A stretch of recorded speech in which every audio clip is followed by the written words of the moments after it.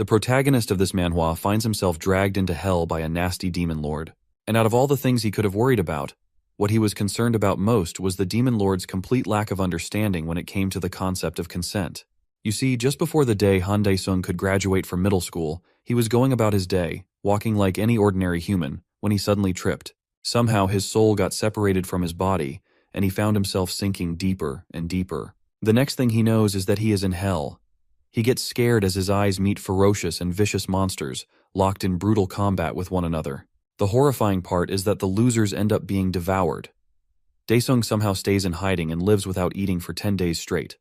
Wait, is that even possible? The strange thing about this place was the absence of any day or night cycle. When our hero finally reached his breaking point, his only option for survival was to consume the rotten, uncooked meat left behind by the monsters. Disgusting as it was his only way to stay alive. Over time, he gradually adapted to his harsh environment. He began to strike back at the monsters that saw him as prey, using mere pebbles from the ground, somehow managing to drive them away. With no other option, he was forced to fight, relying on anything he could find and turning it into a makeshift weapon. Tears fell from his eyes as he missed his mother, and in that moment of grief, he vowed not to succumb to despair. As the days blurred together, a moment came when he decided to bid farewell to his humanity. He started from the bottom, clawing his way up. The meat that once disgusted him now became a rare luxury, something he learned to appreciate for survival. One day, as he was eating, a panel unexpectedly appeared before him. It revealed that he had risen to level 3. At that moment, it all felt like a game. As 7 years flew by, he reached level 24. With this level of strength, he could easily one-shot the creatures that had once seemed like ferocious monsters. After enduring 24 years, he successfully crafted a sword from a stone collected from a dragon knight. However, time did not stand still. It flowed like a gentle breeze. In his 51st year, Dae-sung accomplished the formidable feat of slaying an elder dragon. By his 79th year, he finally found his way to the demon lord, the very creature that had dragged him into this hellish existence, and most importantly without consent. He effortlessly slashes through the bugs guarding the demon lord's lair, and even the gatekeeper stands no chance against the aged yet surprisingly youthful protagonist. He threatens the guard, demanding that he politely open the gate, or else his remains will be fed to the monsters of this so-called hell. However, the guard is far from cooperative and puts up a bit of a struggle. Taking the situation as a personal affront to the demon lord's honor, he goes on a rampage. As he trash talks, he suddenly feels something pierce through him, and when he looks down, he discovers a massive hole in his chest. Dae-sung, unfazed, merely remarks that this noisy guard is irritating him. Meanwhile, the floating skeleton Fireball, likely his pet, asks if he isn't worried that the demon lord will retaliate for killing his guard, and whether he really intends to take over hell. However, he dismisses the Fireball's concerns, stating that he has no interest in something like becoming a stupid ruler. He explains that 80 years have passed since he was dragged into this place, and every monster he has faced has been remarkable, each with fascinating stories and reasons for their presence in hell. This is why he wants to confront the demon lord and ask why he brought him here. The Fireball finds his method of inquiry rather foolish and suggests there might have been a more polite way to approach the situation. It proposes that he should fall to his knees and beg for forgiveness. Yet he remains resolute, insisting that he will resort to violence in response to the suffering he endured, especially since he was brought here without any notion of consent. With that, he grasps his sword and charges toward the demon lord, only to suddenly find himself in a hospital. He panics, wondering if this is all a dream, especially since he hasn't dreamt of Earth in ages. Nearby, he sees children playing, and he realizes that, by his own physique, he appears quite weak. Unable to move his body, he convinces himself that this must be a lucid dream. Just then, his mother opens the door, trembling at the sight of her son, awakened after 30 long years. She bursts into tears and hugs him tightly, but Dae-sung feels a wave of disdain for this dream, finding it incredibly childish. To his surprise, it turns out that he actually did slay the demon lord, and became the absolute ruler of this hell. When his Fireball companion asks what he plans to do next, a sudden message appears, inquiring if he wishes to return to Earth. For all those 80 years, all he had wanted was to escape this very place. Without wasting a moment, he quickly accepts the offer, and suddenly he finds himself in the hospital, having awakened from a comatose state after 30 long years. The doctor checks his eye reflexes and offers positive gestures to his mother, reassuring her that rehabilitation treatment will get her son back in shape in no time. For his mother, this is a blessing, but for Dae-sung, it feels like a curse. The thought of returning to life after wasting 30 years in bed, now in such a frail state, is utterly unacceptable to him. He becomes increasingly agitated, wondering if his entire journey to hell has been nothing more than a dream. The people nearby grow scared of him as he starts to act like a psychotic patient, overwhelmed by his frustration and confusion. He threatens the doctor not to come near him, but when the doctor advances, our hero bites him like a wild beast. Demanding to know what has happened to his body, he questions if he has been paralyzed or poisoned, desperately hoping this is just a nightmare. In his madness, he tumbles off the bed, which only deepens his mother's worry. He reflects on the 80 years of continuous struggle he endured in hell, feeling as if all of it had been wasted. Even in his darkest moments there, he had never lost hope of escaping, and now he yearns to return. Staff members are summoned immediately, grasping both of Daesung's arms to force him back onto the bed. As he peeks through the window, he sees a massive wormhole opening up in the sky. Confused and desperate, he questions his fate, wondering if his life in hell had merely been a dream he experienced while in a coma. When he refuses to calm down, the anesthesiologist uses an injection to put him to sleep. Then, as his senses return, he finds himself watching a news channel on the TV, which confirms his suspicions. The sight he had seen was indeed a gate, and a hunting team has been dispatched to clean up the monsters. The leader of the team sends reports to a man who has come to see him. The man appears shocked and overjoyed to find him awake.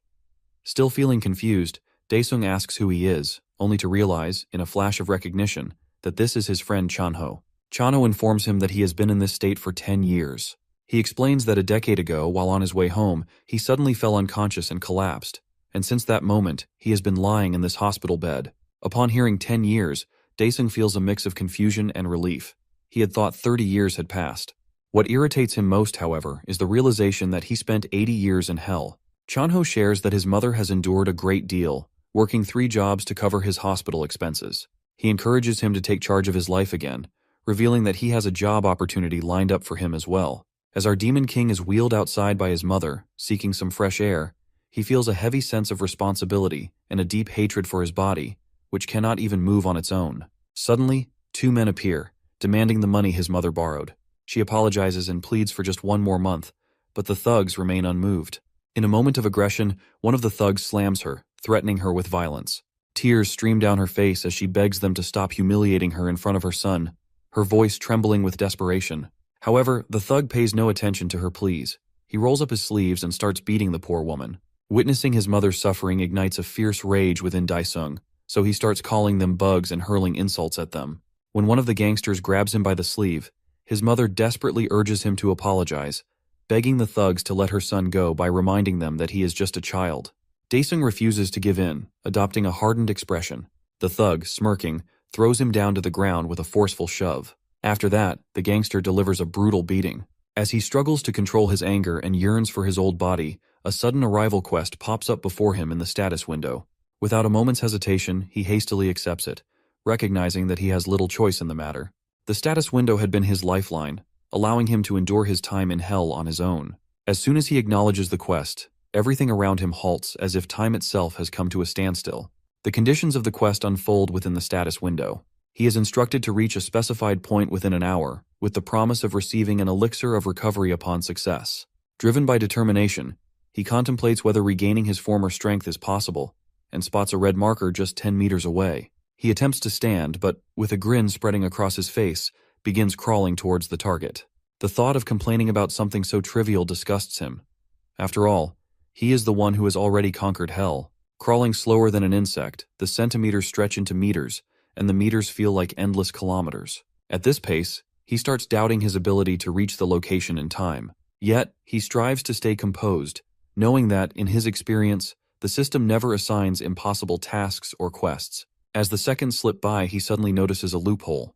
Recalling the quest's terms, it dawns on him that the only requirement is to reach the destination, regardless of how he manages to do so. Our crawling hero grows irritated, realizing how obvious the solution had been all along. With his frail hands, he reaches for his wheelchair, moving slowly but steadily until he manages to settle into it. However, only 35 seconds remain. Undeterred, he grips the wheelchair and propels himself forward. Refusing to lose hope, he pushes onward and, against all odds, reaches the location in the final second. With the quest completed, he seizes the reward and quickly consumes it. Almost instantly, a wave of relief washes over him. His pain fades, and though only a small fraction, he begins to regain a slight bit of his former physical strength. With the completion of the quest, the time stop effect dissolves. The thugs glance around in confusion, searching for Daesung, who has seemingly vanished into thin air. Before they can begin their search, however, the police arrive, apparently having witnessed the entire incident. With no other choice, the thugs flee the scene in a hurry. Later that night, while lying in a hospital bed, the Demon Lord repeatedly attempts to summon the status window, but all efforts prove futile. He has no idea how it opened earlier. Desperate, he tries different commands like quest and missions, but in the end, he abandons the attempt. His mind fixates on the need for new quests, hoping they will help him regain his strength before the thugs reappear. Suddenly, a strange noise breaks the silence, and he finds himself floating in a place known as the Pantheon. Initially, he dismisses it as a nonsensical dream, but it quickly becomes apparent that this is no illusion. He has been summoned here to fulfill some kind of task. Without hesitation, he requests another quest, and a punching bag, though more accurately, a punching monster, materializes before him. He does as instructed, and upon completing the task, he is rewarded with a memory chip. No sooner is the quest finished than another appears, this time requiring him to run 10 kilometers. The quests continue to roll in one after the other, and with each completed task, he earns yet another reward. For 10 days straight, he pushes through, completing quest after quest, yet only manages to accomplish 55% of the overall implementation. Frustration builds as he tires of these low-level tasks, and he finally demands a proper challenge. In response, the system grants him a new quest, to kill a crying demon. Suddenly, a bolt of thunder strikes before him, and the crying demon materializes. The so-called Demon King recalls how close he came to death when facing this opponent in the past, and feels a rush of excitement at the chance for a rematch.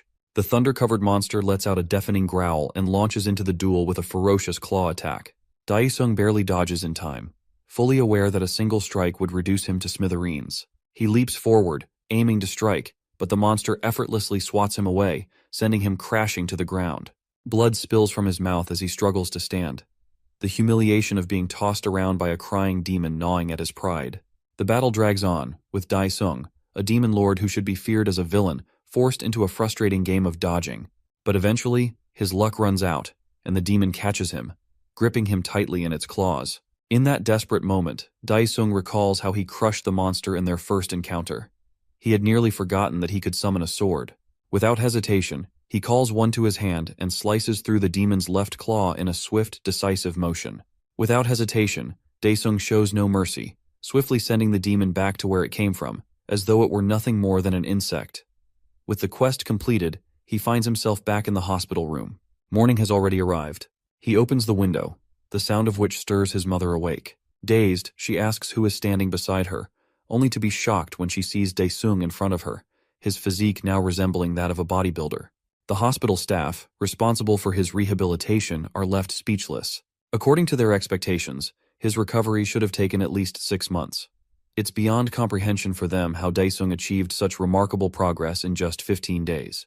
His mother, still worried about her son, expresses her concern, but the doctor gently reassures her, calming her nerves by stating there is nothing to fear. Meanwhile, Daesung feels the effects of his quest, noticing a significant improvement as some of his strength returns. He stretches, glancing around the room until he spots his mother speaking to a nurse. Tears fill her eyes as she thanks the nurse, who in turn offers her comfort, acknowledging her struggle and empathizing with her situation. Seeing this, Daesung realizes just how difficult the past 10 years must have been for his mother. His heart tightens with emotion, and as he clenches his fists, he silently vows to protect her now that he has finally returned. He heads to the washroom and shouts, "Pantheon!" Instantly, his soul is drawn into the Pantheon. Upon arrival, he asks whether the system can accelerate the implementation process. The system responds affirmatively, allowing him to select the difficulty level for the random quests. Recalling his status as the Demon Lord, he boldly sets the difficulty level to Hell, the highest and most challenging tier available. In response, a dark orb materializes before him. As it shatters, the sight that emerges leaves him wide-eyed in astonishment. Before him stands none other than the absolute ruler of Hell, an exact mirror image of Daesung, but in his full strength. Daesung summons his sword, excitement coursing through him at the prospect of battle. Without wasting a moment, his replica lunges forward, launching a fierce overhead attack. The weakened Daesung barely manages to block the blow, feeling the strain. The replica maintains the offensive, striking from every angle, searching for a weakness in Daesung's defenses. Overwhelmed by the sheer power of his doppelganger, he realizes that the longer this fight drags on, the more it works against him. Suddenly, the replica finds an opening and thrusts his hand toward Daesung, sending him flying across the arena. Breathing heavily, Daesung mutters that the replica feels more like a genuine article at this point. Yet, with a smirk forming on his lips, he seems to have a trick up his sleeve, ready to turn the tide.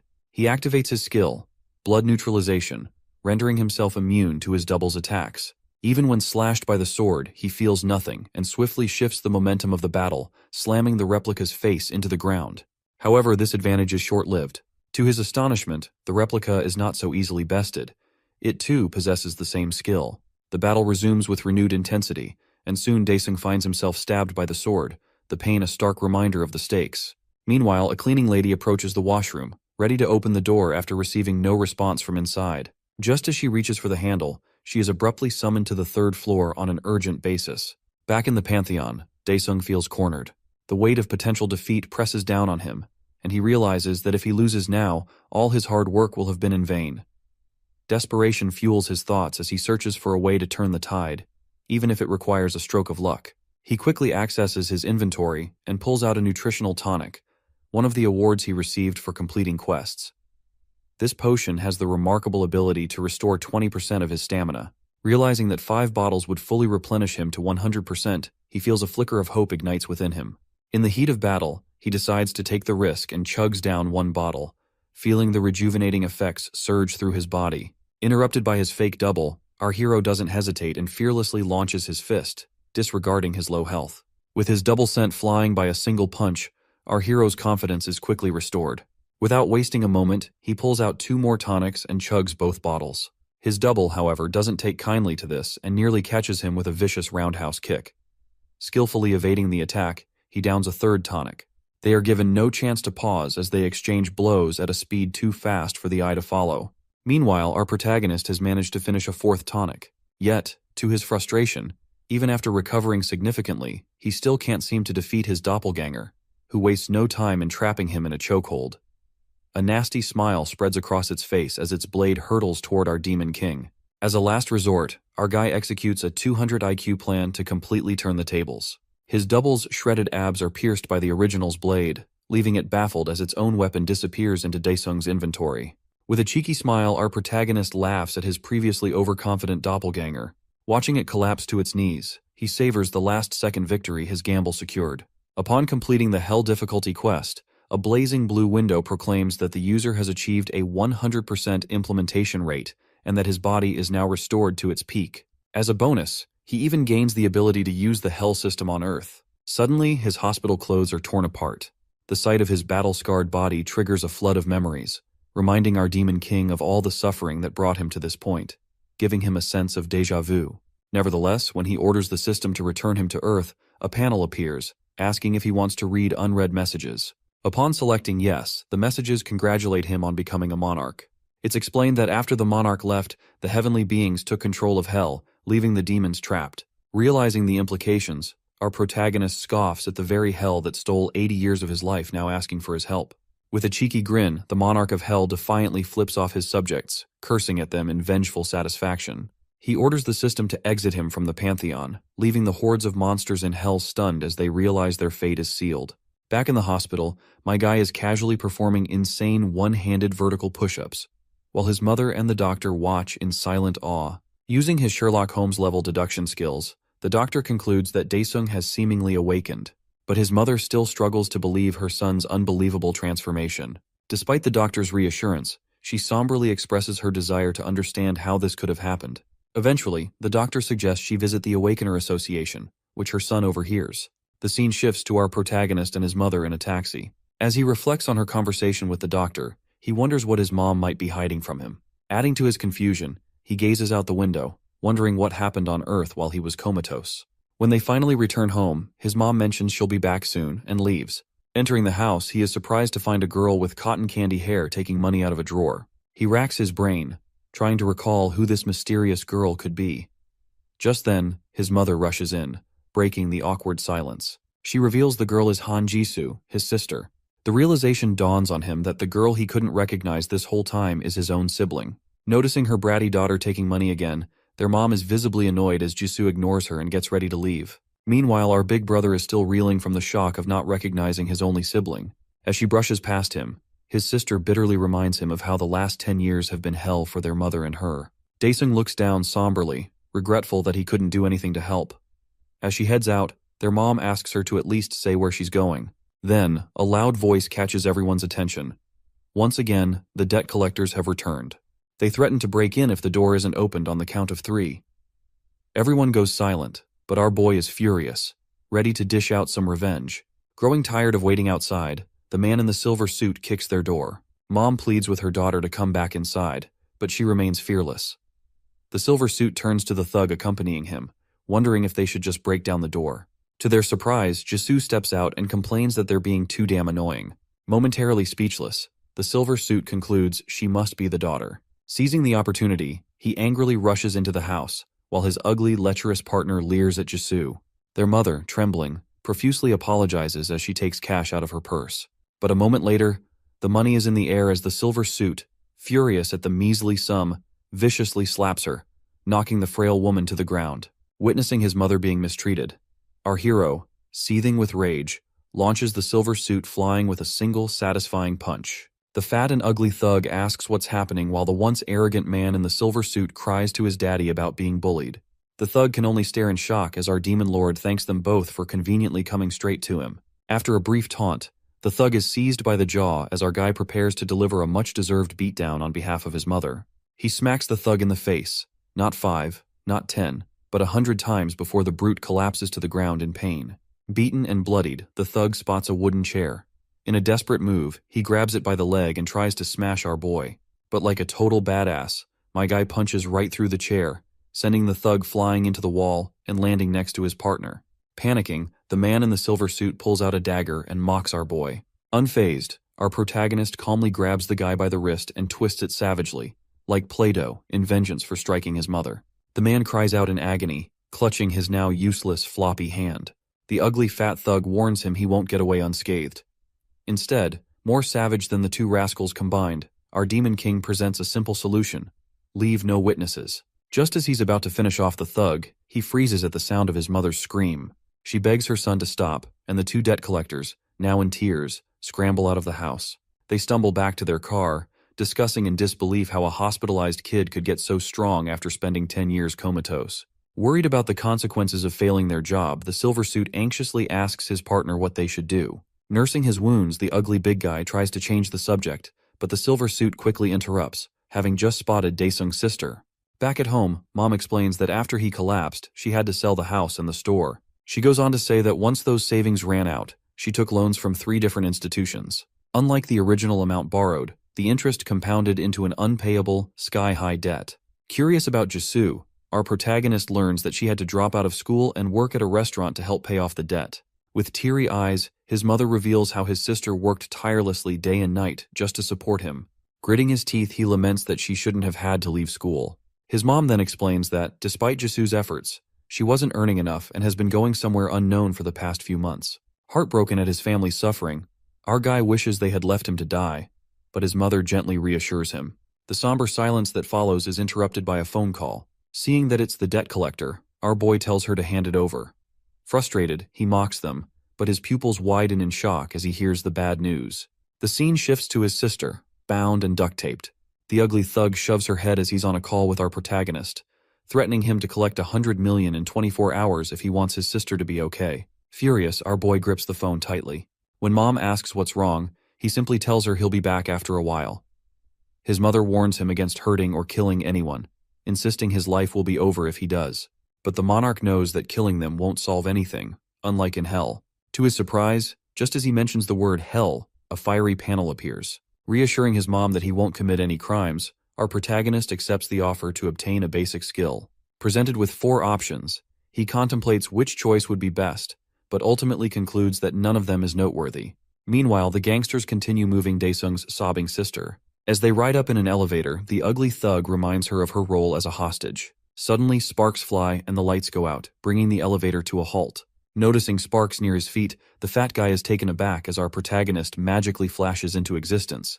He sarcastically comments that he's come to deliver the money. It turns out our hero picked the Shadow Wraith skill, allowing him to summon a wraith that takes on his form once it has the target's blood. Now that it has located its target, the wraith bashes the silver suit's head into the metallic wall. Meanwhile, the ugly guy panics, realizing Daesung has been a hidden awakener all along, shocking his sister in the process. Yet the wraith feigns ignorance. When the elevator doors finally open, the fat guy stumbles out, announcing to the gang members that an awakener has broken in. But before he can say more, a swift strike to his nape sends him crashing to the ground with a loud thud. Insulted on their own turf, the gangsters grab their weapons. The wraith menacingly welcomes them, and the first guy steps up to attack. However, he quickly finds himself teleported behind him, receiving a kick that knocks him unconscious. Thus, Electric Daesung wreaks havoc on the mob. Now the last man standing, he approaches Jisoo and checks if she's all right. He quickly removes her restraints and tape and urges her to go home. But she reveals her concern for her dear brother. With a cool aura, he assures her that he will come to see her after finishing his business. So, as the elevator door closes on her, the wraith prepares for another beatdown. Grunts of pain echo throughout the halls, where only unconscious bodies are visible. It appears that our hero climbs the stairs, clearing each floor one by one. As he nears another group of gangsters enjoying a smoke, he jokes that everyone is so weak that the lack of challenge frustrates him. Irritated by the insult, like all the previous gangsters, they get absolutely demolished. One of them calls their boss, a man covered in tattoos that span his gigantic muscles. He answers the phone, berating his subordinate and reminding him never to call when he's relaxing in the sauna. However, the panicked gangsters insist that he come quickly. Being ordered to come infuriates the boss even more, but as he hears his underling getting knocked out, he realizes something is wrong. Rising from his seat, he clenches his giant fist in frustration, crushing his phone. Talk about a waste. Meanwhile, back at the gang's headquarters, numerous bloody bodies lie on the ground. The Shadow Wraith approaches another member, who begs not to suffer the same fate. However, a wall suddenly explodes open. Caught off guard, Electric Daesung turns to see a giant man grasp his face, immediately smashing his head into the ground. The boss expresses his rage about Daesung's mess. Meanwhile, our hero reflects on how his mother and sister aren't even surprised by his powers, realizing that others like him also exist. His Shadow Wraith powers allow him to retreat safely. The boss is shocked to see the guy dusting himself off in front of him, causing all the chaos alone. The Shadow Wraith questions whether the boss is also an awakener. The boss proudly grins, promising to send our boy to hell. Hearing the all-too-familiar word, our hero narrows his eyes at the muscular monster, whose clothes burst from his physical enhancement. Not caring about his size, as always, our hero bashes the boss's face and taunts the giant weakling. Lying caved into a wall, the boss denies being defeated so easily and angrily gets up to launch a counterattack. But he is promptly humbled by a kick to his chiseled face. With a flurry of kicks, our guy gives the boss a beatdown, explaining what true hell is and how much misery it causes. Meanwhile, the giant man can only think of surviving and asks for a timeout. With his soul shattered, the muscular gangster offers money and everything he has in exchange for his worthless life. Hearing about the money piques my guy's interest. He questions the boss about the gang's safety. After pointing our protagonist toward the closet with the safe, the boss flees like a crying little girl, finally reaching his white car in the parking lot. Thinking he is safe, the boss rambles about how he will make sure to hunt our boy down. But his nemesis creeps up, whispering that he forgot to ask for the safe's password. Even as the boss goes crazy from fear, the Shadow Wraith torments him one last time, saying he can be reached anytime, anywhere. Later, money magically falls out of a portal in front of our protagonist, totaling over 500 million. Our hero grins like a greedy goblin at all the things and apartments he can buy with it. He walks into a mall and becomes captivated by a newly launched folding phone, which the shopkeeper mentions is priced at 2.99 million won. His curiosity piqued, and he checked out another model, one that resembles the Samsung Z Flip. The shopkeeper, hoping to ease the purchase, suggests an installment plan, but Daesung, without hesitation, slaps 5 million won on the counter and buys both models outright. The shopkeeper, with an air of suspicion, accepts the money as though he has either swindled someone or charged more than the fair price. Our devil arrives home, casually dropping off his shopping. When his mother calls him to join her for a meal, he replies that he needs to head out. Before she can inquire where he is going, he has already disappeared. In reality, he has been invited to dinner by his friend at a restaurant. Chanho is visibly taken aback by Daesung's transformation, as his physique has significantly changed since their last encounter just a few days prior. The two begin their meal by sharing a drink. Chanho initiates a conversation, asking Daesung about his future plans, reminding him that they are no longer the carefree school kids they once were. Daesung, however, steers the discussion in a different direction, inquiring how many apartments could be bought with 500 million won. Chanho, momentarily surprised, questions if Daesung truly has that kind of money, but quickly shifts to discussing the current state of inflation. He explains that, unfortunately, such an amount would barely be sufficient for a lease on a modest apartment located on the outskirts of the city. This revelation unsettles the demon lord, and he anxiously asks how much it would take to buy a place in the city. Chanho informs him that it would cost at least 2 billion won, then urges him to relax, reminding Daesung that the world has changed drastically since he fell into a coma. Shifting the conversation, Chanho gets to the heart of the matter, asking if Daesung is awakened. Daesung responds that to confirm such a thing, he first needs to understand what awakened actually means. As they exit the restaurant, Chanho explains it all. He begins from the very start, recounting how, shortly after Daesung's coma, mysterious portals known as gates started appearing everywhere. At first, the portals were seen as a minor threat and were kept under control. However, things took a dark turn when monsters began escaping from the gates, flooding the earth in what became known as a gate fracture. These monsters wreaked havoc, sparing no one in their path. Humanity fought back, but soon discovered that their man-made weapons were utterly ineffective against such foul creatures. Daesung, unable to contain his curiosity, interrupts, asking if not even guns or cannons could harm them. Chanho confirms that it's safe to say normal weapons did nothing. He then continues, explaining that, over time, a new type of weapon was discovered. Special weapons, known as aura weapons. These new weapons, crafted from monster byproducts, proved effective against the creatures. Those capable of wielding them became known as the Awakened Ones, heroes who stood at the forefront when humanity faced near extinction. The saying, "necessity is the mother of invention," rang true as mankind adapted to survive. In an attempt to show off, the demon lord pulls out a cutting-edge foldable phone from his arsenal, trying to impress Chanho. But his confidence shatters when he learns that such phones are now being given away for free, realizing he has been scammed. Overwhelmed by embarrassment, Daesung quietly keeps the matter to himself, choosing not to reveal to his friend just how much he actually paid for it. Chanho shifts the conversation back to the topic of awakeners, telling Daesung that even if he doesn't use an aura weapon, he can still harness the aura to strengthen his body. He then points out that he's heard not only about Daesung's improved physique, but also that he recently gave a notorious thug group quite the scare. Daesung, with a hint of bluff, asks Chanho if he would still offer him money and have the same attitude toward him if he weren't an awakener, subtly revealing his intentions to exploit their friendship. Chanho's temper flares, but before their argument can escalate, a gate fracture suddenly occurs above them, and monsters begin pouring out into their midst. As the monsters strike their wooden weapons against the ground, the earth trembles violently, resembling an earthquake. The sheer force sends waves of fear through the nearby citizens, causing them to tremble in terror.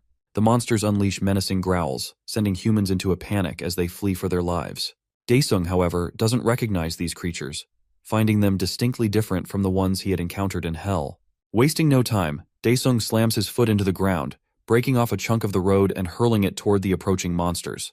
But before the debris can strike, a shimmering shield materializes, blocking the attack. Chanho quickly reminds Daesung that such weapons are ineffective against these creatures. As one of the monsters closes in on them, Chanho shuts his eyes, convinced they're finished.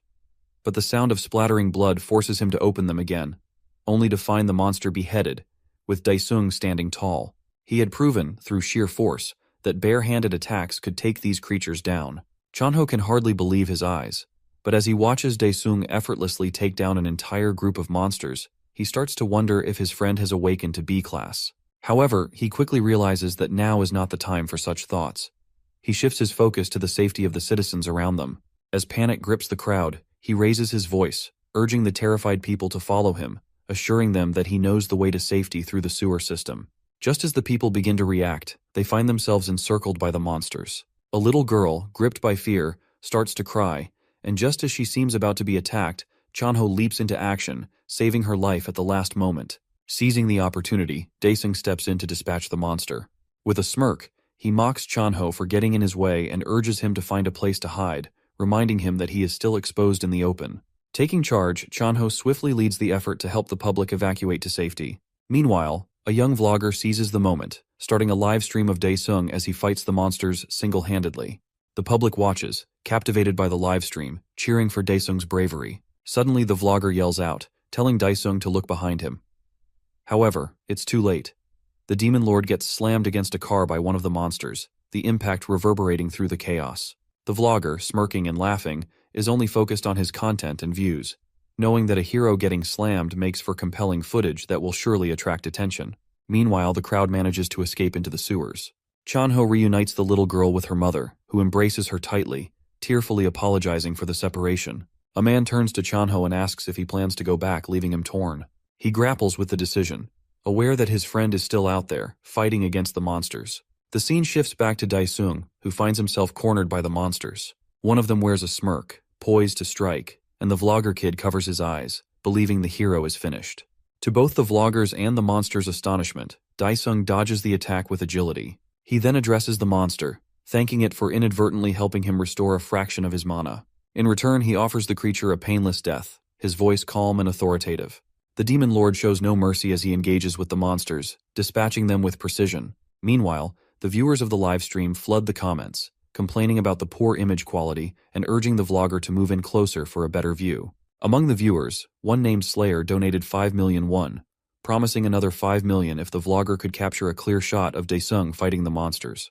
The excitement builds as the stakes rise, both for the vlogger and the heroic demon lord. Hearing about the 5 million won donation sends chills down the vlogger's spine. He feels excitement, but his cowardice keeps him from getting anywhere near the action. Meanwhile, Daesung continues beheading the monsters with powerful punches, quickly realizing that this relentless fighting consumes a significant amount of his mana. Another viewer comments, offering extra money for a clear picture and requesting the vlogger's email. Overwhelmed by the influx of sponsorship notifications, the vlogger experiences a mix of excitement and anxiety, torn between his desire for fame and the fear of what lies before him. The vlogger receives another donation of 20 million won from a viewer who demands detailed information about the hero battling the monsters, promising even more money in return. The scene shifts to several viewers of the livestream, who are engaged in a bidding war over Daesung. These individuals, clearly hotshot clan leaders, find him both amusing and impressively strong. Their interest in Daesung grows as they witness his prowess, contemplating how they might leverage his abilities for their own gains.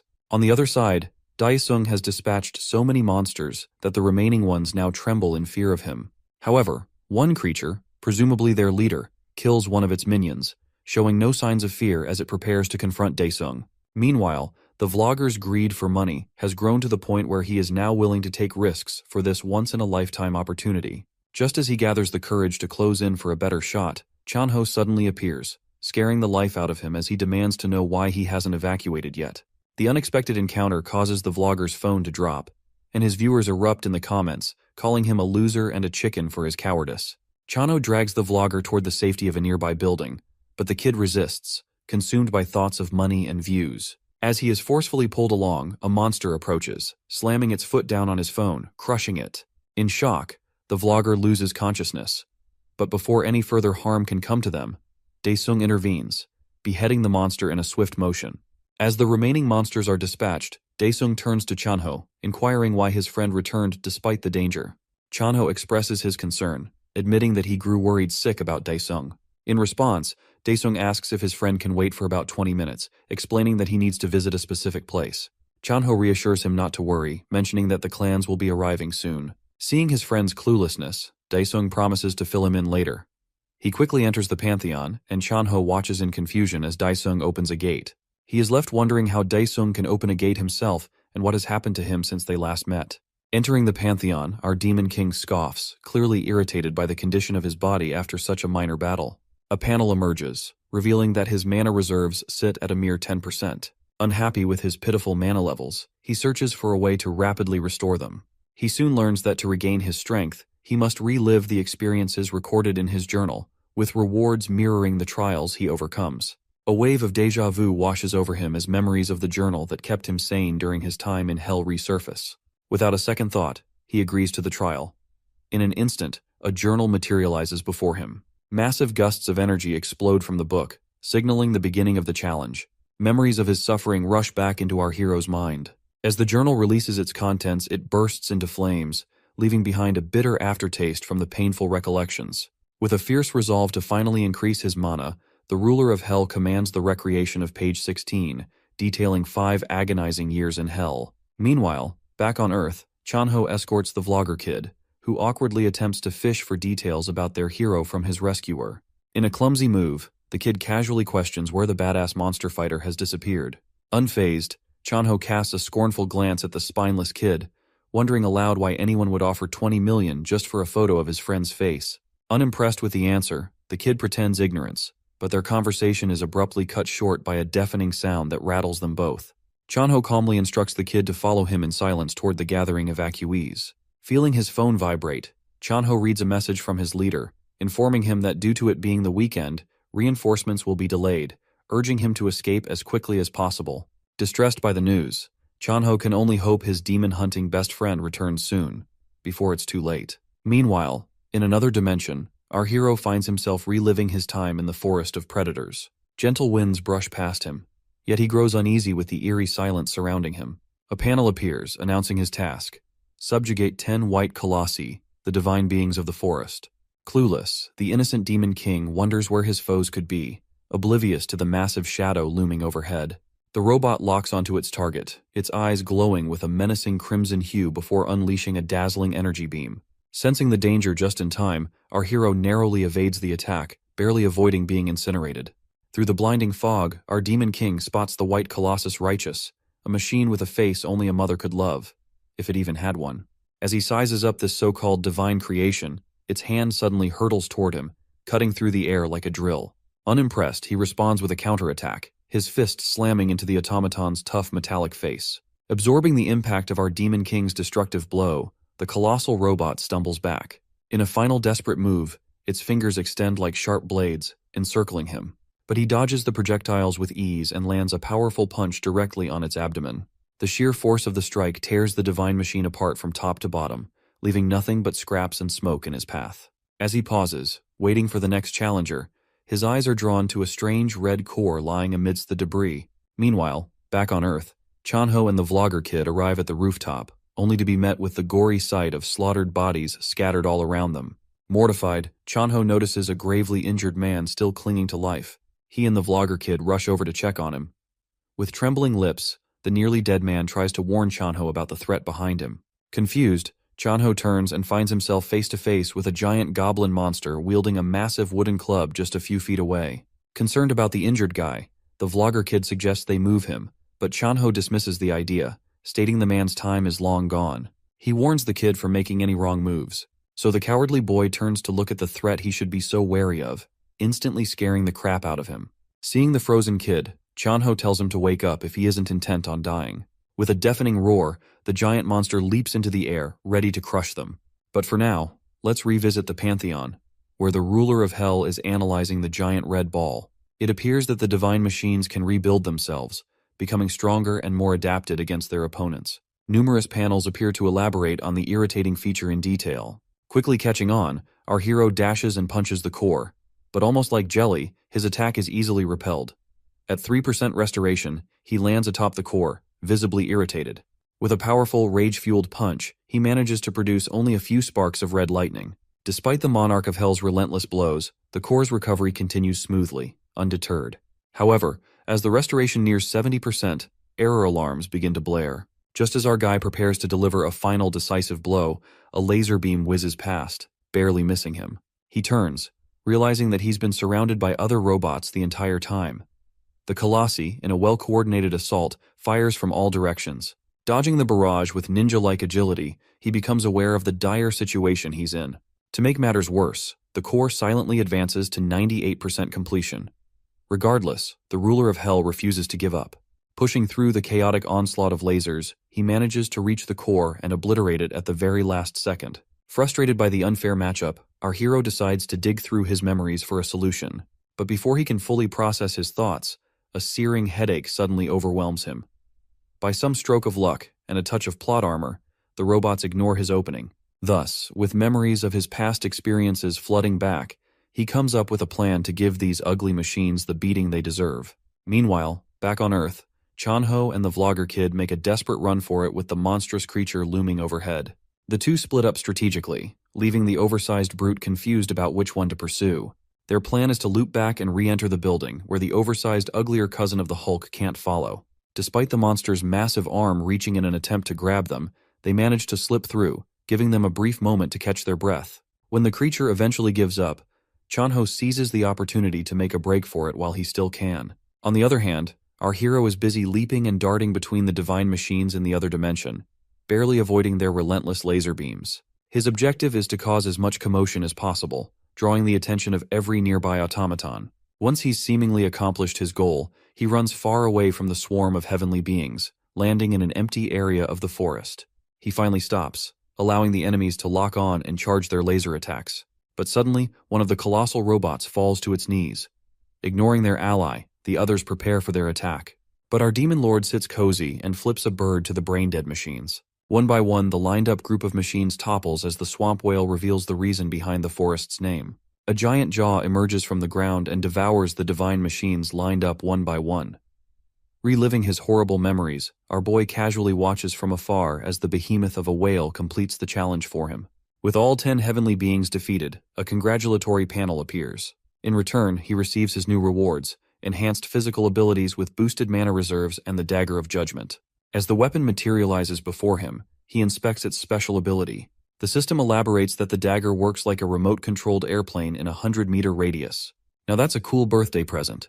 After testing out his cool new weapon, the ruler of Hell decides to return to Earth. The scene shifts to a news broadcast from when the gate first opened. The anchor solemnly reports on the tragic fracture that has claimed many lives. He consults a pale professor, who looks like the uncle who brings politics to birthday parties, for a solution. The man points fingers at the Awakeners Association, claiming they are to blame for the disaster. He remarks that they take too many vacations and just put off problems when there's a shortage of hunters. He stresses that fractures do not care if the hunters are chilling in Hawaii or on duty, so they should be held liable. We then see a guy with a man bun watching the news on his phone, annoyed at the professor. Frustrated, he comments that the association hunters are paid peanuts compared to the clans. Hearing his partner's whining, the team leader next to him tells him to focus on making results right now, or they could lose their jobs. But their conversation is cut short when they hear breaking news of a certain Awakener having single-handedly dealt with the monsters. Back at the disaster site, Vlogger Boy and Chanho hide in a room, anxiously awaiting a rescue squad. Suddenly, a series of loud noises grab their attention as the entire room begins to tremble. They cautiously attempt to peek outside, but before they can fully grasp the situation, the roof collapses, scaring the daylights out of them. Overwhelmed with fear, Chanho wonders if their time has come. But turns out, it's just a starving Daesung standing triumphantly on the extra-large Hulk's beheaded remains. Chanho is delighted to see his friend when he most needs him. Despite his terrible condition, our boy smiles coolly. Noticing something off, his bestie asks if he's okay. Groaning in pain, the ruler of Hell commands the fast food kid to cook up some meat for him. The two stare at him, speechless, going crazy about him wanting to enjoy a grilled burger in a do-or-die situation. With no chicken in stock, our demon connoisseur analyzes if the monster meat is edible. He begins chowing down, making the other two nearly bend over and heave their empty guts out. Fortunately, a soldier shows up, making the Vlogger Boy euphoric that he will survive. While our hero silently enjoys his meal, the soldier ignores the boy, viciously expressing his gratitude to him and states in awe. Before he can realize it's monster guts, Chanho comes in and distracts the soldier. Introducing his pal, Chanho pulls away our hungry hero and urges him to eat his fill later. Unexpectedly, the soldier changes his attitude and explains they can't simply leave. So Chanho proudly brings out his clan ID card. Seeing the man's clan swag, the soldier smiles, ready to escort them to safety. On the other hand, elsewhere, the man bun guy is busy emptying his guts after seeing the mutilated monster remains. Annoyed, the team leader shouts at him to find survivors instead of curling up on the ground like an insect. Man bun dude immediately talks a soldier into entering the restricted area, since he's an association hunter. Meanwhile, the graceful team leader ponders over what kind of monstrous guy can tear up corpses like this. The scene shifts to the boys in Chanho's car. Our hero's best friend suggests that they sleep at his apartment, but being a family man, our boy stresses he needs to see his family. The best friend reminds him that his family would be terrified if he visited them in his current state. Taking a short look at himself, the ruler of Hell decides to settle on a call with his mother, and the two leave to enjoy some freshly fried chicken. After cleaning up, of course. They finally reach Chanho's apartment, and my guy is impressed by its extravagance. After he cleans up, the two sit at the table with multiple expensive dishes lined up. Curious, our protagonist recalls his friend telling him about the insane money hunters make. Chanho affirms. But he also adds that hunters are scammers considering how much they're paid. When asked if he wants to become a hunter, my guy answers with a grunt while devouring a chicken wing whole. Slightly perturbed, Chanho informs his friend that he would be pretty high rank if he gets himself appraised. He adds that with his insane power, our protagonist would not be less than A rank. Confused by the terminology, Chanho explains to him that a better rank just means that he can join the big clans. Regardless, he points out that the monthly income is crazy high. Intrigued, Daesung asks if there's a rank higher than A. So Chanho reveals that there are only 5 of them, of the 200 million awakened worldwide, the S-rankers. Grinning mischievously, Chanho jokes that his best friend shouldn't dream of becoming the 6th S-rank. Claiming that A rank is great enough, he probes again if our hero intends to become a hunter. Agreeing, Chanho promises to help with everything, and the two bros toast to the occasion. The scene transitions to some mobsters eating in a fancy restaurant. A strange guy with long hair repeats his words to a bald gangster who is terribly scared of him. The guy repeats himself, wondering if he is correct that a whole organization was taken down by the single hooded boy on his tablet. Wiping his lips elegantly, he jokes that it truly is embarrassing. The brown-haired man, manager of the Hongma clan, Lee Seok-woo, gets up and asks why Baldy didn't run away and come crying to him, one of the good guys. Baldy begs, trembling intensely as the guy puts his hand on his shoulder. With a chilling look on his face, he then asks if Baldy is vibrating because of the dead body across the room, making the gangster sweat bullets.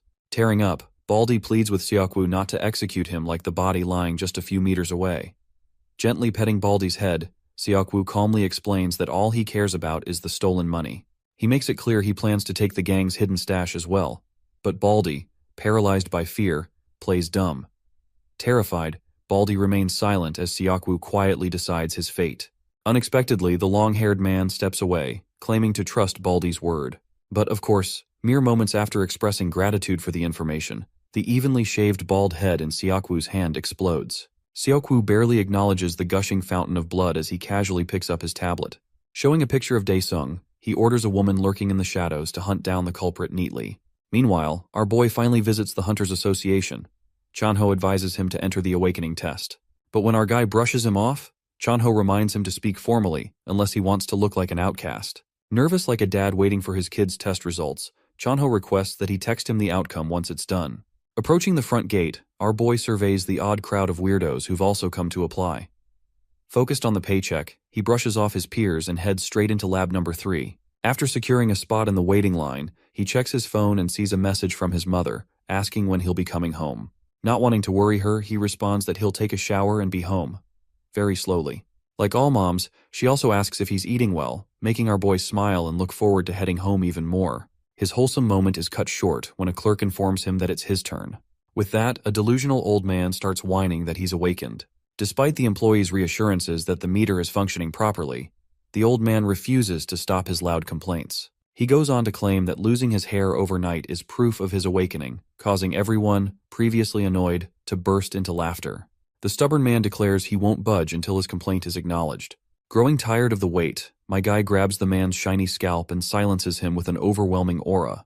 Even then, the old man persists, insisting the meter really is broken. So the gracious Demon King gives him the benefit of the doubt, and a hunter offers to check it personally. As he hovers his hand on the orb, it sparks and turns green, showing that he is a C rank. Embarrassingly shut down, the old man sweats profusely. The clerk lady gladly shows the geezer his way out. Clearly shown to be a moron, the old man keeps whining in denial and makes our boy cringe. Finally, his turn arrives. The clerk lady gossips to her colleague about our hero perhaps being the top rank of the day, since she saw his terrifying aura, but he just dismisses her with a bonk on the head. So with the full support of the cute clerk lady, our hero approaches the manometer. A sudden chaos unfolds at the Korean Hunter Association, with commotion erupting all around. The branch manager begins receiving urgent calls, directing him to visit examination room 3 on the 6th floor immediately. Growing suspicious at the abrupt nature of the call, he wonders if perhaps a 6th S-rank hunter has awakened. However, he quickly dismisses the thought, considering it impossible. Upon reaching the 6th floor, he makes his way to examination room 3, only to find a large crowd already gathered there. Pushing his way through the throng of people, he finally sees what has caused the disturbance. The crystal meter orb is shattered, resembling the fractured shell of an egg. The manager grows anxious and immediately seeks an explanation from his employees about the situation.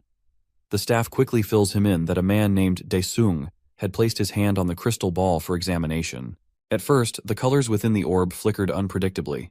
Then, without warning, it exploded in a burst of smoke, leaving both staff and onlookers in sheer confusion. Frustration builds within the manager as he responds, insisting the explanation could be as simple as a defective meter. However, the staff points out that they used 3 different crystal meters, and each had met the same fate. Hearing this, the manager concedes, realizing it is impossible for all of them to be faulty. Meanwhile, Our boy anxiously hopes he won't be asked to compensate for the 3 shattered crystal balls. With that worry on his mind, he turns to the manager and inquires about his results, only to be met with the manager's confusion.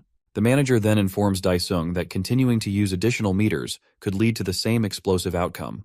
He mentions that this is the first time they've encountered such an unusual situation, and because of this, they would have to make a borderline judgment. He goes on to explain that in cases where the crystal ball fails to provide a proper assessment, the results of the license test alone will suffice to evaluate him. Normally, the test would be just one part of the rank determination process, but in Daesung's case, it will serve as the sole deciding factor.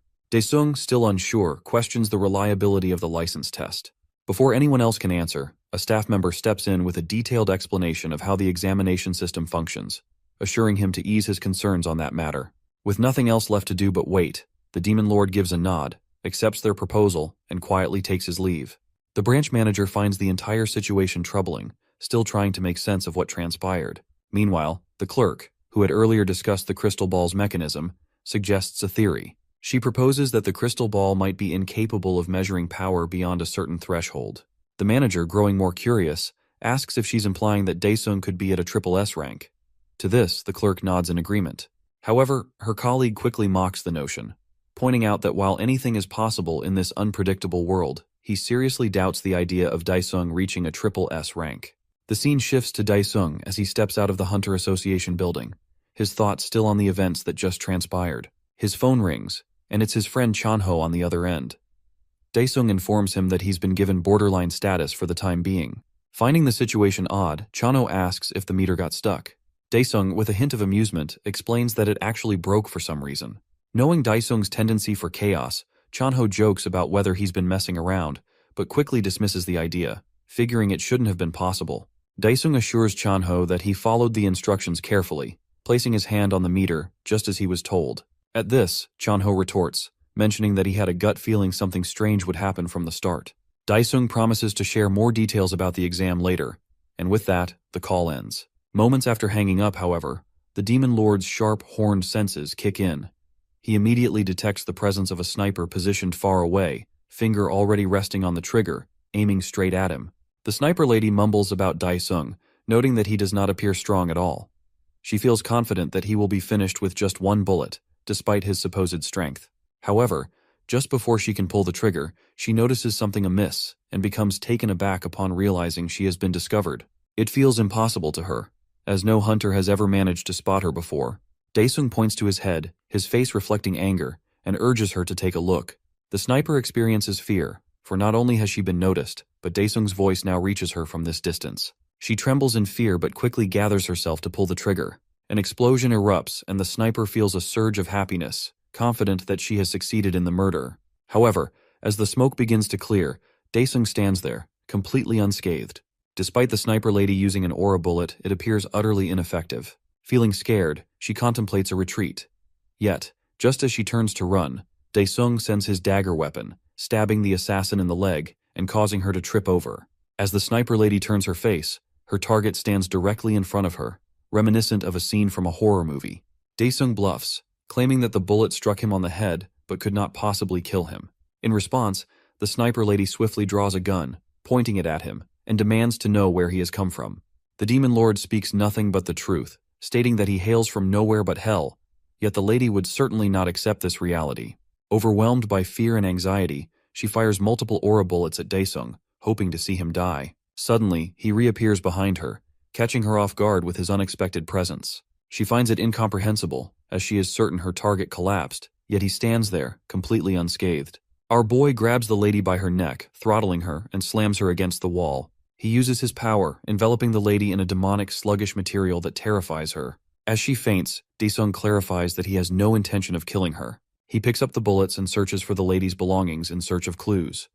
Then, he places the bullets onto her head, forcing her to regain her senses. Covered in sweat, the lady screams out, overwhelmed by the disgusting hands emerging from the creature summoned by Daesung. Daesung adopts a gang leader persona, demanding that the lady answer all his questions peacefully if she wishes to live. Spotting family pictures in her luggage, he questions her about who sent her to kill him and his family. Feeling anxious, she realizes she cannot disclose anything about the Hongma clan. However, she suddenly recalls a gangster who has gone missing and seizes the opportunity to use his name. telling Daesung that it was Kim Seong-hyun who sent her. She elaborates that Kim Seong-hyun is the same noob whom Daesung had smashed a while back in the private loan organization, arguing that he has robbed his safe. In exchange for his location, she pleads for her freedom. In response, Daesung throws a bullet at the lady, piercing a hole in her shoulder. She comments that she has done as he asked and has told him everything. Our boy maintains his gangster act, arguing that it is quite suspicious for an assassin to provide sensitive information so easily, sensing a grain of salt in her words. The lady, drenched in fear, realizes she has made a mistake by being so hasty. Daesung politely inquires once more about who ordered the murder. She thinks to herself that she has already failed the request, and even if she were to survive this encounter, the psychopath head of the Hongma clan would certainly kill her. Considering her death inevitable, she shouts that she will never reveal this information, even if asked 1,000 times, and attempts to commit suicide. However, before she can do so, our gangster fires a bullet, punching a massive hole through her body trunk. The assassin lady coughs up blood and collapses, dead. Daesung grows irritated, realizing he could not uncover who was behind all of this. He then gazes at her lifeless body, contemplating ways to dispose of it. He recalls an item he possesses that could prove useful, yet he is reluctant to use it. Instead, he sifts through his journal memories, searching for any relevant recollections about the dead keyword. After scanning 134 pages, he opens a portal to the Pantheon. Fully aware that this area should be off-limits due to nearby gate fractures, he nevertheless decides to cover the body. Covering the body with a blue cloth, he steps into the Pantheon. Upon entering, he is welcomed and requests the system to recreate the 134th page of the journal where the soul prison is recorded. As he sifts through his memories, he recalls that the soul prison was the primary weapon of one of the 15 rulers of the states in Hell, known as the Ghost King. He recalls his fight, remembering that the weapon he acquired is an artifact capable of summoning the dead when imbued with one's own blood. Initially, when our protagonist obtained this item, he thought it would be incredibly useful. However, to his dismay, the commander he summoned turned out to be far too weak to be of any real assistance. As the 198th day of the 67th year is recreated, he considers that this item might prove useful for disposing of the bodies. Our hero finds himself in front of the River of the Dead. He recalls that the Ghost King's territory lies on the other side of the river. The last time he saw this river, there was a boat available to cross it, but this time, there was nothing at all. Thinking of swimming across the river, he realizes that it is impossible. Even a single dip in the water is enough to disintegrate a person's body. As he contemplates how to reach the opposite end, the first part of the quest begins as many small heavenly beings, resembling heavenly insects, swarm toward him. These bugs, known as righteous white pillars, begin firing toxic sludge balls in his direction. Daesung expertly dodges the attacks, wondering if defeating these monsters will earn him a boat as a reward.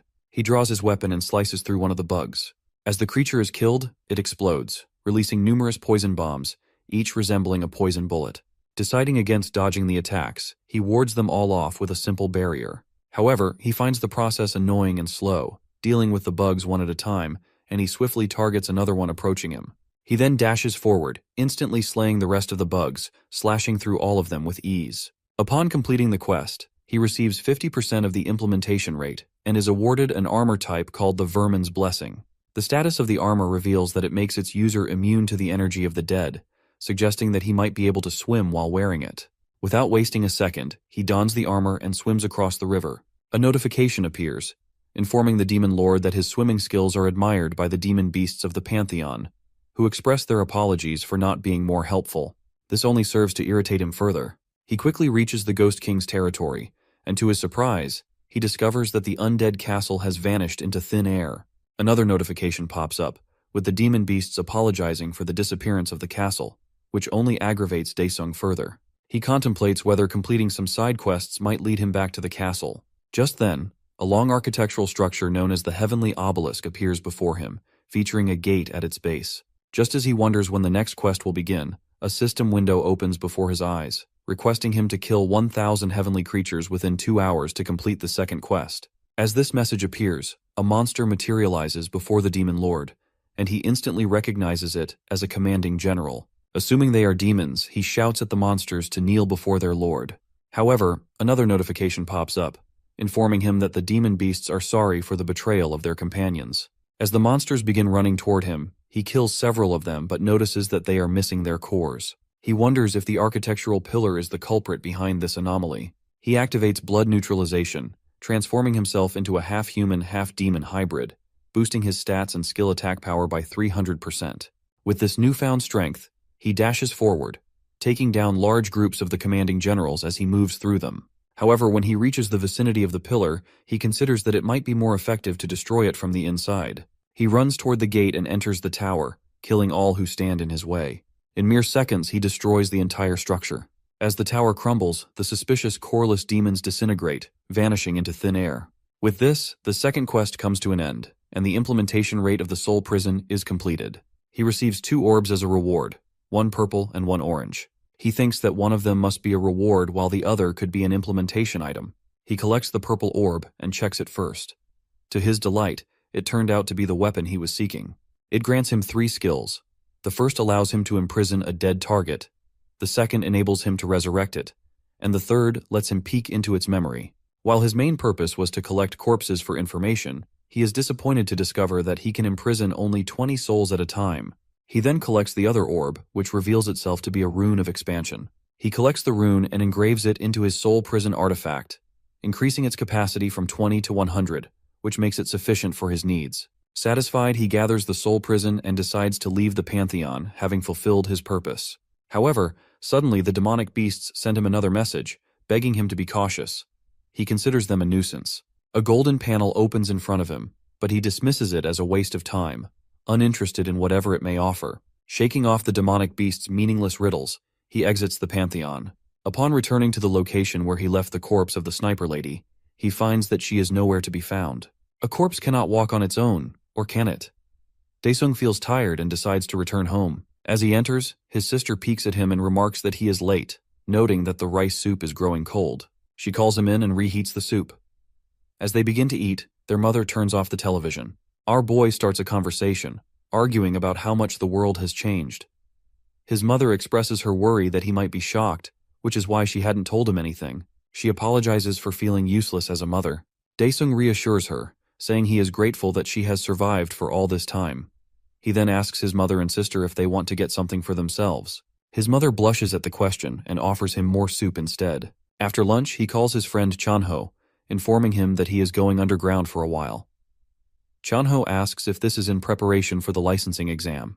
The Demon Lord replies that it is similar to training, but that he actually found a bug that disappeared, and he needs to look for it. His friend seems to have no clue what he is talking about. Daesung then requests Chanho to take care of his sister and mother while he is away, deciding to stand out in an attempt to lure out those behind the assassin lady. The scene shifts to the Hogma clan building, where discussions unfold about how to handle the extraordinary new hunter. Upon hearing of the slaughter of the B-rank assassin lady, Seokwoo suggests forgetting about him.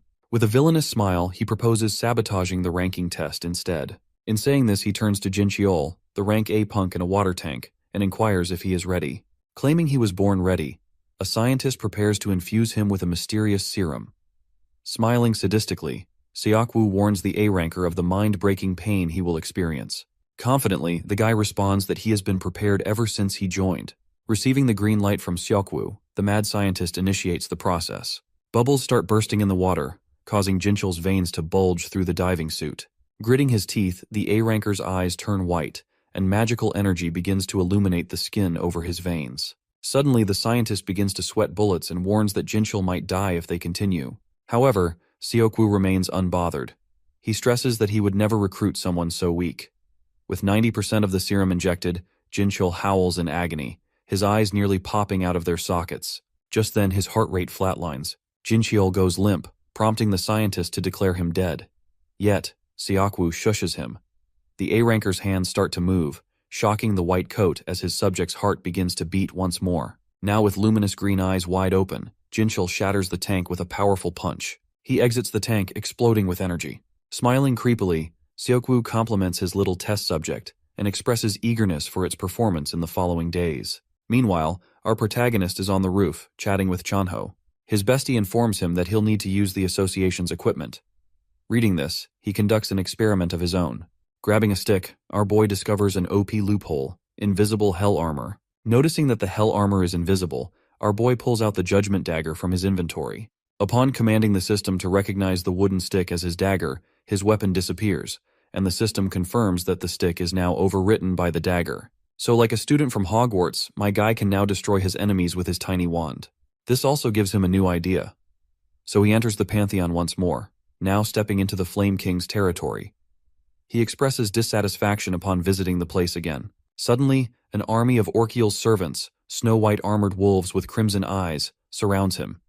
The system instantly presents a quest to take down 1,000 of them, of course in exchange for half of the weapon he seeks, the Hellfire Greatsword. Our hero slices his hand, displeased about having to use his soul prison on such trivial foes. One of the wolves quickly appears before him, but our hero remains unfazed, ready to start his killing spree. Using his insane speed and flying dagger, our hero slices through the massive, heavily geared wolves like butter. With 33 fallen soldiers in his palms, he summons them from the corpse prison. Once more, the pack of wolves charges at him. This time, however, a carbon copy of their own kind, a shadow, crushes the head of its brethren.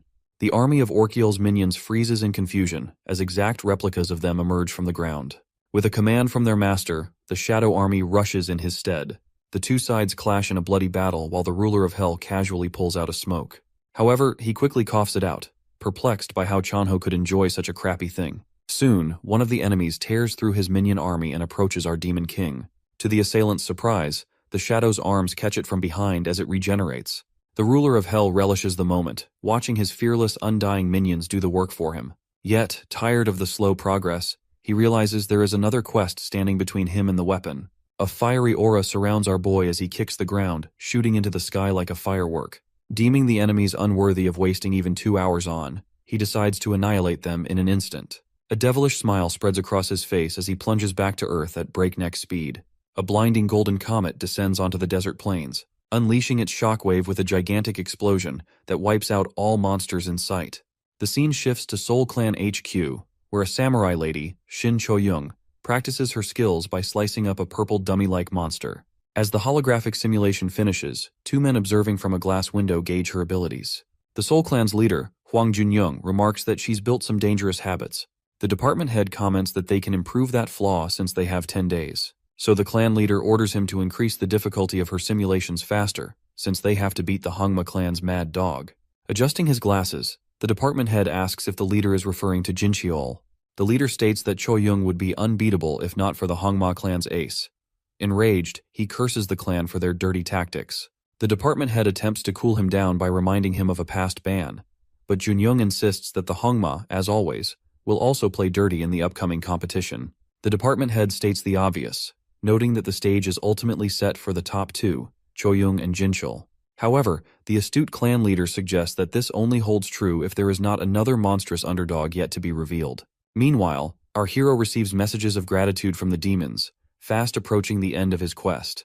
Annoyed by the notifications while smoking atop the corpses of his enemies, he complains that there should be a mute button. Hearing one of the nearly dead wolves growl, he tells it to shut up while he's smoking, ending its life with a stab. This death marks his 1,000th kill and grants him half of the Hellfire Greatsword. The souls of his enemies begin gathering into an orb before him, forming a special item. Reading that he must offer it to an altar, the demon lord is displeased having to search for it like a peasant. However, as soon as he collects the soul stone, a giant structure emerges from the ground before him, making his job easier. Thus, the second quest for the Great Sword begins. The ruler of hell must now offer the soul stone and be recognized by the guardian serpent. Wasting no time, he places it into a sacrificial bowl. Suddenly, a gargantuan snake is summoned. Narrowing his eyes, our boy starts the fight doing an epic stare-down with the serpent behemoth. A panel appears before him revealing the victory condition to answer the serpent's questions. Puzzled, the demon king scoffs at having to do a quiz of all things. He gives up and commands the snake to ask him a question. But what the guardian serpent utters sounds more incoherent than Chinese rap music at double speed. My guy sighs in frustration. Furious, he shoots his dagger straight into its eye, making the beats howl in pain. Not satisfied so easily, he waves his hand to the other side, forcing the dagger through its head, out the other eye. Summoning his dagger back, the demon lord pounces at the serpent, seething with rage at the system for thinking he's gotten soft. Challenging it to give its all against the absolute ruler, he pounds the guardian beast's head repeatedly. The serpent's head swells up like a muffin from the beating and then explodes while our hero bathes in its blood like a badass. However, with his experience, he finds the battle suspiciously easy. Turning around, he recognizes the ancient pattern of regenerating enemies. Confidently recalling how to defeat it, our boy invites the beast to attack him, and the snake hears his call. Flying at him with an open mouth, it traps him within its jaw as a blue flame of regeneration flickers inside. However, our hero knows this all too well. Without hesitation, he enters the guardian serpent's mouth. Perplexed, the snake turns its head. Suddenly, its pupils burst as the snake vomits him out, and our protagonist makes an epic landing, holding a fiery blue weapon in his hand, the Hellfire Greatsword. The system congratulates him for collecting the sword, but reports that its skills will be sealed until he completes the quest. Nonetheless, he confidently declares that even this is sufficient to defeat the oversized worm. Holding the fiery greatsword in both hands, our boy lowers his new weapon onto the guardian serpent. Its blazing energy travels along the beast's entire body, from head to tail, until the body is sliced cleanly into two halves. The quest reaches its conclusion. The snake can't hear the answer if it isn't alive. Gripping the fully active greatsword tightly, our demon king wears a mad grin, eagerly anticipating what comes next. A panel materializes, announcing the trial of scorching fire. He must endure a full 10 days of burning agony once again to completely unlock the legendary armament, or so it seems. The flames engulf him, yet my guy maintains a cool demeanor. He commands the sword to quiet down and stop burning its rightful owner. However, the timer keeps ticking. With an attitude even more fiery than the sword, he demands the Flame King to come to his senses, and the timer promptly hits 0. The sword responds to its master and begs for forgiveness. This calms our hero's temper, allowing him to greet his old partner. Since all the demons were cast away to the ultimate destination of souls in hell, chaos ensues after his departure. Our hero feels relieved to have found his weapon without needing to visit that decrepit place. The demon sword proclaims that it has been waiting for the ruler to return, making him wonder if his old partner resents him. But the Flame King humbly says that it does not despise him for leaving, but rather the aftermath of it. Confused, the monarch of hell asks it to elaborate. The demon sword explains that hell was invaded by heavenly beings, who took advantage of the demon's powerlessness in the absence of their ruler. Thus they sealed all of hell, banishing all demon folk into the pandemonium. The Flame King pleads with its owner that it reluctantly got swallowed by the snake and avoided banishment like its brethren. Thus it patiently awaited the arrival of its Lord and Savior. The sword humbly asks his reason for returning. My guy promises to share its purpose when the time arrives. Changing the subject, he asks his demon sword if it recognizes the orb of energy dropped by the guardian serpent. So the Flame King warns him. The Flame King recalls sensing the same mysterious energy from the heavenly beings that invaded hell. Slightly unnerved, the ruler of hell casually raises his hand, absorbing the orb with the confidence that the system won't deceive him with a fake reward. Successfully collecting it, a panel appears, stating that one more is required to gain access to a currently hidden area. When asked if he plans to return to Earth, he remarks that there are still more rewards for him to claim. Meanwhile, back on Earth, an employee in the Soul Clan is chatting with Chanho about the viral massacre video, forcing him to awkwardly conceal his friend's identity. To his surprise, the director appears and invites him for a private conversation. Chanho humbly asks why he has been singled out. The handsome director simply responds that he wants to enjoy a smoke together. Now on the rooftop, sharing a cigarette, the director questions whether Chanho was truly at the center of the massacre. Chanho quickly realizes that the director is assessing whether he can recruit the infamous awakened individual. Not wanting to expose his friend, Chanho claims that there's nothing significant to report. The director, looking philosophical, expresses his determination to recruit our boy, no matter the cost. Chanho awkwardly smiles, feigning ignorance, and steers the conversation toward the guild's ace, Cho Young. At this, the director suddenly falls silent. When Chanho gently prompts him again, the man reveals that she has been pushing herself worryingly hard. 7 days before Daesung's licensing test, Cho Young is seen training in her most challenging simulation yet at the Soul Clan HQ. The B-rank samurai lady instantly slices her practice dummies before they appear. But surrounded by more than she can handle, she gets overwhelmed. This allows another dummy to bite her shoulder off, so the leader immediately terminates the simulation. Startled, Cho Young begs him to wait and give her a chance. But as the enemies vanish, she turns to face the clan leader, who calls her over to discuss her performance. Frustrated, Cho Young exclaims that she would have done better if given the chance.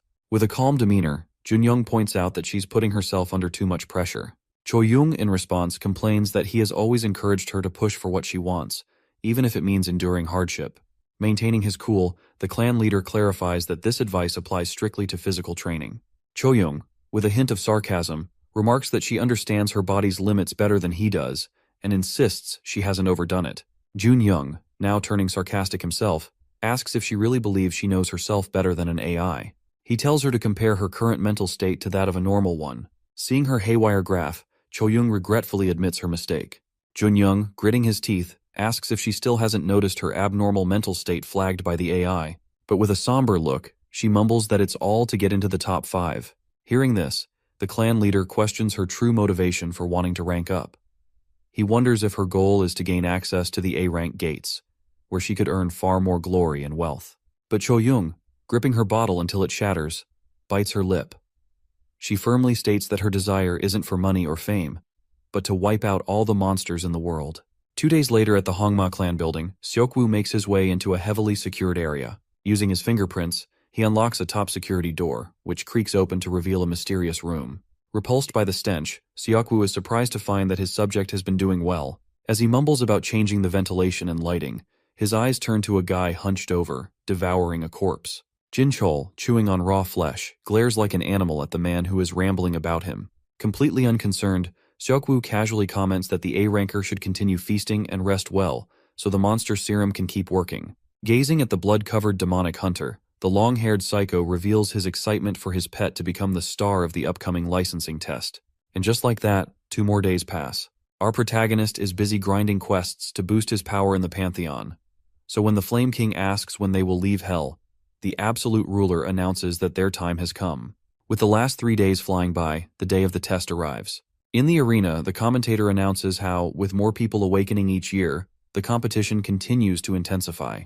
Journalists eagerly snap photos of the candidates lined up, but their attention is soon drawn to a sleek white Lamborghini. The crowd instantly recognizes its owner, and they rush over to greet the 2 stars of the Hongma clan. A journalist gets the first opportunity to interview Seokwoo. Without beating around the bush, she bluntly asks how he feels about the Hongma clan's return after being banned for cheating 2 years prior. Seokwoo, inwardly cursing the annoying lady, calmly replies that he regrets the so-called accident from back then. Another smug journalist calls him out, accusing him of dodging responsibility with empty words. Seokwoo, unfazed, pats the man's shoulder and confidently declares that this time the match will be fair and square. With that, the 2 make their way into the stadium. Annoyed by the criticism, Jinchul fumes, upset that Seokwoo didn't lash out in return. But Seokwoo calmly reminds his pet to enjoy himself, but warns him from getting emotional and to stay cautious, since they can't afford another ban. Overhearing this conversation, a large man in white overhears the conversation. The Hongma leader narrows his eyes, instantly recognizing the heavily disguised silhouette of none other than the Soul Clan leader, Junyoung. He tries to taunt him, saying that he looks like a gorilla dressed up like that. But the graceful old man replies that it's a tactic to avoid the paparazzi. Junyoung fires back that he doesn't like flaunting his fame like a certain someone. Tipping his hat, the legendary clan leader analyzes Jinchol's aura and instantly recognizes its abnormal nature, which has been cleverly concealed. With a smug grin, Seokwoo tries to brag, suggesting that Junyoung is quite focused on his candidate. But the old man quickly fires back, joking that he hopes Seokwoo hasn't brought another cheater like the last time. After their heated exchange, the Hongma members walk away. Jinchol grumbles that the Soul Clan leader was staring at him like a creep, but Seokwoo brushes it off, telling him to ignore the old man in white and focus on his real target, the cutie passing by, Shin Cho-young. Jinchol eyes her down like a pervert, commenting that she'll be easy to take down. However, Seokwoo warns him not to underestimate her, reminding him that the Soul Clan leader has trained her well. But hearing this only excites Jinchol further. His disgusting face contorts, eager for the chance to crush her. Meanwhile, Junyoung continues analyzing Jinchol from afar, trying to unravel what the Hongma clan might be plotting. But suddenly, his attention is drawn to something far more ominous. Daesung arrives, radiating a monstrous aura. As he walks by, the Soul Clan leader shudders, unsettled by the dark energy emanating from him. Surprised by his shaken demeanor, Cho-young asks her clan leader what's wrong. With his jaw still slightly ajar, Junyoung warns her to stay cautious. She brushes off his concern, confidently promising that she won't let the Hongma clan pull any tricks on her. But Junyoung, narrowing his eyes, clarifies that he's more worried about the other person who passed by her. With 30 minutes left, an announcement calls all candidates to gather in Exam Hall 3. Finishing his call with Chanho, our hero scans his fingerprints and receives a special uniform from a vending machine-like station. In their new cyberpunk-style suits, all the candidates, including our favorite grumbling geezer, assemble in the exam hall. The old man proudly reflects on the hundreds of complaints that got him in. Fired up, he resolves himself to crush our protagonist for daring to touch his head rounder than a baby's butt. But soon after, a massive guy picks him up by the skull and tells him to move aside. Swallowing his pride, the geezer gives up on his revenge. So while the geezer is depressed, our guy arrives on the scene in his new suit, ready to dominate everyone who dares to oppose him. As the exam begins, competitors gather in the arena, where purple rings descend from above. The supervisor greets the crowd and launches into an explanation, noting that these rings represent the 3 floors of the gate, designed specifically for the licensing exam. He further explains that each floor has its own unique environments and distinct clear conditions. As murmurs spread among the participants, a ghostly pale kid questions when they will receive weapons. In response, the supervisor sharply clarifies that no weapons will be provided, and no one is permitted to bring any equipment other than the suits given. This announcement causes an uproar, with complaints that no one can fight without weapons. At this moment, a cute AI hologram appears, announcing its role in tracking everyone's progress. The cheerful hologram reveals that the test is not about the hunter's fighting ability, but rather their natural skill in surviving the harshest conditions. With that clarification, the gate opens. The participants then find themselves on the first floor of the gate, a rainforest. Everyone is soon drenched in sweat and struggling to breathe. Meanwhile, a team of analysts, watching through various cameras, laughs at the low quality of the applicants. As they speculate about the possibility of everyone failing, a mushroom-headed guy compliments Choyoung for keeping a cool head and conserving his energy. Seeing everyone compliment his ace, Junyoung smiles in satisfaction. Meanwhile, others praise Jinchul from the Hongma clan. Seokwoo glances at Junyoung's reaction, assuming that his shock stems from Jinchul's performance. However, the old man's expression remains frozen as panic spreads among the crowd, all eyes on a certain cool guy. Seokwoo feels appalled, recognizing the very person he sent an assassin after. It seems unbelievable that Daesung radiates no aura, with not a drop of sweat visible on his body. Meanwhile, it is revealed that our boy drank a potion, making him immune to all environmental factors. He laughs inwardly, knowing it's forbidden, but only if he gets caught. So when purple bands appear on everyone's wrists, the cute AI announces the start of the first round. It reveals that the clear condition for the first floor is to hunt 20 swamp orcs. With a confident grin, our hero kicks off as soon as the round starts, prompting everyone to scramble to avoid being left behind. In a true test to filter out the dimwits, a thirsty hunter falls victim to an obvious water fountain trap. A sticky worm emerges from the ground, swallowing him whole and eliminating him.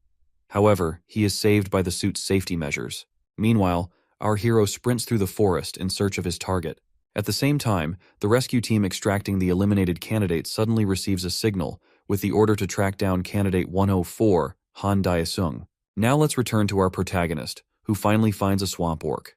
Taunting the oversized pig while holding a boulder, he effortlessly tosses it into the air like a ball. With a punch, he shatters the boulder into thousands of pellets that annihilate the monster. Witnessing this, the rescue guy realizes why he was sent to spy on one of the candidates. Meanwhile, our Demon King understands that hunting the orcs one by one is the most efficient approach. To speed things up, he reluctantly taps into his mana and summons a shadow wraith. As time passes, he arrives at a cave teeming with swamp orcs. The cave begins to shake, causing the pack of monsters to become cautious about what is about to happen. Suddenly, the ceiling bursts open, and our boy makes an epic landing. Forced to dig deep into the earth like a peasant, he is visibly annoyed. The monsters celebrate thinking their prey has come to them, but he casually counts them with his magic wand-like stick. Counting enough targets to complete his mission, he tells the Flame King to translate the monsters' final words. Upon hearing that the monsters are discussing hunting the ruler of Hell, he orders the demon sword to burn them to ashes. Elsewhere in the forest, Choyoung uses her aura to search for targets. As her skill detects one, she instantly kicks through the trees like a bullet. The confident Soul Clan ace estimates that she can clear the first floor in a single hour. As Choyoung approaches her fourth kill, a hunter suddenly flies in and snatches it away. Her pupils widen in shock at the monstrous figure that flashes by her. Scornfully, she looks down upon the Hongma scumbag, who loudly boasts about his fifth kill. Frustrated, she declares that stealing kills is expected behavior from Hongma trash. In response, he mocks her for being foolish enough to think the kill belonged to her. The two continue their trash talk, glaring daggers at each other. High on drugs, Jinchul considers murdering her to eliminate the annoyance but decides to hold off until the second floor.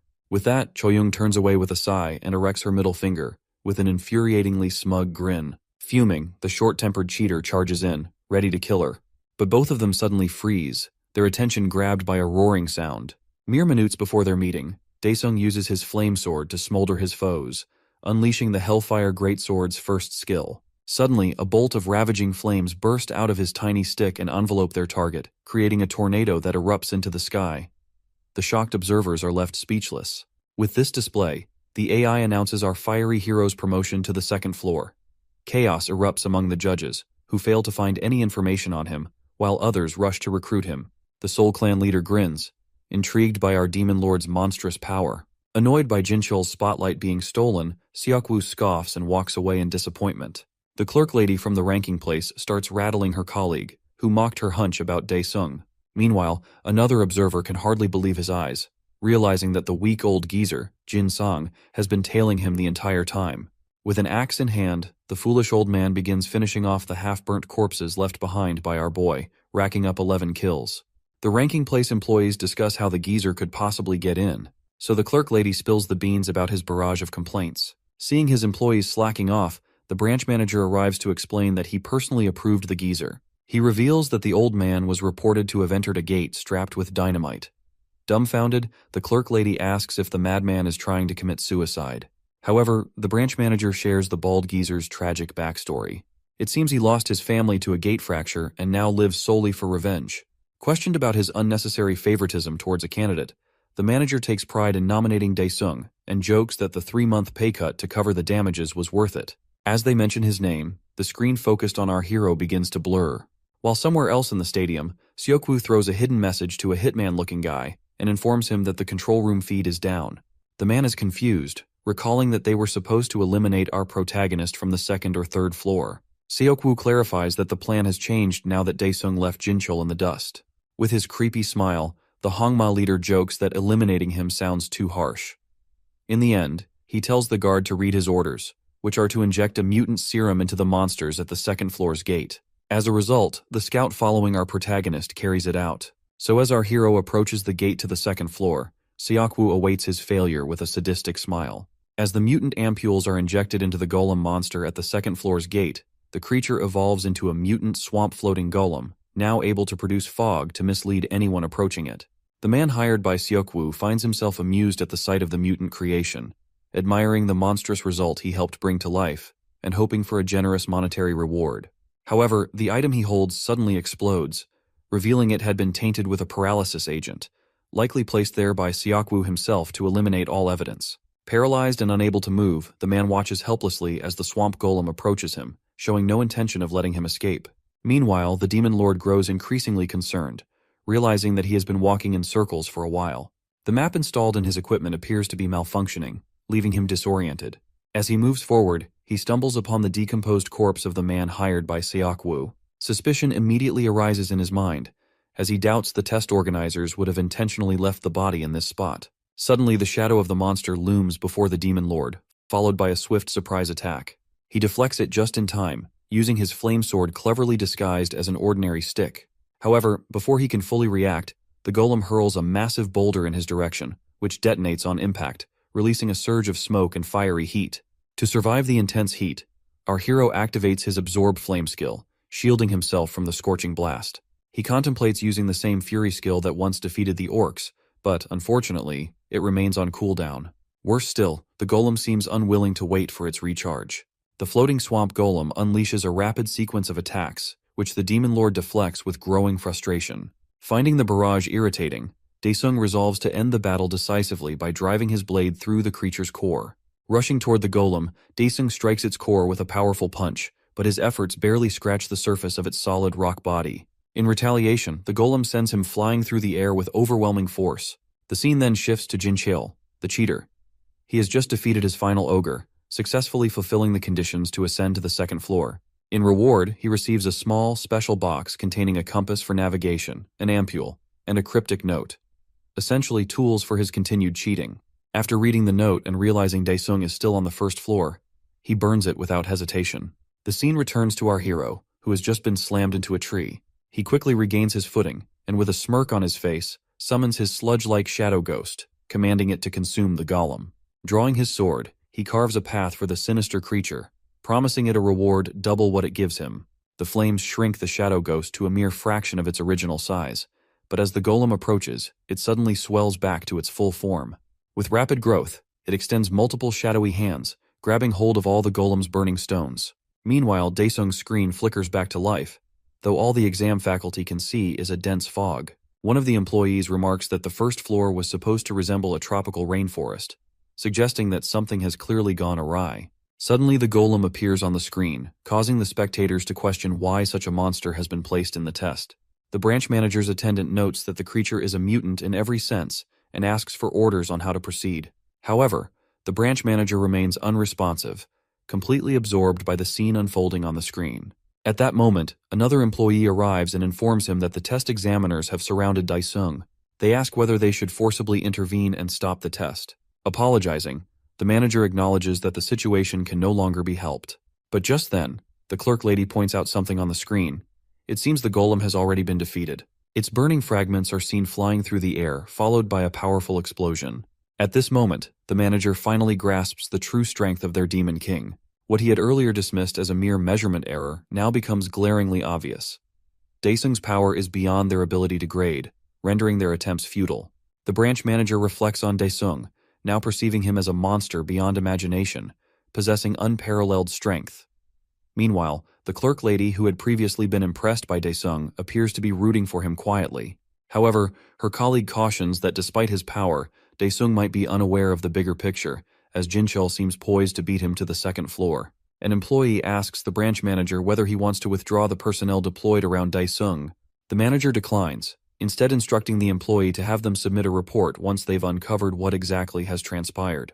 The scene shifts to cheater number 14, Jincheol, who is filled with rage as he darts around, searching for the gate that should be close by.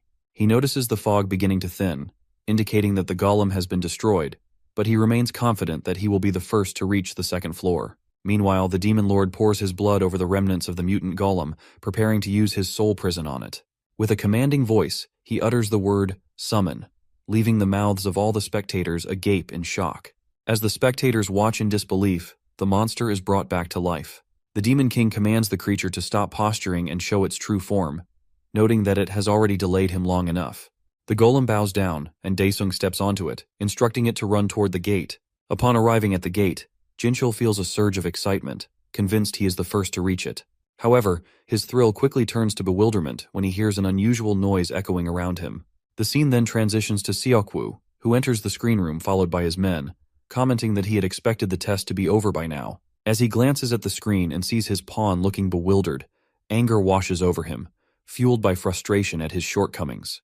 The scene shifts back to Daesung, who is calmly riding the floating golem, using the Flames King's breath to clear a path. He skillfully creates the shortest route, which undoubtedly leads straight toward the gate. He throws a punch at the golem's head, urging it to run faster, mimicking the actions of a rider on a donkey or horse. He keeps using his flames to clear the path ahead, driving the golem forward.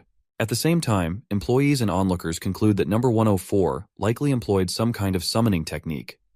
In this world, such a technique is entirely new and unheard of. One staff member suggests that it might be a type of aura-based technique. The colleague standing next to the clerk remarks that this test is bound to go viral on YouTube, commending Daesung for resembling a hero straight out of a fantasy movie. Seokwoo, in frustration, slams his fist on the desk in the control room.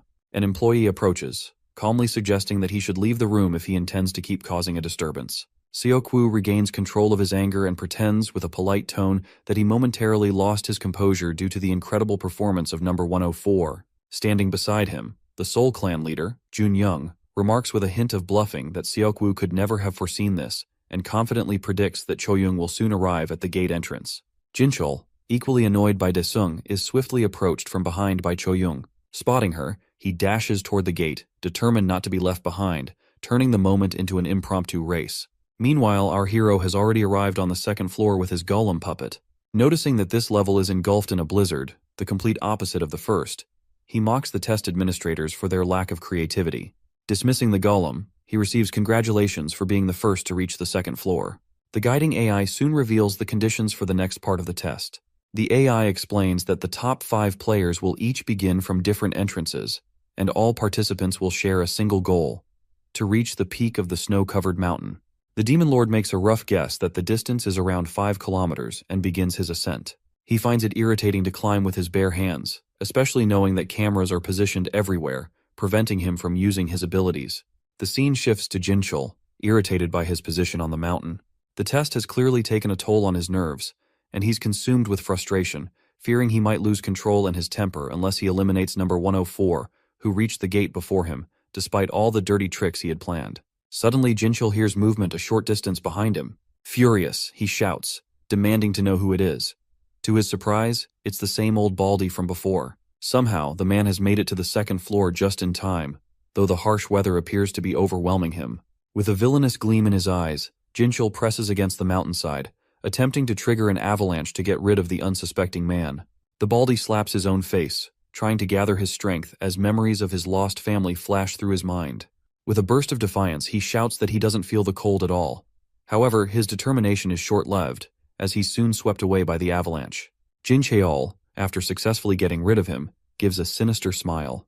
Immediately afterward, the broadcast drones malfunction, leaving the staff unable to monitor the situation. Seokwoo, who is undoubtedly behind the disruption, silently wishes his pawn good luck, hoping he won't make any mistakes or disappoint him. The scene shifts back to the second floor, where some of the regular players, though chilled by the harsh conditions, encourage each other to keep going. Suddenly, Jinchul appears behind them, moving at lightning speed. Without warning, he grabs their heads and crushes them in his hands. Enhanced by the Orc Champion Ampule effect, Jinchul looks enormous and unstoppable, killing everyone in his path as he advances. Meanwhile, Choyoung is left bewildered, noticing that all the tech and electronic devices have mysteriously stopped functioning. Daesung, on the other hand, sees this as a fortunate turn of events, realizing that he can now use his skills freely without being noticed. Daesung leaps off the cliff, activating his Destruction Dragon Knight Valark's armor. As his majestic demonic wings unfold, he soars through the air. Choyoung, sensing a powerful and unfamiliar aura, looks up and sees Daesung flying above with an imposing presence. Meanwhile, Jinchul, still busy slaughtering other players, catches sight of Daesung flying toward the peak. He speculates that Daesung might have used a harpy ampule to gain the ability to fly, and immediately starts chasing after him. The scene shifts back to the association building, where Junyoung is urgently requesting the branch manager to abort the test. He argues that the safety of the awakened should be their top priority, pushing for the test to be halted immediately. The president, appearing spaced out, asks Soul Clan Captain Junyoung to be patient, reassuring him that an investigation team will be sent as soon as possible. Seokwoo, however, takes the opportunity to mock Junyoung, questioning why he would even call them awakened if they can't handle such minor risks. This remark ignites Junyoung's anger.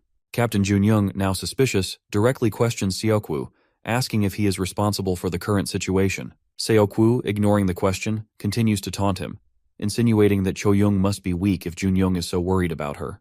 He pushes further, calling Junyoung an old man and suggesting that he should consider retiring, deliberately stepping on his nerves. The scene then shifts back to Daesung, who has reached the peak and is warming up, preparing himself to enter the third floor. Meanwhile, the old baldy somehow manages to survive the avalanche, lying in the snow as tears stream down his face. Rising to his feet, he shouts out loud, declaring himself a victor for having survived. It's only fair that he revels in his success, as the first step is always the most challenging. As Choyoung enters the third floor, she learns about the conditions for clearing this level. To progress, participants must acquire 1,000 points, which can be earned by defeating the monsters that inhabit this new environment. As it is very dark, Choyoung remains cautious, taking a moment for her vision to adjust to the shadows. Suddenly, a loud noise comes from behind her. Turning around, she sees her rival, the cheater Jinchul, standing there, bulked up as if he's on steroids. Jinchul remarks that she is fortunate to have arrived before him, but Choyoung dismisses his comments, telling him not to be so noisy. Her primary concern is not Jinchul but Daesung, who has outpaced everyone on both the first and second floors. Even her captain has acknowledged his formidable strength. Choyoung receives an alert indicating an aura reactor error, but before she can react, Jinchul cowardly attacks her from behind, leaving her injured. Jinchul, the cheater, smugly claims that he had originally intended to deal with Daesung first, but has now altered his plans to target her instead. Meanwhile, our demon lord is focused on grinding points to clear the stage. He activates his fire cannon special skill, annihilating the targets in front of him with ease. He comments to the Fire King that it has grown rusty if it takes this long to defeat such minor opponents.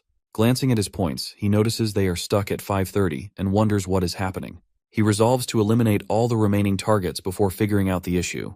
The scene shifts to the branch manager, who is increasingly worried because the network has still not returned. As the atmosphere fills with anxiety, the biggest cheater of all, Seokwoo, remains relaxed.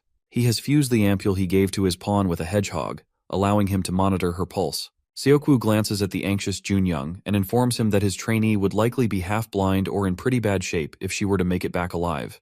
The scene shifts to Choyoung, who is badly wounded. She asks Jinchul, the cheater, about his objective. In a disturbingly inhumane manner, cheater number 14 licks the girl's blood and taunts her, asking if she isn't going to use her shield aura. Choyoung decides to fight back, launching a kick at Jinchul. However, her kick misses, and she quickly retreats into hiding. This move irritates Jinchul, who mocks her for being a coward. Desperate, she tries to heal herself but is spotted by Jinchul.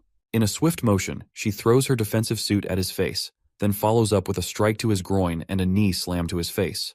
Declaring herself the ace of the Soul Clan, she channels all her strength into her attack, slamming Jinchul to the ground. With that, she moves away, determined to find and hunt the monsters. Meanwhile, Daesung grows increasingly frustrated with the device he is wearing, finding it useless as it records no points.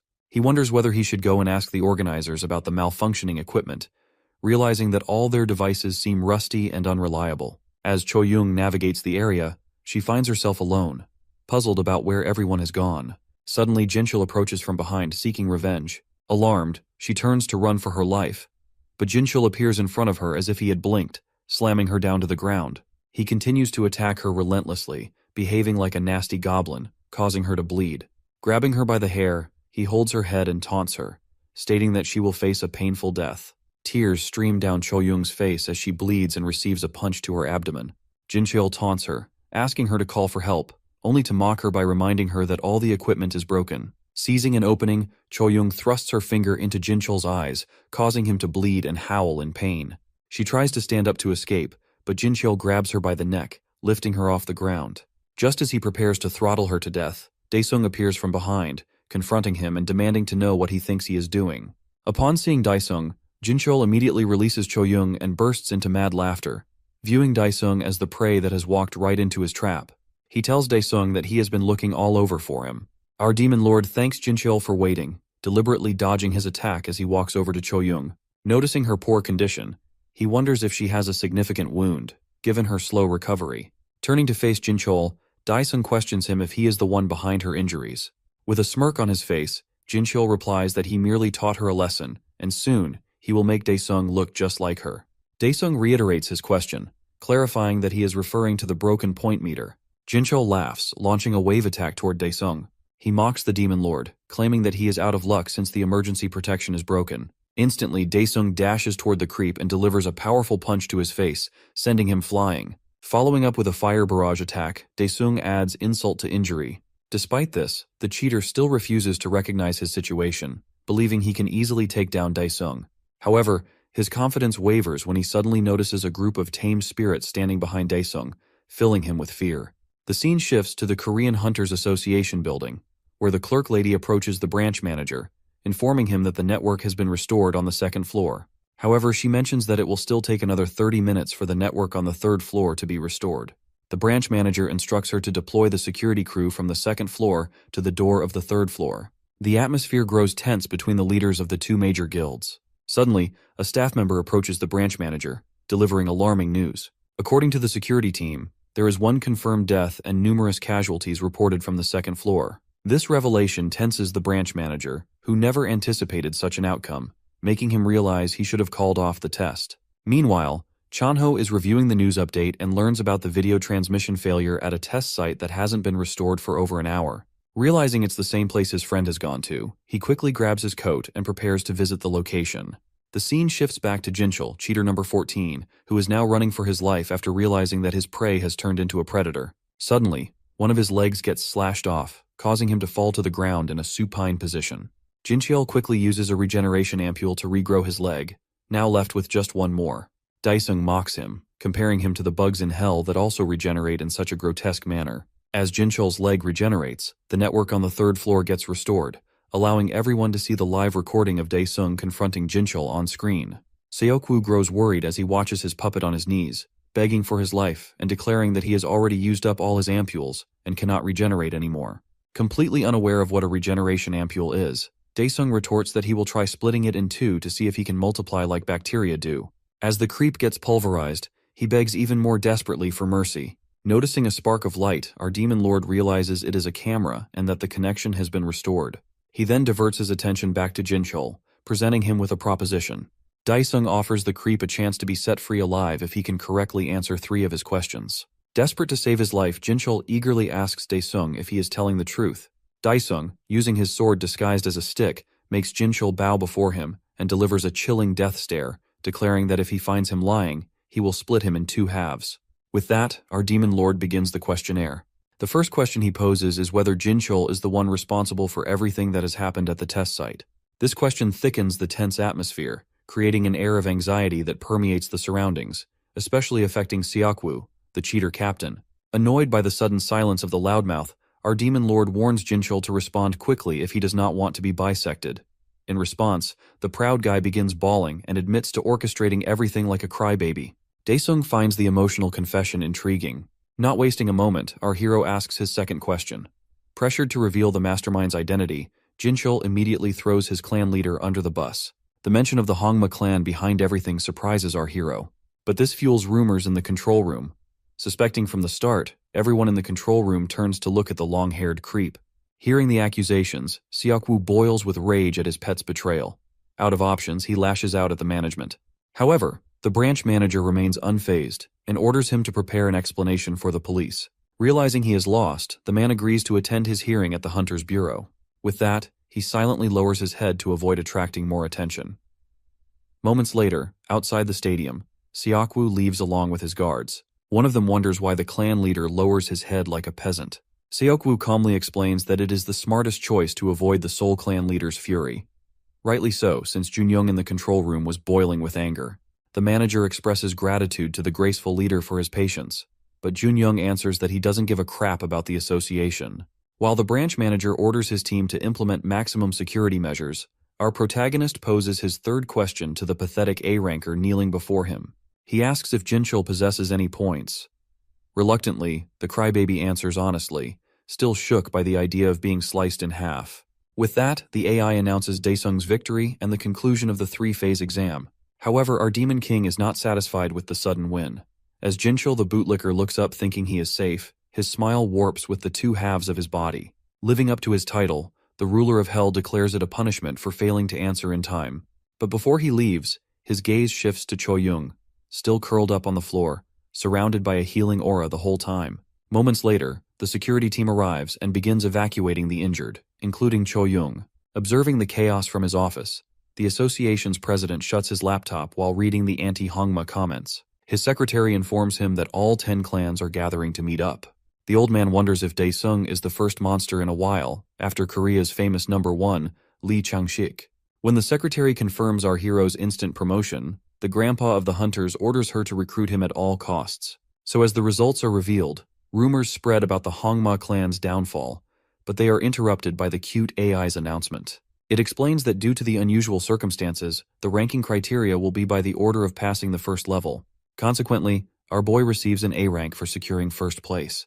Having seen the results, Chanho immediately calls Daesung and asks where he is. So his pal answers that he's chilling in the S-rank hunter's restroom, leaving him speechless. Chilling in a massage chair, our boy's relaxation is interrupted by his best friend, who looks deeply confused. My guy casually mentions that the president's secretary told him to chill in the S-rank room. Amazing Chanho that Daesung was personally invited by the big boss. As the man of the hour sips his boba, he reveals that he might even be promoted to S-rank. Astonished, Chanho wonders about the insane amount of cash he could make. He updates his pal that there is a commotion outside because of this news. In the meantime, while journalists and recruiters gather, one of the participants steps out of an elevator. Everyone's eyes gravitate toward him, and they rush over to snatch the first interview. Enjoying the spotlight, the famous geezer celebrates his big win in the licensing exam. The reporters shout for his attention and ask him to share his name. With a straight face, the geezer introduces himself as Han Daesung. At that moment, the crowd goes wild. But after a while, as the crowd nearly stomps the geezer, some begin to realize that Daesung isn't supposed to be a hairless old man. As the result announcement concludes, the old man's borderline rank is revealed. Meanwhile, the rescued hunters escape, cursing Jinchul for his disgusting antics. However, the insider from the Hongma clan behind them is in a panic. With no news of Jinchul's body, he reluctantly approves the decision to close the gate. In the meantime, our hero's mother watches the sensational news. The anchor shares that despite a terrible accident in the toughest licensing exam of all time, one applicant shattered all records. Suddenly, a picture of Daesung appears on the TV, congratulating him on earning an A rank, along with speculation about his promotion to S rank. His mother is absolutely shocked and frantically calls for Jisoo. Worried about her mother, the daughter rushes in, shaken, and takes a look at the TV. Both mother and daughter are flabbergasted when the man of the hour enters the house and casually greets the frozen women. Meanwhile, at the Hongma clan building, inspectors from the association give an ultimatum to the leader, stating that they are forbidden from hunting again. The two inspectors advise Seokwoo to come with them obediently. However, trying to flaunt his rank as the sixth strongest hunter, Seokwoo declares it ridiculous to oust him on trivial charges. With a fake smile on the outside, the clan leader feels furious about how his little experiment is beginning to lead to his downfall. Manager Kim from the bureau delivers another warning. In response, the clan leader stands up and stresses that he shouldn't be detained just because of his association with Jinchul. Tired of the argument, the manager warns Seokwoo one last time and prepares to use force. The rank 6 hunter tells the manager to remember how Seokwoo became the leader.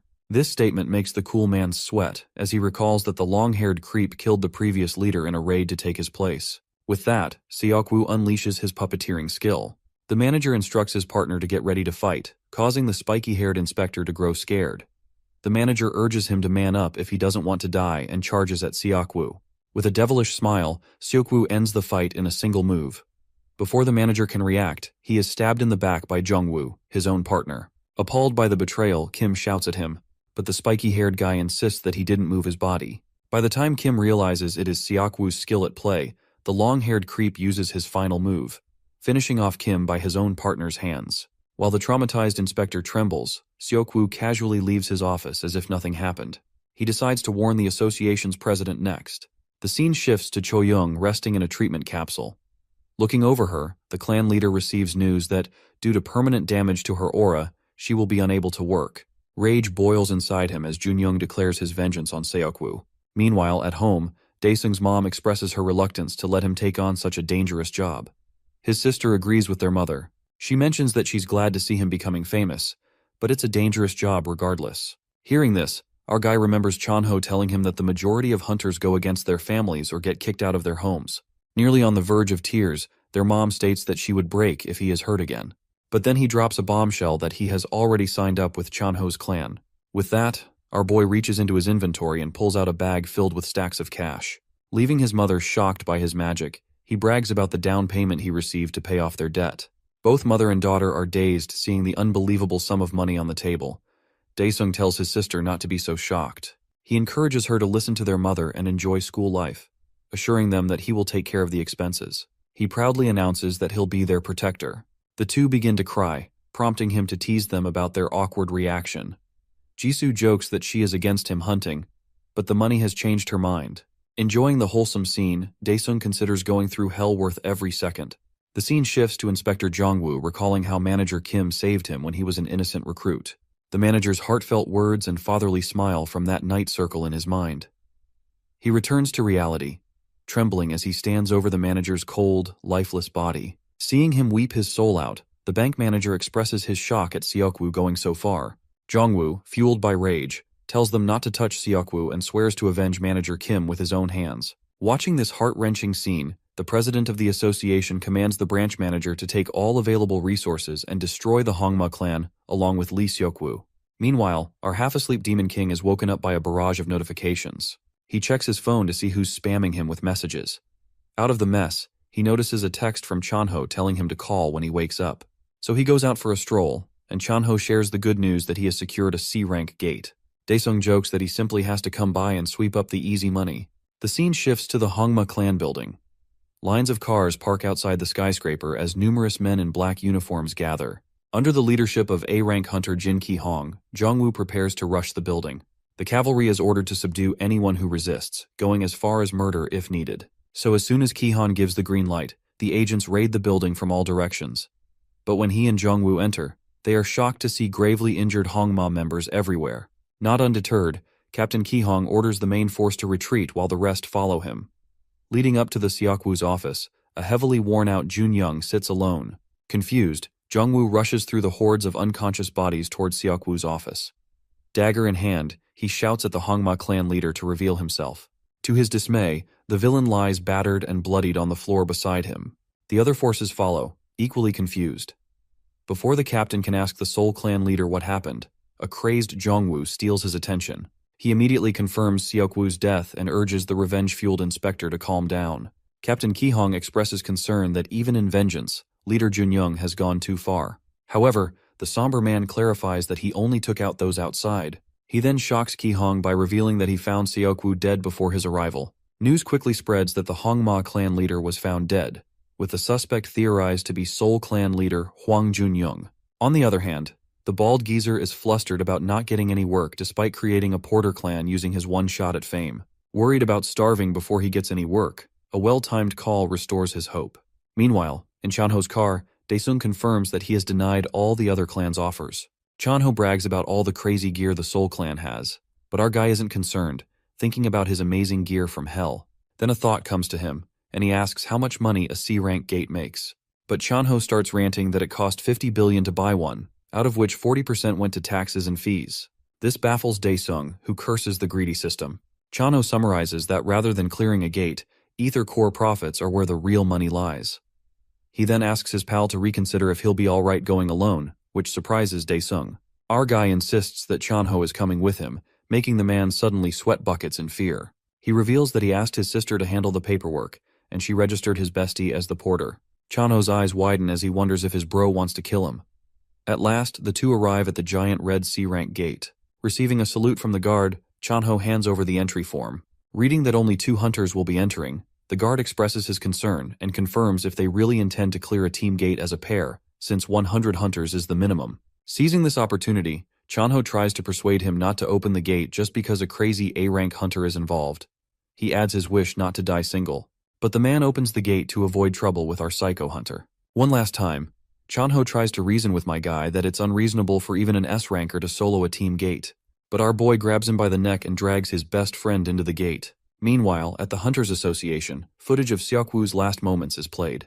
It appears that someone made the proud guy kneel, telekinetically wrangling his limbs in different directions. Then, out of a mysterious portal, an arm pops out and rips Seokwoo's heart from his body. Analyzing the video, the president asks the branch manager and Captain Ki-hong if they can't uncover anything. Ki-hong explains that footage from one camera is not enough, and the branch manager adds that no traces of aura were found either. Dumbfounded, the president wonders if they have a ghost killer on their hands. Meanwhile, outside the red portal, the old Baldy, having changed his name, arrives as a porter. The guard, suspicious, asks why he came so late. But with blazing confidence, Baldy asks if Daesung is currently inside. When the guard confirms this, the bald geezer celebrates the once-in-a-lifetime opportunity. He can eat up all of Daesung's scraps as the sole porter. The scene then shifts to the past, right after Jinchul was split in half. Regenerating from the fatal injury, he cries over the disgrace he faced and vows to take revenge. Suddenly, the same entity that took Seokwoo's life appears. Laughing ominously, the eyeball offers to take revenge on his behalf. As our demon lord enters the dungeon alongside his friend, Chanho grows increasingly nervous, glancing around as it is his first time stepping inside the gate. Daesung points out a stampede of monsters approaching them, which sends Chanho into a panic as he wonders why they are so large. The approaching monsters are Class 3 wasteland lizardlings, viewing the two as nothing more than food. Our demon lord, however, takes out his sword, excitement bubbling within him at the sight of so many monsters gathered together. He tells his friend to take a good look and leaps into the sky. Upon landing on the monsters, he activates his third hidden skill, known as Hellfire Volcano, which ignites everything around him, turning all the monsters into smithereens. From a distance, Chanho watches in awe, impressed, and wondering if this is truly the same childhood friend he knows. As Daesung approaches, Chanho scolds him for having concealed his strength from him all this time. With a smile, our demon lord replies that he has now revealed it. Filled with excitement, Chanho declares that he has decided to create a new clan, one that would be the strongest not just in South Korea, but in the entire world. As the scene transitions to the guards standing outside the gate, they notice something bizarre. Mistaking it for a gate fracture, they begin to panic, immediately giving directions to contact the Signal Corps headquarters. However, before they can leave, the old Baldy points out that someone is emerging from the gate. To their surprise, it is none other than our hero and his friend. Chanho proudly informs the guard that they can handle the byproducts, as they have successfully cleared the gate. This leaves the guard confused, as he has never seen anyone clear a gate this early. The old Baldy immediately rushes toward our hero, handing him his card. He introduces himself with a fake name, An Daesung, and shares his details, reminding our hero that he participated alongside him in the test. He explains that he is in charge of the byproduct disposal. Noticing that they share the same name, Daesung finds the old man suspicious. His friend Chanho then asks the old guy why he is alone if he works in a porter clan. The old dude takes back his card and replies that he is the one who created this clan and believes the process will be quick. Chanho then presses further, asking if his name is really Daesung. The old guy gives a thumbs up, saying he is willing to change his name in the future to avoid any nuisance for both of them. The real Daesung, feeling mad and frustrated, storms off from the scene. The scene then shifts to a real estate broker showing an apartment to our demon lord and his family. Daesung's sister appears excited about the place, particularly loving the fact that each room has an attached bathroom. Like a typical mother, Daesung's mom cuts to the chase, asking the agent about the price of the apartment. The agent informs her that the house is worth 18 billion in actual transactions. Seeing his mom astonished after hearing the price, the agent explains that the high demand is due to the nearby Hunters Association. He emphasizes that safety is what matters most given the current circumstances, which justifies the steep price. The agent then confirms his suspicions by asking if her son is a successful hunter. Before she can respond, Daesung's sister intervenes, bragging that her brother is an A-rank adventurer and is on the verge of becoming an S-ranker. She adds that this news has created quite an uproar in the media. The agent responds that this explains why Daesung seemed so familiar to him. Meanwhile, our demon lord finishes analyzing the house and accepts it as his domain. He inquires about the payment procedure and asks if he can get a discount for paying the full amount up front. The dealer informs him that he can offer preferential contracts if Daesung is indeed an A-rank adventurer. He explains that during the representative meeting of apartment residents, a fund of 2 billion won is collected for hunter attraction, and if someone is an S-ranker, they can receive a deposit of 10 billion won.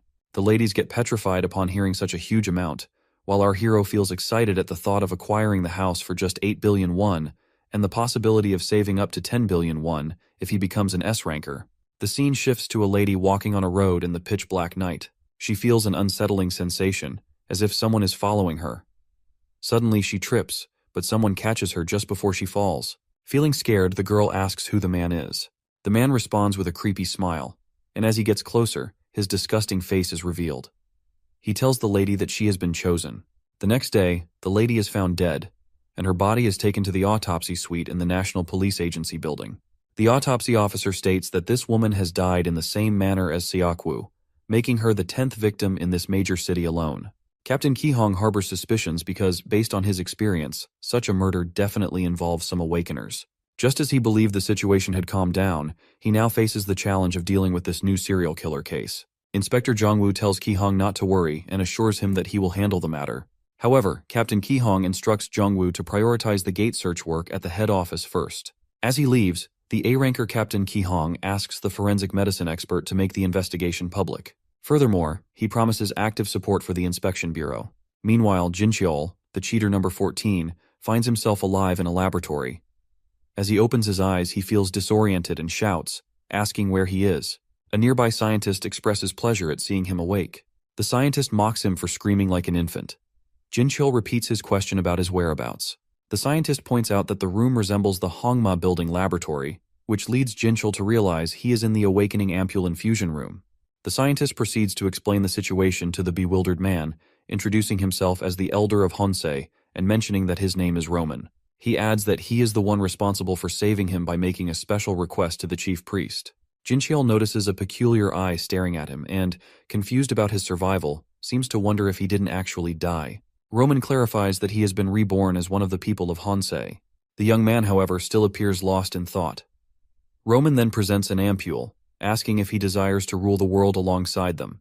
Meanwhile, Chanho receives a call from his close friend, the confident demon lord, who shares his desire to be promoted to S rank.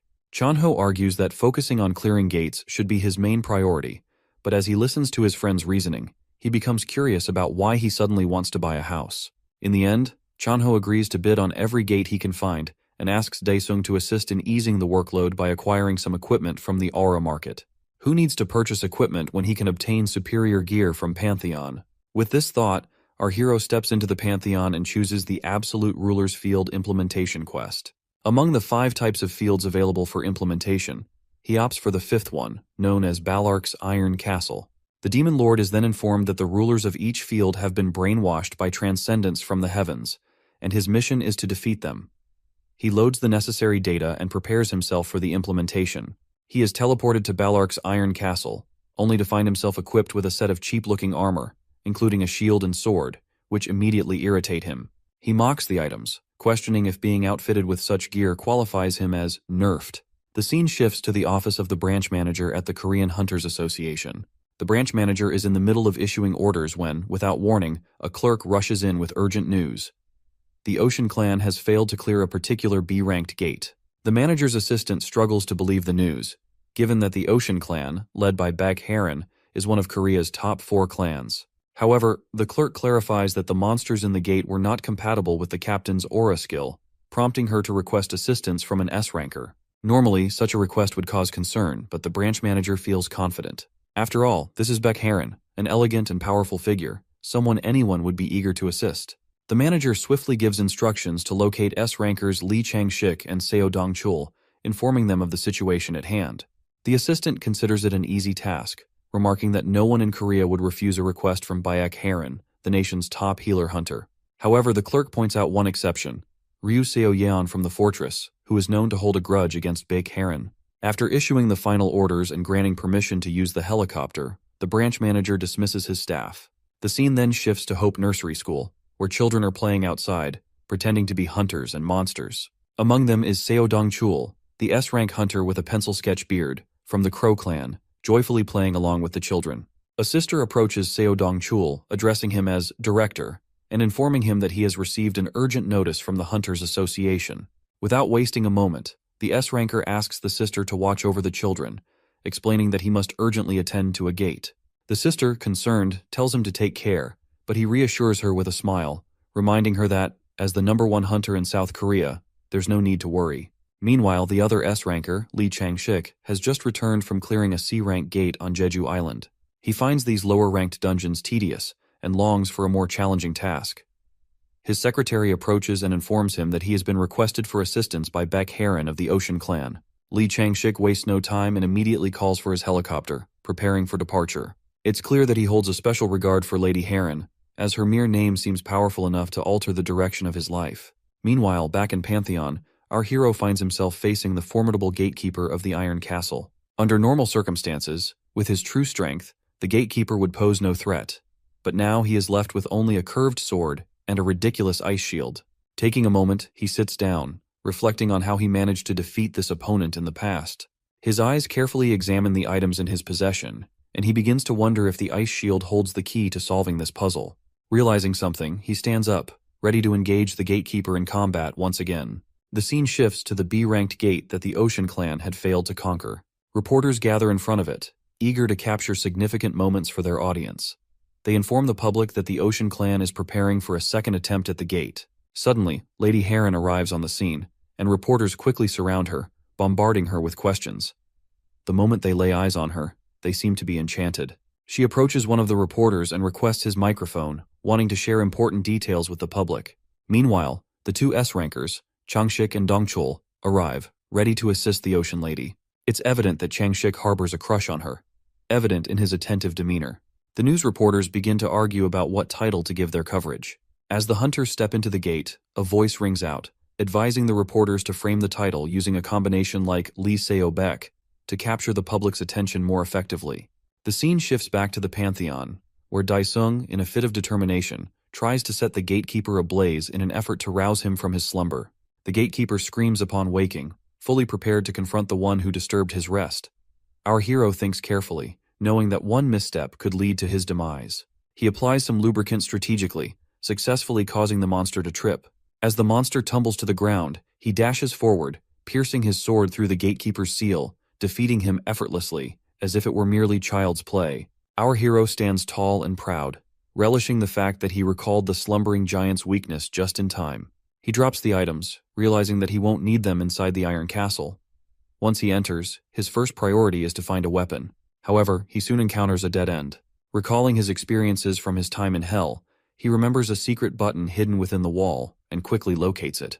Pressing the button, he activates the entrance to Ballark's treasure chest room, which can be accessed for a limited time of 5 minutes. In just 1 minute and 30 seconds, he discovers the weapon he has been searching for. The Dragonslayer Black Sword, renowned for its effectiveness against dragon-type monsters. While the Dragonslayer Black Sword may not match the power of the Hellfire Sword, he knows that a weapon's true worth depends entirely on its wielder. Just as a pen may hold value in the hands of a scholar, but be nothing more than trash to the illiterate, so too does his newfound weapon possess potential. With some time still remaining, he decides to explore the treasure room further. The gleaming treasures capture his attention, and he wonders if he could sell them in the real world for a handsome profit. Gripping the black sword firmly, he prepares to enter Ballark's chamber, maintaining a calm demeanor, reminding himself to see the former ruler merely as a pathetic loner boss. Meanwhile, in the B-ranked dungeon, the Ocean Clan is busy battling against the relentless monsters. Dongchul grows irritated by the loud screeches of a particularly nasty creature and, in frustration, crushes its mouth to silence it. After striking his weapon against the monster's head, he shouts to rally the Ocean Clan, directing them to launch a coordinated attack. Amidst the chaos, Heron cheers for Dongchul, encouraging him. Just then, Chungshik arrives on the scene, covered in blood and looking worn down. He asks Heron if she would truly go to dinner with him if he manages to clear the dungeon. Seeing him in such a sorry state, Heron quickly heals him, helping him regain his strength. Changshik then presents her with the head of an ogre king as a trophy. Heron looks amazed, asking him if he really soloed such a calamity-class threat. Noticing that the Ocean Clan still hasn't managed to take down the foul-smelling monster, Dongchul feels a wave of frustration wash over him, realizing he has been shouldering the burden alone. Changshik then turns to Heron, urging her to keep her promise about the dinner as he joins the fray. Confused, Heron wonders aloud when she made such a promise, trying to recall the details. The scene transitions back to the Pantheon, where our hero spends a significant amount of points to apply every buff potion available to him. As his stats boost, so does his morale, and he confidently steps into the final room. Upon entering, he greets his old adversary, Ballark, but the reception is far from warm. Ballark, clearly not in a hospitable mood, summons a lizard dragon to attack our hero. Meanwhile, Daesung stands off to the side, a smirk on his face as he activates blood neutralization, transforming into a demi-demon. The scene shifts to a live streamer, Yang Chil, who is currently analyzing the strongest hunter of the week in South Korea in his latest video. According to Yang Chil, the top ranker is Changshik, the youngest son of a prominent chaebol family. He emphasizes that Changshik has a deep passion for hunting, which contributes to his impressive ranking. In second place is Dongchul. If one were to summarize him in a single word, it would be daddy. As the director of Hope Orphanage, he has declared all those who lost their families to gate fractures as his children, providing them with care and support. In third place is the esteemed lady of the Ocean Clan. Yang Chil discusses the recent crisis involving the B-ranked dungeon, noting that these three hunters joined forces and successfully cleared the dungeon in just 6 hours. As Yang Chil wraps up his livestream, he notices Daesung on the web and feels an uncanny sense of familiarity. He soon learns that the Demon Lord has solo cleared a team-type dungeon, a piece of information that is hard for him to digest. The scene transitions to the Hunters Association building, where a man named Jaek scrolls through the daily news, his expression marked by displeasure at the increasing speed of gate clears. As his workday comes to an end, one of his friends invites him out for a drink. Jaek declines the offer, explaining that he has some matters to attend to at home, but assures his friend that he will join them next time. Meanwhile, back in the Pantheon, our hero delivers a single powerful strike to the lizard dragon, causing blood to splatter across him. The crimson stains remind him of his past, when he often found himself drenched in blood during his battles. He then turns his attention to the final boss, preparing for the confrontation. As the boss launches its first attack, our hero expertly dodges, bracing himself for the fight ahead. Ballark continues his relentless attacks, but our hero effortlessly blocks them, treating the exchanges like a walk in the park. Then, Daesung announces that it's his turn, charging his sword with a vibrant purple aura. However, just before he can launch his attack, the boss surprises him with a new skill, catching him off guard. Irritated, Daesung watches as Ballark invokes a Thunder Dragon skill, transforming himself into a winged monarch. With a mocking grin, our demon lord scoffs at the creature, derisively calling it a lizard trying to be a dragon. In an instant, he retaliates, obliterating Ballark with a single powerful hit. Just as Ballark falls defeated, a mysterious creature materializes before Daesung, claiming to be a divine heavenly being of some sort. The scene transitions back to Earth, where a serial killer stands over yet another heart he has collected. He contacts Jaek, the manager of the Gateseeker team, referring to him as his priest. The killer informs Jaek that he has successfully constructed an altar with the hearts he has gathered. Jaek responds with praise, assuring him that he will immediately contact the Hunter Association to arrange for a sacrifice. Curious, the serial killer asks when he should break the altar. Jaek instructs him to wait until he has amassed a substantial number of valuable sacrifices before taking action. The scene shifts back to our hero, where his system goes haywire, alerting him that it has been infiltrated by unknown beings. The status board reveals that the entity is one of the heavenly transcendents, but the rest of the information remains hidden. Suddenly, the system notifies Daesung that the field implementation has been completed. Recognizing this as the perfect moment, our hero activates the absolute body reinforcement he has just received. The heavenly creature then questions whether Daesung intends to interfere with their plans, launching an aura ball attack at him, convinced that he is finished. To the creature's shock, our hero emerges unscathed, defying its expectations. In an instant he retaliates, attacking the creature with a powerful fist. The creature boasts that it cannot be harmed, but Daesung's hand passes right through it, leaving the creature momentarily stunned.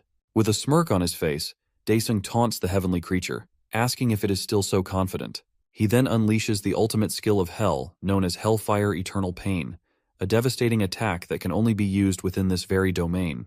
The creature finds itself overwhelmed by the sheer power of the attack, and as it is engulfed by flames, it begins to vanish into a black hole. In a last desperate attempt, it whines that it will tell its mommy about this. The system promptly notifies our hero of the sudden disappearance of the heavenly creature, confirming that it has been somehow defeated.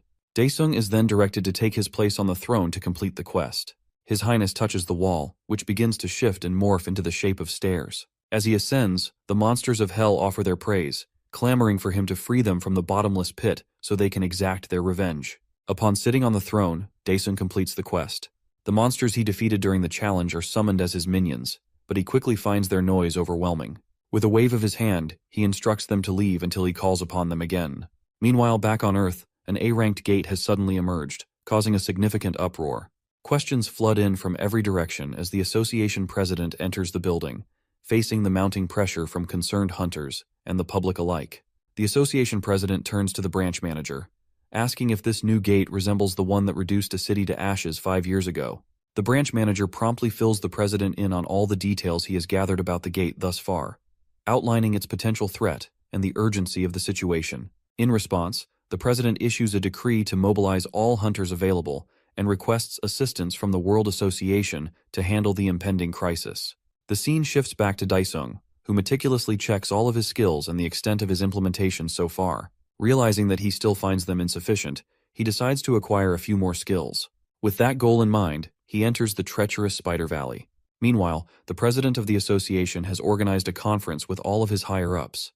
Even those who cannot attend in person join via video call. The branch manager informs the president that all arrangements have been made and emphasizes that the purpose of this meeting is to find a solution to the A-class gate that has recently appeared in Dogok-dong. In the next scene, a prison van is shown transporting Jun-young, who sits handcuffed inside. He wonders who could have killed Seokwoo, noting that not even the highest-ranked assassin could have executed such a trick. The realization unsettles him, making him fear that something significant is unfolding. At this very moment, his thoughts are consumed by concern for Cho-young. Meanwhile, Cho-young struggles to eat, blaming herself for everything that has transpired. The nurse gently urges her to consume at least one meal a day if she wants to live. Otherwise, they would have no choice but to transfer her to IV fluids. Tears stream down Cho-young's face as she feels both powerless and worthless, grappling with the weight of her emotions. Back in the conference room, the availability of the hunters is being discussed. Jong-soo, the leader of the fortress class, informs everyone that their ace, Ryu Seo-yeon, has not yet returned from her training. Meanwhile, Cho Han-wook, the vice-captain of the Marvel clan, mentions that his captain, Han-ul, is currently occupied with the development of an aura weapon in Silicon Valley. The branch manager then turns his attention to the S-rank trio, who recently conquered a B-ranked dungeon, inquiring about their availability for the upcoming mission. Dong-chul lazily expresses his interest, noting that he doesn't see any other option. Chung-shik agrees as well, citing his obligation to keep his promise to Harin regarding their date. At this, Harin playfully protests, insisting that she has already gone on a date with him. Chung-shik counters, arguing that it shouldn't be considered a proper date since Dong-chul also joined them, leading to a light-hearted exchange between the three. Dong-chul intervenes, assuring the manager that he will handle the situation and emphasizing the need for support from all available A-rank hunters. In response, the president instructs the branch manager to arrange for 100 A-rank hunters, along with 100,000 ether cores. Voices of dissent rise in the room as some express their concerns, arguing that this amount is excessively large, representing an entire year's budget for the Hunter Association. However, the president silences them, asserting that all participants will be adequately rewarded for their efforts, reinforcing the importance of the mission at hand. Jaik, sitting among the gathered officials, wears a smile as he devises a dangerously evil plan. As the conference concludes, public announcements are made, urging nearby residents to evacuate to the Hunter Association's air defense shelter. As dark clouds begin to gather and pour, the hunters prepare themselves for the impending challenge. Once all arrangements are complete, they gather around the gate, murmuring about the sudden appearance of this unexpected gate, creating an air of unease and anticipation among them. Many A-rankers expressed that they have joined the mission because of the presence of the S-rank trio. Otherwise, they would have never dared to enter the dungeon. Sensing the danger that lies ahead, Dongchul playfully teases Changshik about whether he still wants to go on that dinner with Heron. With a determined spirit, Dongchul encourages all the hunters, motivating them to fight together. He offers some pieces of advice before leading everyone into the dungeon. As they enter, they find themselves in a surprisingly peaceful place. Dongchul directs all the hunters to check their communication equipment and spread out to cover more ground. The group splits up, including Heron and Changshik, ensuring they can gather as much information as possible in this unfamiliar territory. All the hunters test their earpieces to ensure they are functioning properly. Meanwhile, Chanho tries repeatedly to call their hero. Just as Daisung finally answers the call, Chanho's frustration spills over as he complains about his current situation. It turns out that Chanho is busy moving into the new house he just purchased. Cutting to the chase, he informs Daisung about the sudden appearance of the new A-rank dungeon, mentioning that all B-rankers and above have been summoned to participate. Our hero examines the location, discovering it is quite close to his new residence. He inquires with his friends about the reason behind the evacuation order issued for just one gate. One of his friends explains the incident involving an A-rank gate fracture that occurred 5 years prior. As he travels to his new home, the hero poses a question to his friend about the possibility of being promoted to an S-ranker if he manages to resolve this issue. Chanho feigns surprise, noting that all his best friend seems to aspire to is achieving S-rank status.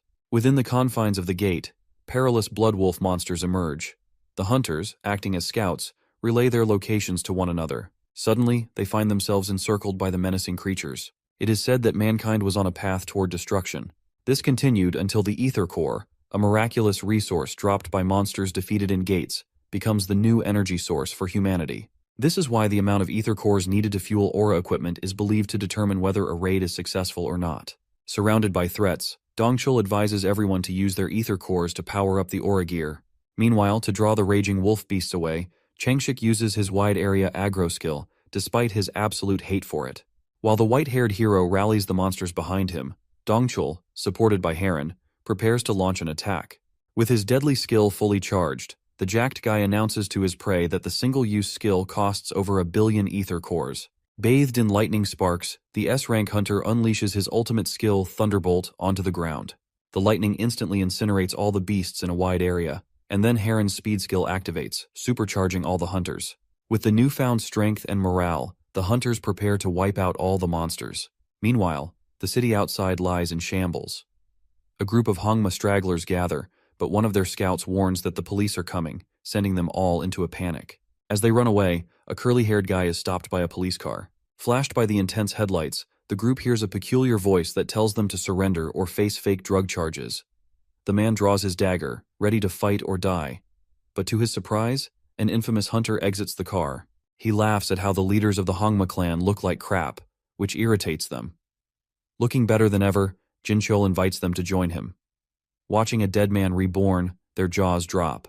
So with a smile on his stitched-up face, Jinchul offers the survivors a new purpose. Meanwhile, back at the gate, the raid seems to have ended. The hunters wonder if, for the first time in history, an A-rank gate has been cleared without casualties. While Heron heals his wounds, Dongchul laughs that he could have cleared countless gates if he had her healing skills. But Heron sighs and goes on a painfully long rant about how many pricey ether cores her skills consume. Hearing her ramble about the logistics, Dongchul's ears begin bleeding from her S-rank nagging skill. And of course, Changshik makes sure not to miss the hourly quota of hitting on her, making things awkward. Nearby, a hunter digs out a rare B-rank ether core from a corpse, before the upper half of his body gets shredded to nothingness. His friends can only stare in bewilderment, seeing a majestic white wolf with 4 glowing eyes. On the outside, the atmosphere is filled with suspense. Experts on the news express their concerns, as the Triple S ranker team takes worryingly long to clear the gate. A news reporter announces that 10 hours have passed, prompting the association to send as many A rankers as possible. Watching the news, the branch manager is annoyed that the World Hunter Association's backup hasn't arrived yet.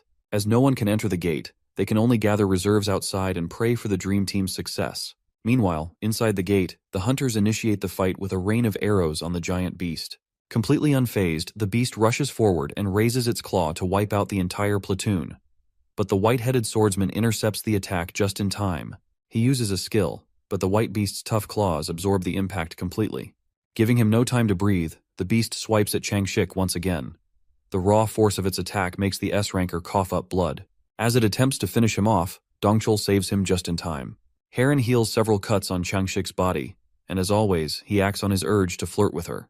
The Ocean Clan cutie tells him to stop messing around and focus on not wasting her last skill since she's run out of ether cores. Fully recovered, the White Knight rushes back into combat to cover Dongchul. With his full power strike, Korea's top hunter strikes the white behemoth down in one shot. Everyone begins to praise him, which annoys Dongchul, who is tired of the kid always stealing his glory. But suddenly, everyone's ears are pierced by a deafening noise. To everyone's dismay, a humanoid wolf appears and curses the hunters for daring to enter their world. Backed by countless white behemoths behind him, the hunters lose all morale. Changshik is left speechless, but Dongchul instructs everyone to gather hurriedly. The gate fractures, sending panic throughout the association and leaving the clerk lady and the branch manager in shock. They assume this indicates that the raiding team inside has been slaughtered. Despite losing all hope, the manager quickly commands his team to deploy the reserve units and urgently call all foreign hunters. Meanwhile, the wolf boss leads his army of giant wolf beasts and declares the start of a massacre. Near the gate, Captain Kihong gathers the reserve units. He reads out the strange clan names, feeling disappointed by the appearance of the B-rank weirdos. But finally, he names the Daesung clan. Upon seeing our hero, the captain instantly recognizes him as the A-ranker the president has been after. As the captain begins reading instructions, Daesung pouts, disappointed that his pal didn't show up or give him a call, before he realizes he was the one who didn't answer. Suddenly, a loud sound marking the gate fracture echoes throughout the city.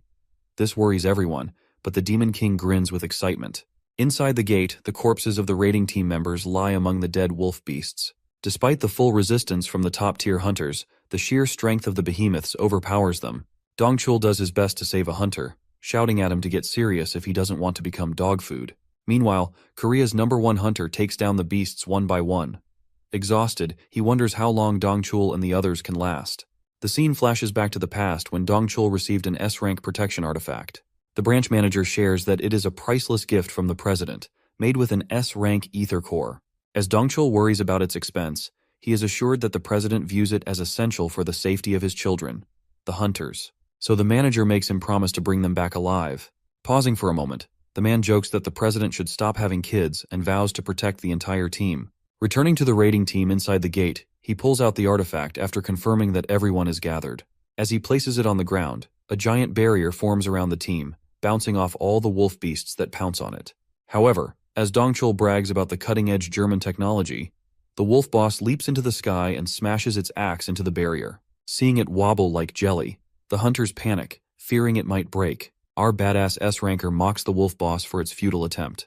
When a concerned hunter asks what their next move is, he picks his nose and simply says they'll try the classic wait and see. The spiky-haired S-ranker brags that perseverance always works, even making Changshik and Haran unwilling witnesses to his claims.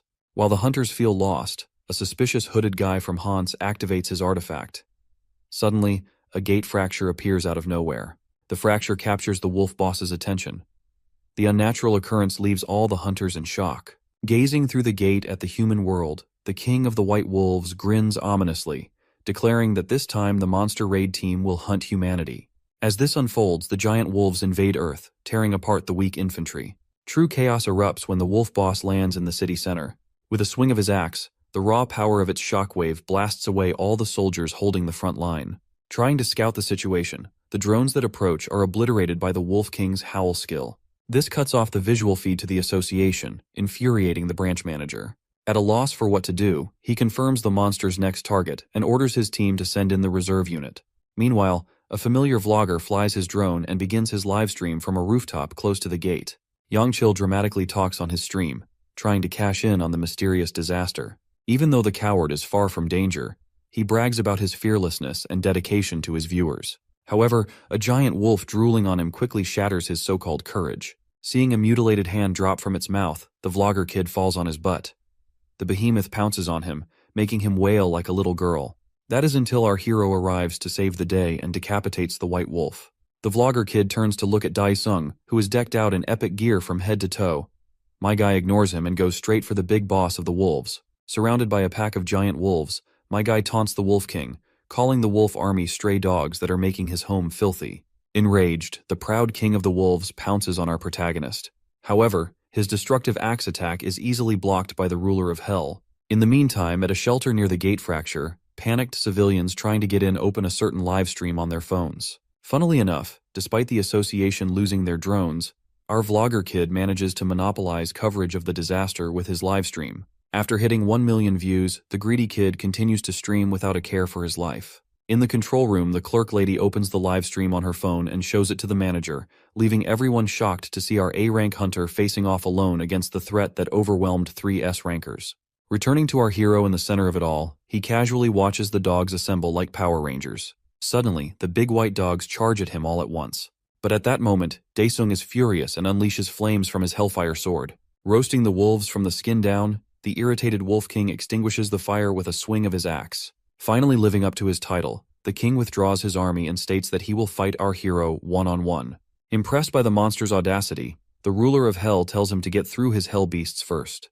Piercing the ground with his sword, immense energy begins radiating from Daesung. The Wolf King and the Vlogger Kid are both dumbfounded as a gigantic dragon materializes in the sky. But that's not all. Hearing its master call, more hell beasts begin to appear, scaring the crap out of the branch manager and the reserve team under Captain Ki Hong.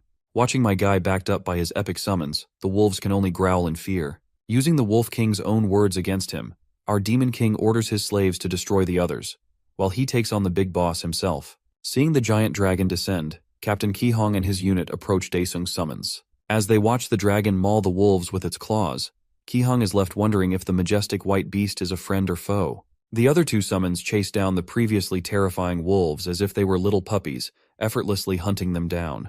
Meanwhile, at the shelter, civilians watching the Vlogger Kid's livestream are bewildered, witnessing monsters slaughter other monsters. In a moment of sheer confusion, the branch manager summons Chanho as a representative of the Daesung Guild. Not wasting a word to break the ice, he outright asks Daesung's pal to share details about the legend himself. In the meantime, the legend in question continues to talk trash to the Wolf King for fun. He approaches it menacingly, prompting the proud monster to unleash a powerful blow on him. But my guy easily blocks it and, with a scary grin, launches a flurry of his own attacks, overwhelming the proud dog. Impressed by its abilities, our hero commends the A-rank boss, who seemed like a barking dog with no bite. However, the proud boss monster suddenly starts doing gymnastics to break free from the Demon King. When the ruler of hell invites the Wolf King to make his next move, the dog curls its tail and begins dashing away at full speed. Our boy is left speechless, but it seems the Wolf King has realized that his immense power comes from the pandemonium. However, the Demon Lord doesn't let it end there. Catching up, he asks the dog why it's running on 2 legs. He kicks it like a bully, forcing the proud king to tumble like a puppy learning to walk. As if the humiliation isn't enough, he makes sure to prevent its escape. He commands his dragon to grab the dog, making the puppy stare with its jaw stuck open as giant talons graze it along the ground, giving it a good shave. Standing over the road-burned white pup, my guy gruesomely cuts it open to extract a core. Meanwhile, the 3 S-rankers also exit the gate fracture. Dongchul expresses his frustration upon finding no reinforcements. Heron does her best to save those still alive and urges the top 2 hunters of Korea to work together against the wolf boss. Dongchul takes off, leaving Heron alone. Suddenly, she senses demonic energy and a tiny scream escapes her lips moments before a wolf leaps upon her. But of course, no one would let the Ocean Clan's cutie die. The oversized dog's lopped-off head bounces away, cleanly sliced off by our knight in shining armor. Bake Heron is left staring in awe, but my guy, not even recognizing her, asks if she's a hunter or not. Bewildered to see the monster that Korea's #1 struggled against beaten in 1 shot, she is stunned. Speaking of the devil, Chengshik lunges at the man stealing his crush's heart. Of course, Daesung smoothly evades it. Both Heron and Dongchul call out Mr. Top Hunter for his strange antics. Yet the white-headed swordsman feels confused himself. Shocked to watch a seemingly random guy dodge his blade with ease, he says he mistook our boy for a monster. Upon hearing this, everyone takes a moment to ponder his words. Changshik clarifies that of all the monster auras he has encountered, Daesung possesses the strongest. His detection skills impress our demon lord. Acknowledging one another, the 2 introduce themselves. With that, the disaster ends, and the scene shifts to a meeting of the S-ranks with the association president. Dongchul smiles, feeling glad that the president's expensive artifact saves many lives. However, Changshik points out that they should focus more on the gate fracture. Still, Heron can't stop thinking about our abruptly awakened Demon King transforming from comatose to top G. Cho Hanyul, the masked S-ranker, remains silent, so the president presents his main purpose, whether to promote Daesung to S-rank or not. Of course, no one has any qualms about it, and Haran even jokes that the others can take more holidays if the president uses him instead. Changshik acknowledges his power, adding that he achieves the unthinkable feat of clearing an A-rank gate solo. But the masked S-ranker finally speaks up, remarking that he is already far above S-rank. Meanwhile, on his newly viral channel, Vlogger Kid interviews the bald geezer, pretending to have a strong relationship with our guy. Whereas in the Daesung clan's main office, Chanho is amazed to see his pal's name trending on every video across the web. With that, the man of the hour walks into his office. Chanho greets him enthusiastically, like a true suck-up, making our guy wonder if his friend is high on something. Getting straight to business, Daesung asks his best friend the reason for the call. His pal reveals that they're going to get his brand new license. News anchors from all over gather outside the Hunters Association building, anxiously awaiting our hero's arrival. So, the man of the hour arrives with his best pal by his side. The girls in the crowd gush over our hero, and Chanho suggests they raise a hand for his fans. As soon as he merely lifts his hand, the ladies start screaming and begging him to marry them, leaving him at a loss for words. Inside the president's office, the graceful man expresses his gratitude for Daesung's services. Chanho laughs, mentioning that they are only doing their duty. With that, the president instructs his secretary to bring out the shiny new S-rank license. They stare in awe at the object most people never even get to see. Thus, the president congratulates our hero and offers him one demand that he will absolutely fulfill. Intrigued, our demon lord gets a genius idea to become a billionaire sitting at home. Confirming that anything goes, he mischievously grins and asks for unlimited access to all gates. This does not sit well with the clans, who are infuriated by him monopolizing all the gates. The president recalls Hanyul's advice, noting that they can't reject the most valuable hunter's conditions. Our guy humbly demands the right for his summons to solo gates. The graceful old man is baffled to hear that a single summon can clear a gate. The scene shifts to a goth girl, Ryu Seoyeon, browsing her computer. Seeing our protagonist all over the internet, the Fortress clan's Hell Witch becomes infatuated with him. Thinking she's found the one who can cure her, she shocks her father by leaving her room for the first time in 6 months. Seoyeon embarks on a search for her hero. Meanwhile, multiple representatives from the clans gang up on the branch manager like frustrated single mothers at a superstore. They complain that Daesung leaves no gates for the smaller clans, stealing their livelihoods. They stress that it's absolutely unfair. Watching this unfold, the manager, despite already expecting it, innocently asks what he can do for them. A solution arises to limit Daesung's attacks on high-rank gates and team up with them on A-rank ones. On the other hand, unaware of how many enemies he's made, our boy is busy losing games. Chanho repeatedly calls him, and he finally picks up. His best pal gives him an earful for not taking his calls, and our demon lord explains his extremely valuable preoccupation: gaming. But like a mother, Chanho instantly calls him out, forcing him to come to the clan building. Now in the clan office, his best friend tells our gamer about the complaints to adjust their gate monopoly. Chanho explains that the smaller guilds are going bankrupt thanks to Daesung's summons stealing their jobs, so the Daesung clan can only take B-rank gates. The association also puts a restriction on tackling A-rank gates unless allied with another clan. Satisfied with the fortune he's made, Daesung simply tells his buddy to only bid on A-rank gates. Chanho humbly brags that with only 2 members to split, he's also balling with cash, and even bought the clan building with his share. With a mischievous smile, our Demon King tells his pal to only bid on the top-earning gates for maximum profit, impressing Chanho with his pro-business thinking. Switching up the conversation, he asks Chanho whether his gear has sold. But his best friend explains that it's hard to sell equipment that cannot use ether cores. Our boy, hoping to sell it and buy property for his family, wonders if it's possible to sell it somehow. Chanho tells him about Park Donghyuk, a legendary aura engineer. He adds that the man is an acquaintance of the Seoul clan leader, but Junyoung is unfortunately in prison, so that option is out. However, he recalls another person who might lead them to Donghyuk. The scene shifts to the Heart clan, using impressive teamwork to clear a C-rank gate now that our hero isn't sweeping every last one. But as they're about to leave, the leader spots some silhouettes approaching. It is none other than cheater number 14, who looks down upon the clan members. Grinning villainously, he orders his zombie squad to crush the hunters. Disturbed, the Heart clan members wonder if the attackers are human or not. Sensing intense danger, the leader shouts for everyone to prepare for a fight to the death. Yet moments later, their lifeless bodies lie scattered on the ground. Jincheol extracts the leader's aura and steals his appearance. The scene transitions to the new mansion of the Demon Lord, where his family is engrossed in a news broadcast. They learn that 12 individuals have been kidnapped, prompting his sister to jest about whether aliens are responsible for the abduction. Exhibiting the traits of a typical anxious mother, Daesung's mom expresses concern for her daughter's safety, advising her not to leave the apartment for a while. She then turns to her son, inquiring if he feels hungry.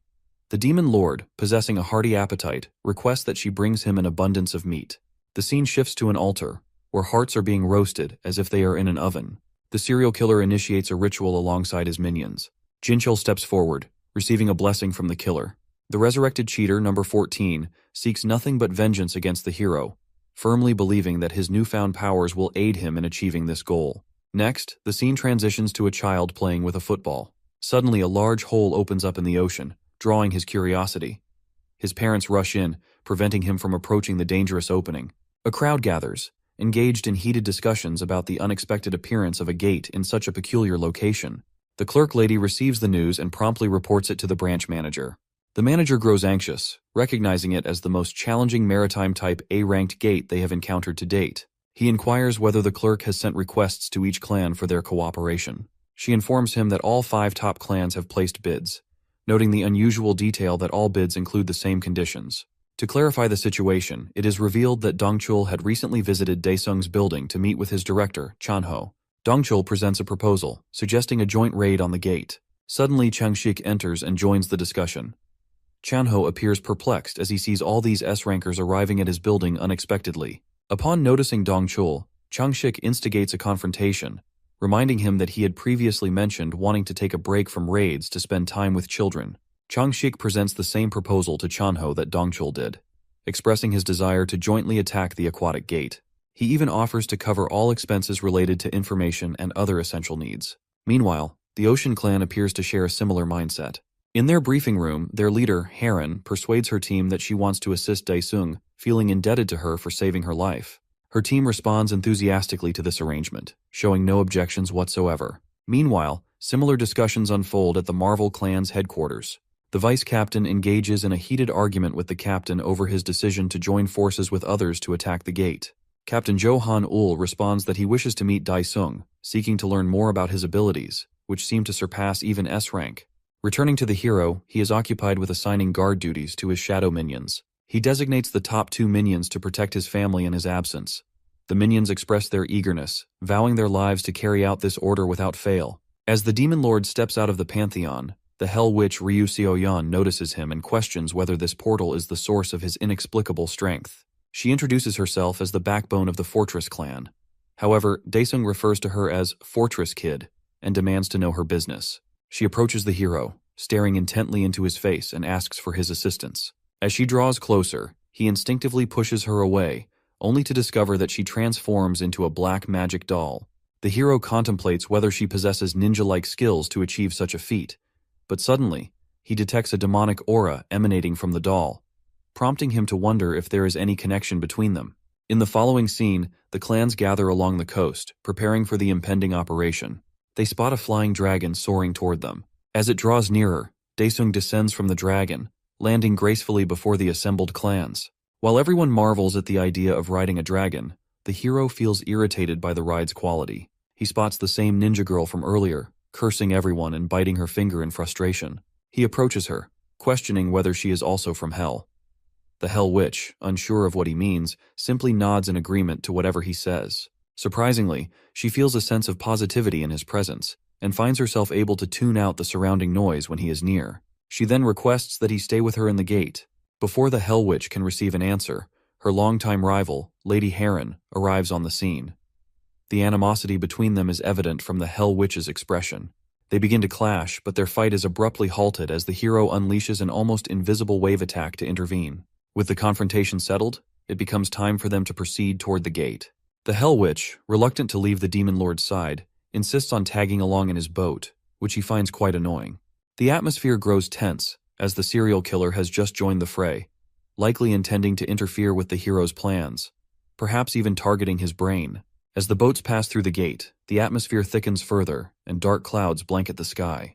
Lady Heron activates her detection skill, which is renowned among the people for its effectiveness. She senses the approach of monsters and quickly readies everyone for an attack. However, instead of encountering hideous creatures, the hunters find themselves face to face with adorable little spirits, so charming that no one perceives them as a potential threat. Suddenly, they are struck by a massive wave of water, and a colossal Queen Giger monster emerges from beneath the ocean's surface. The mere sight of the terrifying creature sends most of the hunters into a state of panic. The monster unleashes countless tentacles, seizing control of the white spirits and using them to pull the hunters toward it. Fortunately for them, the hero draws his dagger and intervenes, saving them from certain doom. All he desires is to return home quickly, and the fastest way to accomplish this is by defeating the boss monster. Suddenly, the creature dives back into the depths and disappears from sight. Daesung, albeit reluctantly, turns to the Hell Witch, seeking her assistance in exchange for resolving her own dilemma. He assigns her the task of capturing the monster and luring it out from its hiding place. She promptly agrees to his request and sets off to fulfill her task. Meanwhile, the hero calls over the Ocean Clan leader, asking her to handle the flying monsters. Heron, initially confused by his words, soon looks up and spots a swarm of bugs descending upon them from the sky. As everyone engages in battle with the monsters, Jinchul busies himself with an evil scheme. He activates his stealth technique, going into hiding as he declares his mission to be the hunt for the hunters. The Hell Witch, having made her preparations, dives into the ocean, ready to prove herself. The scene transitions to a coffee shop where Cho-young has been invited by Chanho. Upon his arrival, he finds her already there, waiting ahead of time. They exchange formal introductions, establishing a courteous atmosphere. Meanwhile, the scene shifts back to the confrontation, where the Hell Witch employs her scent skill to draw the monster back to the surface. Daesung sprouts wings from his back and unsheathes his sword, dashing toward the beast. His system alerts him that his Flame King's breath skill has been modified, allowing the cloud of flames to precipitate. Without hesitation, he activates the skill, launching a massive ball of fire directly into the monster's mouth.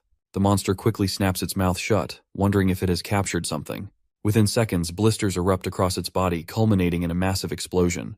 The Hell Witch, witnessing the spectacle, realizes that the hero exceeds her expectations.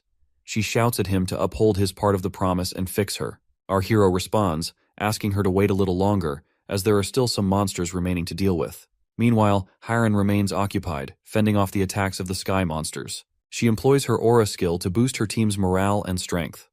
At the same time, Jinchul's team readies their nefarious plan. Jincheol steps onto Hiren's boat, deciding first to eliminate the celebrity before seeking his revenge against the hero. As Jincheol approaches Lady Hiren, he senses an ominous presence closing in on the boat. His anxiety spikes when he realizes it is Daesung. Irritated, the hero strides toward Lady Hiren's boat, questioning her about the status of her progress. Lady Hiren responds that she is doing her utmost to handle the situation. As Daesung nears her, Resurrected Cheater number 14 seizes the perfect opportunity to strike, aiming to kill him and finally exact his revenge. Just as Resurrected Cheater number 14 thinks this, the hero's Saju eyes activate, a skill that detects all hostile targets within a 1-kilometer radius. He switches to Scorching Flame mode, launching a fireball that targets not only the monsters, but also Jinchul's team. Chaos ensues among the Ocean Clan as they find their comrades suddenly under attack. Hiren demands an explanation from the hero, but before he can respond, Jinchul materializes before them. The attack has neutralized his stealth skill, and he seethes with anger at the hero for the disruption. Hunters standing nearby stare at Jinchul, questioning his identity. Daesung asks him if he is a sea monster who somehow survived that day, but all the Resurrected Cheater seeks is revenge. He injects himself with a drug that envelops him in a dark aura. With a guttural cough, he spits out a black substance before diving into the sea. The nearby hunters quickly identify Jinchul as a member of the Hongma clan, but they are baffled by the fact that he was believed to have died at the testing site. Suddenly, a black fog engulfs their ship, obscuring the hunters' vision. Tentacles radiating an evil aura rise from the water, piercing through some of the hunters. As one tentacle reaches Lady Hiren, breaking her barrier, the hero reacts swiftly, catching it with his bare hand and saving her from harm.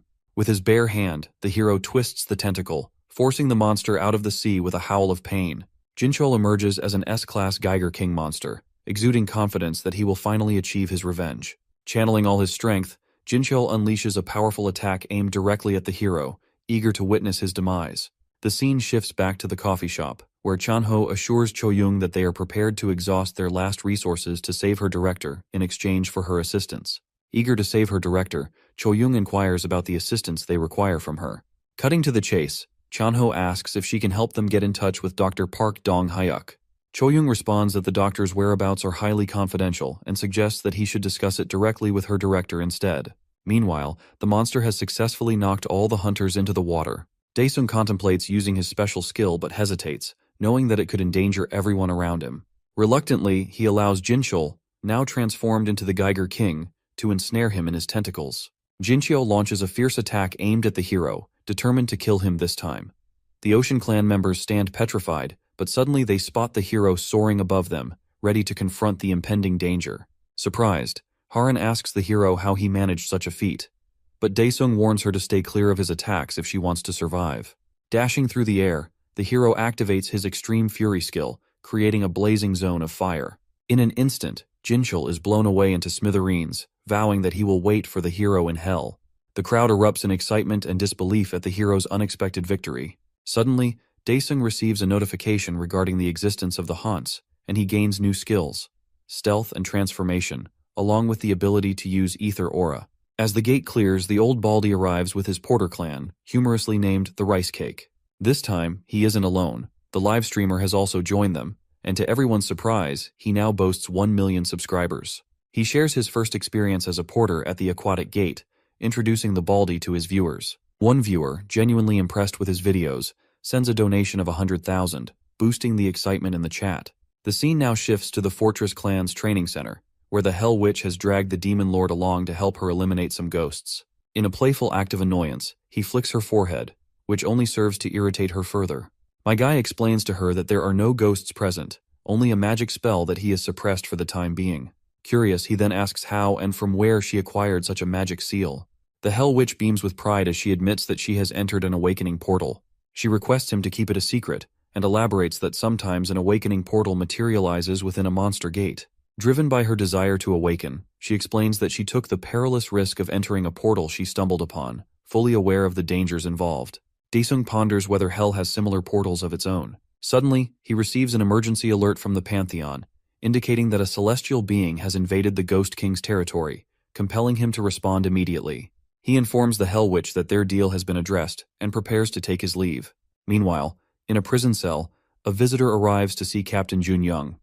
As the door swings open, Cho Young stands before him, ready to discuss matters of significance. Cho Young's presence brings a sense of peace to Captain Jun Young, who is relieved to see her in good health. She inquires about Dr. Park and his whereabouts. The captain provides her with the details, suggesting that he may have a method to restore her damaged aura. However, he warns her to remain cautious around him, as he might be connected to Hongma. Back at the Pantheon, as the Demon Lord enters, he receives a notification indicating that his servant has joined him. Curious about who it could be, he turns to find the Hell Witch standing behind him. Taken aback, he asks her how she managed to get in.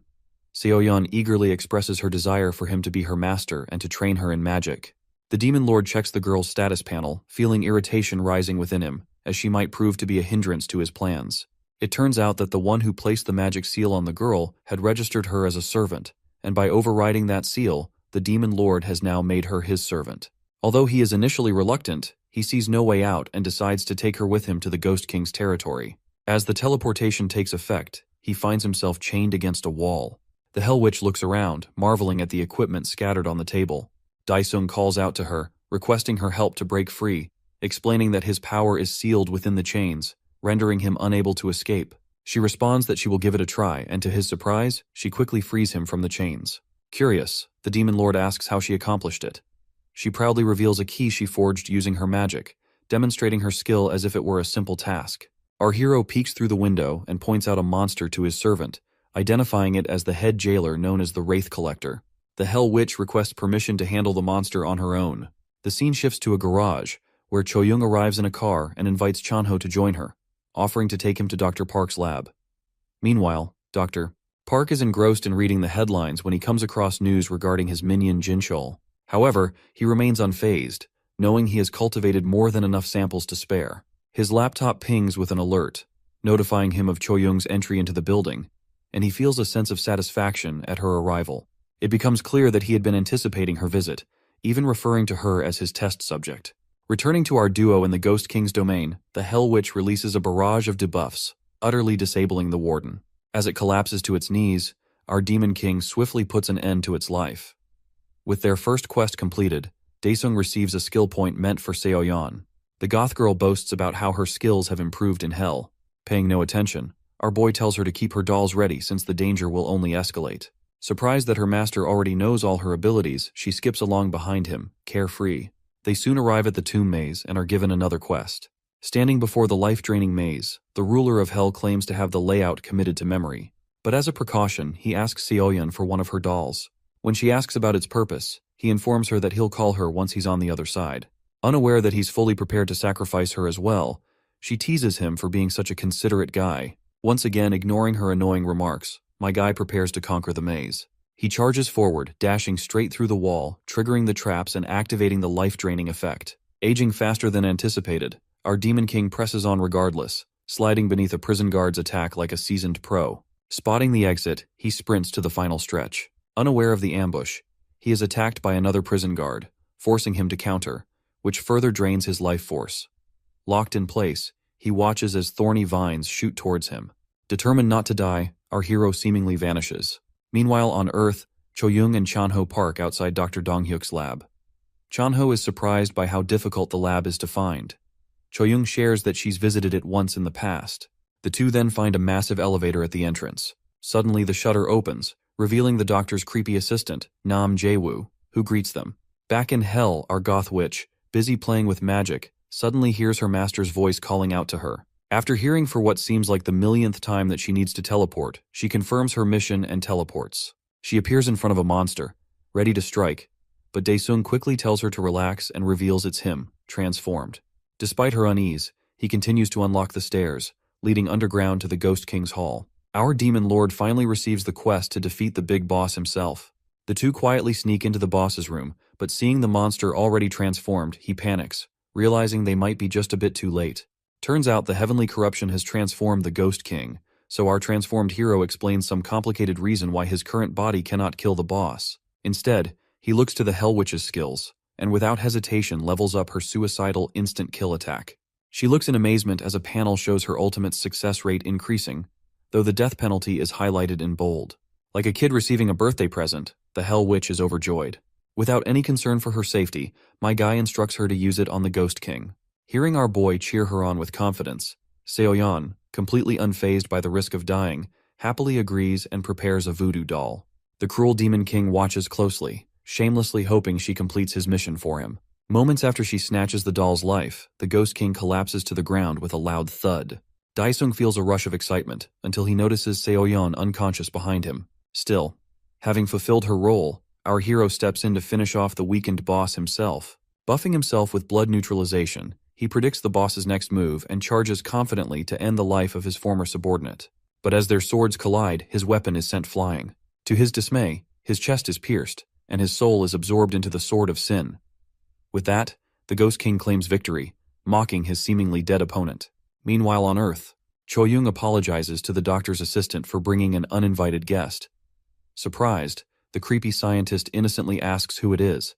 Speeding in on his awesome sports car, the man in question makes his epic entrance. Choyoung introduces Korea's number 5 Hunter and Marvel clan leader. Cho Hanyul humbly expresses his wish to collaborate with Dr. Donghyuk, as both share an expertise in aura engineering. Though Jae-woo inwardly curses the man for disrupting his plans, he keeps his composure and introduces himself to the masked S-ranker. However, Hanyul savagely ignores him and greets Chanho and Choyoung instead. Without wasting time, the Seoul clan lady instructs the creepy assistant to take them straight to the doctor. Believing Choyoung brought Hanyul along as a bodyguard, Jae-woo's desire to mess her up with experiments only intensifies. Leading them to a room in the lab, he instructs them to wait, and leaves. Sensing something off, Chanho remarks how the place doesn't feel like a typical lab. Out of caution, the Marvel clan leader advises his group to wear aura protectors. Choyoung explains that Junyoung had suggested she bring Hanyul for extra security, reminding Chanho that he could have just asked the masked aura engineer for help as well. Suddenly, gas begins seeping into the room. Hanyul's alarm bells ring instantly, recognizing it as a trap. He slams his shoulder into the locked doors, breaking them open with sheer force. The three burst out, only to be confronted by an army of mutated orcs. Without hesitation, Hanyul materializes a violet blade and a flashy aura whip, cutting through the oncoming horde with ease. Worried, Chanho and Choyoung ask why monsters are roaming free, but the clan leader recognizes the sinister nature of the trap. Observing from a screen, the creepy assistant sneers, thrilled to test his enhanced experiments on the hunters now marked by gas. Meanwhile, the ruler of hell lives on inside the Sword of Sins. As new souls enter, the ghouls rush in to devour them, unaware that our boy has regained his original body. With a face more terrifying than the monsters, he declares that they will be the ones devoured instead. Outside, the Ghost King approaches his unconscious slave. Just as he raises his sword to strike her down, the sword takes control of him. He looks on in confusion as the weapon begins to speak, before suddenly turning on him, thrusting into the Ghost King exactly as he had apparently defeated Daesung. Receiving a taste of his own medicine, the Ghost King is banished into his own sword, marking the end of this mission full of plot twists. Daesung scratches his head, irritated at having to fix every little problem in hell. Suddenly, an explosion goes off, revealing his final opponent. Staring directly into his eyes, the weird celestial being possessing the Ghost King asks who he is. Displeased, our Demon King mocks the creature for daring to ask questions after invading his domain. Realizing he stands before the ruler of hell, the light creature launches its attack. Effortlessly evading the attack, our Demon King slices off the celestial being's arm. Watching the torture unfold, the demons eagerly beg their ruler to deliver punishment on their behalf. Hearing him talk to the demons, shocked, the celestial being is unable to comprehend how anyone other than Heaven's Supreme One can communicate with the banished race. Intrigued by the mention of Heaven's Supreme One, our hero's interest peaks. However, their conversation is abruptly cut short as chains suddenly bind the divine creature, which begins to beg for forgiveness for its failure. But Heaven's apostles, cold and indifferent, show no mercy. The weird soap opera confuses my guy, who questions why the chanting apostles are executing their own kind. But they ignore him. Infuriated, he flies in and slices all three with one swing. So the creature stares in horror at someone killing the apostles with such ease. But a few moments later, it cries in pain as blood spews out of its wound. The system announces the completion of the quest. After shedding tears over being abandoned by the Supreme One, the celestial being shrivels up before Daesung's eyes, eventually transforming into an infant. Stunned, our guy silently watches as the baby then turns into an egg. Unsure of what to do next, he picks up the egg, contemplating whether to crack it open. Just then, a panel appears, revealing that the egg will hatch into a demonic beast worthy of serving our Demon King. Intrigued, he immediately begins the hatching process. The egg is engulfed in flames, and a 1-hour countdown appears. Meanwhile, back in the lab on Earth, Chanho questions why Jae-woo would commit such heinous acts. Receiving no reply, Cho-young asserts that Jae-woo has taken over the lab for his inhumane experiments, and likely keeping Dr. Dong-hyuk hostage. Just as they piece things together, one of the experiment subjects spots them. Staring at the grotesque monstrosity, the other two are horrified. Han-yul quickly realizes it's the result of a human-monster fusion experiment. The creature, with its twisted human head drooling, mutters about wanting Cho-young's head instead of its monstrous one. Seizing the opportunity, Cho-young shoots the abomination to distract it, giving the clan leader the perfect opening. With a swift and powerful attack, he blows away the monstrous head. This infuriates the orc guy. When Han-yul tries to attack him again, he pummels him with his giant mace, launching the masked hunter into a wall. Seeing Cho-young fire at him, the orc guy drools at the thought of having her head on his body again. Meanwhile, in the Pantheon, Seo-yeon anxiously keeps watch over Daesung's egg until it finally hatches, revealing a fairy-like creature. The tiny being floats up and asks who its master is. However, Daesung wastes no time and instead presses it for information about its kind, the heavenly beings. To his frustration, the floating pet claims to have no memory of heaven. Annoyed by how useless his prize seems, our Demon King starts reaching for his sword. But Seo-yeon, who has always wanted a pet, pleads with him not to kill it. She quietly urges the little creature to prove its value if it wishes to be spared. Eager to oblige, it summons a celestial store. While Daesung is unimpressed, the Hell Witch puts on the most enthusiastic reaction she can muster. As our bored hero skims through the items displayed on the shelves, a fortune journal grabs his attention. The little creature explains that he can purchase the journal with quest points and gain a glimpse into the future. The system further clarifies that once a week, he can view up to 24 hours ahead. Upon learning this, he quickly hits the buy button. A scroll materializes before him, disclosing information that makes my guy serious all of a sudden. Immediately after, Daesung leaves Hell, telling Seo-yeon to head home. The Hell Witch playfully remarks that he shouldn't abandon his disciple, but he calmly suggests she focus on repairing her doll. As her nagging continues, Daesung turns back with a deadly serious expression, silencing her at once. Back in the lab, although Han-yul seems knocked out, smoke starts puffing from beneath his suit. Revealing a cyberpunk-style design, Korea's number 5 hunter stands up in anger, now forced to play his hidden card. He launches himself toward the orc guy, driving his metal fist into the mutant's face, completely distorting it. Before the orc can retaliate, Han-yul's Iron Man-like suit fires an energy blast from his fist, disintegrating the upper half of the creature. Witnessing this, Chanho remembers the rumors about Han-yul being covered head to toe in aura technology. Exhausted, the Marvel clan leader warns them that his ether cores need recharging. Frustrated, Chanho notes they're falling right into Jae-woo's plan. But this outcome wasn't part of the mad scientist's strategy, as Jae-woo had intended to capture them all alive. Pressed for a solution, he unleashes his most dangerous experiment yet. As Hanyul recharges his equipment, a door ominously creaks open. Emerging from the shadows is Jae-woo's prized creation, a goat man. Watching the vile human-beast hybrid wielding a cleaver, Cho-young prepares to fight it, but Hanyul warns her that it's likely an S-rank monster. The masked hunter and the grotesque goat man lock eyes before our cyberpunk hunter begins the battle. Hanyul's fist nearly strikes the creature's face, but the monster effortlessly dodges. Goatman seizes his wrist, making Hanyul realize it's faster than him. With brute force, the monster hurls him away, tearing off his heavily armored wrist with its sheer strength. Chanho watches in disbelief as Cho-young fearlessly charges at the monster, dagger in hand. As expected, the creature vanishes, teleporting behind her and sending her crashing into a wall. Luckily, the Marvel clan leader's aura protector activates just in time to save her. Refusing to go down easily, the S-rank hunter seizes the distraction to charge an energy beam with his remaining hand. Unfortunately, the goatman leaps from wall to wall like a ninja, slicing through his remaining hand before forcefully stomping Korea's number 5 hunter into the ground. This enrages our boy Chanho, who commands the grotesque goatman to halt its assault. Goatman teleports right into Chanho's face, laughing at what it perceives as a weakling trying to act brave. Putting on a strong front, Chanho boasts that he knows someone who would easily slaughter the ugly creature. Unfazed, the goatman brings its cleaver down on him, only to have the blow intercepted by an amorphous shadow. To everyone's astonishment, the figure that emerges from the shadow is our boy Dae-sung. While he jokes with Chanho about whether he's still alive, the goatman attempts to finish off Cho-young. However, our demon lord sends forth another shadow to block the monster's lethal strike. Drawing the goatman's attention, our hero tests out his new stealth skill, rendering himself invisible. The bewildered goat looks around in a panic before unleashing a deafening howl to locate him through sound. Dae-sung finds it impressive how the goat behaves more like a bat. Meanwhile, from his control room, Jae-woo grows frustrated at the sight of such a significant threat to his plans. As a last resort, he presses the large red forbidden button to unleash his chimeras. The lab system announces that it will self-destruct in half an hour after releasing the poisonous chimeras.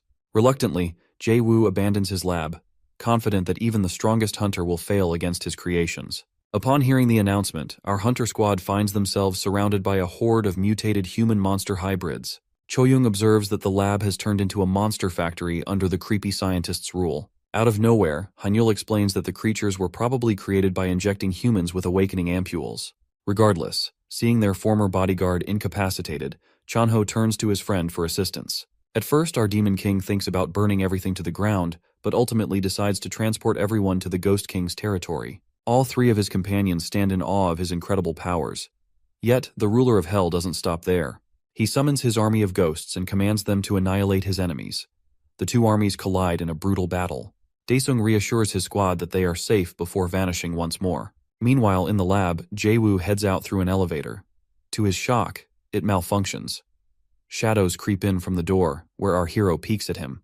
The mad scientist is left paralyzed, staring at his arch-nemesis standing directly before him. Like a true madman, Jae-woo begins grinning and invites our demon lord to end his life. Grabbing him by the collar, my guy demands to know his motivations behind the mutant experiments.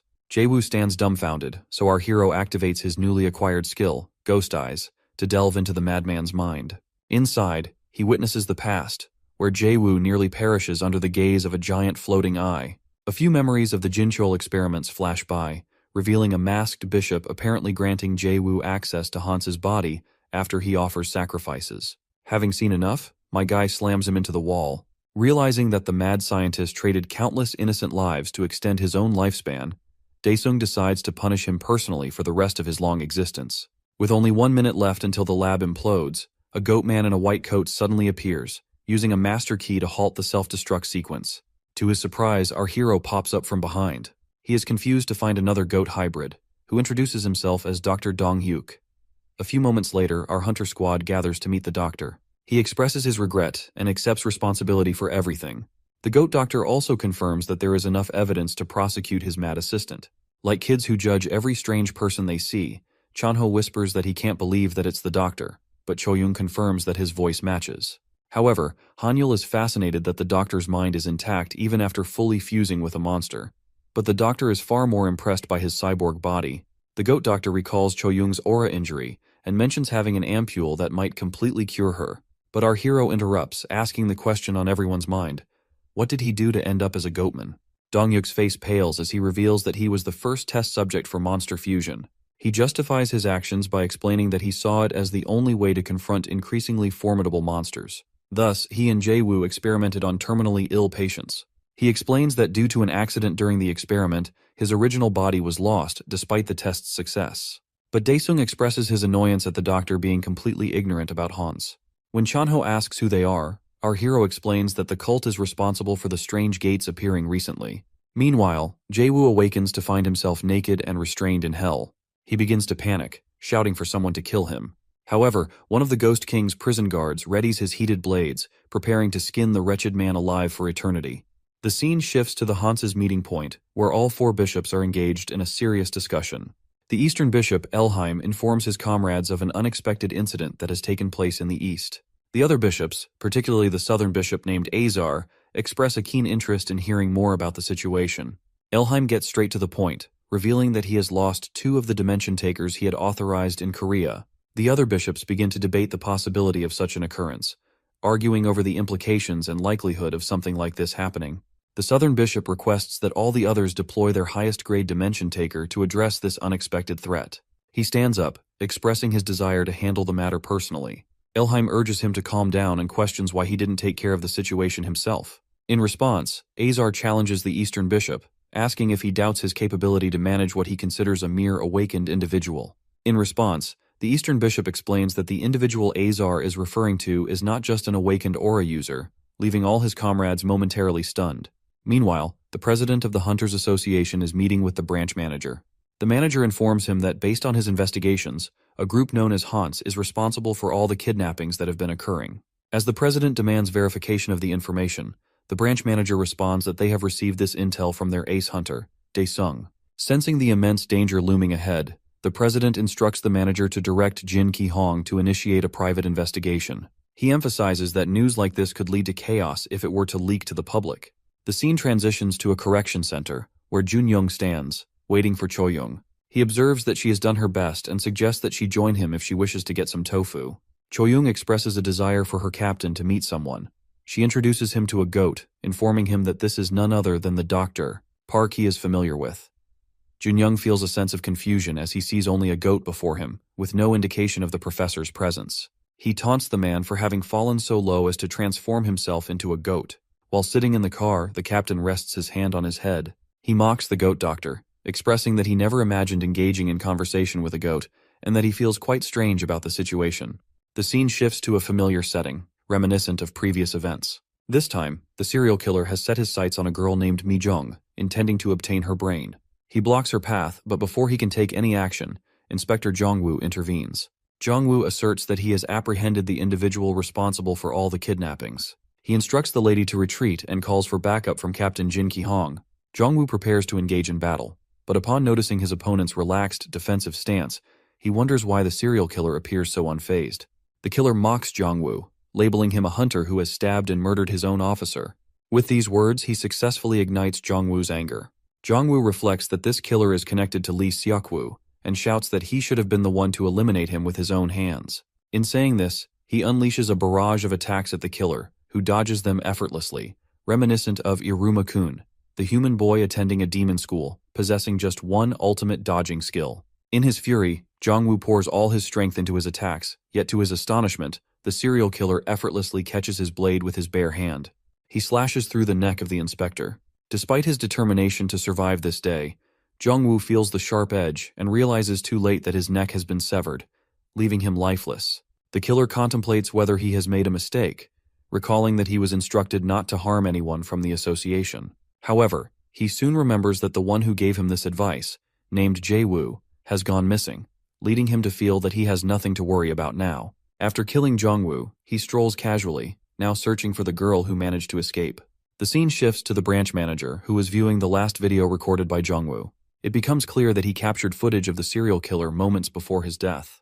He inquires if Ki-hong has uncovered the true identity of the killer. Ki-hong informs the manager with the details, revealing that the man is named Chong-sik and is classified as a D-rank adventurer. He further adds that Chong-sik, along with Jin-chol and others, has joined a secret organization known as the Haunts. The manager then inquires about Jae-woo. Ki-hong informs him that according to what Chanho relayed, the man has died at the research facility. The manager, enraged by this haunt situation, instructs Ki-hong to update all the S-rankers and deploy them to eliminate this organization. The scene shifts to Daesung's building, where Dongchul has returned to see Chanho once again. He cuts straight to the point, revealing that he is there seeking donations. He explains his intention to create a residence aimed at providing better living conditions for the children under his care. In exchange for the funds, he guarantees his full cooperation in all matters. Dongchul shakes Chanho's hand, wondering if his proposal has been accepted so easily.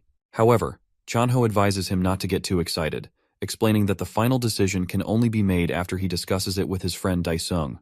The scene transitions to the Hope Orphanage, where Dongchul calls the sister to share all his plans with her. He mentions that he has reached out to Daesung's clan to secure funding.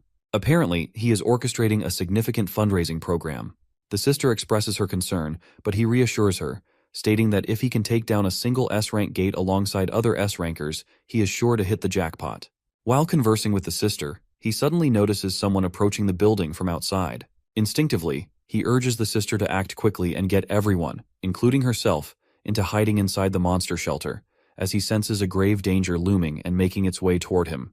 The urgency in his expressions leaves no room for hesitation, highlighting the seriousness of the situation. As he steps outside, he finds a blonde-haired, muscular guy calmly walking toward him. Dongchul doesn't waste a second. He immediately initiates a high jump attack from above. However, the gym guy effortlessly defends himself, fully aware of Dongchul's status as an S-ranker and prepared for the confrontation. Dongchul feels a surge of anxiety as his attack is easily warded off. He gathers his courage and reminds himself that he needs to push harder and sweat a bit more to prove himself. However, the muscular guy retaliates by attacking Dongchul from a distance, creating a sense of discomfort for him, as he realizes that his opponent is adept at ranged combat. A strange, ominous fog begins to surround the house as the woman approaches the building. As the fog seeps into the house, Seoyeon starts feeling drowsy and eventually passes out. While she lies on the ground helplessly, her voodoo doll suddenly comes to life. The woman punches the access code to the door and enters the house. She materializes a staff in her hand, then declares the house as the altar of the dead. As she goes into the living room, she is shocked to see the ugly-looking doll that's holding a knife. Feeling a bit nervous, she asks what such an ugly-looking doll is there. Like a scene straight out of a Chucky movie, the doll starts licking the knife creepily. In order to get rid of the foul doll, the intruder casts a spell on it, causing it to burn. However, the deranged doll runs straight for her despite being engulfed in scorching flames. The woman puts up a barrier around herself as the doll closes the gap between them. The Daesung toy starts to smash the barrier with its blade and vows to slice the intruder like minced meat. With each knife strike, the shield begins to crack slowly.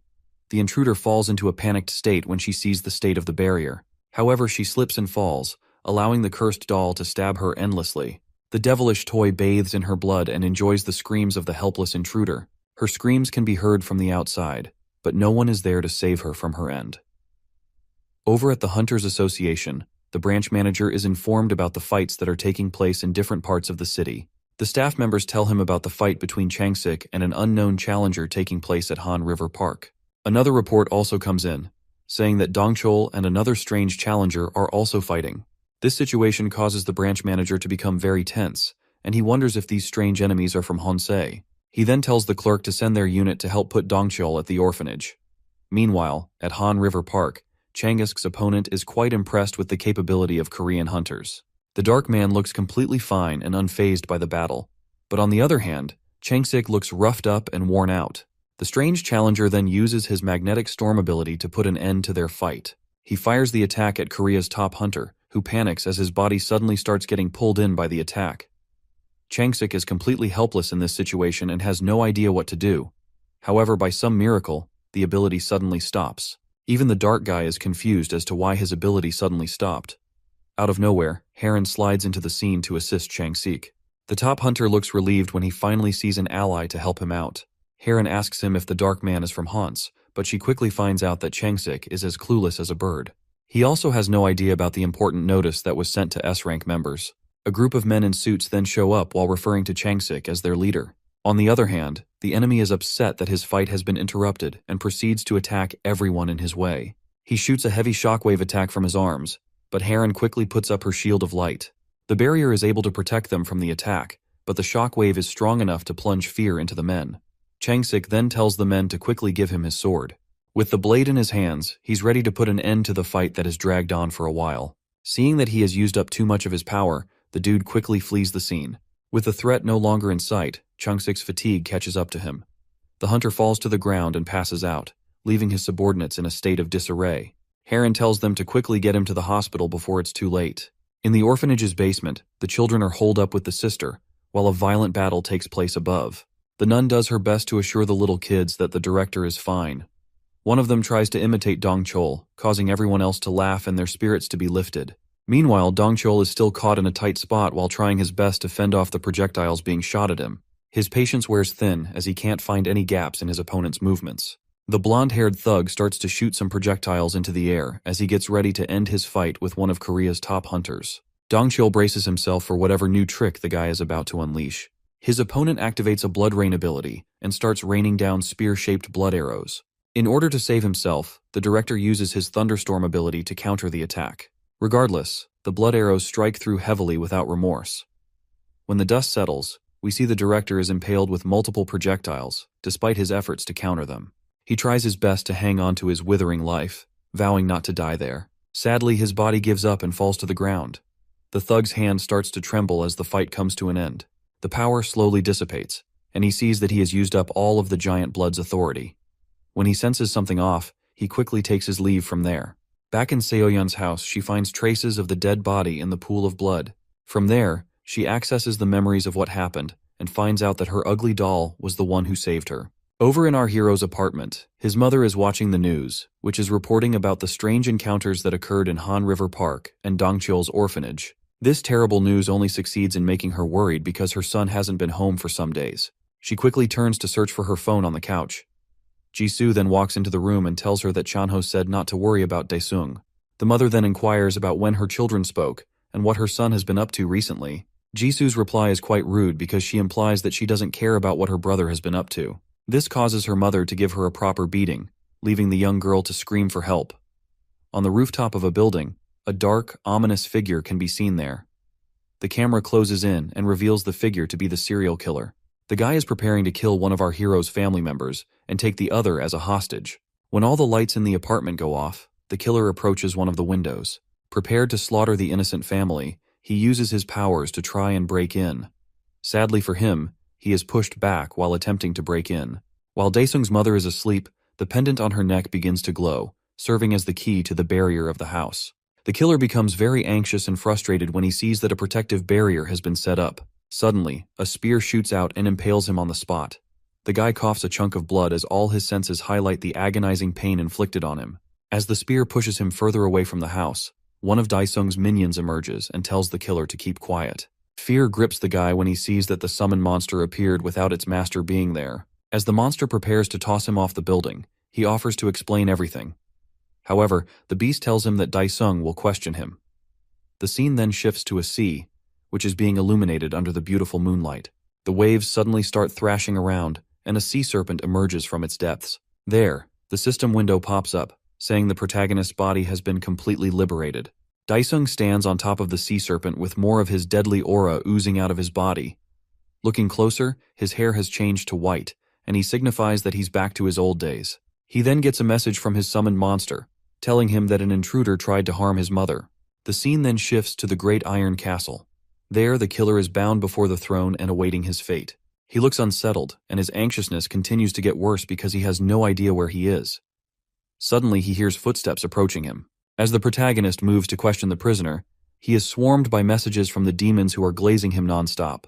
He then promises to take them out when the time is right. After that, he calls the attention of the terrified prisoner and demands to know who his master is. Over at the Hansi Southern Altar, Elheim is with the two thugs who attacked both Changsik and Dongcheol. He asks them about the progress on their targets. The blonde-haired guy tells him that he successfully eliminated Dongcheol, but the dark guy says he was unable to finish off his target. The guy tries to explain that Changsik would have been surely killed if there was no interference. The bishop then informs them about the death of someone named Guzman. He also says that another person known as Sagat has gone missing. While the two guys discuss the shocking news, the bishop's body suddenly transforms into an ugly being with a large head. He then offers to grant the two guys the authority of an apostle and orders them to kill Daesung immediately. At a university hospital, two men are guarding the door to the room where their leader is recovering. Changsik finally manages to wake up, despite the agonizing pain. As soon as the people around him notice, they send someone to inform the doctor and chairman of the association. The top hunter struggles with a banging headache as he tries to figure out where he is. The lady beside him tells him that he was in shock due to aura depletion. He struggles to sit up on the bed, but the lady tells him not to move around yet. When he manages to sit up, he asks one of the men where Heron is. The guy tells him that Heron went off to Dongcheol. The worker's subordinate calls him out for informing their leader about Dongcheol. Of course, this only makes Changsik more concerned. The hunter then asks the men if something happened to the director. The men look very grim and struggle to tell their leader what happened. One of them then tells Changsik that Dongcheol's life is in danger after his battle with the unknown attacker. Due to this, Heron rushed over to see if anything could be done to help. As Changsik hears this news, the despair in his eyes becomes very vivid. He forces himself out of bed to go see where his friend is receiving treatment. However, the lady tells him to stop moving because he still needs to recover. Yet, the hunter remains adamant and demands to be told where the director is receiving treatment. Over in Dongcheol's ward, Heron's voice can be heard repeatedly trying to heal whatever wounds he has. Ki-hong tells her that she can stop because all of the director's external wounds have already been healed. On the other hand, Heron's expression is full of fear and despair. She holds onto the director's hands and refuses to accept the fact that he could be dying. The door of the room swings open, and Changsik walks in to see the dire situation of his dear friend. Dongcheol lies unconscious on the bed, and all of Heron's efforts aren't doing anything to help. Ki-hong assures Changsik that the director isn't dead, but the old man is in a coma and brain dead. Korea's top hunter blames Hans for all this mess and wants to know who exactly they are. Ki-hong tells him that the association is doing its best to track down the guys who attacked them. His phone suddenly starts buzzing loudly, and when he picks it up, he is informed about the appearance of an S-rank gate. Harin and Changsik's expressions become very anxious when they hear the words, S-rank gate.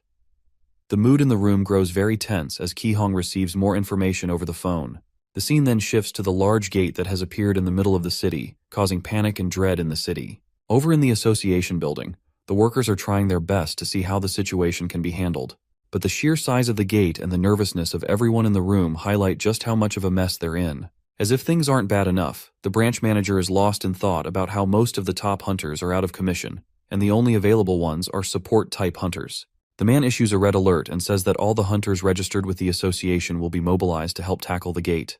The workers quickly start making calls and contacting every single hunter that they can find at the moment. Lost in thought and fear, the branch manager stares into the void, hoping that they can contain the mess before it gets out of hand.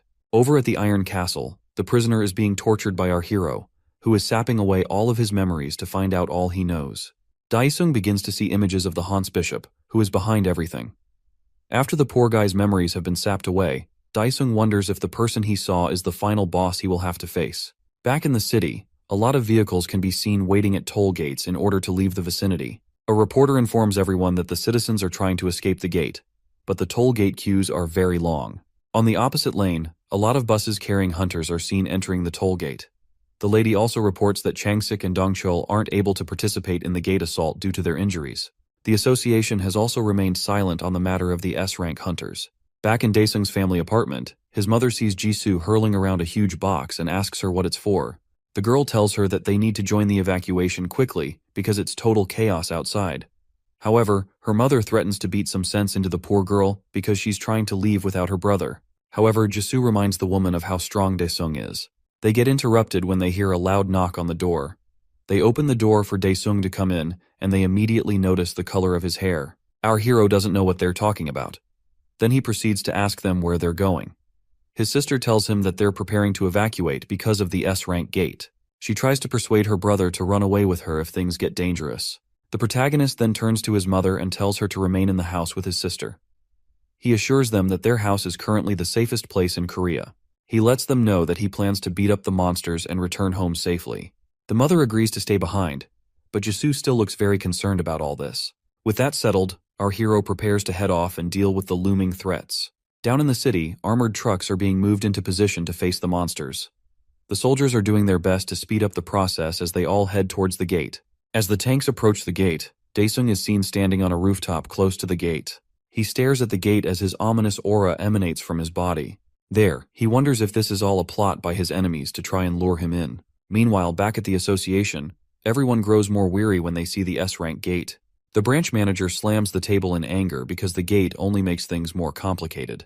The female clerk then tells him that the Daesung clan has requested exclusive access to the S-rank gate. The excitement he gets from this news is so much that he doesn't even know when he yells out with joy. He quickly calms himself down and apologizes for being too excited. With the Daesung clan taking over the gate, he orders the rest of the troops to stand by as support. He tells the clerk to spread the news quickly to the others. While the tanks continue to move towards the gate, other hunters are assembled by the streets and are planning their battle formations. The long-range attackers are asked to move to the rear, while defense forces will wait up front. Among the hunters, some are nervous about the whole situation and feel they'll be used as cannon fodder. Suddenly, they all get an emergency notice on their phones, informing them about the Daesung clan attacking the S-rank gate. The air starts vibrating, and they hear a loud noise as Daesung's summoned dragon flies past them.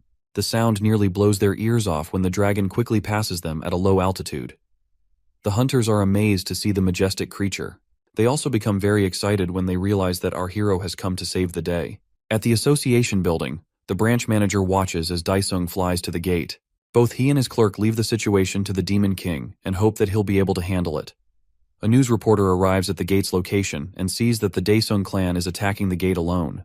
They quickly get ready to broadcast the big news to everyone else. Meanwhile, Daesung flies straight into the gate and arrives in a very cold region. While looking like he obtained Ultra Instinct with his white hair, he highlights how freaking cold the whole place is. Before he has time to check the area, the Hans lackey, who attacked Changsik earlier, tries to shoot him out of the sky. The guy musters all the strength he has to bring down the Demon King. However, Daesung counters his attack with his dragon's breath. The blue flames fly down to hit the dude, who tries to push them back with his magnetic storm. Being too weak, the Dark Man is unable to push back the flames, leaving it to cause an explosion on the point of impact. Daesung sees that his enemy is trying to run away behind the smoke, so he dives down to give chase to the guy. The enemy hunter attacks the hero with blood spears and tries to put him in the same situation as Dongcheol. Daesung whips out his sword and blows the spears away with his fire. After that, he slams down on the enemy's hiding spot. With a menacing and deadly look, he tells the guy to come out of hiding. The Dark Man reveals himself, and the two men face each other as the blizzard blows violently. The guy tells Daesung that he's way too overpowered to be considered a hunter. On the other hand, the protagonist is tired of the idle chatter and wants him to wrap it up quickly. The enemy activates the skill, Titan's Advent, most likely given to him by the bishop. This causes his muscles and body to grow massively and rip through his clothing. When the transformation is complete, he looks like someone who should be in a wrestling ring. Despite his massive looks, Daesung doesn't see much of a change in his powers. With his new powers, the dark guy prepares to give our hero a whole lot more than he can take. He conjures a huge meteorite aimed straight at Daesung, but the protagonist sees his tricks as child's play. Daesung unleashes more of his magic power and increases the dominating aura he is already emitting. His enemy is shocked to see such an amount of power and has no idea how someone can be so strong. The second Hans lackey pops up behind our hero and implies that Daesung's skill has a weakness to it. Despite his sneaky tactics, the protagonist already sees him. He tells the blonde guy not to be in a hurry to die, leaving the guy to wonder if he already knew about his presence from the start. As the meteorite closes in on him, Daesung uses his wrath ability to cleave the huge rock into two. In the process, the Dark Man gets sliced up as well, and he meets his bitter end. The Demon King easily takes care of the guy without breaking a sweat. As the blonde-haired man watches this, fear starts to grip his whole body. He admits that Elheim isn't even capable of such feats. Before he can even activate his own power, Daesung quickly grabs his neck and begins to fry his brain with his thunder abilities. With a stern look, he asks the guy about the eyes of the bishop he saw earlier. Suddenly, one of the eyes appears beside him. Then more of them start showing up out of nowhere. Daesung becomes very excited when he notices the presence of the eyes. He then tosses the blonde guy to the side and no longer has use for the hopeless dude. The eyes of the bishop see that Daesung's power is different from that of the awakened, so he decides to test his strength. But before that, he uses a petrification skill on his lackey to turn the poor dude to stone. The guy begs for his meager life, but he is quickly turned into a block of cement. After that, our hero asks if it's his turn to have some fun now. He conjures up a huge flame ball and demands for the bishop to reveal his true body. He attacks the eyes with his flames, blowing them up one by one. In the process, the petrified guy gets shattered during the fight. As the battle fog clears up, our hero is sure that the enemy hasn't been defeated yet.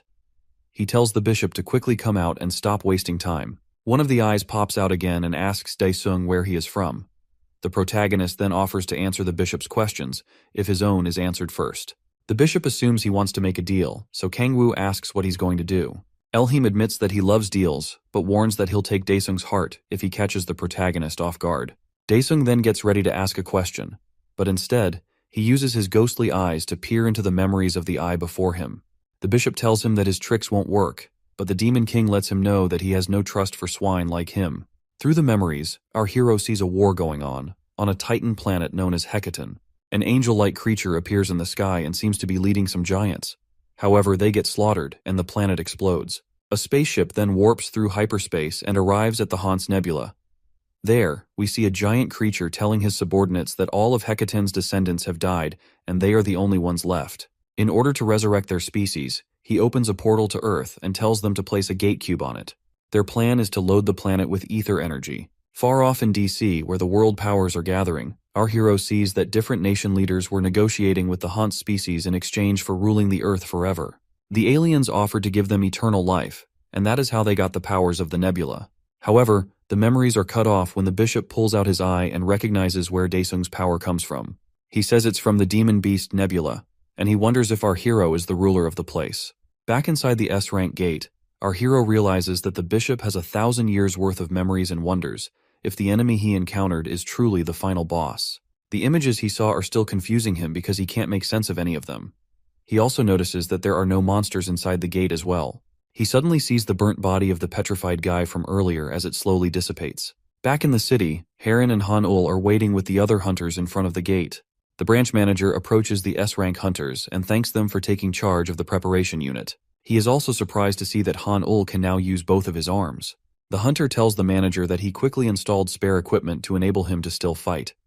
Heron then asks how long Daesung has been in the gate, and the manager tells her that it's been about 3 hours. He hopes that our hero will return safely, even though there's a possibility of a second assault if he fails. He gets interrupted by the freakish Seoyeon, who says that it's rude for him to imply that her master will fail. Seoyeon wonders if they've forgotten just how strong her master is. Heron, who is vividly irritated by the brat's presence, asks what she's doing there. Daesung's obsessed lover then tells them that the Hans assassins also came to her house. Harin and Han-ul are shocked beyond words when they hear this. The branch manager asks the Fortress Clan hunter what happened to the assassins. Seoyeon then tells them that the assassin died at the hands of her doll. She says that she made a special doll that surpassed her regular cursed doll, but it lost all its power after fighting the assassin. In order to bring the doll back to life, she says she'll make Daesung stronger. Meanwhile, the other hunters notice that the gate has been cleared when they see the color changing. The branch manager along with the S-rank hunters are completely baffled and short of words when they see this. Inside the gate, Daesung holds 2 crystals in his hands. The system window pops out, telling him that he has obtained the great meteorite power and 2 ether cores capable of creating an S-grade awakener. However, he only thinks about how much money these 2 crystals will fetch him. After giving it more thought, he decides to test it. Later on, the hunters in front of the gate start calling out his name when they see the Demon King riding out of the gate on his majestic dragon. The whole crowd goes wild and starts cheering him on. Seoyeon waves over to him and tries to get his attention. Daesung looks down at all his loving fans but doesn't look impressed by all the cheering. The hunters stand by the side as he lands, and they wonder how strong he is to be able to clear an S-rank gate by himself. Our hero walks over to the branch manager who addresses him. On behalf of the association, the manager thanks him for his hard work. The other hunters thank him as well and continue to cheer him on, despite the fact that he looks sick of them. He starts feeling embarrassed because of all the attention he's receiving. As if he's not dealing with enough, Seoyeon creepily walks up to him and asks about the kind of monsters he found in the gate. Harin and Han-ul also look at him, waiting for his answer, but he tells them that there are no monsters inside. The branch manager is baffled by this information and asks how such a thing is possible. However, the protagonist tells him that he met 3 people inside, one with blue eyes, one with black, and the last one with white eyes. Harin quickly realizes that the one with black was the one who attacked Changsik, and the white one must be the one who fought with Dongchul. Still, the branch manager finds it completely ridiculous that not a single monster was found inside an S-rank gate. He then says that the association will conduct further investigations inside the gate. Han-ul recognizes the attackers as the ones who attacked his subordinates, but he has no idea who the one with blue eyes is. With a stern look, Heron asks our hero what happened to the people he encountered. Daesung tells her that he killed 2 of them, but the one with blue eyes ran away. He tells the manager that the one who got away seems to be the boss among the assassins, but the real mastermind is someone else. He also feels he needs some time to organize his own information. Seoyeon gets in his face again and asks him if he got anything from inside the gate. The rest of the guys are also eager to know if he got any spoils from inside the gate. Daesung quickly brushes it aside by faking a headache and saying that he has used up too much of his energy. He then tells them to ask Chanho for more details about the matter. He quickly disappears from the scene before his crazy student can ask him for the favor she wants. Sadly, everyone else is left with unanswered questions and no clue how to get the information they need. Later on, reports on news channels start flying around about how our hero cleared the S-rank gate by himself. This news helps to boost the image of Korea and also makes major changes in its ranking on the world chart. Over in Youngchil's room, the streamer is celebrating this big achievement and refers to Daesung as the strongest hunter on Earth. He introduces himself to his subscribers as the leader of Han Daesung's fan cafe and tells them that he has been following the protagonist since the Gangnam Gate incident. He brings up a world map to explain why Daesung's feat is such a huge achievement. Despite the fact that a lot of countries have been able to clear an S-rank gate, this is the first time that a single individual has been able to do so. He tells his subscribers that our hero should be ranked as the #1 hunter in the world. However, his subscribers think otherwise, considering that the gate had no monsters inside. This pisses off Youngchil, and he starts screaming at his screen like a deranged lunatic. He decides to call up An Daesung and ask about the situation at the S-rank gate.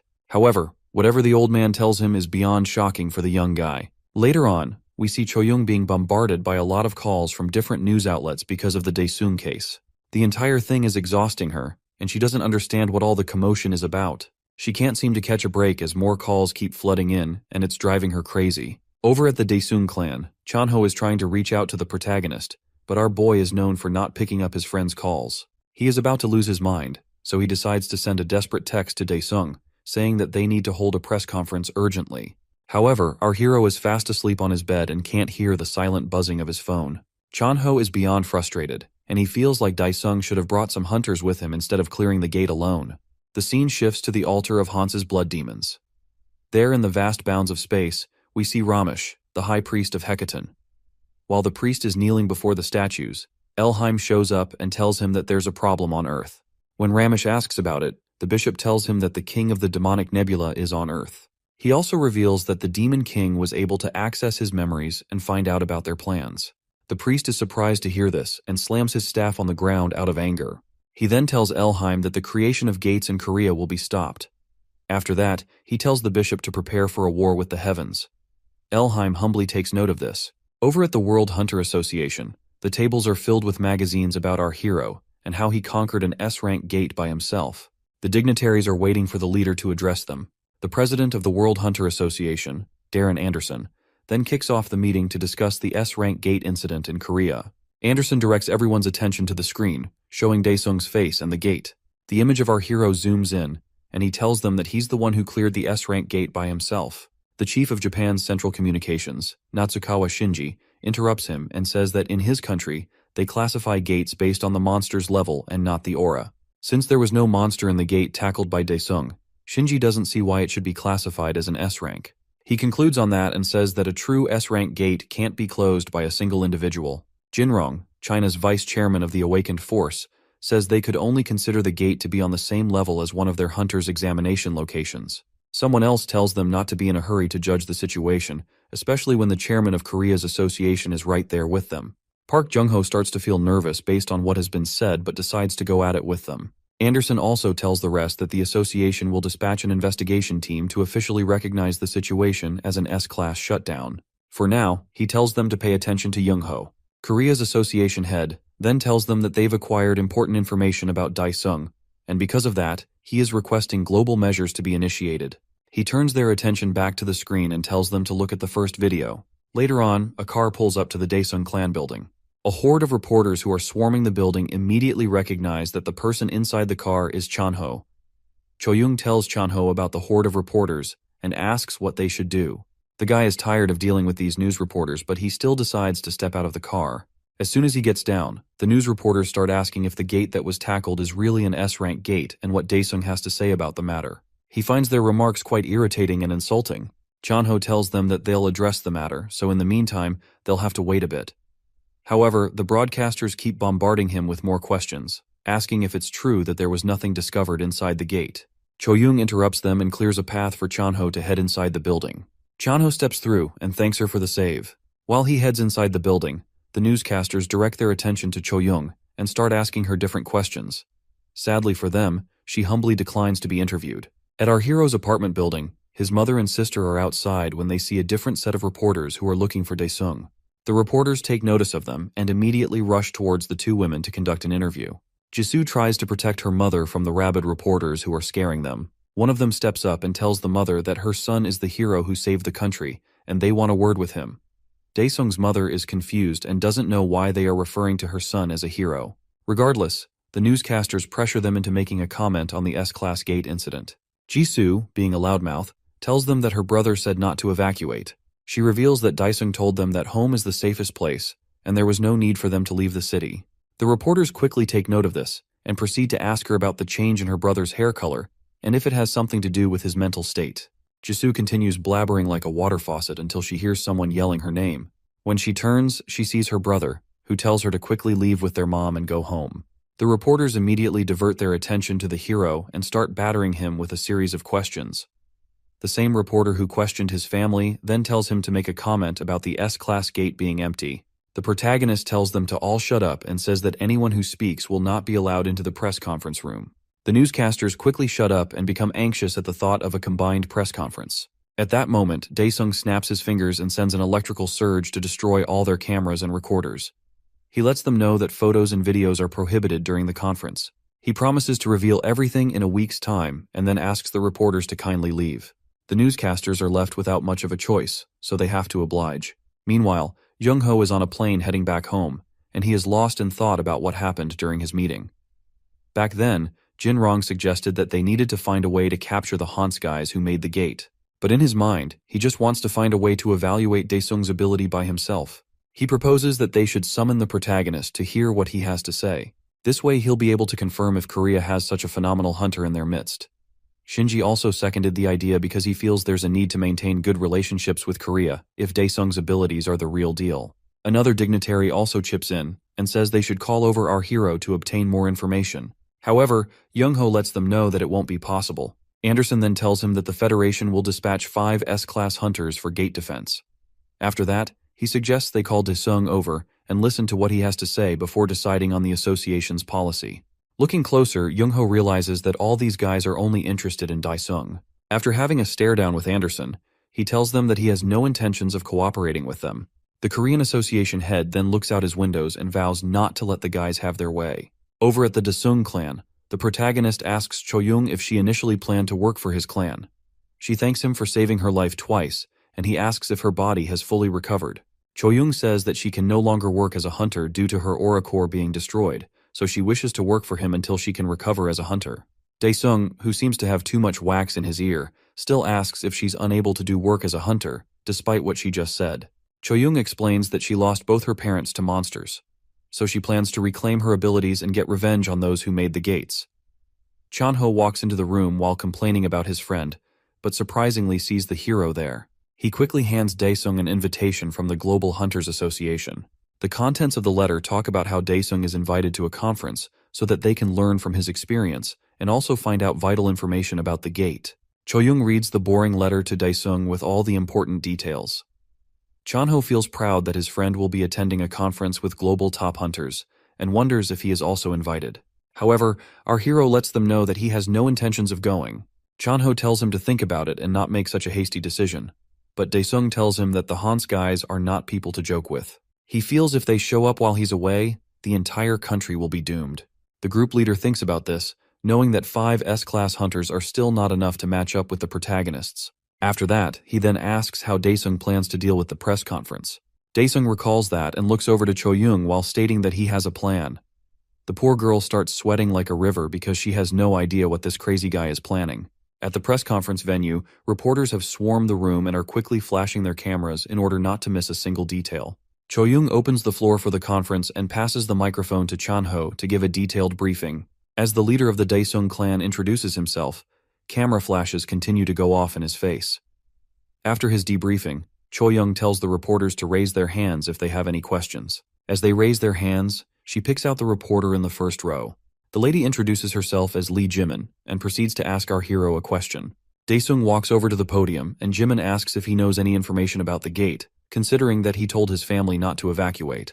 He tells her that he had no prior knowledge of the gate, but boasts about being powerful enough to stop any gate that appears. The reporters are all intrigued by this, but Chanho is afraid that his friend doesn't know how to choose his words wisely. A second reporter is picked out, and the guy wants to know the kind of enemy that Daesung fought at the gate since it was said to have no monsters. The protagonist tells the guy that he fought against a very strong eye, but the reporter is confused by his words. Daesung quickly rephrases and says he fought the enemy in the snow. Chanho takes the microphone and tells the reporter that the identity of the enemy is still confidential, so he'll have to wait for the association's announcement. However, this reporter is very persistent. He then asks if there's any loot to prove that the gate wasn't truly empty. Daesung puts his hand inside a dimensional pocket and decides to show all of them what he got inside the gate. He brings out the crystal and tells them that it's an S-class awakening core. The reporters lose their minds after hearing him and start scrambling to publish such big news. Seo-young, who's also watching the conference from her home, is surprised by how massive the core is. Changsik, along with the other S-rank hunters, are also baffled to see the awakening core. Heron states that it's her first time seeing the item. The scene pans over to Young-ho and the branch manager, who are short of words while watching the press conference as well. Young-chil is also excited to hear this because he gets to mock those who said that the gate was empty. Daesung holds the crystal in Choyoung's direction, who nervously looks at it and wonders why the vice leader is pointing it at her. Our hero then offers her a chance to return as a hunter. He tells the room that he will be testing out the core immediately. Choyoung then realizes that the main aim of the press conference is to use her as a lab rat. He reveals to her that he told Junyoung that he would fix her and have her work for him. Choyoung's hands are shaking nervously, but she quickly accepts the opportunity and vows to repay the favor. As she accepts the crystal, a blinding light fills the room, causing the reporters to shield their eyes. The system window appears and asks if the Demon King would like to register Choyoung as his servant. He accepts the request, and the crystal fully integrates itself into Choyoung's body. After the process, she starts to feel the aura back in her body, although it's a bit different from what she previously used. The reporters are filled with confusion and amazement when they see that the awakening is real. They start trying to measure it and figure out how much one of the crystals will cost. Chanho nervously looks over at Choyoung, who has been rebirthed as an S-class hunter. He wonders if this is a step forward in making the Daesung clan the strongest in the world. Over at the hospital, Dongchul's door is filled with sticker notes from the orphanage kids who are hoping that he will wake up soon. Inside the ward, the kids are begging him to wake up. The sister tries to calm them down and stop them from crying. The door suddenly opens, and she sees Daesung walk into the room. The kids quickly recognize our hero and wonder what he's doing there. It seems the hospital forgot its policies because the swarm of reporters followed the protagonist into the ward. There, he offers Dongchul something greater than the 400 billion he requested before going into a coma. The newscasters are eager to see what will happen. Changsik and Heron walk into the room, and Heron tells the reporters to get out of her way. They both walk up to Daesung, who is holding up the crystal at Dongchul's bed. The two hunters are overwhelmed by the immense power of the crystal, and they wonder if their friend is going to come back to life. Our hero then declares to show them the revival of an S-class hunter. At Seoyeon's apartment, she is trying her best to revive her creepy doll, but things aren't going well.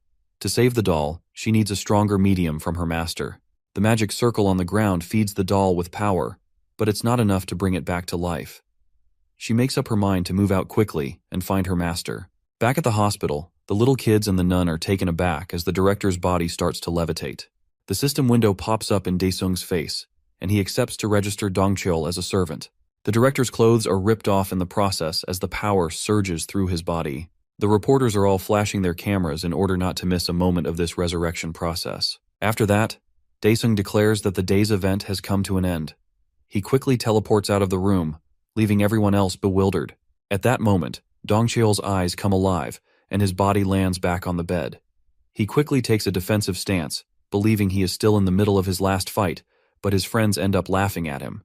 The director wonders how he's not yet dead, and they tell him that he has come back to life. He admits that he feels some changes after being reawakened as an S-class hunter. He then proceeds to the more important matter by asking why he's suddenly naked. At Daesung's family apartment, his family is shocked to see Seoyeon at their door. The Fortress Clan kid came to see her master, and she brought a lot of gifts with her. However, our hero's mother tells her that her son has gone off to work. Jisoo looks down at the shopping bags and tells her mom that they're filled with expensive shoes. Her mother feels the gifts are too much, but Seoyeon lets her know that it's a token of gratitude since her son saved her from the illness she had. In the process, the Fortress kid refers to her as godmother, shocking the woman with her statement. On the other hand, Jisoo is helping herself through the bags, and she brings out a limited edition pair of sneakers. She tells Seoyeon how much she really likes it, and even starts referring to the creepy kid as her sister. After that, Seoyeon decides to ask her master's sister for a favor. Jisoo is confused and ends up misinterpreting the situation, but Seoyeon explains that it's not what she thinks. The creepy servant then tells her master's sister that she needs a medium from Daesung that has a lot of concentrated demonic energy. She also says that the medium is something that is usually in the men's room, further putting the wrong kind of thoughts in Jisoo's head. Our hero's sister quickly declines and tells the girl to ask for a different favor. Seoyeon stops her for a moment and tells her to look at a piece of paper before making any hasty decisions. As soon as Jisoo sees the paper, she realizes that it's a ticket to a pop concert that can't be easily acquired. At this moment, Jisoo is struggling between being a good sister and being a loyal fangirl. Seoyeon further entices her by saying that her favorite member, JK, is a member of her fortress clan. For the kid to go this far, Daesung's sister sees how desperately she wants the medium. With no choice, Jisoo accepts her request in return for getting the ticket to the concert. The two girls start to let out tears of joy as both their dreams will soon come true. Seoyeon assures the spirit of her ugly doll that he can be resurrected and awakened. At the Daesung clan headquarters, Dongchul and Choyoung are sparring in the training room and showing off their newly awakened abilities. The two S-class hunters are going at it with everything they have, and it's a spectacle to watch such a heated fight. Chano is impressed by the incredible results and asks Daesung if there's any awakening core left for him to use. However, our hero reminds the guy that he is meant to work in the office and not out in the field. While watching the two reawakened hunters, the group leader remarks that the Daesung clan is now the top clan in Korea with these two hunters as their members. Regardless, Daesung feels their skills are not enough to take on the Hans group. The group leader is still going off about how he won't be able to show off his awakened abilities because there haven't been any gates recently. While watching the hunters train, Daesung thinks about leveling up himself as well. He gets back to his family home, and they welcome him. He wonders why his sister is being so nice, and even says that her eyes resemble those of the monsters in the gate. Jisoo gets repulsed by his remarks and angrily walks off.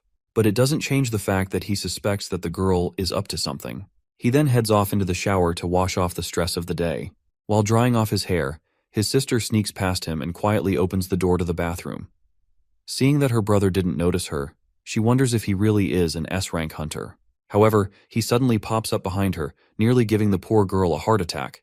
She screams in fear, and Daesung asks her why she's going into that bathroom when she clearly has one in her room. Jisoo then lies by saying that she was asked to clean the house by their mother.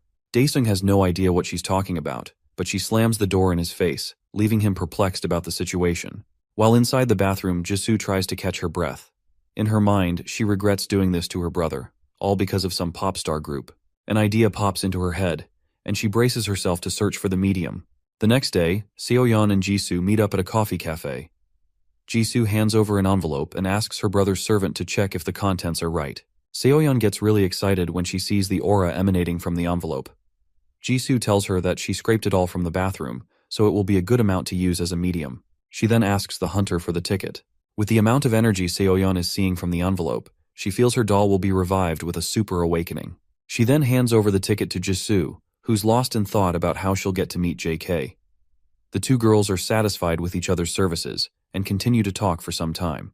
Moments later, Seoyeon heads back home and begins the process of resurrecting her Chucky doll. She invokes the name of the demon god and asks the being to bless her toy with his powers. Meanwhile, the protagonist starts to sense something creepy while hanging out with Chanho. After some time, the doll is imbued with a lot of demonic power, and its eyes finally come alive once more. Seoyeon looks at her precious doll and is glad to see that it is back.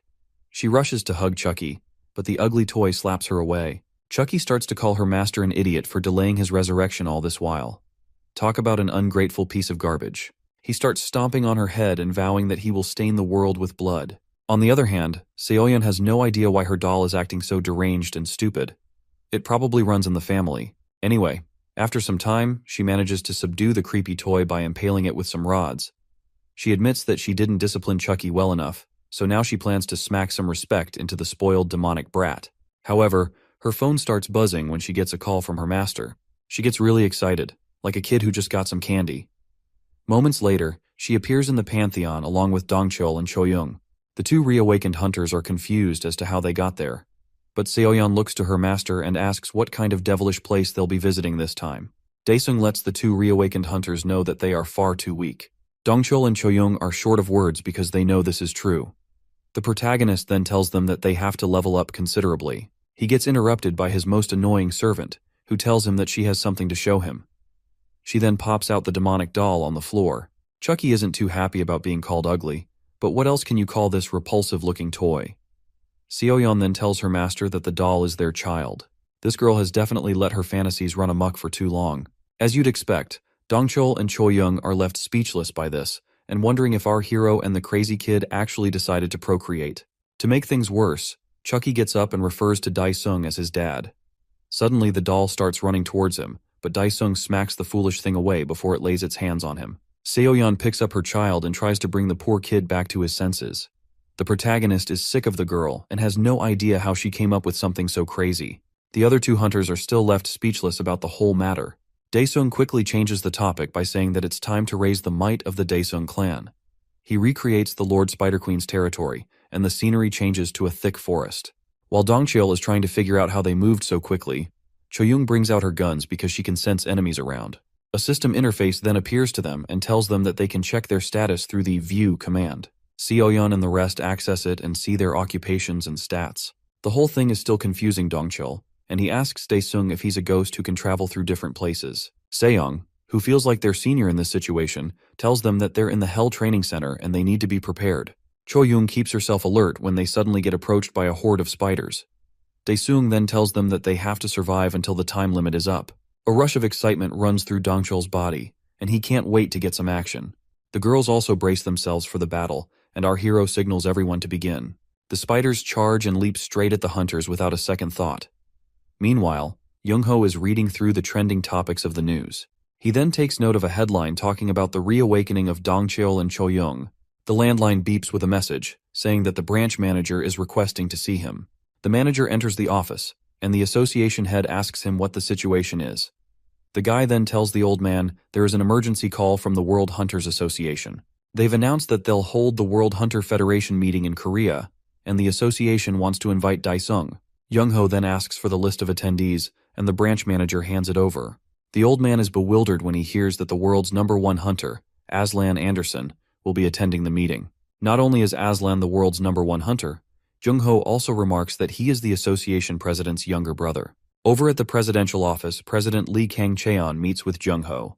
While sipping a cup of tea, Jung-ho reminds Kang-cheon that it's been a while since they dissolved their clan. Kang-cheon tells the old man that being the president is way better than his post as the association's chairman. After the two men catch up, Jung-ho decides to go straight to the point. He tells the president about the letter stating that the World Hunter Federation will be held in Korea. Kang-cheon is surprised to hear that such an event is being held in the country with no conditions. However, his old friend tells him that they have to be quiet about the Hans group in the meantime. He reminds the president how a gate is like a gold mine for the nation.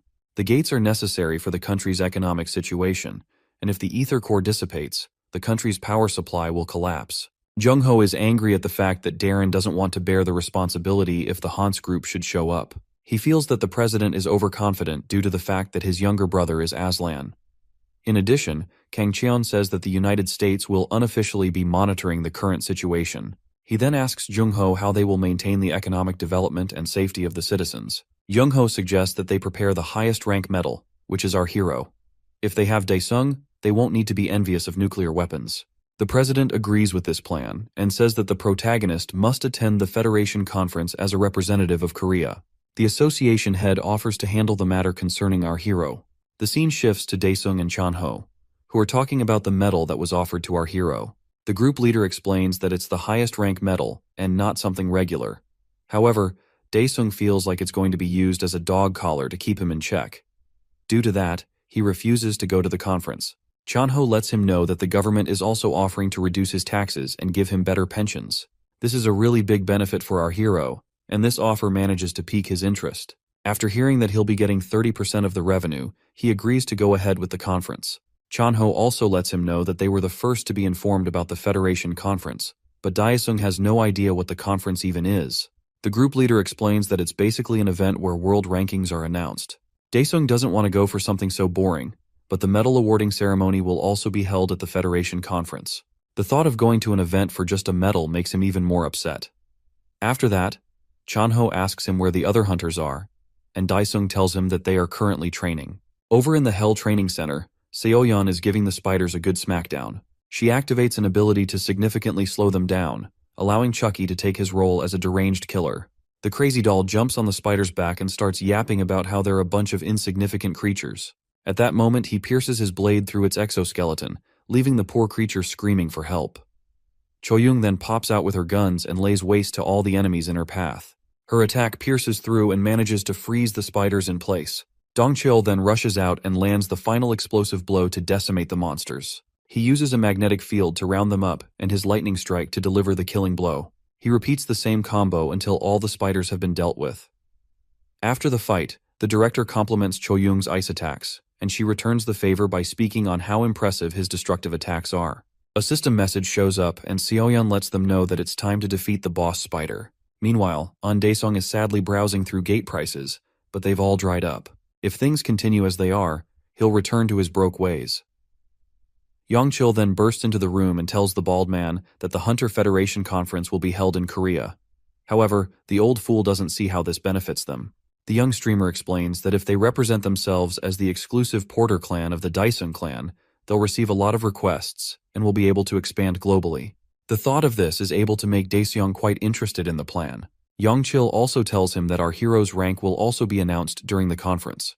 With this, they are bound to get attention as the Porter clan as well. The old man decides to take this opportunity and stop sulking like a poor loser. Seeing that Daesung is in on the plan, Yongchil then asks him to help film some content during the Federation conference. Daesung agrees and decides to talk to Chanho about it. Meanwhile, over in Darren's office, he tells his guest that they're holding the Federation conference in Korea as they requested. The guest is then revealed to be the female bishop, Karina, of the Hans group. Karina places an ominous cube on the table, and Darren immediately recognizes it as a gate cube. Karen stands to take her leave and tells him to take his organization and hide inside the gate. He turns to her and asks what she plans to do, and while fading away, she tells Darren that she's going to do what he truly desires. As her body dissipates, the association president hears her saying that she's going to engage in population control. After that, her presence completely leaves the room. Darren then heads over to his table to make a call. The person on the line picks up, and he tells the guy to gather all their members because a disaster is about to begin. Later on, we see a plane touch down at the Incheon International Airport. Reporters are gathered all around the entrance and waiting for the esteemed guests to show themselves. S-class hunters from all around the world start trooping out one after the other as they make their way into the entrance. It's the first time that so many top hunters have come together. One of the newscasters is saying that their goal is to visit Aslan, who is ranked as the first among them. Reporters and spectators all around start flashing their cameras as soon as they see Aslan making his appearance. Everyone's attention turns to the entrance doors as they wait for the top dog to walk in. The number one hunter in the world isn't what you'd expect. The guy is nothing but an actual clown with all that makeup, and it seems the circus didn't want him either. Either way, he makes his presence known, and the spotlight is all around him. At our hero's home, his mother can't believe how handsome he's looking. While having his tie adjusted, Daesung didn't think that his mother would be so excited for the event. Jisoo calls out to her mom and complains about not being able to find the dress that Seoyeon gifted her. While the mother heads over to help, Daesung's phone starts buzzing. He picks up the call from Chanho, who tells him that the car is ready and he should come down with his mom. Over at the Federation conference venue, the flags all around are painted with the faces of different S-class hunters, including our hero. Yongchil starts his stream and lets his viewers know that he's at the venue where the best hunters from all over the world are gathering. He promises to give them the best view of the event more than anyone else can. Inside the venue, the hunters are all seated with their family members and waiting to be addressed. Our hero is seated with his mother and Chanho, but he looks like he can't wait to leave. One of the hunters, dressed in a black suit, looks over to the protagonist and wonders if he is the Daesung he's heard about. A guy from the World Hunter Association then walks up to the stage and introduces himself as Michael Jang. He then tells everyone that he will be the host for the meeting. Jang then welcomes President Lee Kang-cheon to perform the medal award ceremony. Daesung's family is amazed to see the president, and his sister wonders if Kang-cheon will personally give the medal to her brother. As the crowd applauds the president, Jang asks Daesung to come up to the stage. Trust our hero's family to cheer him on and embarrass the poor guy as he approaches the stage. When he gets there, Kang-cheon formally awards him with the medal and asks the hero to protect Korea. Daesung is confused, but the president tells him to carry on as he has been doing before. After that, they both stand to take pictures, while the crowd continues to applaud them. Regardless, Daesung still feels like he has a dog collar around his neck. On the other hand, his family is very proud of him and the feat he has accomplished. Yongchil is also spilling tears of joy for some awkward reason and giving his subscribers a good view. As our hero walks back to his seat, the cameras keep flashing on him, and the applause continues. He gets stopped by the creepy-looking Aslan, who congratulates him on his award. However, Daesung has no idea who the clown is and asks him for his identity. Aslan introduces himself in a funky style, further making himself look like a weirdo. He expects the protagonist to be amazed, but Daesung just walks off to get away from him. Suddenly Aslan's wristwatch starts beeping with a bright red color. The other black-haired hunter gets up with urgency and tells Daesung that an S-class dungeon has appeared in Tokyo. But it's not only there. All the other hunters are thrown into a wild panic as they all get notifications about S-rank gates appearing in different parts of the world. Zhang is completely baffled by the sudden turn of events. Qi Hong walks up to the stage and tells him about what's happening all over the world. Due to this, he suggests that they stop the Federation meeting. Daesung, who has that dog in him, seems to be the only calm person in the whole room. While being lost in his thoughts, he wonders if the Hans group is making their move. He goes into the Pantheon world, where he is welcomed by his fairy. He tells the fairy to open the heavenly shop. The golden shop with unique items then manifests before Daesung. He quickly purchases the future journal, and it starts writing about the events that will take place soon. As the journal is writing, he asks why Korea has been excluded from all the places where gates have appeared around the world. He wonders if his enemies are trying to avoid him. The scene switches to the streets of the United States of America. There, the roads are busy, and the citizens are going about their peaceful day. Suddenly, a monster shows up, causing panic and fear in the eyes of the people around. As the horrendous beast looks down at the humans, they quickly start running for their lives. Sadly for them, more of these frightful beasts show up, blocking their escape.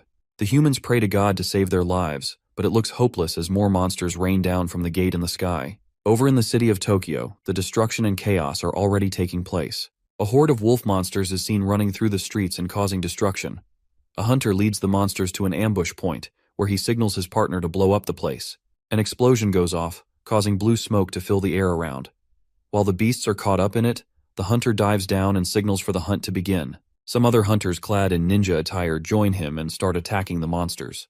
They are able to take down one of the monsters, but one wolf senses where the attacks are coming from and quickly leaps into the air. It bounces off the buildings and reaches the rooftop where the hunters are. A poor guy is about to be devoured, but a subordinate appears and uses his sword to annihilate the beast. The wolf's severed head hurls past the nearly killed hunter while he is still stunned. After that, the young man thanks his captain Tetsuka for saving his life.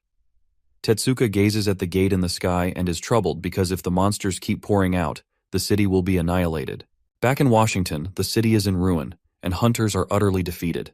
A struggling hunter tries to crawl to safety, but a troll steps on him, squashing his body in the process. As the monster basks in its victory, it suddenly gets sliced in half by another hunter who is wielding photon blades. One of them suggests that they retreat and join Aslan in order to try and counterattack the monsters. The commander then yells for everyone to head back to Philadelphia. Meanwhile, at the Hunter Association headquarters, the branch manager is watching all the chaos that's unfolding in different parts of the world. He notes that South Korea is still unaffected by the multiple gate fractures that have spawned everywhere. His assistant then tells him that other countries are requesting Korea's help since they are unaffected by the dilemma. The situation is tight for the manager because he wonders how he'll handle things if a gate suddenly appears in Korea. He wonders if sending the local hunters is a feasible option. He then refers to the lady as Kim Ah-hyung and asks her how the S-class hunters who attended the conference are doing. She tells him that Japan's Tetsuka and China's Cheon Young-woo have joined the combat through aircraft. The remaining American and European hunters will soon join the combat. The manager's phone starts ringing, and he sees that Chanho is calling him. When he picks up, the clan leader tells him to gather all the S-class hunters for a meeting with the Daesung clan. Meanwhile, see Aslan walking through a random street while his country is in a crisis. Typical clown behavior. He whips out his phone to take a picture and states that he's in the Bukchon Hanak village. Two guys walking by notice him and wonder why he's not helping America at the moment. Aslan turns to them and asks that they take a picture of him. The two guys agree, and he thanks them with a creepy smile. The scene then shifts to the Daesung clan building, and we see all the S-rank hunters who are gathered to hear from our hero. Daesung takes the helm by opening the floor to discuss how they'll deal with the Hans group. Chanho doesn't understand what the hero means by the resurrection of the Titan. The branch manager also wonders if the aliens are the people who created the gate fractures. Daesung explains that the gate is an altar itself, and the people are being used as sacrifices in it. To confirm all that has been said, Changsik asks if the Titan will be revived when the amount of sacrifices is complete. However, Heron chips in by saying that they can only assist one country at most because of how much time it will take to travel. Han Ul places a gate cube on the table, showing it to everyone else. Dong Chul then says that the cube resembles the Absolute Protector. Han Ul goes ahead to explain that he did some research on the cube with Dr. Dong Hyuk. During their tests, they successfully transformed the cube into a teleportation device capable of traveling between continents on Earth. He says that Junyoung is currently traveling and placing different cubes at key locations. Dongchul starts complaining like a little brat because he feels they should be out fighting monsters instead of attending a meeting. Heron suggests that they move together with the elite hunters of each clan, but Han Ul tells her that the teleportation cube can't move a large number of people yet. The branch manager doesn't see how this helps their situation. However, he gets very shocked when Daesung says that everyone in the room will move together with him. The man tries to tell him that it'll be bad for them if a gate fracture appears in South Korea. The protagonist turns his attention to the system window, which shows him the details of a wraith swap ability. It basically allows him to switch positions between a wraith and the caster. The clan leader then remembers how his friend showed up at the research center with a unique ability. Daesung explains that he can easily send Chanho to the problematic area and bring him back with this ability. The hunters are all amazed by this and can't believe just how overpowered this guy is. Considering how this matter concerns both international assistance and domestic safety, the branch manager feels Daesung will be able to kill two birds with one stone. He then tells the protagonist to commence with the operation. Daesung gets ready to head out with everyone, but he is interrupted by Seoyeon. Rather than saying something important, the annoying kid suggests that they come up with a cool team name like the Avengers. Heron mocks her for thinking of something so stupid during an important meeting. Daesun decides to indulge his servant, and he tells her to say the name she's thought of. She suggests the name K-Cats. Choyoung remains silent on this, but she thinks it's a cute name. Everyone else remains silent. Daesung agrees with the stupid name so that they can hurry up and get going. The scene shifts to the Shandong province in China. There, a horde of menacing minotaurs are seen walking through the streets. A group of hunters form a blockade and get ready to fire upon the monsters. On the signal, the arrows are sent flying through the skies, and they come raining down on the beasts. Despite being impaled by arrows, the minotaurs charge forward until they are met with the frontline hunters. The young hunters are nervous to face such terrifying beasts. They try to boost their morale by yelling at the monsters to come at them. The battle begins with hunters getting sent flying through the air like pesky flies. As a minotaur is about to cleave the head of a soldier in front of him, a female hunter leaps through their heads and reveals herself. She uses an ability known as Heavenly Dragon's Form to strike down a multitude of monsters at the same time. As the dust clears up, she tells the warriors to stand strong for their country. The soldiers take up their arms and follow leader Cheon. At the same time, the horde of minotaurs continues to charge at them. Jin Rong is watching the battle from China's association headquarters, and he wonders if this will be the end of his precious country. The department head known as Jin Long walks in to give him some news. She tells him that Korea will support them with 7 S-rank hunters, provided that some conditions are met. From the letter, he sees that Korea is requesting ownership of all the byproducts and ether cores from the defeated monsters. If the countries oblige with their request, they will support them immediately. Over at the Korean Association headquarters, the branch manager gets reports about different countries that have accepted their conditions. The man then tells Ayung to relay the information to the newly formed K-Hunters. It seems the name K-Cats is way too stupid to be used formally. Back in China, the streets are in ruins and dead hunters can be seen everywhere. The Minotaurs have managed to slaughter most of them, but Yangwol reminds them that she's still alive and breathing. They charge towards her, and she braces herself with what little strength she has left. Suddenly the monster is decimated before her eyes, and she sees that the Korean hunters have come to help. Daesung looks at the gate and notices the horde of monsters that are pouring out. Heron uses her healing skills on Yangwol, while Changsik speeds past her to take on the monsters. She tells the Chinese hunter to take a break and allow them to handle things in the meantime. The Korean hunters then start pulling out their nice skills. Seon uses her ability to turn the ground into a sticky glue, trapping the monsters. Choyoung uses her magic bullets to freeze the minotaurs as well, while Changsik slices through them with his blades. Dongchul comes in with his lightning storm as well and completely annihilates the beasts with his overwhelming destructive powers. With most of the monsters defeated, Han Ul uses his robot spiders to harvest their ether cores and put them in a container. With this, they can resolve the ether core supply by procuring them on site. An explosion suddenly goes off behind him, and he sees the S-class Minotaur King, Ugnos. The huge flames and the monster's menacing aura are enough to intimidate Changsik and Dongchul. Ugnos smashes his axe on the ground, causing a trail of fire to head for the two hunters. Heron then puts up her shield to protect everyone from the attack. The two hunters thank her because they would have been toast if they didn't react fast. Heron then tells them to prepare for an attack. However, Yangwol suggests that they fall back because the beast is responsible for wiping out her entire unity. The Chinese hunter is shocked to see our hero pull up, ready to take on the monster by himself. Daesung mocks the Minotaur, leaving Yangwol even more amazed. In the blink of an eye, he rushes to the monster and uses his flames to attack. Ugnos easily absorbs the flames and tells Daesung that his fire attacks are useless. In an instant, he slaps the protagonist away, sending him crashing into a nearby building.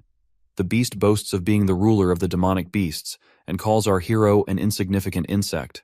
Choyung tries to help out by firing her magic bullets, but the bullets are unable to get past the flames. A chilling fear grips her when she sees that her attacks are useless. The monster continues its rampage, but Daesung transports both himself and the beast to a different location. Dongchul explains what happened to Changsik, who is left completely baffled. Ugnos is now in a foreign land with the Demon King. The system window then shows that the Demon King can now unleash his full mana there. Daesung doesn't understand how such an enemy is making him put in so much effort. With one swing of his sword, he unleashes a black flame that shakes the very foundations of their location. Ugnos is completely disintegrated by these flames, which he can't absorb. After the battle, the Demon King obtains an S-rank ether core. The system then tells him to eliminate the Taker who is gathering souls at the altar. While looking at the screen, the protagonist wonders if he needs to spend all his points to unlock the demon god before the Titan revives. Meanwhile, at the gate fracture, one of the Chinese hunters seems to be the one gathering the souls. He states that this is his first time and believes he'll gain eternal life after completing the process. A blade is suddenly plunged through his chest by our hero, who then asks the Taker what he hopes to gain. In his last moments, he asks the Titan to accept the sacrifice. Daesung senses something powerful and quickly steps back.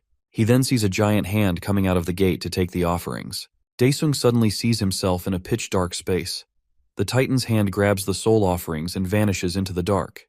The protagonist wants to have a talk with the Titan, so he slashes the space beside the Taker, but he is shocked when he sees that his attacks have no effect. The Titan's hand reveals itself once more and bestows power upon the Chinese traitor. After the Taker receives the powers and the offering plate drops to the floor, our hero sees himself back in the city. He wonders if the domains were switched when the Titan received the offering. However, he sees that the traitor has transformed into a supernatural being. The guy then refers to himself as a fragment of the Titan and calls the protagonist a pathetic worm. The monster rushes to land a blow, but Daesung instantly evades it before the attack can connect. The Demon King appears beside the monster and pummels the guy's face into the ground. He starts landing a series of punches on the guy in order to shut him up. By the time he's done beating up the traitor, the poor dude's face looks like a swollen boil. Despite receiving the beating of his life, the traitor believes that if he dies, he will join the Titan and be resurrected. Daesung picks him up by his hair and asks if he plans to go back to the Titan. However, he has somewhere else in mind for such a useless scumbag. The traitor suddenly sees himself strapped to a table in Hell's torture chamber. The executioner of the chamber is about to unleash an eternity of torture on the poor guy. Back in the city, Seoyeon and the other hunters meet up with the Demon King. Choyung tells him that the situation has been taken care of. With our hero still alive, Dongchul proves to Changsik why they didn't need to worry about him. Korea's top hunter now sees who the true monster in all this mess is. Yongwol is also amazed to see that Daesung took care of the S-class monster by himself. Haran tries to check if our hero has any injuries, but Seoyeon tries to get her away from the only man in her life. After that, Daesung addresses everyone by saying that he'll be taking care of the gate boss while the rest of them will focus on the hunter rescue. The hunters can't believe their ears, and they wonder if he really plans to deal with the boss alone. On the other hand, the protagonist is determined to prevent the resurrection of the Titan. Later on, we see Yangchil talking to his viewers, and he says that he has big news for them. While clicking his mouse, he tells them that it's big information he got from the Daesung clan. He then uploads the fight scenes from the battle in China, and the viewers are all surprised. He tells them that the hunters are a newly formed group that was made to help the other countries. Yangchil also tells them that he got all this information from Chanho. He then comes across a news channel talking about how the K-hunters have cleared the gates in China and India. According to the news outlet, the group is on their way to Europe. The scene then shifts to the Darkside shelter, located inside a gate. Military troops are on the scene and organizing themselves. Aslan steps through the portal and is greeted by some soldiers. One of the men addresses him, and he asks for the location of his brother. Inside one of the tents, a masked party is going with the association members. A soldier goes to inform Darren of his brother's presence, which he is surprised to hear. Aslan is enjoying a glass of wine while detesting the look of the horrid dimension he finds himself in. Darren walks up to his brother, and the world's #1 hunter tells him that they'll be in trouble if they don't leave soon. He then asks his younger brother to explain himself. Over in the city of Tokyo, the whole place is messed up and in ruins. Dead hunters can be seen buried among the rubble of the destroyed buildings. Tetsuka and his combat unit are trying to hold the last line of defense against the monsters. He orders the vanguard to hold the rear line while everyone else retreats to the third line of defense. The hunters quickly move while carrying their wounded comrades to safety. The captain stands his ground, ready to lay down his life for his comrades, and the rest of them have no other choice but to leave their captain. Later on, Karina approaches the high priest and tells him that the altar they built is collapsing rapidly, and that the Demon King is on the move. Ramesh's eyes become enraged when he hears about the Demon King. The bishop also tells him that the dimensional altar has been transformed into a spatial teleportation altar. The high priest then tells her to send the southern bishop, Azar, to the dimensional altar, which has not collapsed, to buy some time for the Titan. Meanwhile, back in Tokyo, the Japanese hunters are desperately running for their lives. A female hunter carrying her wounded comrade falls into great despair when she sees a gate appear in front of her. Luckily, the Korean hunters appear from it, but they seem to be suffering from serious motion sickness. I guess teleportation isn't much of a smooth ride. Seoyeon has completely lost her mind, and Choyoung is trying to tell her to get a hold of herself. While they are all trying to calm down, Daesung is the only unaffected person. He wonders if he should make a new auto-hunting deck after seeing how weak his fellow hunters are. On the other hand, the Japanese hunter is surprised to see our hero and his subordinates. She then receives news through her earpiece, saying that the K-hunters will be providing support through the teleportation gate. She rushes over to Daesung and humbly asks him to save her captain. However, she's speaking Japanese, so the protagonist doesn't understand her. Seoyeon translates the words for him and tells him to turn on his translation device. After receiving the request, our hero quickly teleports to find Tetsuka. Seoyeon then assures the girl that Daesung is strong and will be able to save her captain. With tears flowing down her eyes, the girl humbly thanks her. On the battlefield, a poor hunter is caught in the mouth of a wolf beast, and he gets devoured in seconds. Tetsuka is completely worn out because his aura has been significantly depleted. He tries to control his breath as he awaits his demise. The monsters approach him and get ready to make a meal out of him. As the hunter closes his eyes and accepts defeat, the beasts rush to devour him. In a quick turn of events, their heads are suddenly severed from their bodies. Tetsuka is short of words when he sees Daesung standing over him with an intimidating aura. However, he looks quite frightened to see the Demon King. Our hero asks him if he's okay, but the hunter's translation device is broken, so he doesn't understand a word that's being said. He then sees something dangerous and yells at Daesung to watch out. The protagonist turns back and sees a train flying straight down at them. It crashes and causes a huge explosion on impact. But Daesung and Tetsuka are completely fine. However, a green ball shoots out of the smoke and flies straight at the protagonist. Our protagonist smacks the green ball far off into the sky. The ball unfolds and reveals itself to be the Southern Bishop. The MC quickly realizes that the enemy is from another world. He launches himself upwards to attack the bishop, who is also ready to land a blow. The two fighters clash, causing a huge explosion in the sky. Tetsuka shields himself from the smoke, and when he opens his eyes, he can't believe that the two fighters are completely unscathed. The protagonist admits that Azar is a formidable foe. The bishop increases the size of his head and sharp teeth while talking about how much he wants to eat and drink. What a repulsive glutton. The MC tries to swap to a different domain, but it's impossible due to the bishop's crazy calories. While Daesung is still stunned by this, the bishop devours his body and swallows him in one gulp. Caught in a dire situation, Tetsuka is confused about what action to take. Azar looks over at him and fires a beam from his mouth, but he misses his target because he's trying to contain our hero at the same time. The female hunter we saw earlier rushes over to the scene in search of Tetsuka. She screams out his name for some time until she calls to her from behind. Tetsuka is enjoying a can of soda while telling the girl, Masaki, that he made sure to pay for it. He then reports back to the other hunters, and Seoyeon can't believe that her master was eaten. The captain isn't sure if Daesung is still alive or dead. He confirms to Han-ul that the Han's bishop ate the protagonist and disappeared without a trace. Changsik suggests that they split up and search for the bishop, but Heron says it'll be dangerous for them to do that. However, Seoyeon is confident that they don't need to worry about finding it. Over at the Darkside shelter, Darren is enjoying a bottle of wine with his brother. Aslan asks his brother if he's surprised about an S-rank core, but Darren isn't amazed by it.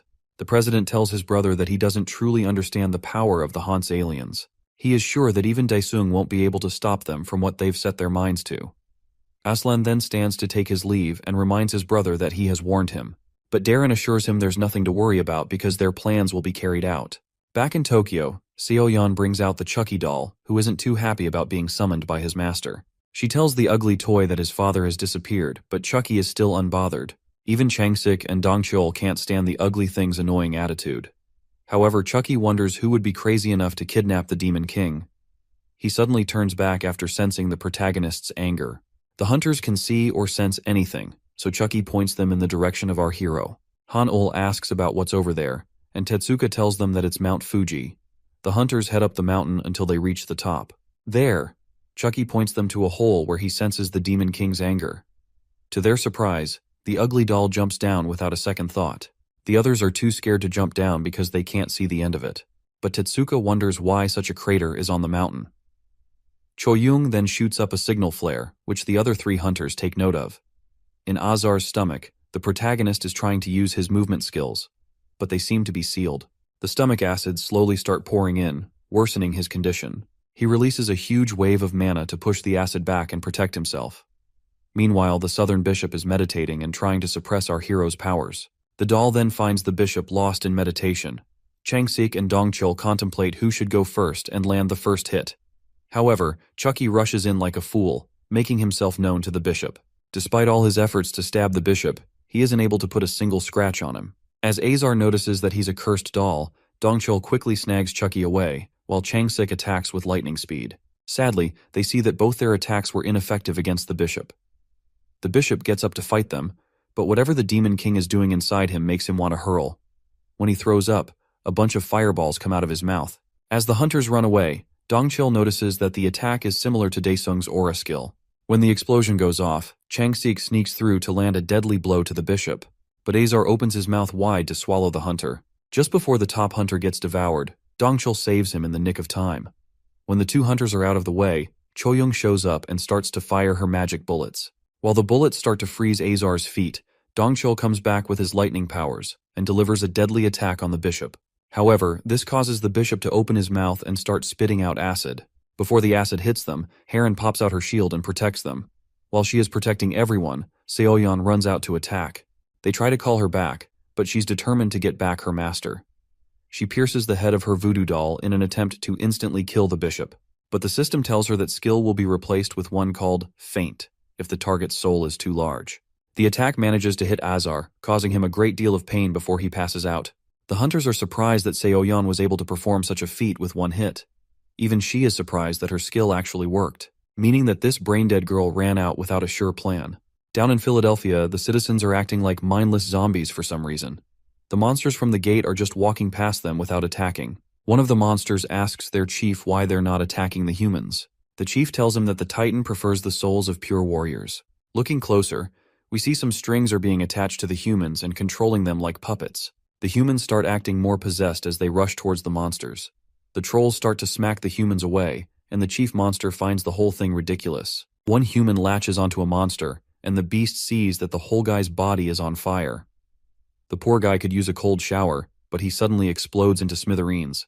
The chief then tells his soldiers to find the person controlling the humans. More explosions keep going off, killing some of the monsters in the process. On top of one of the buildings, we see that Aslan is the culprit who is controlling the people. The chief sees the hunter and leaps to the roof to deal with him. The monster vows to kill Aslan, but the hunter uses his ability to take control of the troll's mind. In a split second, the monster becomes one of Aslan's puppets. The hunter then orders him to go and slay his comrades. Back in the Mount Fuji crater, the Korean hunters are not really sure if Azar is dead. Dong-cheol tells Chang-sik to ask Seo-yeon since she's the one who attacked the bishop. She then tells them that the bishop only fainted, and he's not dead. They lose their minds when Chucky climbs on top of Azar and opens his mouth. The doll tells them that Daesung is definitely inside the bishop's belly. Seo-yeon wonders what the ugly toy will do when he gets down there. On the other hand, Han-ul hands the doll something before he goes inside the belly. By the time Azar wakes up, he finds himself bound tightly with iron chains. He swears to kill and struggles to break free of the chains. However, Chang-sik gets ready to attack the blob. A teleportation gate suddenly appears in front of them, and Seo-yeon is glad to see it. The protagonist suddenly walks out of the portal with Chucky and congratulates them on saving him. Without delay, Daesung tells everyone to jump out as he tosses Chucky into the air and starts sprinting away. The hunters are completely confused, considering that the strongest one out of them is running away. They quickly start running away as well, but Dongcheol doesn't know why our hero hasn't jumped out yet. Azar suddenly appears behind them and breaks the chains that were used to bind him. Daesung then tells the Fortress Clan kid to restrain the bishop. Seoyeon manages to react quickly enough and slide back. She brings out her voodoo doll and causes the ground around the bishop to turn into quicksand. Azar slowly starts sinking in, but he tells the hunters that they can't escape from him. Tetsuka catches up to the MC and asks him why he is running away without a fight.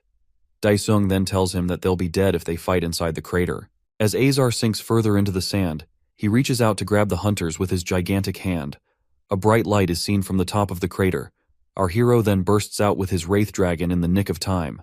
An explosion goes off behind them, but the hunters are safe and have managed to escape in the nick of time. The dragon takes them to safety, while the Demon King jumps back down to the top of the mountain. Seoyeon calls out to her master, but he lands on the ground and tells the bishop to reveal himself. Azar's giant hand bursts through the ground, followed by his large, ugly face. The Demon King quickly sees that the giant blob in front of him is the bishop's true form. Azar emerges from the crater, and he is 1,000 times larger than our hero. I guess all those calories finally kicked in. The other hunters are baffled when they see the giant bishop, and they wonder if it's the same enemy they fought moments ago. Captain Tetsuka is pretty concerned about this, saying that he needs to inform their headquarters quickly. Meanwhile, the Demon King unleashes a huge wave of mana and takes to the skies to face his enemy. He is able to sneak around under the cover of the clouds, giving the bishop a hard time locating him. Over at the Japanese Hunter Association headquarters, Shinji becomes very anxious and afraid when he sees the giant bishop on the screen. His assistant then tells him that Tetsuka sent word about Daesung being in combat with the giant monster. Back on Mount Fuji, Daesung attacks the bishop with a huge wave of black flames from his sword. However, Azar opens his mouth and uses the power of gluttony to swallow the attack. While that is happening, the Demon King's dragon is circling above them. Daesung then tells the bishop to try and eat his next attack. The dragon charges up an attack and fires a mana beam cannon at the enemy. The beam is able to pierce through Azar's arm, causing him a great deal of pain. The other hunters do their best to hold on tightly to the dragon while it's attacking. Eventually, Azar's body swells up and bursts into pieces as the bishop finally succumbs to his appetite. The system window pops up with a message, showing that the bishop has been defeated and the Demon King has gained the gluttony ability. With the point he earned, he can now unlock the Demon God transformation. Our hero looks through the screen to see all the shiny rewards he has been given. While he accesses the Pantheon, Ramesh witnesses the Titan's first heartbeat. A giant womb with a huge fetus is in front of the High Priest in the dead plains of another dimension. The priest notices that the Titan's heartbeat is getting really fast. He sees as Azar's spirit shows up and merges with the Titan, causing the giant baby's eyes to come to life. As the dust settles over Mount Fuji, Tetsuka finds it hard to believe that the battle is truly over. Harin then asks Seoyeon where her master went, and it seems the kid forgot to tell them that he went to check out some stuff at the Pantheon.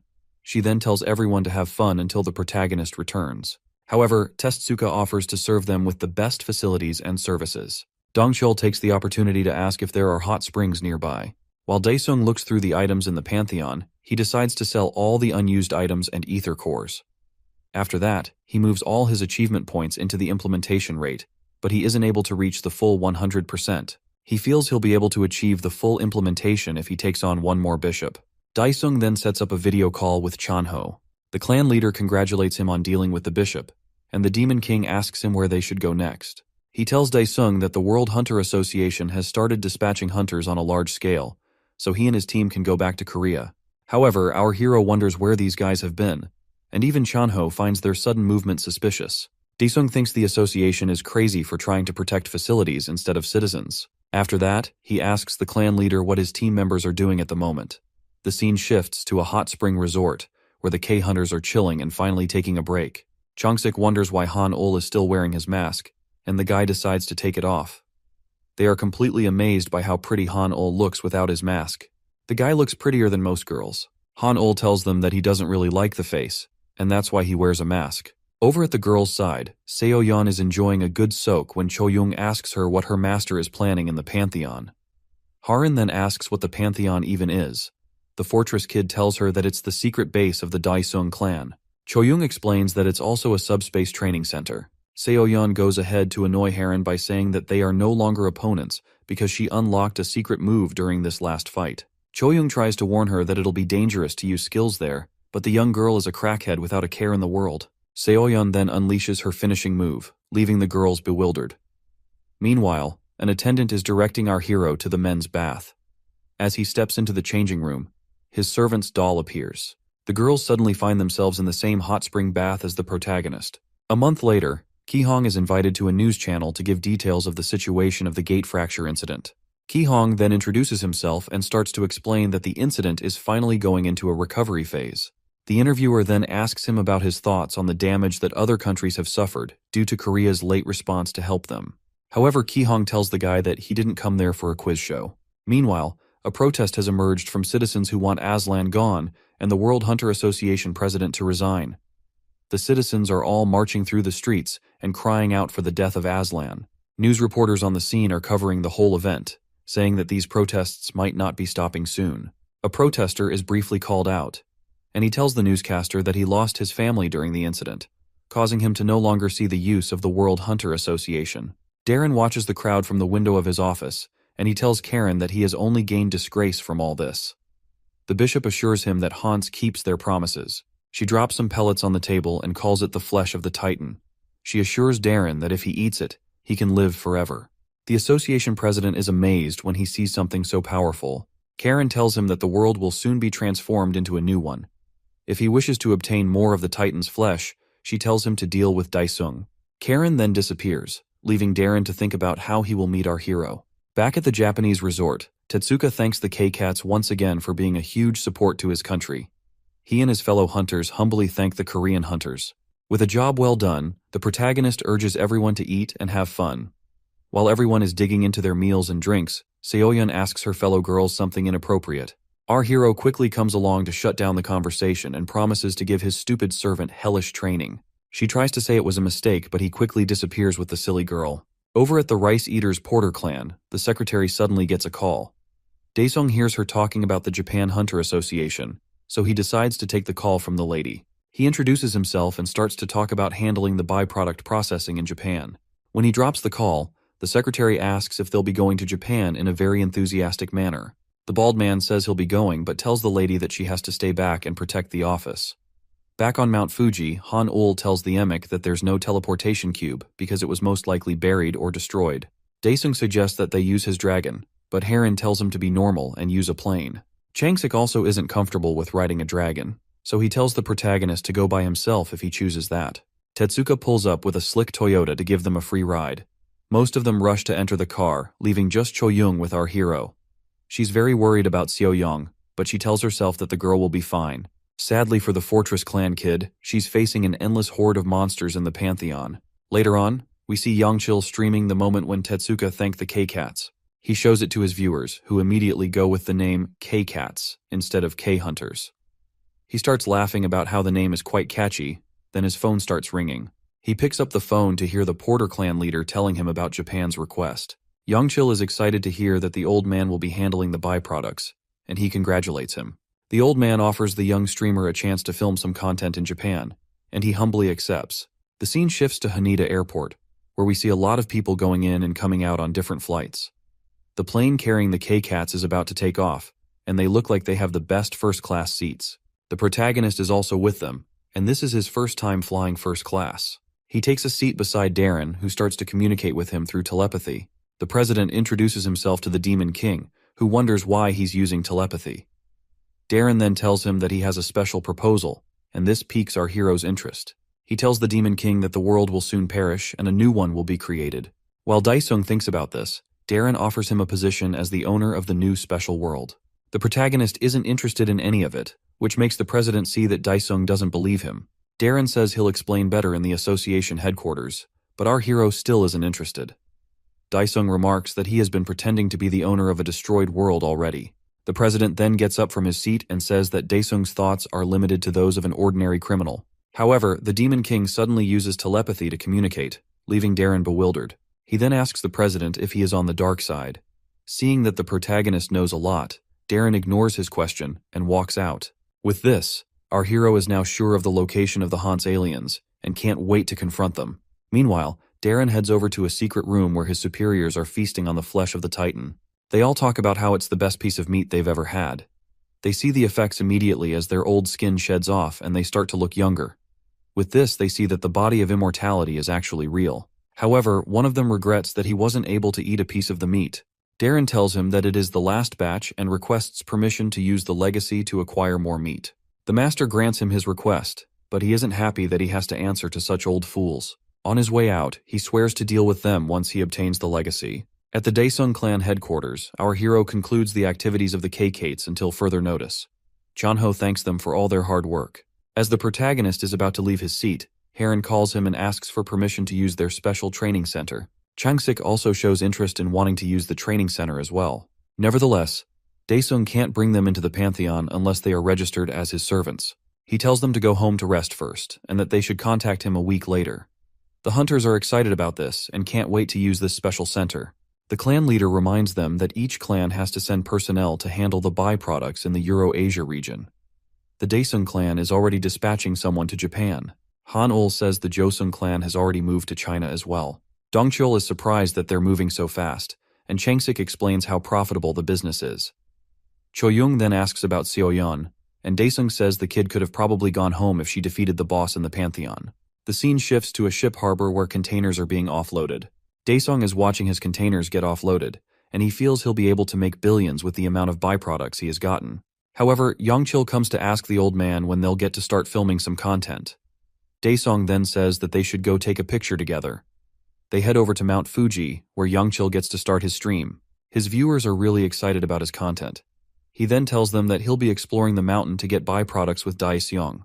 The old man then shows off his protective suit to the viewers, saying that it was launched by his clan. He tells them that the suit has a protective function to shield against monster attacks. Yongchil notices how the old man is all over his stream, but he quickly decides to move to a deeper part of the mountain. The scene shifts to a desolate place in hell, and we see a young Daesung running away from a monster. He manages to find a hiding spot. There, he wonders if he has to die and start his long journey again. The Demon King then wakes up from the nightmare and wonders why he's been having these types of dreams. We see he's on a family trip, but for some reason, Seoyeon tagged along with them. His mother tells him to go play in the water like his sister and have fun. Some little miscreants suddenly approach him and ask if he is Han Daesung. They are shocked to see that he is actually the legendary hero, and they ask to see his cool dragon. The other people on the beach get really excited and start walking towards our hero when they hear that he's on the beach. The protagonist starts sweating like a faucet when he starts getting a whole lot of attention. He recalls that Chanho warned him about this, and he regrets not heeding the leader's words. As everyone swarms around him, he is confused about what to do. He turns their attention to them, and they start asking for his autograph. Some people just want to shake his hand, and others come up with ridiculous requests. Our hero finds it hard to deal with all this, stating that popularity is like a drug. Back on Mount Fuji, Yongchil and the old man are still exploring the deep parts of the mountain. One of his subscribers donates a huge amount of money and asks the streamer to go deeper into the cave. More people start donating more money, but Yongchil tells them that he can't go any further. The viewers keep urging him until he comes out of the tight spot. He discovers something and tells Daesung to come down quickly. A bright light shines on the old man's face as he stands in front of a gate cube. He tells Yongchil that they've discovered a gate. Due to this, one of the viewers donates 100 million won to the subscriber. Just like that, the kid is now a millionaire. The next day, Harin and Changsik find themselves in a regular training center and not the special one that Daesung promised them. The doors to the facility open, and they see their fellow hunters approaching them. Dongcheol tells them to wait because the protagonist will soon be there. Seoyeon offers to summon her master with her doll if he happens to be late. At that moment, our hero shows up and tells her not to think about something stupid. After that, he tells everyone that they will begin the training session. Seeing that it'll be difficult to make Harin and Changsik his servants, Daesung changes the terrain to resemble one of the plains of hell. Changsik and Harin still marvel at how easily our hero can change an area. Choyoung recalls being in the same area before, and Seoyeon says this is the place where she had her last training. Harin starts to mock the girl for being dragged off there, after she caused trouble for her master. The MC tells them to cut the chatter because they'll be moving on to the special training immediately. The girls are quite curious to know what this special training will be. Seeing that they struggled against really tough bosses, the protagonist decides to change their training approach. Changsik admits that it was quite difficult for them to deal with the gate boss. Daesung then whips out a sword and tells them that he'll be the target for their training. The hunters are taken aback by this. but the protagonist wastes no time in making the first move. He sends out the first attack, causing a huge explosion with his flames. Meanwhile, in an underground bloodshine of the Han's aliens, a gate opens and Daeshong peeks his head through. He and Yongchil dive out of the portal into the eerie cave. The young guy asks the old man where they are, but he has no idea. It's also too dark for his old eyes to see anything. Yongchil suggests that they should quickly leave because he senses something bad about the place. But the old man tells him that they should wait a bit. He assumes that they're in an F-rank gate, and that he can easily take care of the monsters. Suddenly, a large red substance sprouts out from the ground. Yongchil screams out when he sees the red sticky thing attaching itself to the ceiling of the cave. Daesong tells him to be quiet, and that he should stay behind so he can escape easily if things get bad. After that, the old man moves forward to investigate the strange phenomenon. When he looks down at it, he can't believe the horrific sight. A bunch of corpses lie at the bottom of the hole, and the poor souls are begging to be spared. Frightened by what he sees, the old man tells Yongchil that they need to retreat immediately. As he turns to escape, he bumps into the northern bishop, Volks. The bishop demands to know how the man got into the cave, but Daesong yells at Yongchil to quickly flee the scene. As Volks turns to face the streamer, Yongchil races for the gate portal. The bishop tries to catch him, but Yongchil manages to successfully escape. Volks tries to access the gate, but his hand slips through and he realizes that it's a dimensional gate. He turns back to look for Daesong, but the old man has disappeared. The bishop is annoyed at the humans who are giving him quite a hard time. As Yongchil drops out of the portal, he tells his viewers that Daesong is in serious trouble. He quickly ends the broadcast there. We then see Chanho being interrupted by a phone call. He picks it up and hears Yongchil whining like a little brat. The streamer tells him that the old man is trapped inside the gate and has been captured, causing Chanho to panic. Meanwhile, the K-hunters are going with their training as they fight against the Demon King. Changsik's attacks are easily blocked, and Dongchil's punches aren't even strong enough to phase our hero. Choyung pops out to attack from his blind spot, and Daesung admits that she has improved well. However, it's still not enough to defeat such a great being. The protagonist bursts out his skill, causing a huge explosion where he is. The hunters are thrown off by this attack as it strikes fear into their bodies. Haran sets up her shield to protect everyone from Daesung's deadly flames. The protagonist emerges from the flames and acknowledges everyone's improved teamwork. But he says that they still lack the finishing blow to seal everything. Changsik is pissed about not being able to defeat him despite all their efforts. Haran calls out Seoyeon for being useless, but the girl's curse tricks are ineffective against her master. The MC then gets a call from the clan leader, and he asks the guy what's going on. With a distressed look, Chanho tells Daesung that his help is needed urgently. At the Daesung clan headquarters, a couple of black vans pull up, and some soldiers come down. They quickly get into formation and wait for their commander to leave her vehicle. One of the troops goes to open the door, and a lady steps down from the vehicle. The scene shifts back to the training facility where the K-hunters are. Seoyeon looks like she's about to burst, so she quickly heads off to the bathroom. With an annoyed expression, Daesung asks Chanho why the old man of the Porter clan is messing around in a gate. The clan leader tells him that he has contacted the Korean and Japanese associations, saying that they'll handle the issue.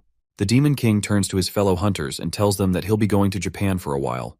The hunters don't understand what's going on, but Daesung turns to quickly leave. He suddenly stops in his tracks when he sees some soldiers accompanying a lady. Chanho asks them why they are blocking the way.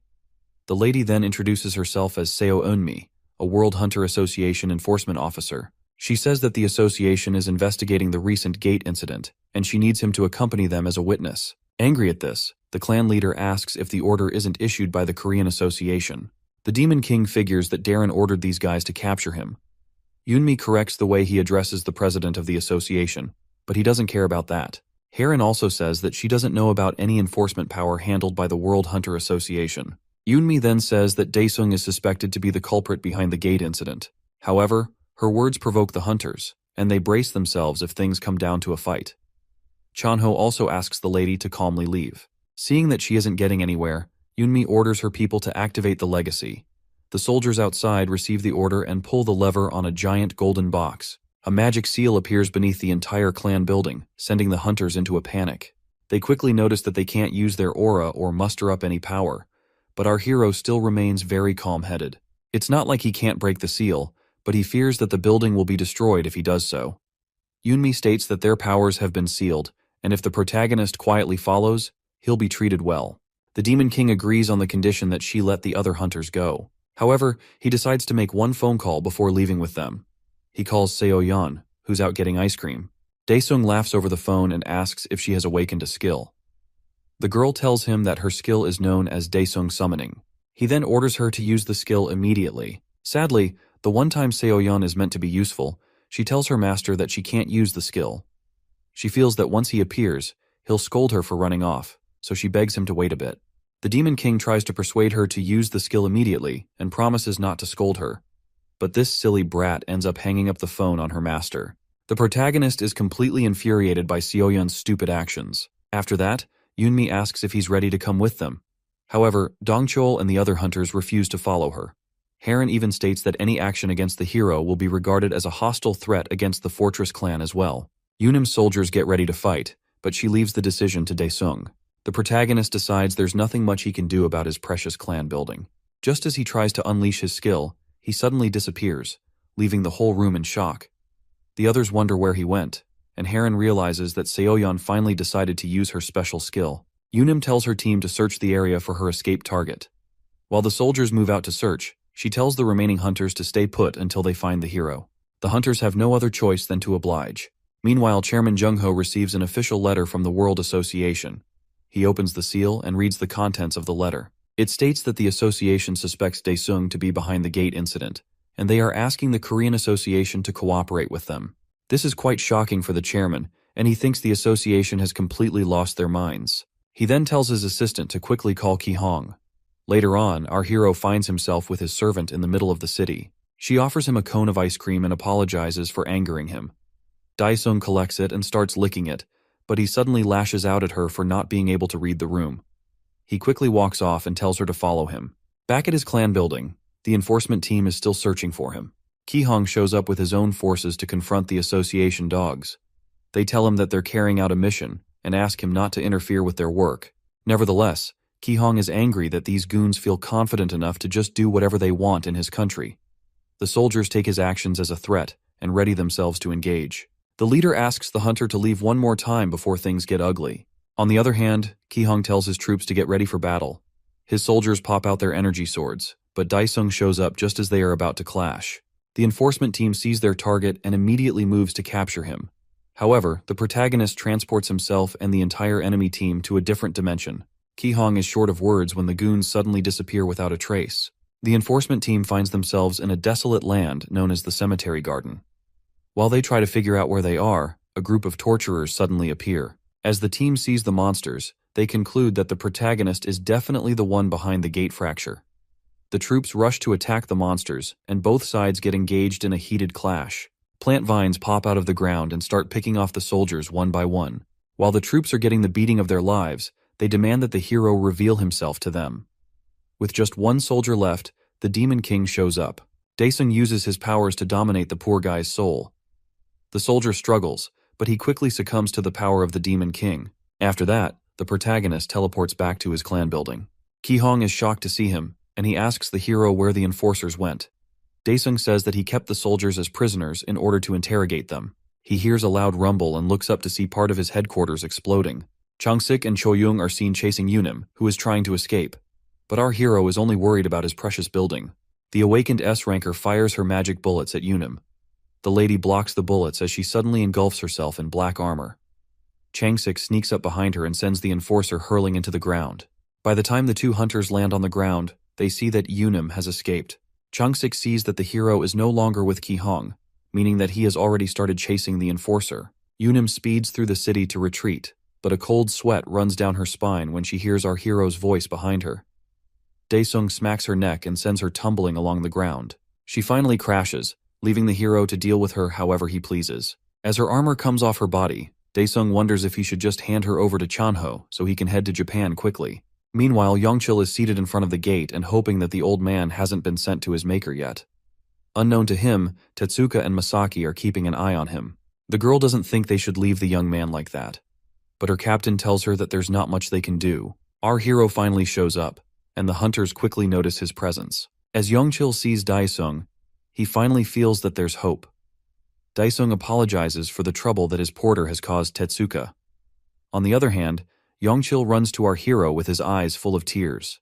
The poor kid begs the hero to save Daesung before it's too late. The protagonist tells the guy to let go of his pants and explain the situation. Yangchil explains that an alien captured the old man while trying to rescue him. Daesung figures that the aliens are none other than the Hans guys. Tetsuka then offers to provide him with support troops, but our hero tells him that there will be no need for that. The protagonist asks the captain to take the streamer somewhere far away. After that, he heads into the gate. Yangchil is shocked when the hero disappears, and Tetsuka wonders if he always had stealth skills. On the other side of the gate, Daesung is hiding inside the pit, hoping that someone will come to rescue him soon. He is sure that someone will come if he holds out for 3 to 4 days. The red mosh spit suddenly shoots its veins outward, and the voices begin to haunt the old man's mind. He apologizes for not being able to help, but there's not really anything he can do. As the veins reach out, our hero slashes it and asks what the hell it is. The old man's savior is finally here, but before our hero can help, he gets attacked by the northern bishop. Daesung blocks the attack, but the impact sends him flying into a wall. Folks is glad to see that it's the protagonist who showed up. Karen also appears in the cave and starts to attack the MC. She blasts Daesung with a powerful beam before landing on the ground. The smoke clears out, and we see that our boy isn't bothered by the attack he just received. Karen tells Volks to do the invocation, but he says it'll limit their movements. The protagonist dusts himself off and proceeds to take his turn by unleashing his own skills. Karen manipulates the red substance in the pit, causing the voice in agony to cry out louder. While the old man suffers from the voices, the female bishop sees that our hero is unaffected by them. These actions only make Daesung become more enraged. The protagonist unleashes his mana wave, causing the air and ground to tremble violently at the mercy of his aura. The bishops shield themselves from the shockwave. They realize how much power the hero has been hiding all this while. With the killing intent in his eyes, Daesung unleashes an ability to kill them. With one swing of his sword, he brings about chaos all around him. The bishops are frightened by the Demon King's overwhelming prowess. At the same time, the Titan in the womb opens his eyes. Back in the underground altar, a huge explosion goes off due to the protagonist's attack. A horde of undead soldiers spawn from the black essence and start attacking the bishops. Karen tries to tell him that the low-level minions won't be enough to stop them, but she's really struggling. The hero tells her to have a taste of what it's like to have her blood sucked and her flesh ripped from her body. The bishops are overwhelmed by the sheer number of the undead soldiers, and there's hardly anything they can do. Meanwhile, the high priest approaches the Titan and says he'll have to leave for a while to deal with the threat that has appeared. The Titan points his finger in the direction of the battle and fires a powerful blast at the bishops. This action significantly boosts the powers of the bishops, causing them to quickly deal with the undead minions. While giving glory to their planet, they easily decimate the creatures with their skills. The bishops grow to their original sizes as giants. Daesung summons the souls of his minions, including the Ghost King. As the creatures emerge from the ground, the Demon King sends forth his army to attack the bishops. As the troops march forward, the Ghost King clashes with Karen. On the other side, the Titan breaks out of his womb to join the fight. Ramesh tells the Titan that he is not yet at the complete stage of his resurrection. However, the Titan ignores him and sets out to confront the Demon King. At the same time, the Demon King brings down his black flames to put an end to the fight. Just as the flames are about to decimate the bishops, the Titan quickly grabs it, leaving Daesung baffled. As Volk sees the Titan, he calls out to the creature as Hecaton. With a single hand, the giant monster crushes the ground and obliterates all of the Demon King's forces. The destruction is unlike anything that has been witnessed before. Daesung yells in fear as the area all around is being reduced to dust. He manages to survive, but his hiding area has been destroyed. Our hero wonders if his skills are ineffective against the mighty Titan. He then sees the old man who's screaming for his pathetic life. Daesung moves quickly to save the man before he meets an untimely end. However, Hecaton notices the old fool, who nearly has a heart attack, as he sees the Titan. The protagonist appears in front of his porter to protect him from Hecaton. He shoots out the breath of the Flame King from his sword in order to distract the giant. At that moment, he picks up the old man and quickly exits through the gate before the Titan can catch them. After that, the gate closes. Daesung emerges on the other side with the gate cube in his hand. He realizes that the Titan is too much for him to deal with at the moment. The scene shifts to the Korean Hunter Association building. There, a flashy car arrives at the gate, and guards ask to see the person's identification. However, when the windows go down, the guy is shocked to see who it is. Over in one of the interrogation rooms, we see Yunim is bound with devices that are most likely to restrict her powers. Ki-hong sits down on the opposite side of her while typing something on his laptop.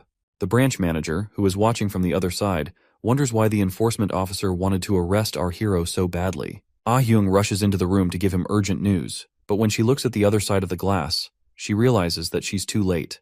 The branch manager is scared when he sees Aslan holding onto Ki-hong on the other side of the glass. The supposed #1 hunter takes a picture and mocks Eunmi for being in such a pitiful state. Ki-hong is enraged by these actions. The enforcer then asks Aslan if he has come to free her. The branch manager bursts into the room and calls out Aslan for being rude. At the same time, Ki-hong tells the guy to let go of him because his temper is about to reach its limit. Aslan quickly lets go, and at the same time, frees Eunmi from her bondages. The manager tells the clown that he is disregarding all the necessary procedures for freeing a prisoner. However, Ki-hong, who is seething with rage, decides he wants to find out how strong the world's #1 ranker is. As he tries to land a haymaker, Eunmi also prepares to face him. However, Aslan stops the both of them from wrecking the place and tells them to calm down. Ki-hong's power completely disappears in an instant, leaving him shocked. Eunmi then says that they have to investigate our hero's powers because it's not something that a regular awakened person can have. Regardless, Ki-hong tells her to stop talking nonsense because Daesung is the person who saved everyone. Aslan acknowledges that the protagonist did a good job. Due to this, he suggests that the Korean Association should verify Daesung's powers. Ki-hong tries to object, but the branch manager accepts the conditions. He tells the clown that the association will discuss the issue and give them a response. Aslan then leaves with his subordinates for the time being. However, Ki-hong is upset at the branch manager for letting them go so easily. The man asks the hunter if he could have done anything to them even if they weren't stopped. The situation is frustrating for him as well, but he knows there's nothing he can do for now. Eunmi commends her soldiers for working hard and tells them to go back to base to await their next mission. The soldiers adhere to her orders and proceed to head back. Back with our protagonist, the system is telling him to rest because he has depleted most of his mana. While he is assessing the situation, Youngchil celebrates the old man's return. Tetsuka then approaches Daesung and asks him about the gate. Our hero tells the captain that the teleportation cube seems to be malfunctioning and that it is connected to Hans's main base. Luckily, since he has the cube, for now, the giants won't be attacking immediately. As Youngchil and Daesung thank the Demon King, the old man asks how he can repay the favor. The Demon King tells them it's fine because he got some benefits from the fight. After that, Youngchil then asks the protagonist to have a meeting with his fan club. Daesung can't believe the sort of silly favor this guy is asking for. The old man explains that the hero's fans have grown worldwide, and meeting them will be beneficial for the image of the Daesung clan. To their great surprise, Daesung agrees to this, and even decides to include all the K-Cats members. The young streamer can't even believe how insane this will be. At the Hans main base, Hecatan dips his hands into the mosh pit and scoops up the poor souls in agony. He devours their body to re-energize and heal his body. After that, Ramesh and the two bishops kneel before him. The high priest apologizes for not being able to get enough blood and says it's because the Titan was revived too early. However, the Titan thirsts for more blood. The scene shifts to our hero, who is angry about something. The camera pans out and we see that the branch manager is trying to explain what happened. Nevertheless, the fact that the manager got intimidated by Aslan's power is not enough of an excuse for the Demon King. After apologizing, the man tells our hero that Aslan wants the association to verify his powers. Upon hearing this, the MC is ready to rip off the man's head, but the manager has no idea why the World Association is acting strangely. When Daesung asks about what their association plans to do, the branch manager tells him that they haven't reached a conclusion. He suggests that they reject the World Association, but Ayung explains that the World Hunter Association is pressuring them with the Ether Core integration license. This is because the technology is being used across the entire energy industry. In simpler terms, she tells him that the World Hunter Association has rights to the technology. With no other choice, Daesung agrees to have his powers verified. However, he says that he'll receive it at his fan meeting. The manager and his assistant are completely confused by Daesung's words. Later on, at the Mesopotamian ruins in Iraq, a bright light can be seen shining from the depths. Deep inside, a strange structure known as the Tower of Babylon stands.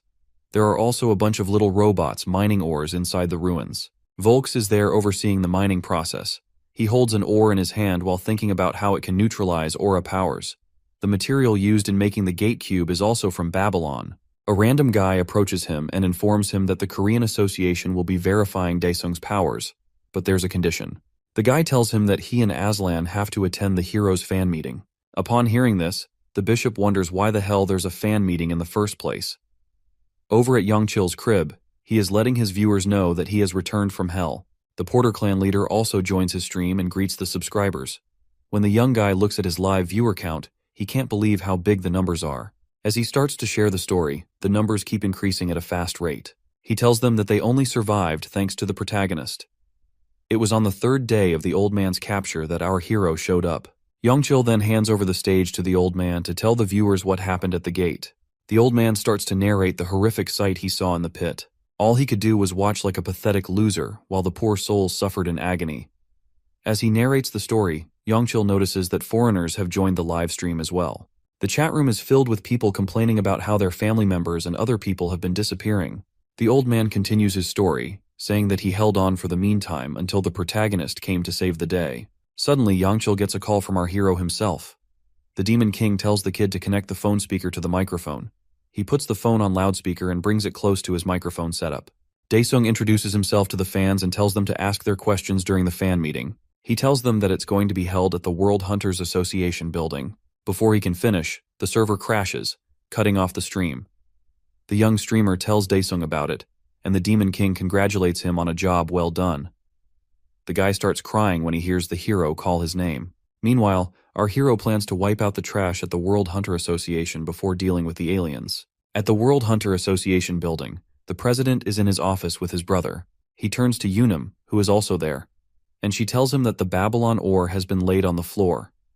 She assures that even the strongest of hunters will be reduced to normal people once the magic circle activates. Aslan asks his brother if he has given up on confining and using the protagonist. However, Darren plans to turn the fan meeting into Daesung's funeral. Over at the Hunter's Hall, Junyoung activates a teleportation cube, allowing our hero and his subordinates to come through.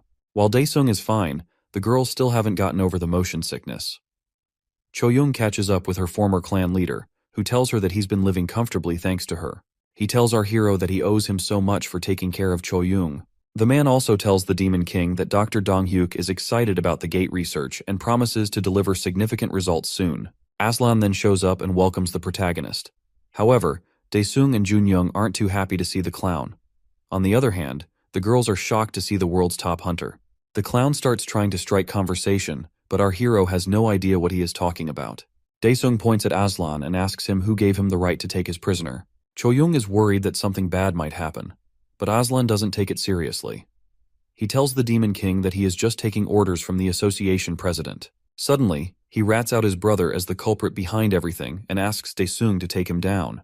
The hunters are taken aback by this sudden action, and our hero wonders what this clown is actually up to. After that, Aslan tells them to follow him to the 7-star hotel room he has prepared. The hunters just silently watch him as he walks off. Back at the association building, Unum informs Darren that our hero has gone to the hotel room prepared by Aslan. He tells her to tighten the security there and investigate anyone who comes into contact with Daesung. Regardless, she wonders why the president chooses to capture the protagonist during the fan meeting. He tells her it'll be better to have more spectators when they reveal the Demon King's true identity. On the day of the fan meeting, hundreds of people who want to see our hero have arrived at the venue. Newscasters can also be seen with their floodlights and cameras, ready to capture every detail of the event. As the fans rush inside, a news reporter starts broadcasting what's happening around the Hunter Hall. She interviews a guy who introduces himself as Harry, and he says he's an A-rank hunter from Chicago. He plans to gather information about the aliens during the event in order to avenge the family members he lost. After that, the reporter ends her broadcast. At the backstage of the hall, Daesung addresses his subordinates before the event starts, and they all quietly listen to him. When all the seats in the hall are filled up, Youngchil takes the stage to address the audience. Hopefully, the nervousness doesn't kill him. He musters up the courage and introduces himself as the host of the fan meeting event. The whole crowd goes wild, and he commences the meeting with our hero. Some other hunters who didn't attend the meeting are watching the event from their various homes. Youngchil then welcomes Daesung to the stage. Our hero takes the stage along with Seoyeon and Choyoung. Daesung takes the microphone and addresses his fans. Suddenly, the lights in the hall go out, leaving the crowd confused.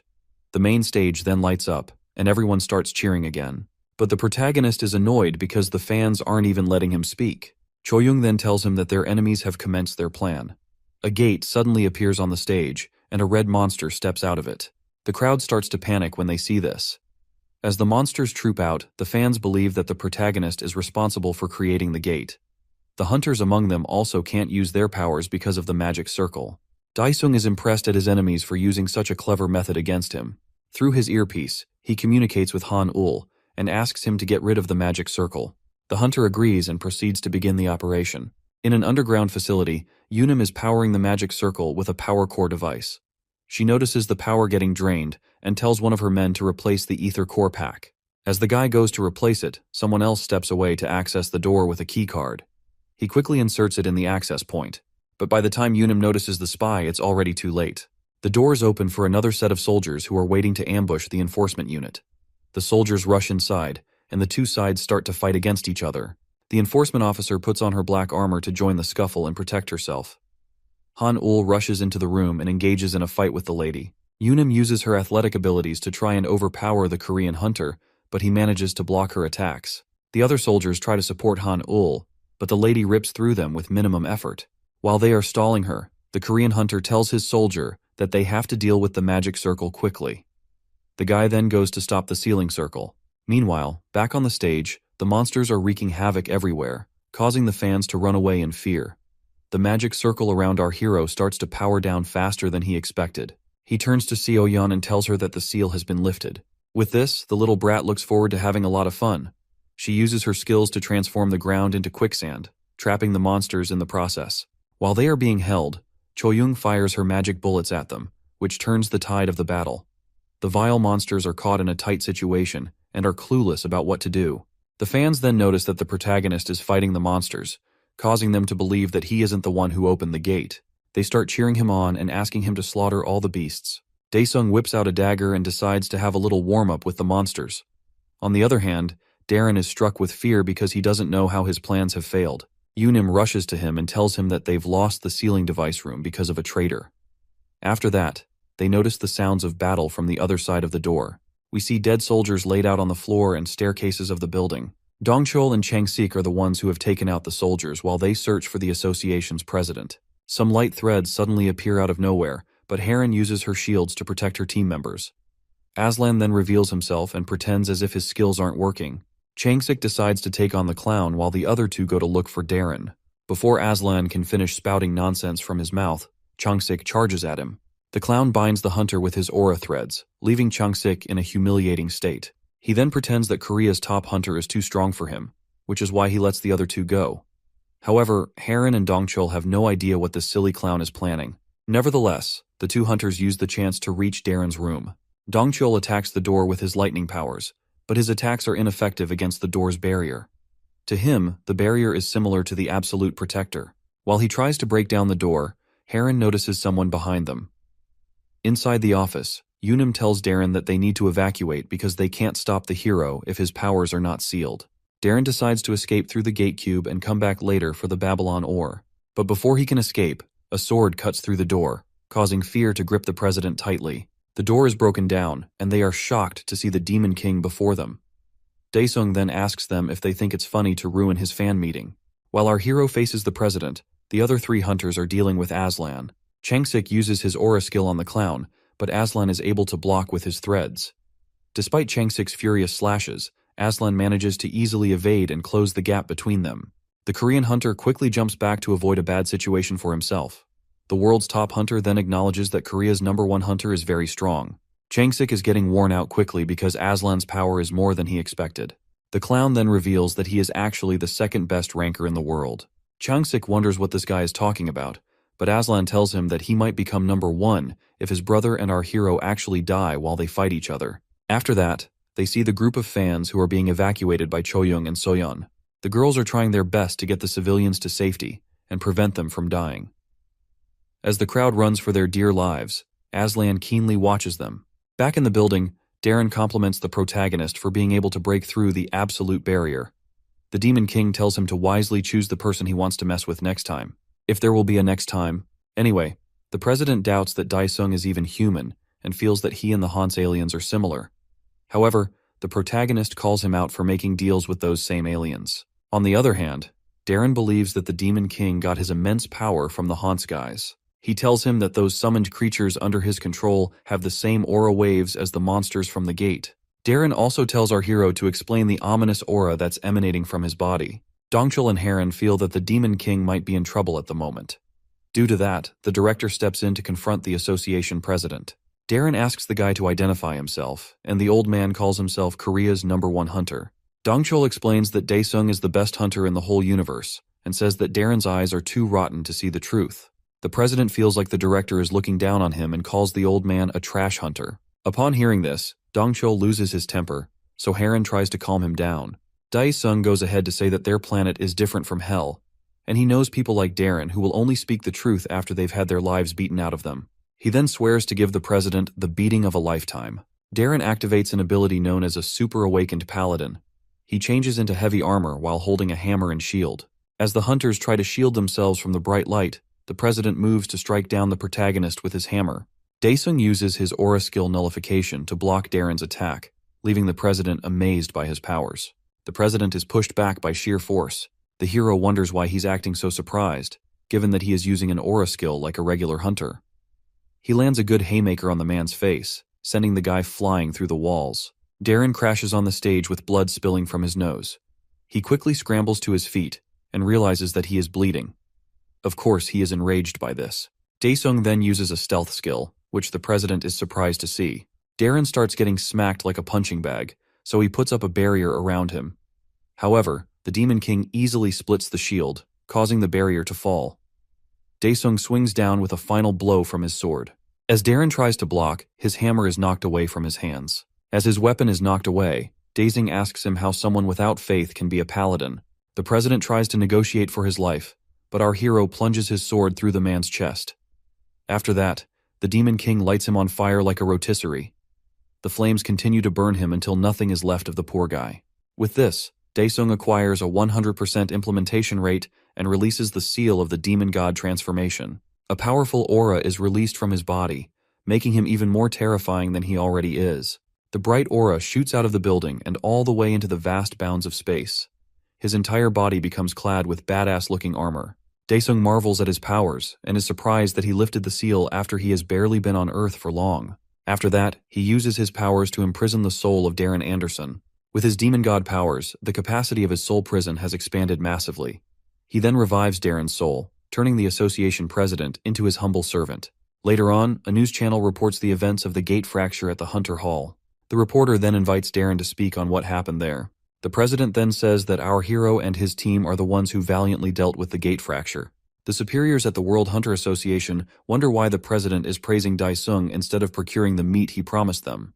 The three men are interrupted when the door to the room opens, and they are greeted by the protagonist. One of them yells for their guardians to come quickly. Some people rush into the room, and our hero instantly sees himself surrounded by 4 guards.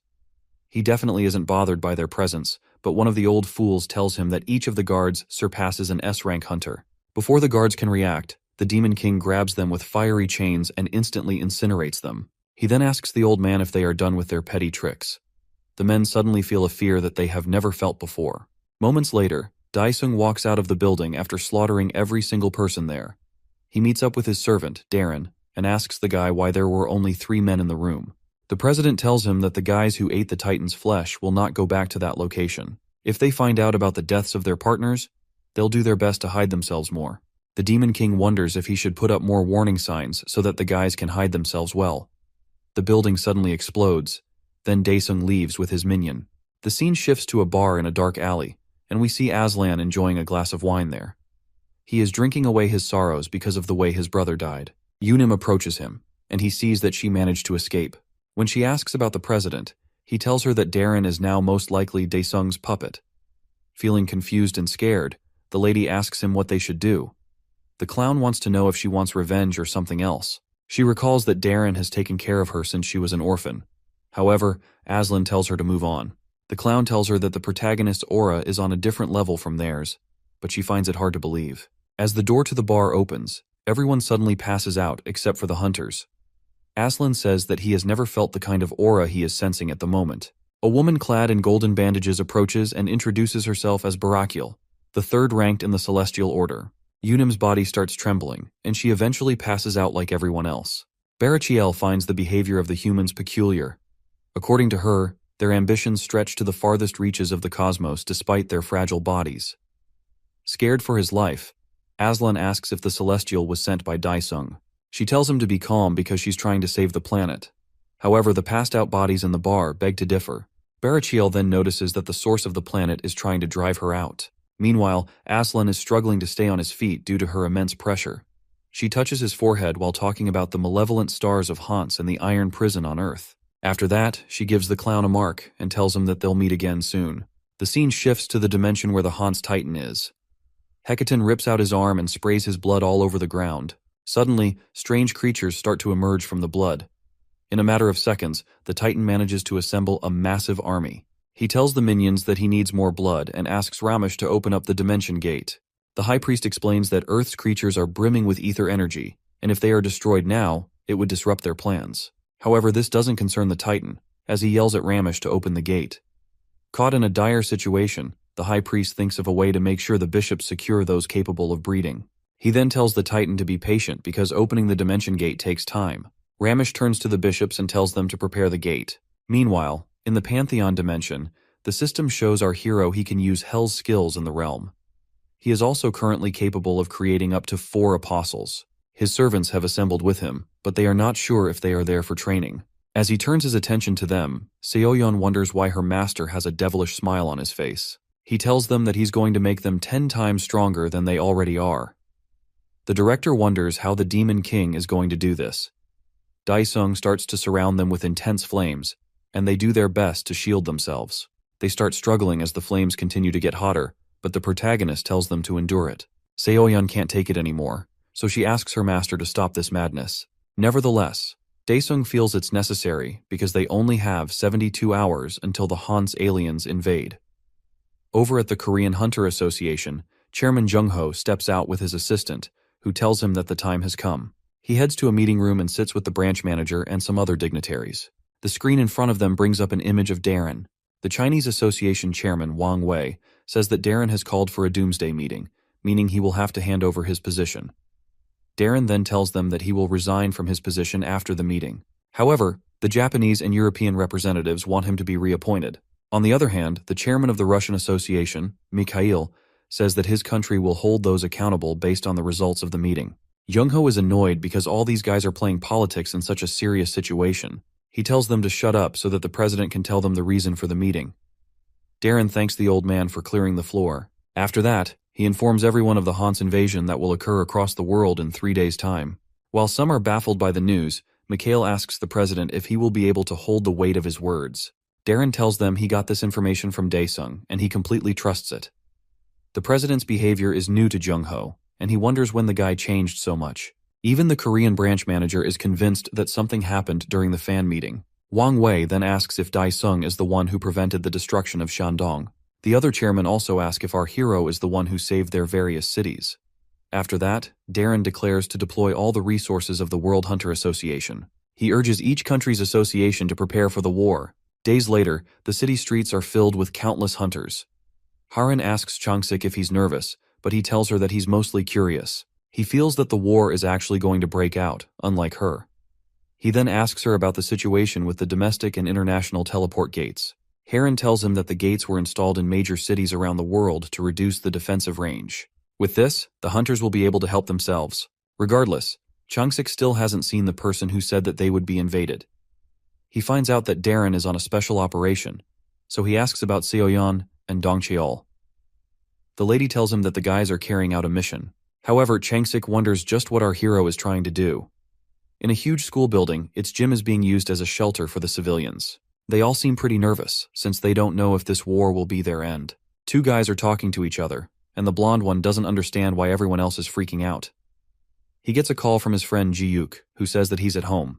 Ji-yuk feels he's safer at home because he thinks monsters will most likely head to a crowded place if they show up. His friend feels he should have done the same because he's tired of waiting in line to use the restroom. The fat blob doesn't care about what happens to others, so long as he is fine. He then hears his friend yelling about the appearance of a gate. Suddenly, we see a multitude of gates appear in the skies. An aura protector is activated around the city while the hunters brace themselves for battle. Dark monsters start pouring out of the gate, and there's no end to them. The city's defenses also charge up their aura cannons and ready them to fire. On the signal, the cannons let out a devastating beam that obliterates the monsters before they can reach the city.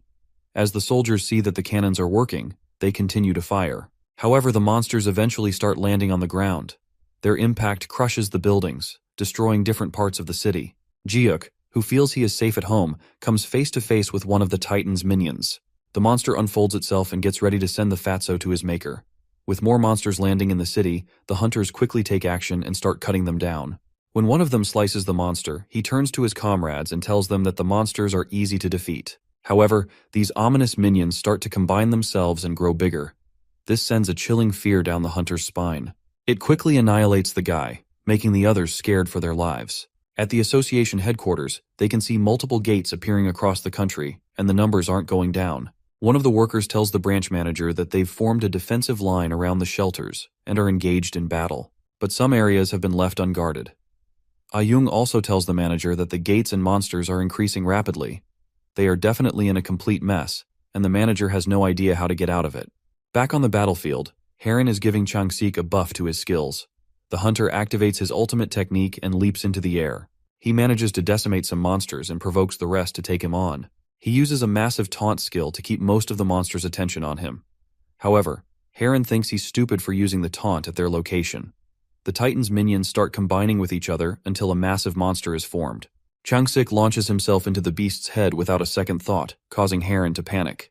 Over in Beijing, China, the Shaolin monk hunters are fighting with the Titan's minions that have appeared in the country. Hope is restored in the eyes of the citizens when they see hunters fighting the monsters. The monk tells them to evacuate quickly because the area is dangerous, but the people are proving to be stubborn. As the monk hunters carry on with the battle, the minions perform the same combination move and transform into a bigger monster. The hunters quickly deploy a formation to counter the monster's transformation. However, one of the monks is finding it hard to adapt to the formation. Due to this, the large minion is able to attack the hunters easily. Seeing that the situation has become more dire, the citizens finally decide to run to safety. Yang Wall then shows up to assist the troops. Over in Japan, Tetsuka and his fellow ninjas are also dealing with their own share of the battle. With his aura skill, he shoots out a large number of shurikens at the monsters, defeating a lot of them at once. After that, he orders his squad to charge forward. As the troops rush forward, the monsters, as usual, combine to form one large vile creature. This time around, the minions form a huge three-headed serpent. The monster lashes down at them with quick attacks, which the hunters find hard to evade. While the troops are being overwhelmed, Tetsuka leaps into the air to strike down the beast. As he flies down at them, the three heads merge together into one. Tetsuka is caught off guard by this and finds himself in a tight spot. The scene shifts to the Tower Palace at Daisung's house. There, we see the monsters flying straight at the people. A combat unit fires at the monsters with their guns, but the bullets are ineffective. Seconds later, the barrier around the house is shattered. The civilians are thrown into disarray. As they turn to the door, they notice that the parking lot is already swarming with monsters. The vile creatures are causing mayhem while looking for their next target. Our hero's family is hiding in their apartment and trying their best to remain silent. His mother hopes that her son will show up to save them.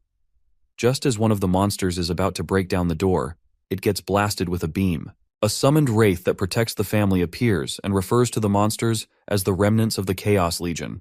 The wraith calls upon the soldiers of the Iron Fortress to slaughter all the monsters in the building. The undead soldiers rise from the ground and engage in a fearsome battle with the Titan's minions. After dealing with them, the ghost informs the Demon King about the defeat of the monsters. Despite telling hunters everything in advance, Daesung is angry at them for not being able to handle a single task. He tells the Ghost King to remain where he is until he comes. Daesung plans to deal with the enemies for breaking into his house and threatening his family.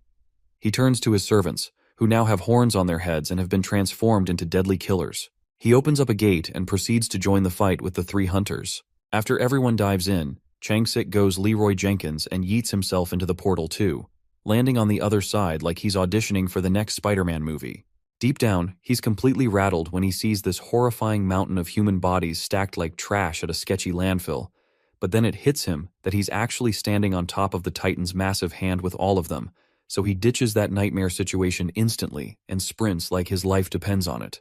Once he launches off the hand, the Titan immediately clenches its fist like it's crushing a soda can and crushes every poor soul inside to a pulp, then casually chugs them down like some cursed forbidden raspberry smoothie. Now fully juiced up with that human battery power, the giant glances down at the white-haired boy who just stands there locked in awe like he's trying to process a boss fight on nightmare mode. Right then, another portal rips open and even more bodies come raining in as bonus snacks for this oversized menace, which makes Changsik stress sweat like crazy since it really feels like there's absolutely no way he can do anything useful here. Meanwhile, among the chaos of falling bodies, our masked ninja makes his dramatic entrance and instantly gets hit with the biggest what the hell moment of his life as he stares around, totally baffled by the absurdity. Changsik shouts at him from below, urgently telling Tetsuka to go jump off the cliff before he ends up snapped out of reality by Thanos.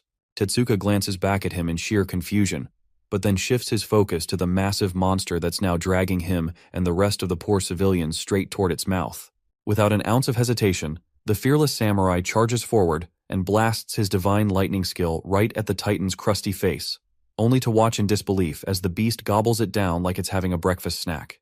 Tetsuka mutters some top-tier curses at his bad luck, while realizing the monster's about to eat him like dessert after the appetizer.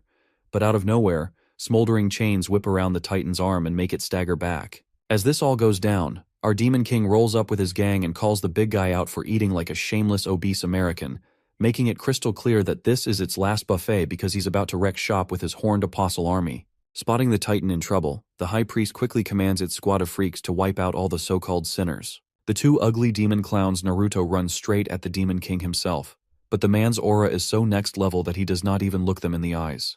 Just then, Ultra Instinct Dongchul streaks through the air and slams a brutal, bone-crushing jab straight into the first enemy's face, launching the unlucky fool like a rag doll into the distance. This only enrages the Lady Demon even more than before, and she fires off a vicious energy blast locked onto Dongchul without hesitation. Right before it lands, Choyung steps in like a guardian and braces herself to take the full force of the attack. As she stands her ground, eerie, monstrous eyes begin materializing in the air around her, trapping her in their gaze before she even realizes what's happening.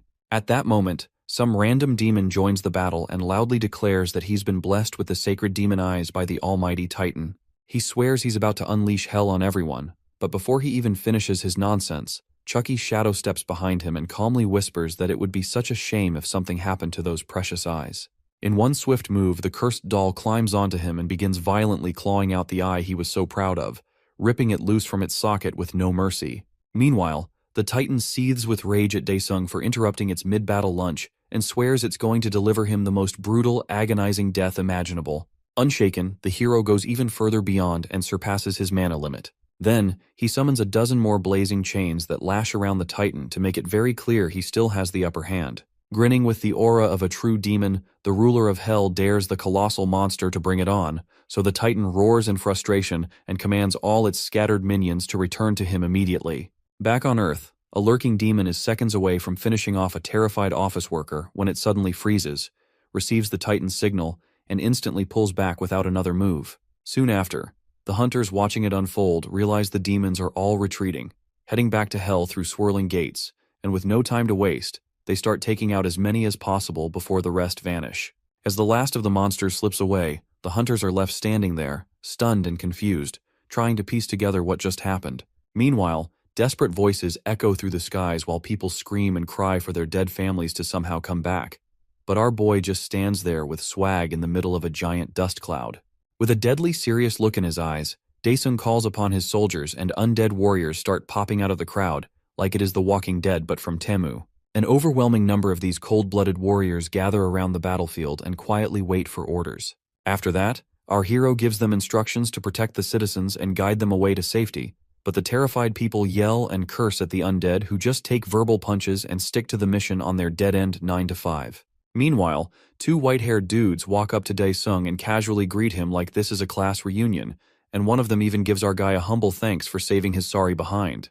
Just then, our hero suddenly staggers and groans in pain as the mad Titan thrashes wildly against the chains like a rabid asylum patient trapped in a straitjacket. Looking around, our hero sees how grim everything has gotten and tells the duo to lock in and focus on saving as many humans as possible. Leader Tetsuka tries to argue that it's just not doable right now, but our hero doubles down, saying these people are clinging to the desperate hope of making it back home, right as the scene cuts to crying victims breaking down all around.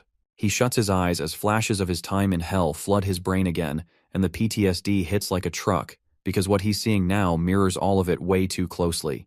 At that point, the two can only stand there watching him get dragged through his memories in silence, until Changsik suddenly shouts that Daesung should go take care of the giant behemoth, while he handles getting all the civilians to safety. Tetsuka instantly picks up what he's throwing down and takes off ninja running at full speed to follow his partner's lead. He decides it's time to fully lock in as he zones in on the massive steaming dumpster fire of a creature stomping around. Meanwhile, the Titan's still thrashing like an angry toddler in a harness and shoots Daesung the stinkiest side-eye, vowing to never forgive him and swearing to wipe out all of humanity no matter what. The system suddenly hits him with a warning saying using more power might actually kill him, which makes him wonder if his transformation might glitch out and reverse if his level drops. While staring down the absolute chaos monster in front of him, our hero tells his summoned apostles to go ahead and cancel that giant's life subscription permanently. The trio rushes forward, but just before they can reach the Titan, his underling bishops suddenly pop up in front, looking absolutely desperate to get folded like an iPhone 6. Choyoung launches ahead with her dagger raised high as the two immediately exchange blows at near light speed. The crusty monster tries pulling a cheap shot using her wrinkly spider legs, but Choyoung stays 2 steps ahead as she dodges and fires off one of her special moves, Extreme Javelin. She slams both daggers into the ground and unleashes massive sharp ice pillars that erupt at the monster, who counters using her extra limbs to smash the stones apart while tossing some weak taunt at Choyoung. Right then, she accidentally catches a glimpse of her filthy face in a broken ice shard, just as the girl appears behind her and realizes she's absolutely cooked. Our girl wastes no time and turns the wrinkly hoe into instant mincemeat using her daggers, while the monster mutters something pitiful about Daddy Titan before entering permanent sleep mode.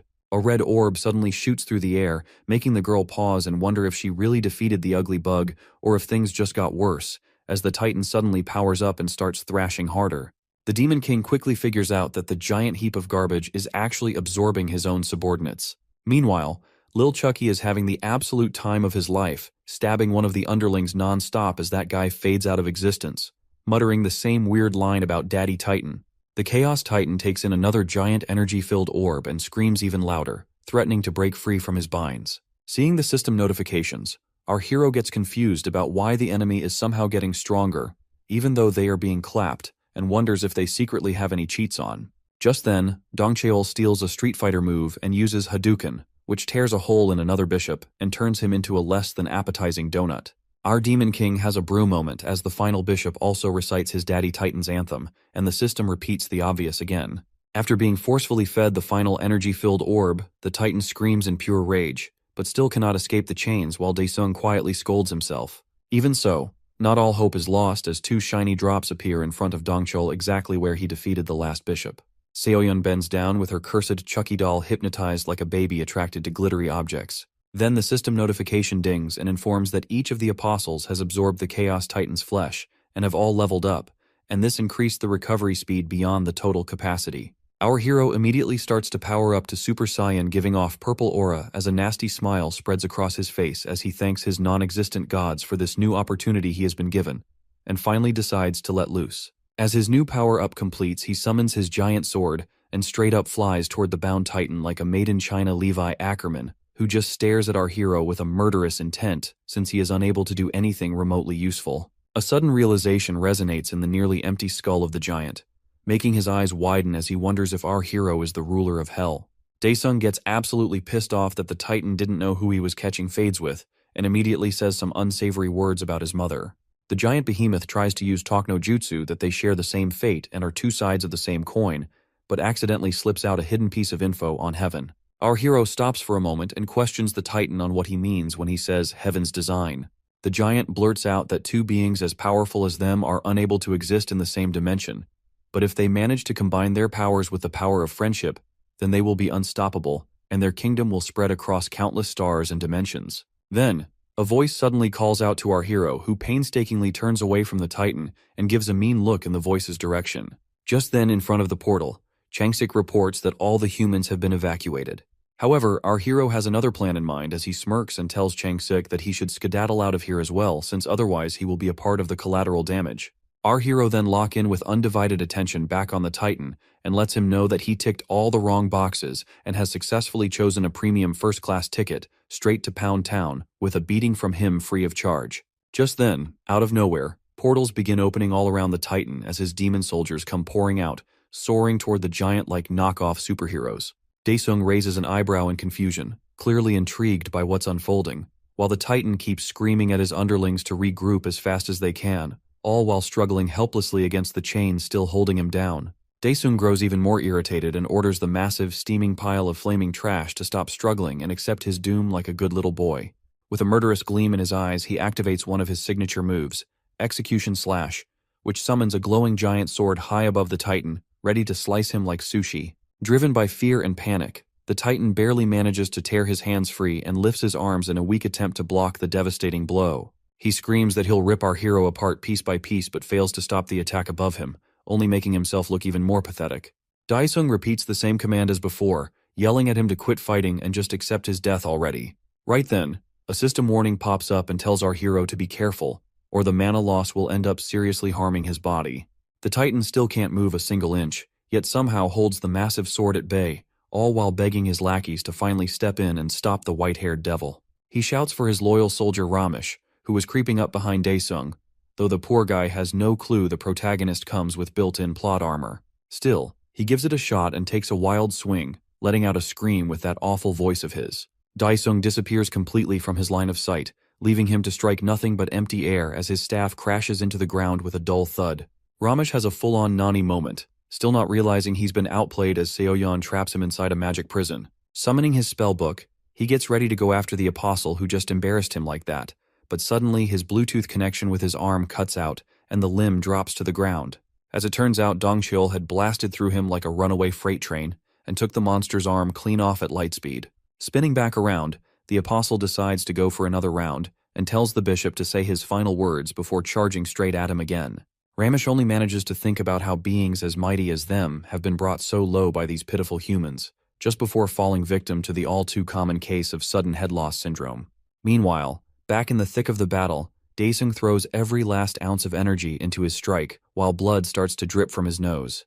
The Titan, bleeding from every hole imaginable, struggles to stay standing as his body slowly begins to fall apart under the pressure.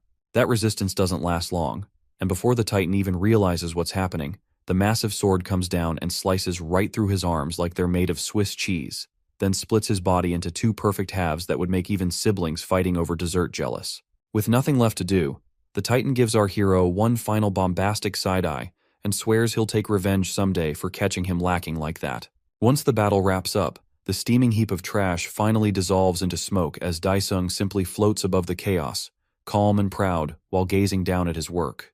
Looking up at the eerie purple skies, he hears the system notify him that he's officially defeated the Titan god, but only has 1% of his energy left. Completely drained, he tries to steady his breath and wonders if it's really over, all while his armor starts to crumble away, leaving just the part on his arm intact. A huge, ominous heart-like mass floats ahead of him, oozing blood, and the system announces that since he beat the Titan, he's now eligible to absorb that divine power. Daesung licks his lip, realizing how badly he needs this power-packed snack or he might end up face-first on the floor. But before he can even move, a blade suddenly pierces his chest, making his eyes go wide in shock. A voice behind him says thankfully they aren't too late and have shown up just in time, while Daesung clenches his teeth in pure rage and disbelief. He grits his teeth and mutters angrily, and demands to know what the cross-dresser warrior thinks he's doing. The being controlling the warrior compliments Daesung for taking down the Titan of Chaos and casually pats his shoulder, though they also make it clear that the powers of chaos aren't his to claim. Without waiting for a response, they start striding toward the Titan's core like some overly dramatic JoJo character. Daesung, clearly done with the nonsense, tells him to quit messing around while gripping the spearhead so tightly that it begins to crack in his hand. The system keeps flashing warnings that pulling it out will almost certainly be fatal, but he couldn't care less and continues without hesitation. The entity controlling the crossdresser warns him not to proceed, explaining that the spear was crafted specifically to restrain beings like him. With no other options in sight, Daesung draws his sword and charges at the zesty warrior, who closes his eyes in disappointment instead of reacting. As Daesung swings at his head, the blade gets effortlessly stopped mid-air as the entity using the whooshy finger holds, using their complete focus. Daesung demands the zesty fighter show his true self, and at last the disguise disappears as white smoke swirls around their body. Now facing the golden being before him, Daesung narrows his eyes and asks if she's a celestial. She ignores the attitude and starts monologuing like an overdramatic NPC, explaining that Daesung may have extended his star's life for now, but it's only a matter of time before another Chaos Titan is born. With a nasty smile, she tells him to stay in line and play his part like a good boy, then slowly fades away while wishing him farewell and warning him not to do anything stupid until their paths cross again. Daesung curses his horrible luck, scowling as he instinctively reaches for his chest and realizes the spear is gone, leaving behind a big hole in his shirt and even more confusion. Right then, Seoyeon rushes up to him, calling out for her master with full speed. The goth girl blushes as she catches her breath and teasingly asks what naughty stuff he did to her. Dongchul shows up behind her and explains that all of them passed out while training and somehow woke up in this situation. Daesung suddenly has a big brain moment and figures out that apostles must lose their memories once they transform. He tells the group he'll fill them in once they get back. Choyoung then points past him and says there's something weird happening behind them, which makes Daesung glance over his shoulder with confusion. Back in the city, civilians lie on the ground as medics and healers try to help them recover from the trauma of nearly dying. Two people thank Heron for healing them, but their moment of peace gets interrupted as another portal appears, immediately putting everyone on edge. Some begin to panic, thinking monsters are invading again, but Heron simply smiles once she realizes who's coming. The duo from before stare in disbelief, wondering if Daesung's gang actually managed to beat the Titan. Just then, our hero and his crew step out of the portal, radiating pure swagger, and the crowd immediately erupts in cheers. People rush to congratulate and thank them for their efforts, but even with all the praise, Daesung stays quiet, deep in thought, and wonders if the entire disaster could have been avoided somehow even after all that has happened. The Demon King draws a blank even after using every bit of his brain as he stares at the floating book in front of him and tries to look smart. He finds it strange that this book shares the same name pantheon as his own system, so he starts to wonder if there is some kind of connection between them. At that moment, the system shows the book's info and asks if he wants to use it either to transport something or to change the present by sending a person through dimensions in exchange for the caster's life. He gets the first part well enough but still has no idea what the second command is supposed to mean, so he checks if the system is actually connected to the book or not. The system throws out a weird glitchy response which only makes him feel more lost than before. Right after that, the book activates on its own and begins flipping pages while glowing with bright light as it blasts out dramatic lightning like it's in a music video. That is when things go sideways fast as a massive slimy tentacle monster leaps out of the book straight toward him at insane speed. Daesung brings up his arm just in time to block it as a giant red tongue coils around it like a snake, and a voice from the book speaks up asking if Daesung is its new owner while he still struggles to understand what any of this even means. 3 years pass since the apocalypse and everything now seems back to normal with barely a trace left. The scene then shifts to the United States where tall buildings and traffic-blocked streets fill the view. At the Bureau auction house, things remain calm for the moment while a crowd gathers for a special event. The host steps up and tells the packed room that the auction will begin soon, so they better brace themselves if they want a shot at grabbing some gate orbs. He flashes a confident grin and reveals the first item up for bid, C-grade orbs that can open up 10 monster gates, and reminds everyone that only small or middle-sized clans can join in. Reaching into the black box on the table, he pulls out what looks like a plastic ball, then pops it open to read the name inside before announcing Country Clan as the lucky pick and congratulating them on getting selected. A faint tremor rattles the room, though no one pays it any mind, and the announcer prepares to start the next draw when the shaking grows worse and panic spreads through the crowd as they look around nervously. Some people rise from their seats to leave thinking maybe a fire broke out, but right then a guard storms in and tells the host that someone has stolen all their orbs.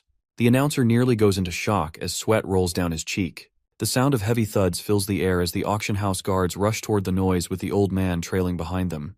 They all come to a sudden stop in front of the vault where they freeze at the sight of a guard lying unconscious next to the door. The announcer wastes no time and yells at another guard to go and inform Chairman Chanho right away about what just happened. The scene jumps to a massive mall buzzing with life and packed with shops selling everything under the sun. Daesung's sister stands outside a clothing store glued to her phone as she scrolls without care. A smooth voice suddenly calls out to her, and the dressed-up doll looks up from her screen to find a goth baddie dressed in black who easily scores a 10 out of 10. The girl smirks and playfully asks who Seoyeon is trying to impress with her outfit. Seoyeon instantly turns red and starts playing with her hair while awkwardly claiming she just needed a break after dealing with the gates. Jisoo smirks harder and jokes that she must be going all out for her innocent little brother, which gets Seoyeon flustered like a cat backed into a corner. Jisoo keeps going and says it's too bad she didn't plan to meet him today since she had planned to talk him up, which instantly shatters Seoyeon's poker face. Jisoo is left stunned as it suddenly hits her that the goth girl is actually head over heels for our hunky demon king who no longer even tries to hide it. Seoyeon is unsure whether what she feels is truly love or just admiration, as she remembers that it all began 3 years ago, and that her bond with her master always felt like something important was missing. After that, his sister throws her hands up in complete disbelief at her confession that she has been secretly crushing on her brother for that long, and immediately decides shopping can absolutely wait since there's juicier tea to deal with right now. She practically demands that they head over to Daesung this instant, which leaves the goth girl even more flustered than before. The scene shifts to our hero's organization as the elevator dings, and a man in a crisp suit steps out with an annoyed look on his face while tugging at his tie. He walks into a quiet room filled with massive wine bottles and immediately notices Daesung knocked out on the couch, enjoying some well-deserved rest like a true king. The man in the suit calls out Daesung for his lazy attitude and mocks how nice it must be to sleep all day and avoid actual work as he reaches his hand forward to shake him awake. Daesung catches his hand on instinct, since he has no plans of letting anyone catch him off guard again.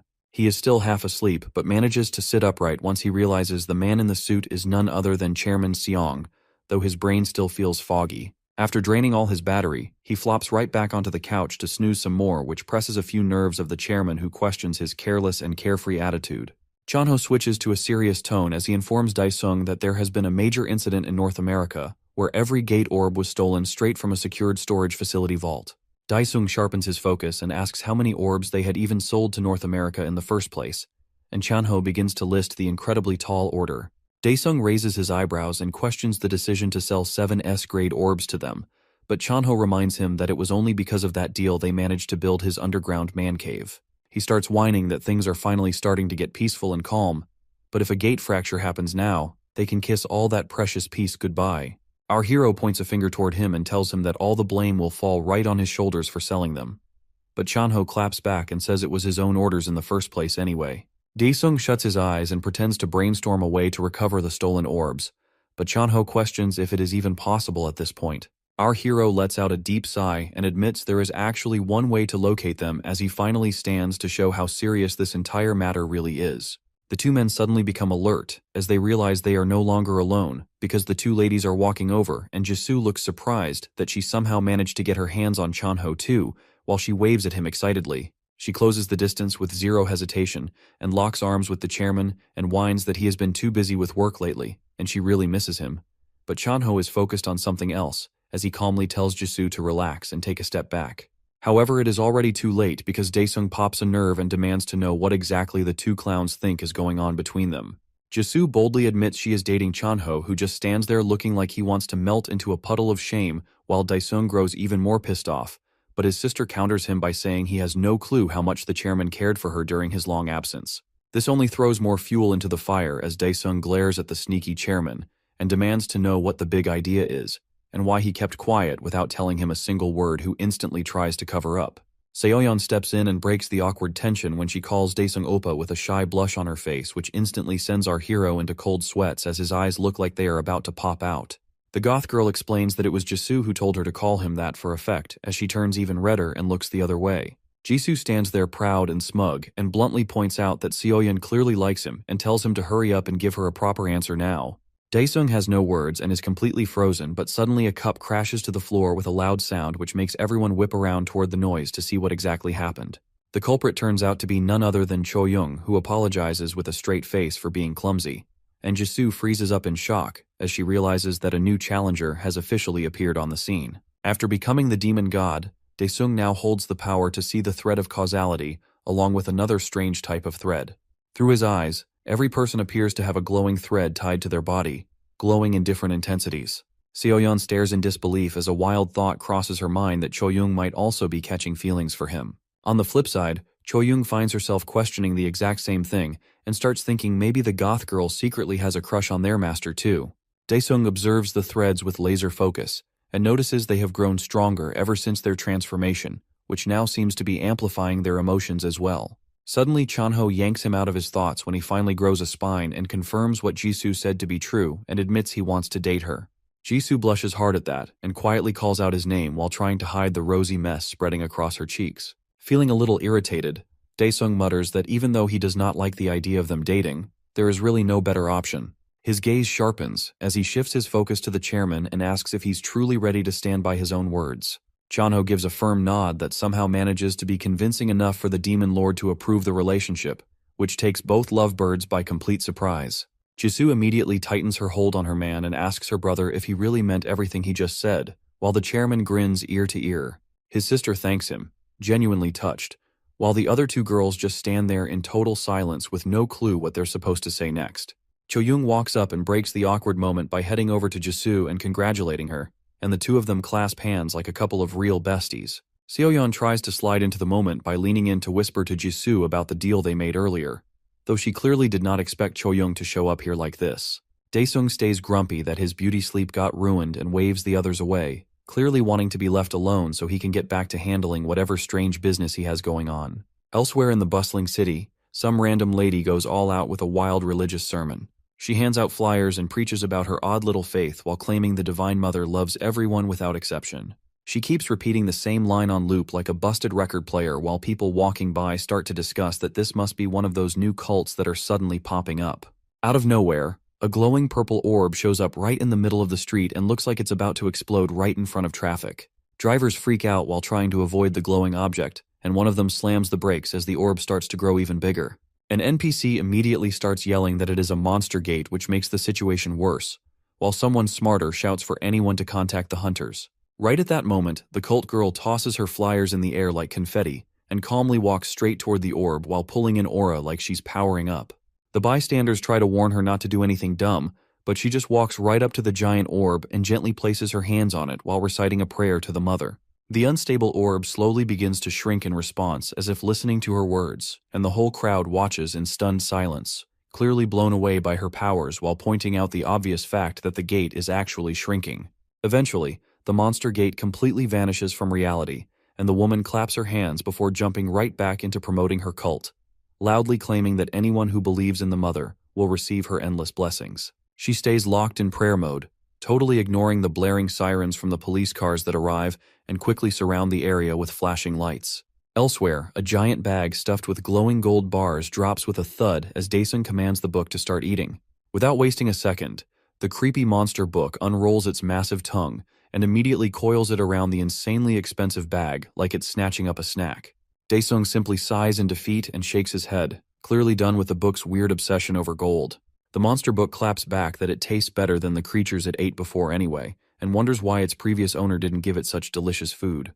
Bro's vibe changes as he gets serious and demands to know where the orb the book created disappeared to. In response, the monster book flies open and flips its pages at lightning speed before landing on the one it needs, sending a flash of light shooting straight up into the sky. It informs the Demon King that the orb they're looking for is actually somewhere very close to their current spot, while Daesung stands there radiating pure drip energy. Over at the World Hunter Association HQ in Daejeon, a tiny secretary steps up to tell the chairman that one of the stolen orbs got activated inside the country, which immediately triggers him to yell and ask why nobody reported this to him sooner.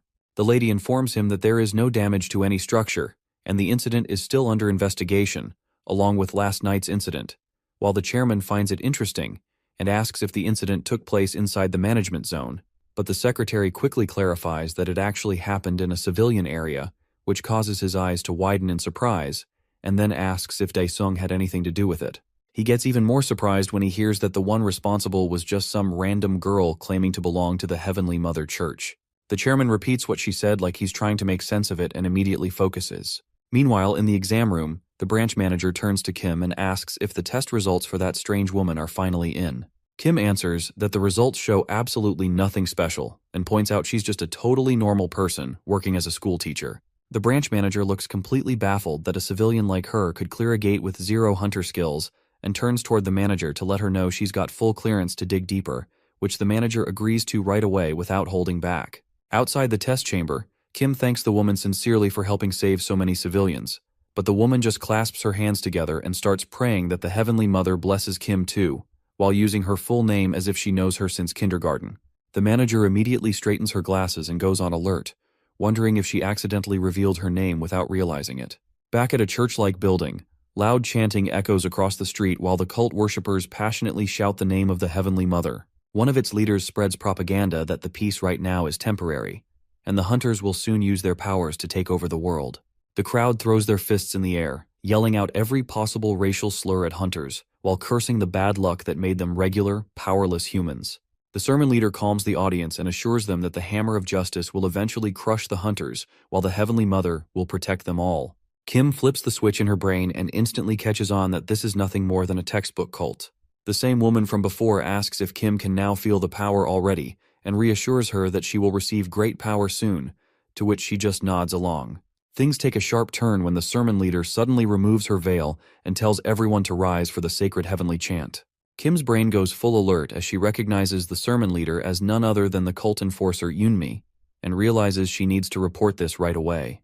But before she can make a move, she feels a creepy hand land on her shoulder, while the unhinged woman next to her begins chanting loudly with the crowd, which sends chills down Kim's spine. Before she even gets a second to react, something slams her hard on the back of her head, and she drops to the ground completely knocked out cold, while the cult worshippers slowly gather around her, still chanting with eerie intensity as they call for her to receive the grace of the Heavenly Mother. As the chanting grows louder, she collapses back onto her seat, barely clinging to consciousness while a swarm of mindless zombies completely closes in around her. Just before everything fades to black, a strange voice echoes in her head, telling her to open her mouth wide because the heavenly seed is about to be given to her, unlocking a hidden power that's been lying dormant within her all along.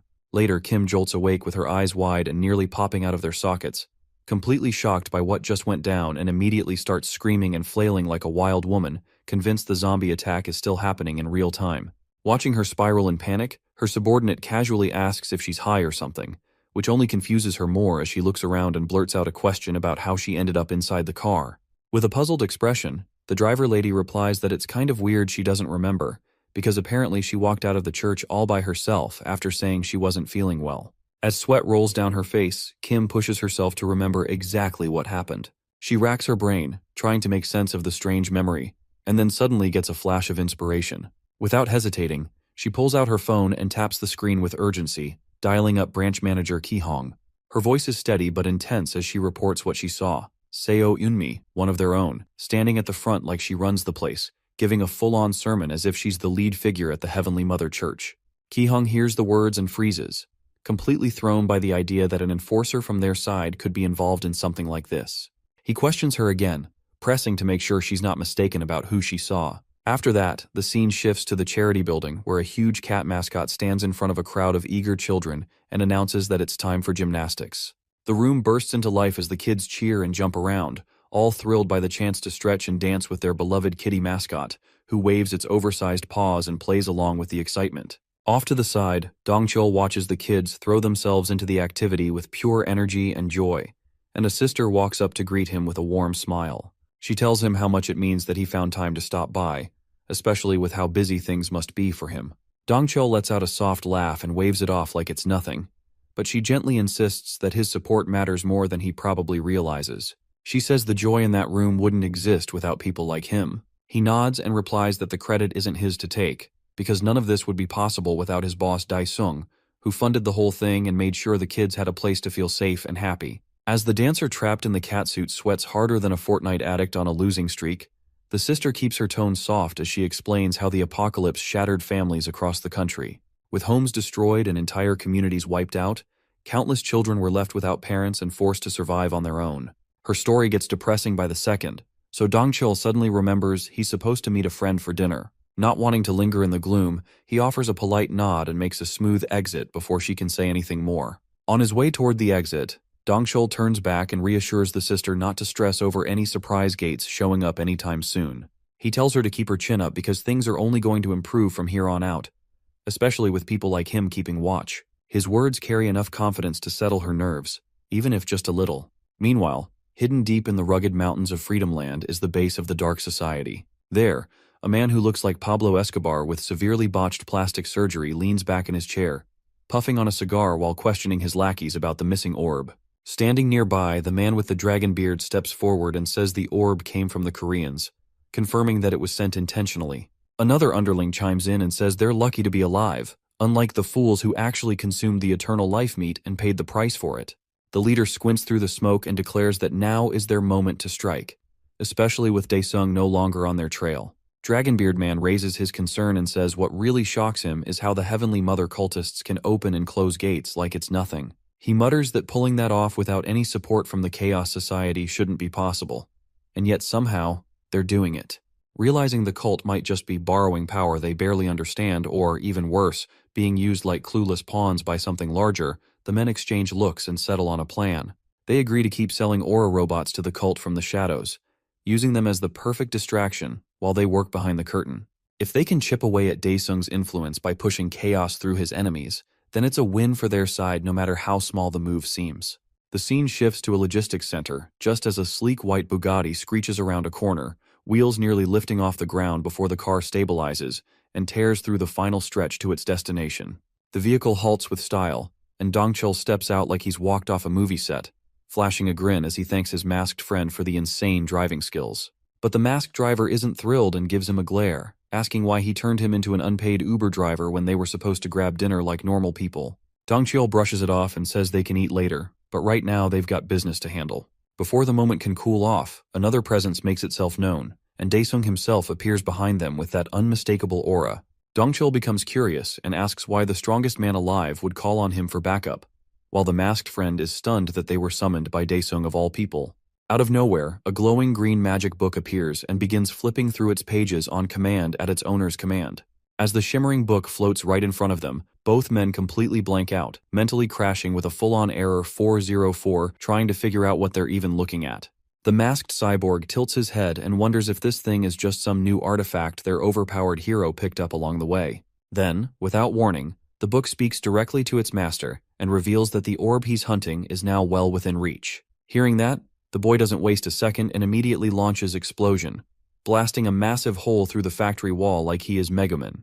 Smoke floods the entire place from the inside as the trio walks through the wreckage, each step carrying an intimidating presence. Dongchul glances around and questions if nuking the wall was even necessary when walking in like a normal person would have worked just fine. As they step further in, they spot a cardboard box placed awkwardly in the middle of nowhere. Dongchul points at it and asks if all they need to do is grab it and bail, but the cyborg drops into battle stance and warns that they'll need to deal with the guards first. As everything unfolds, the hero stays oddly calm and quietly notes how strange it is that he can't detect any real thread of causality tying these enemies together. Still, our spiky-haired Giga Chad cracks his knuckles and slams his fists together, looking like he's more than ready to throw hands with the incoming NPC wave. Across from them, a bunch of ghoul-like robots start doing weird Spider-Man poses in a failed attempt to look threatening.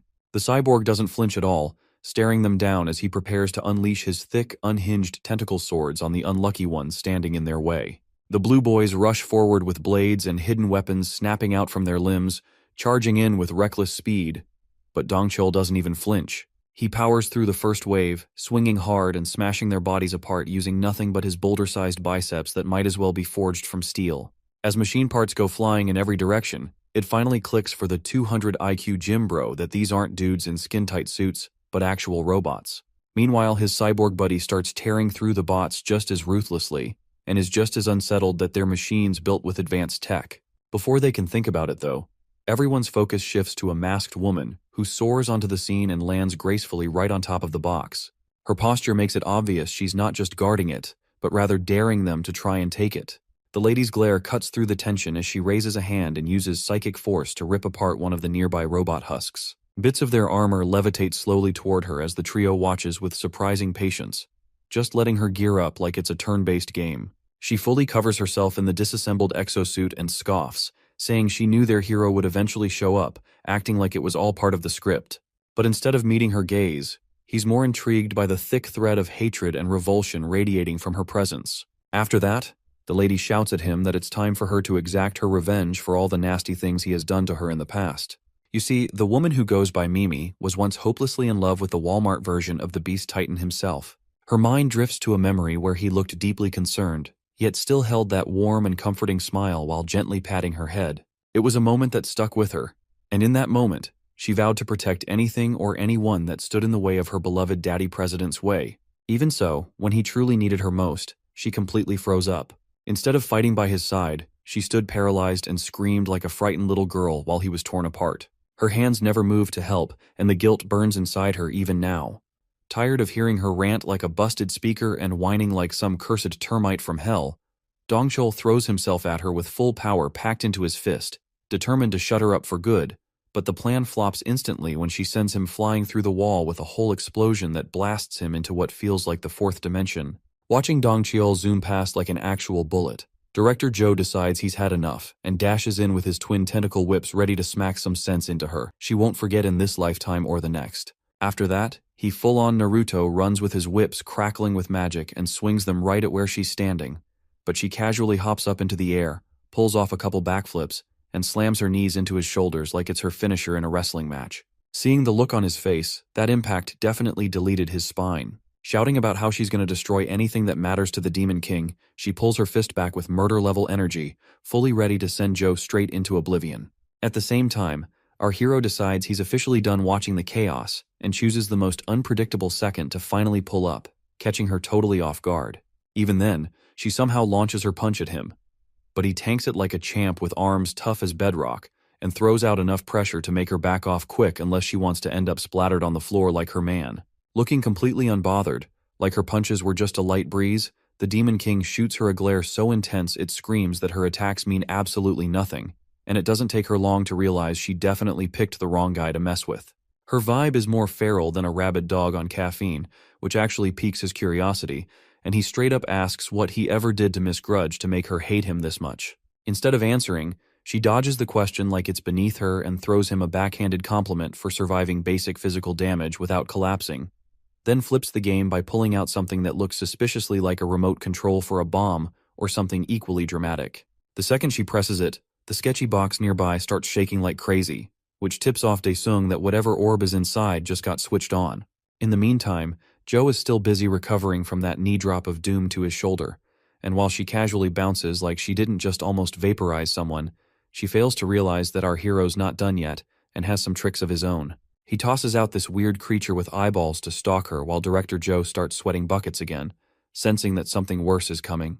Moments later, the cursed box lights up in an ominous red just seconds before it explodes and wipes out half the factory, like it's the end of a round in Counter-Strike. As expected, the Demon King walks out untouched with his guy in one piece, and checks in to see if Joe's okay. But Director Joe doesn't stop sweating like he's in a sauna from hell, because the bomb site is now giving off a ridiculously strong aura that feels way above anything they've seen. As this happens, they spin around and get greeted by a massive black hole throwing a tantrum with wild winds howling all around, while Dongchul finally regains consciousness after getting his whole rear end handed to him and immediately starts wondering where that psycho lady ran off to. Already guessing that this brainless gorilla might try jumping straight into the black hole without a second thought, Daesung steps in fast and plants himself in front of him, telling him to stay put before doing something even dumber than usual. Right then, Director Joe notices this thing feels way off compared to any normal gate they've dealt with, and just as he starts getting confused, the magic book from earlier shows up again like it never left, and explains to its master that it's not actually a gate but some dimensional cataclysm which sounds like it belongs in a sci-fi movie. The overly dramatic name makes our hero raise a brow, while his cyborg sidekick remembers that cataclysms basically teleport anyone inside to a totally unknown location, so he casually asks the book about how far this chaos can reach. Turns out, unlike the usual baby-sized cataclysms that barely cover a village, this one's built differently and way bigger, which gets Joe sweating bullets over the possibility that the blast radius might wreck the nearby civilians. So our hero wastes no time and demands his grimoire to spill how to shut this mess down. The book says it'd take his divine powers to erase it, but sadly, that's a no-go since the divine power is sealed off inside him by the golden spear, but Daesung just grins like the absolute mad lad the moment he hears he's the one who can do something about it. Without hesitation, he leaves the rest of them behind like background characters and dashes straight at the black hole without a care, and then pulls out his sword. Our boy fires up Demon Lord mode and starts radiating an intense aura. As his monstrous energy flares, the golden sealing spear lodged in his chest begins sliding out, which immediately sets off the system warning him to shut the transformation down now, or else he's going to suffer some real irreversible damage to his powers. He clenches his teeth like he's about to bite through steel as the pain rockets through his whole body, with the system screaming non-stop in his head to shut it down immediately. But our boy doesn't even blink and goes full send with his Demon Lord slash, launching a massive wave of void straight into the black hole. Meanwhile, Joe and Dongchul just stand there like statues, completely speechless as the monstrous cataclysm gets wiped out and crumbles into ash right in front of their eyes like it was never even real. After that, Daesung curses out the psycho witch and clutches his chest like he's having a heart attack and drops to the ground right then and there. A few days later, he finally blinks his eyes open in a room so bright it feels like a hospital and immediately senses something weird pressed against him. He jerks upright the moment Seoyeon screams in excitement that her precious master is finally awake. Still half-conscious, he blurts out why the hell he's butt naked, and she casually drops that she personally wiped down every single inch of him, and also mentions he's been passed out for 3 whole days. Right on cue, the door slams open as Choyoung storms in like she's ready to throw hands. The second she sees Seoyeon getting way too handsy with her man, Choyoung practically bursts into flames and demands to know what shady plan she's pulling, but Seoyeon just smirks and says she got permission from Daesung's sister to take extra personal care of him. Choyoung couldn't care less about that technicality and immediately grabs her by the hands like she's about to break every single one of her fingers. The goth girl gives her props for finally showing some guts, but then reminds her she's about 1,000 years too early to be picking a fight, which lights Choyoung's fuse even more. Watching both of them act like absolute clowns, Daesung tells them to knock it off since he seriously doesn't have time to deal with them and needs to get back to handling real problems. That throws Seoyeon into panic mode as she insists his body's still way too jacked up, and he can just order his loyal servant to do literally anything for him instead. When he realizes she can sense the cursed spear still sealed inside him, he is stunned. Seoyeon mentions that curses are technically her specialty. Hearing the whole exchange leaves Choyoung completely speechless, since she has absolutely no idea what's going on. So once they finally break it all down for her, she ends up visibly shaken and immediately asks if he's figured out any way to get rid of it. Daesung tells her he's been trying non-stop for the past 3 years and still came up empty, which makes Seoyeon tilt her head in curiosity since she's always had a little idea pop up in her mind whenever she saw that thing. And now he's suddenly wondering if she's actually got a legit breakthrough brewing, thanks to her whole cursed skill expertise. She then leans in way too close to his face and tells him to stay still for a sec with that same mischievous grin, before planting a bold smooch that instantly makes him visibly uncomfortable. Choyoung immediately loses it, furious that this goth menace is out here kissing her man without even asking, while our hero just sits there fuming as the goth girl acts like she just had her first magical Disney kiss. He's 2 seconds away from unleashing hell and showing her why they call him the Demon Lord. But before he can even finish the threat, both girls freeze in shock as the cursed spear suddenly starts slipping out of his body all on its own. The system chimes in to casually announce that the conditions for removal have finally been met. And with that, Daesung stares at the space between his super jacked pecs, where the cursed mark is now completely gone. Seeing that, the girls instantly go wild celebrating the breakthrough, but Daesung's smile fades fast the second a thick black fog appears right in front of him, which turns out to be his adorable little wraith scout filled with eyeballs. Meanwhile, over at the Heavenly Mother cult's main HQ, some angry dude is seen straight up yelling at the guards out front, demanding they return his daughter or get out of the way so he can drag her out himself. That instantly pisses off one of the guards, who barks back that his daughter's inside praying so he better wait quietly or zip it. But the man and the nearby crowd start freaking out and crying that none of them have seen their families in weeks, which sends a chill through everyone as they start to suspect something way darker is going on inside. The other guard steps in and tells the crowd they're absolutely not allowed to enter the prayer room without first signing some shady-sounding contract. But then Pastor Nim strolls up and casually tells them to open the gates and let everyone in. She claims that watching their precious children ascend to heaven should calm all the parents down, but one brave lady yells out that no one should fall for it since nobody who ever walked into that room has come back out. With a fake smile plastered on her face, the pastor tells her to quit spreading lies and dragging the church's holy name through the dirt. But the old man with tears flooding down his cheeks shouts his daughter's name and begs the pastor to take him to her right now. Unbothered as ever, she just spins around and tells anyone who wants to reunite with their loved ones to go ahead and follow her like they're on some weird field trip. Inside the building, all the boomers walk behind her down a dark tunnel while she says they can go see the prayer room with their own 2 eyes. Hesitating for a sec, the old man finally pushes the door open and takes a look inside, and what he sees nearly makes his soul leave his body on the spot. His daughter is getting hoisted up by a bunch of creepy chanting cultists while crying some weird stuff about the Heavenly Mother blessing her with her divine cheeks or something. While the crowd is still processing, the pastor tells everyone to clap because they're all witnessing a fellow sister ascending straight to heaven right before them. With her hands clenched together in some freaky pose, the girl starts moaning like she's having the best moment of her life thanks to the Heavenly Mother's aura, which makes her father think she might be high on something.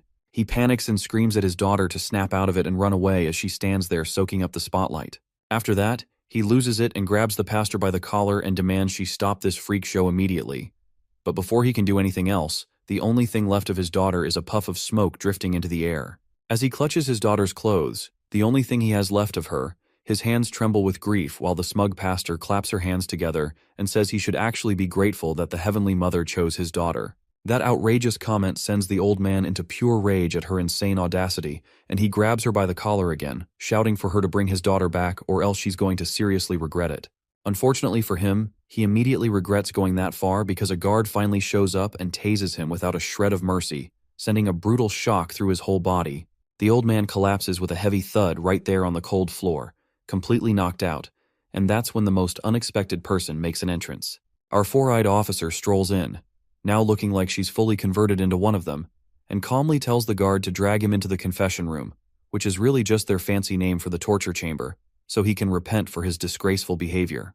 With that, she and the guard walk off with the poor father's limp body while the pastor, still high on spiritual copium, confidently mumbles that he'll definitely switch sides after he sees how beautiful the heavenly family is. Meanwhile, over in heaven, which turns out to be a surprisingly gorgeous green plain with a summoning circle planted right in the center, an orb appears out of nowhere and reveals itself to be the soul of the old man's daughter who just ascended. She finally seems to snap out of whatever trance she was in and looks around with total confusion, clearly unsure of where she's ended up or how. That's when a blindfolded woman in ridiculously ornate clothes straight out of a Dark Souls boss fight casually strolls up and greets the bewildered girl, who's still very concerned about why she has no clothes on. She feels absolutely ecstatic to finally be welcomed into the Holy Mother's embrace. But the monster hag has other plans and tells her she's nothing more than a useless husk wasting oxygen, so it's time to ditch that body. With one lazy point of her fingers, the girl gets instantly beheaded, and her head rolls down the grassy hill like a bowling ball on a very cursed lane with no pins. After that, the Heavenly Mother casually whips out a chalice of wine and gathers what turns out to be the glowing essence of a pure soul inside it. She then floats over to a guy who looks very familiar and very jacked, chained to a massive rock with a glowing blue heart stuck to his chest like some weird parasite trying to latch on. Taking a casual sip, she asks why he won't just accept the Titan's heart and move on. But he says, again, that he's not interested in turning into a full-blown monster. Hearing that, she mutters something about his refusal, probably being a glitch in fate. But then her creepy wings shoot out, fully covered in twitching eyeballs for no reason, making the guy's eyes go wide at the total nightmare fuel she just turned into. Without asking, she then straight up forces him to drink the soul essence like it's a vitamin shot, making the Titan's heart inside his chest immediately light up in response like it's sinking to him. That makes the blonde clown of a man super angry, practically fuming with rage, but she waves off his tantrum and tells him to quit whining and accept his fate as the new Titan god. He, however, couldn't care less about her drama and starts screaming that he'll tear her to pieces the second he gets out, flinging every insult in his vocabulary while she walks away, not caring even slightly about his very loud threats. Just then, she senses something deeply sinister in the air and glances up at the sky where a strange orb starts crackling with wild energy. It takes her a second to realize that the seal keeping heaven and earth apart is now starting to fall apart. Apparently, our Demon King is the one stirring all this up, but the system hits him with the news that his Demon Lord powers have dropped and he's no longer allowed to use any of his hell-exclusive abilities anymore. However, as a trade-off for yanking out the Golden Spear earlier, he ends up unlocking a heavenly skill called the Demon Lord's Kiss, which basically lets him heal an ally completely from any injury or debuff with, you guessed it, a kiss. After that, his grimoire suddenly switches up and congratulates him for regaining a portion of his powers, making Daesung instantly suspicious because the book's sudden niceness feels off.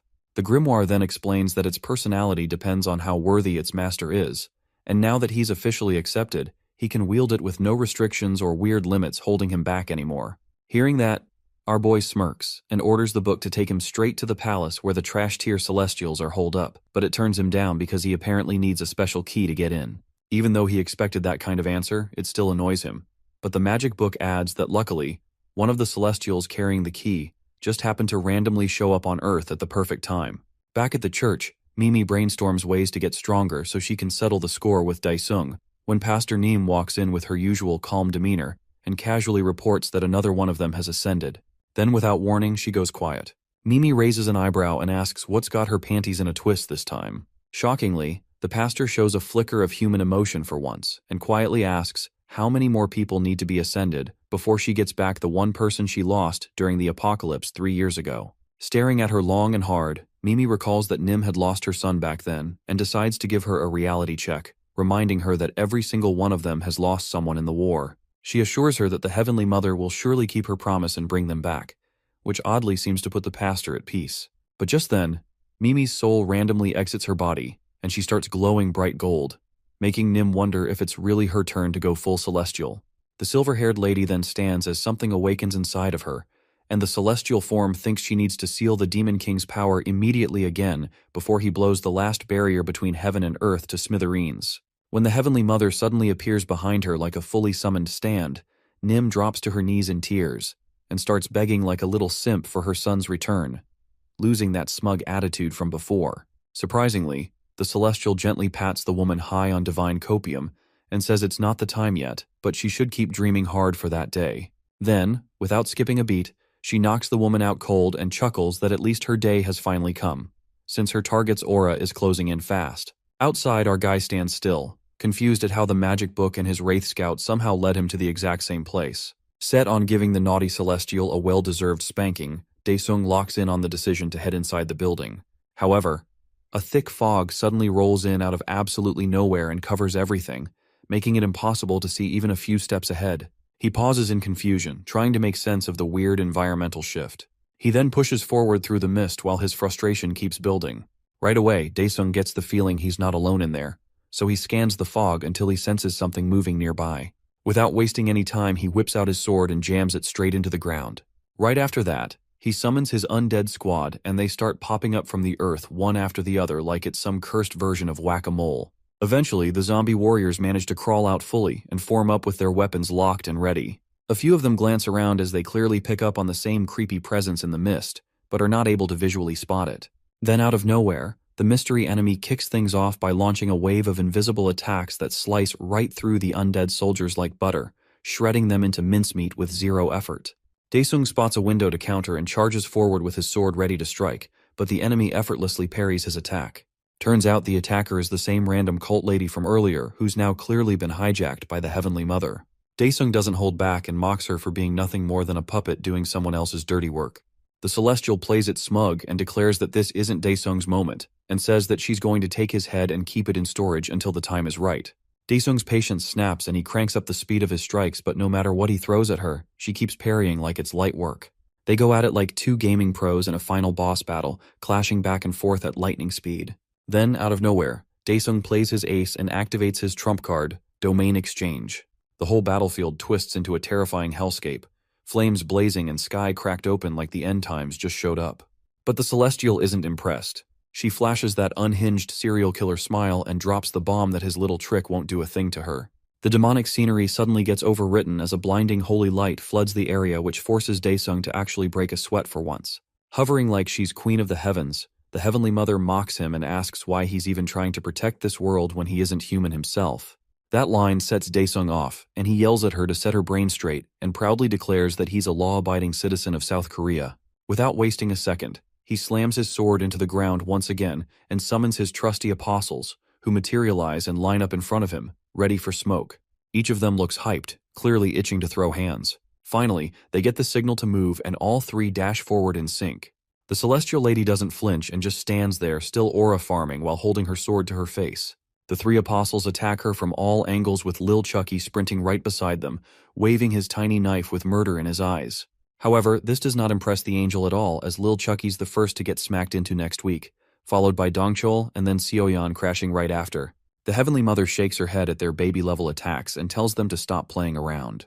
But suddenly her expression shifts as something feels off to her. She scans the area and finally realizes she's not in her divine realm anymore, and somehow has been dragged straight back into the middle of Daesung's hell. After that, Daesung shows off a wicked grin as his knockoff domain expansion finally activates, and his three apostles stand firm behind him like backup dancers hyping him up, pushing his aura way past 9,000.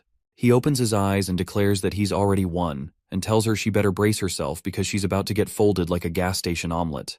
The Celestial tells him not to get too cocky just yet as one black wing bursts out of her back with creepy little orbs stuck all over it. Meanwhile, she throws out a smirk and claims that in this space, she can also tap into her full powers without holding back. She throws her hand forward and launches a wild aerial attack which Daesung swats away effortlessly with one smooth wave of his hand. He then brings out the same chains he once used to pin down the Titan and sends them stabbing right into her wings, which traps her in place. He leaps up into the air with his sword raised, fully ready to cancel her life subscription with extreme enthusiasm.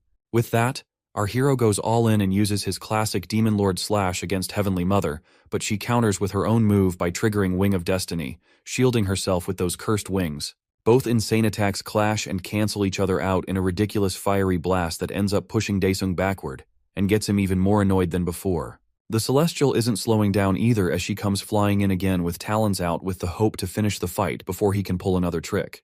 She targets Daesung's eyes and breaks through his defense like it's nothing. making it seem like she's actually won. However, his body turns out to be nothing more than smoke, and it's being controlled by Seoyeon, who is locked in deep concentration. Daesung wipes the blood off his cheek and admits he would have really gotten deleted there if his wifey Seoyeon hadn't jumped in. During the battle, the apostles have already snapped out of whatever spell they were under, and Seoyeon starts wondering if her master is once again in serious danger. Choyoung cuts in without any filter and points at the golden wrinkly witch nearby and asks if that crusty old nightmare is the actual enemy. Dongchul barely manages to process the chaos and comments about how huge the explosion was, like "Yo mama." This little goof makes Daesung realize his crew's finally back in control. At that point, Daesung tells them he'll explain later, but right now, they've got to jump the evil chicken lady, which gets the apostles immediately locked in without hesitation. They line up like they're about to drop a diss track, all standing in sync as they prepare to square up against the cackling menace who just stares them down and says their fate is already sealed, so they should quit their sad little resistance. Now boiling with rage, Seoyeon flips the chicken lady off without hesitation alongside Lil Chucky and dares her to come over and get wrecked by a knuckle sandwich deluxe. Meanwhile, Seoyeon pulls off one of her slick ninja moves by activating her water trap skill, which makes the ground around the angel turn into this gnarly bubbling black sludge that almost knocks her off balance. The creepy liquid starts slithering around her feet like it's trying to inject her with something nasty, but the Heavenly Mother doesn't even blink and just calls it a sad little trick before casually trying to fly off like nothing happened. At the same time, ice shards randomly start popping up all over her feet too, totally locking her in place since Choyoung decides to flex with her skill Thorny Graveyard, which summons a barrage of sharp icicles straight at the angel. The ice jabs her from all directions, but she stays stone cold and doesn't even twitch, tanking the hit like a monster. Dongchul suddenly screams like he's auditioning for a horror movie and charges in and stacks his Thunderstrike into the combo, but of course, the angel still stands there looking like lightweight no reaction mode is permanently on. Right after that, Dongchul starts acting all smug like he just did something impressive with his over-the-top attack, and then has the audacity to act surprised that it did absolutely nothing. The angelic menace just blocks the whole thing by curling up behind her wings like the dramatic coward she is. She then flashes a super unsettling grin as her head slowly peeks through between the wings. She straight up vows to erase them all one by one while slowly creeping out from behind her wings, looking like the world's most threatening ugly duckling. Back at the battlefield, the Heavenly Mother starts powering up her ultimate move. The apostles are barely staying grounded as the whole place shakes like it's in a rage quake, and with everything on the brink of total chaos.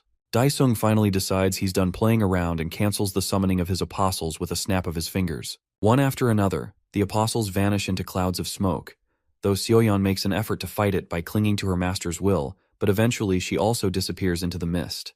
Daesung sends a quick shout out to his loyal squad for holding it down and tells them he's taking over from here to wrap things up. With that declaration, the Demon Lord blasts forward at full throttle, while the angel is still too busy powering up like she's waiting for a cutscene to end. Right then, he plunges his sword straight into her without letting the enemy finish her power up, which Goku definitely would have waited for. The system conveniently notifies him that his ultimate move is almost ready as he finally hits 100% hell materialization rate. The Celestial realizes something is off when she looks around and figures out she's been teleported to another cursed dimension once again. A few seconds later, Daesung starts floating towards her, powered entirely by the sheer gravitational force of his aura, which sends her into a panic. As his eyes start to glow with a bloody red, he calmly tells her to start praying because he's officially about to let loose. He straight up declares that her survival chances just hit 0% as he slowly gives her the ultimate disrespectful thumbs down. Immediately after that, the Demon Lord activates his finishing move, Immortal Hellfire, which unleashes massive waves of demonic flames, while the Heavenly Mother finally starts showing signs of being worried for once. A massive black hole cracks open right underneath her, offering an exclusive no-return VIP ride to damnation, and Daesung lets her know it's one way only. In a final act of desperation, the Celestial Lady removes every limiter holding her back, and her body starts shifting into something truly cursed. As the smoke clears up, a hideous mutated eye creature pops out, whose legs appear to be bent over than her. But her disgusting transformation ends up being completely pointless, because the tendrils from the Hell Portal start wrapping around her anyway. A heavy wave of dread crashes over her when it finally hits that no matter what she does, there's zero chance of escaping this mess. Daesung casually tells her to shut it, and then swoops down from above like a WWE star, slamming a savage dropkick right into her spine as he yells mid-air that she needs to just die already. The Heavenly Mother can't process the fact that she's actually getting destroyed and starts questioning why fate suddenly decided to betray her so hard. Moments later, the angel completely vanishes through the portal in a final burst of glowing feathers as the closing hell circle traps her and erupts into a massive explosion. Silence falls over the entire dimension with only a giant crater left as the last remaining evidence that a god-tier battle even happened. But that peaceful moment doesn't last long as a bright beam cuts through the quiet and a mutated angel floating orb pops out. Daesung just stares down the giant floating eye like it's a mildly annoying bug, and the system helpfully lets him know that the demonic beasts of Pandemonium are now completely simping for their master. A flood of system messages roll in. Right after that, the system hits him with the ultimate follow-up question, and asks whether he wants to absorb the divine powers of the angel Barakiel he just completely clapped. Not wasting even a second, he instantly agrees to absorb the power as a massive flash of light bursts through the area and the orb slowly starts sinking into his body. The system chimes in to confirm that he's officially absorbed the celestial powers and has unlocked all the shiny angel abilities. As a bonus, he can now use his demon powers even across different dimensions thanks to his insane level boost. Out of nowhere, the magical book shows up like it owns the place and tells Daesung that the dimensional key to the celestial realm is literally right in front of him. Floating just ahead is a giant glowing golden orb which Daesung picks up and crushes in his hand. As soon as he does, the orb marks itself onto his hand in the form of a cool glowing tattoo, and the system lets him know he now has complete unrestricted access to the celestial realm. He starts wondering if this orb really is the key, and the book confirms that it can indeed be used for travel into the celestial dimension. Daesung realizes that these people are still going to come after his family and friends, so he orders the book to explain how to activate the orb. For once, the book decides to not be a troll, and even offers to make a special orb specifically for this task to help out its master. A shiny golden and blue orb suddenly appears out of thin air like it's been summoned by Houdini, and the book informs him that he now has the ability to open the gate to the dimension anytime he wants. Daesung has one of his big brain moments and casually scratches his head as it hits him that he's still missing a few of his other orbs. Meanwhile, back at the Heavenly Mother cult, the same lady from earlier keeps frantically begging her superior's unconscious body to wake up already and stop playing dead. Right then, a group of soldiers decked out in ninja gear bursts into the room, and the cult lady loses it as she demands to know who they even are. The soldier leading them gives a calm but firm order to capture the orb immediately, while the rest of the squad rushes in, and one dude just casually punches open a locked cupboard like it's nothing.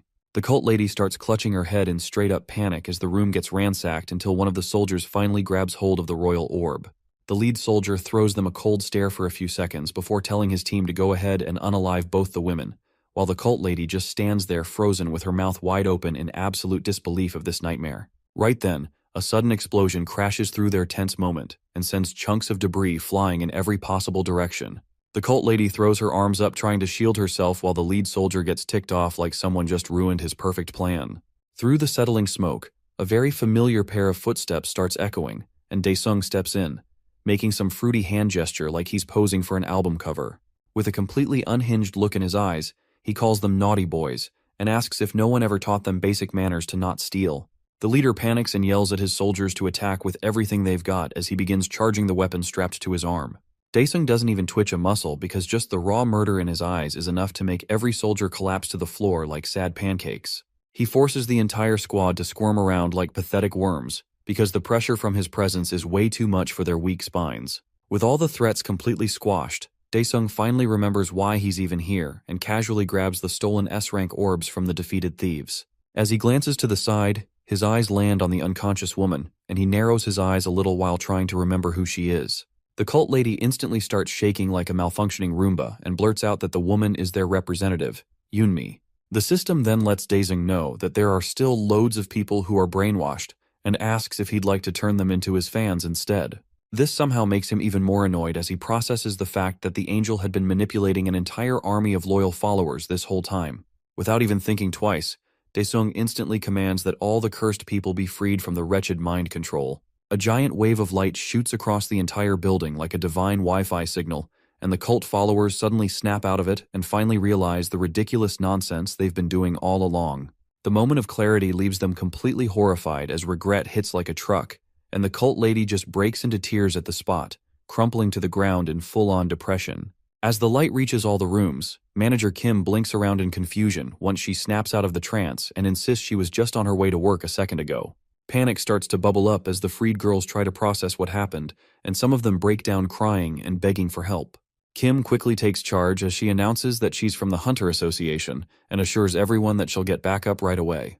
The chairman hurriedly places a call to Daesung and asks for an update on the incident, to which he replies to chill as the mission was successful. Chanho gets curious about how Daesung managed to recover the S-rank orbs so fast and asks about the crazy strong enemy he fought.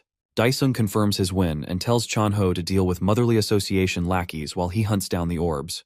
The chairman quickly agrees without question, like a loyal intern, and promises to head straight to the location, while Daesung is already mentally foaming at the mouth at the thought of getting his hands on the human trash responsible. Meanwhile, over at the Dark Side base hidden in the Rocky Mountains, the usual quiet gets absolutely wrecked as the entire base erupts into fireballs and chaos, while Daesung casually strolls through the flaming ruins, admiring the mess he's made. He glances over at the monster book floating nearby and begrudgingly admits that it's kinda helpful after all, while the book practically explodes with joy.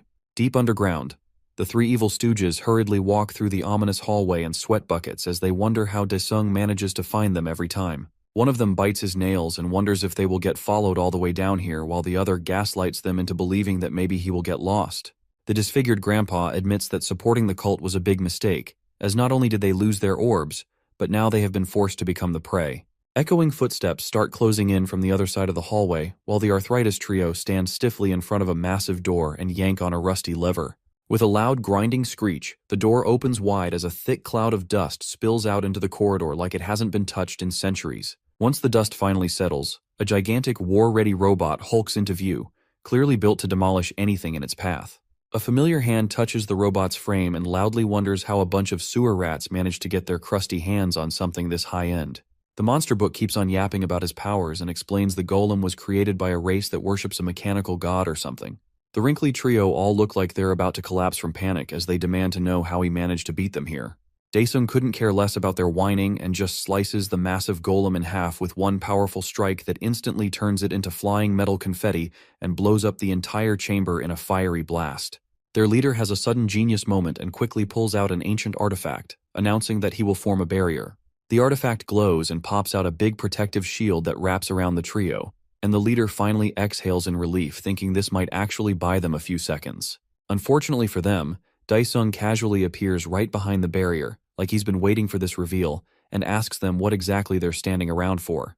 The ancient demon geezers nearly flatline on the spot, completely in disbelief that this guy is still on their necks.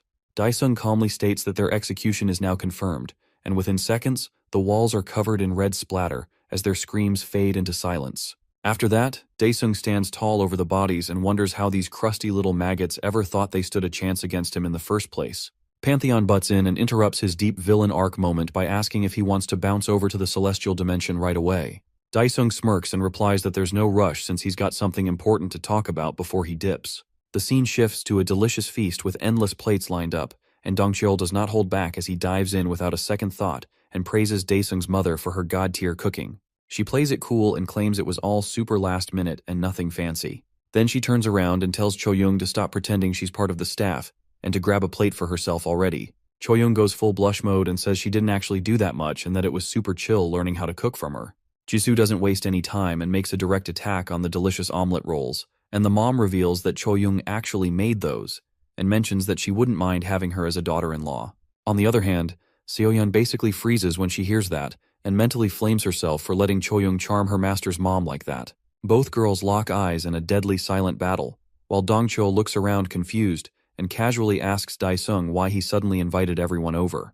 Daesung casually drops the bomb that it's just a little farewell party since he's planning to leave Earth in exactly 3 days. Everyone drops what they're doing and turns to Daesung, stunned by the verbal nuke he just dropped on them.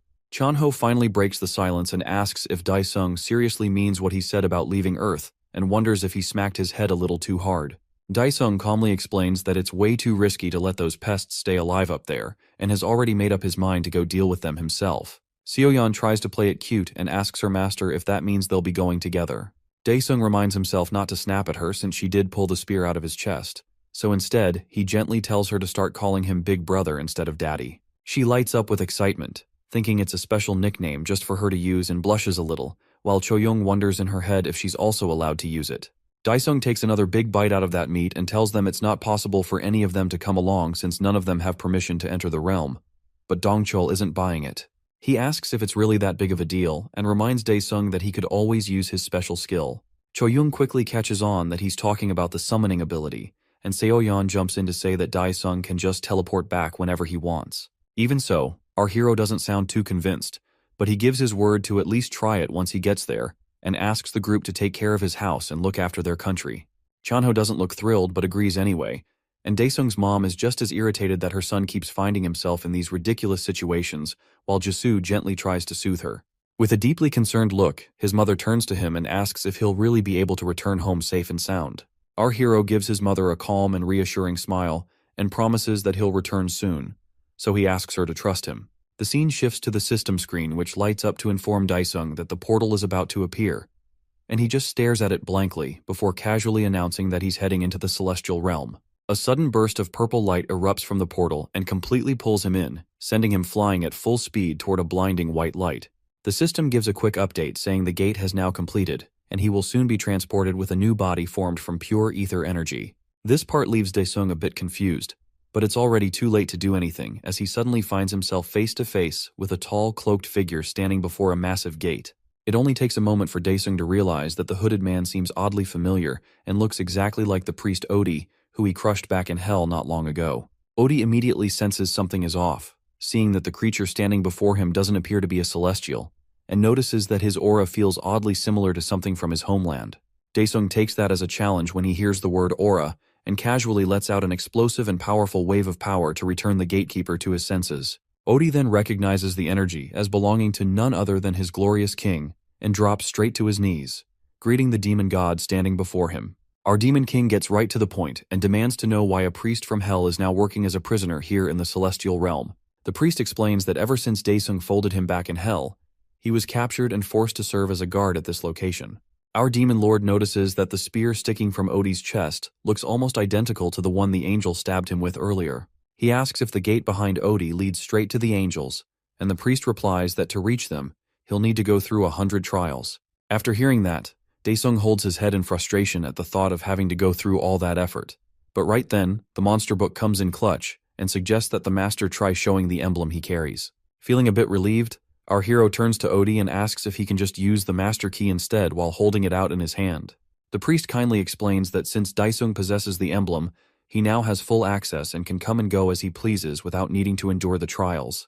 With everything sorted out, Dae-sung decides to head in, but Odi halts him briefly and politely asks for his master's hand, leaving Dae-sung slightly confused. Still, he agrees to the odd request and offers his hand, and the system notifies him that he has now received the Guardian's seal. Right after the transfer finishes, the priest's body begins to fall apart, which takes Dae-sung by surprise. But Odi calmly places his hand over his heart and offers his demon lord a blessing for the coming war against the Celestials. Dae-sung gazes at the spot where the priest once stood and makes a firm promise to himself that this won't be a war, but it will be a full-blown massacre. Elsewhere in the Angelic Palace, the cross-dressing warrior remains locked up as he slowly regains consciousness and wonders why his usual tormentor hasn't shown up yet. In the background, a voice bickers with herself about being stuck on feeding duty, while Aslan calls out and tells her to just come out already. From his side, a strange butterfly-like angel flutters into view and immediately insults him by asking why someone as pathetic as him refuses to become a Titan god. Aslan notices the change in face and realizes a different angel must be on shift, but he still gives the same answer and firmly states that he won't let himself be turned into a grotesque monster. The angel repeats his words mockingly and smirks as she compliments how impressive it is that he's resisted this long, even if he's still as stubborn as ever. She decides to give him a taste of angel blood as a reward, and he weakly lifts his head in defiance, demanding to know what that is. Without a word, the Celestial grabs his jaw, slices her finger, and lets a single drop of her golden blood fall into his mouth while hurling more insults his way. As soon as the drop slides down his throat, it starts to take effect, his eyes changing color while he screams in pain, and his body begins to transform, still bound tightly in place by the chains as he thrashes wildly. The Celestial lets out a twisted laugh and says, it doesn't really matter whether he accepts it or ends up mutating into a horrible creature anyway. But suddenly, she stiffens as she senses an immense presence approaching fast and quickly spins around to face a figure stepping down the stairs, sword in hand. Dae-sung now has a deranged look in his eyes as he spots the butterfly woman and, without wasting a second, dashes toward her like a bolt of lightning, raising his sword and savoring the chance to finally face one of those cursed Celestials. The moment she sees a stranger suddenly charging straight at her, the butterfly angel starts to panic, and she quickly shifts into her ethereal form, causing her body to gradually dissolve. Daesung's sword slices clean through the air as she literally turns into light, narrowly avoiding the strike with a twisted smirk playing on her face. Her form slowly takes shape again while Daesung lands a few feet ahead, carried forward by the force of his momentum. She shoots him an angry glare and demands to know how a mere mortal managed to break into their sacred realm with an ugly frown. Daesung doesn't even bother responding to her question and simply comments that this is not going to be an easy fight. Meanwhile, just behind him, Aslan suddenly starts mutating as his body grotesquely morphs into a fleshy blob, and he cries out in desperation, pleading that he'll serve whoever manages to save him for the rest of his life. Daesung turns his attention away from the butterfly angel for a moment, and focuses on the bizarre creature behind him, trying to figure out what on earth it even is. The Celestial scoffs and thinks that if she had taken even a second longer to dodge his attack, she wouldn't be standing there now, all while materializing a blade formed entirely from ether. The Demon King immediately raises his sword into a battle stance, and before she can react, he vanishes from sight in a sudden flash of lightning. The angel starts to sweat as she realizes she can't even detect his presence anymore, as a single bead of sweat rolls down her cheek. She frantically spins around, trying to catch even the faintest trace of her attacker, and blindly swings her sword, completely unaware that her death is actually coming from above. Daesung, his eyes burning with a crazed and hungry expression, activates his demonic slash and brings his sword crashing down with brutal force, forcing the angel to raise her own weapon with both hands to block the incoming strike using every ounce of her strength. The impact causes a massive explosion that blasts the angel backward, though she manages to shield herself with her arms and reduce some of the damage. Gritting her teeth in rage, she realizes just how close she came to getting killed in that moment. Daesung shows no intention of stopping as he dashes forward for another strike, yelling at her to just die already. He swings his sword once more, aiming straight for her neck and giving her no chance to evade. Seeing no other way out, she gets desperate and ends up using her trump card, Divine Law, to create a no-violence zone. A bright pillar of light bursts out from her body, instantly freezing Daesung mid-strike as his sword halts just inches from her. He tries to move, but his limbs won't respond at all, and with a furious glare, he demands to know what the insect witch has done to him. The Celestial flashes a smug grin as she taps the blade and casually remarks how close that one came. Inside Daesung's head, Pantheon chimes in and states the obvious that any intent to kill has been completely shut down, which makes Daesung wonder if he should put away his killing intent. The angel keeps that sly smirk and starts going off about how thanks to the Lord's divine law, the area is now locked into a peace zone. She walks up with that same twisted smile and boldly claims that nobody can defy divine law, which only ticks him off more as he fires back asking since when angels ever gave a damn about peace. She's still going with her speech when Daesung suddenly commands his mana to be unleashed. Right then, the Demon Lord enters his true form as his body begins glowing, and his aura floods the entire area. The angel instantly backs away in shock as the name of the demon god hits her ears, but it's already too late. Before she even gets another word out, Daesung slices right through her like Swiss cheese. Her body starts breaking down into nothing as she screams that it shouldn't be possible to override divine law. She fully vanishes into smoke while Daesung just stands there aura farming, completely ignoring her final words. Once she's fully gone, he throws out a cold death glare and declares that now that he's arrived, the celestial realm can kiss any hope of peace goodbye. Right then, the system notifies him that defeating a high-ranking angel lets him absorb her powers. He looks down at the mask she left behind, scratches his head, and wonders if the zesty-looking accessory is actually her divinity. The system starts listing out all the powers in the most boring way possible, sounding like a dry Wikipedia entry, but before Daesung can zone out completely, he suddenly senses something and turns to his side, instinctively catching a massive hand that was about to swat him away like a fly. His eyes shift to the mutated blob in front of him, and something about that face triggers a memory that it looks strangely familiar. Aslan screams in agony as his body keeps expanding in size, and Pantheon calmly explains that the guy is in the middle of transforming into a titan. Aslan, completely overwhelmed, begs Daesung to save him, tears pouring down his cheeks as he pleads not to become a monster. Our hero quickly turns to the monster book and asks if there's any way to stop the transformation, and the book casually suggests making him an apostle.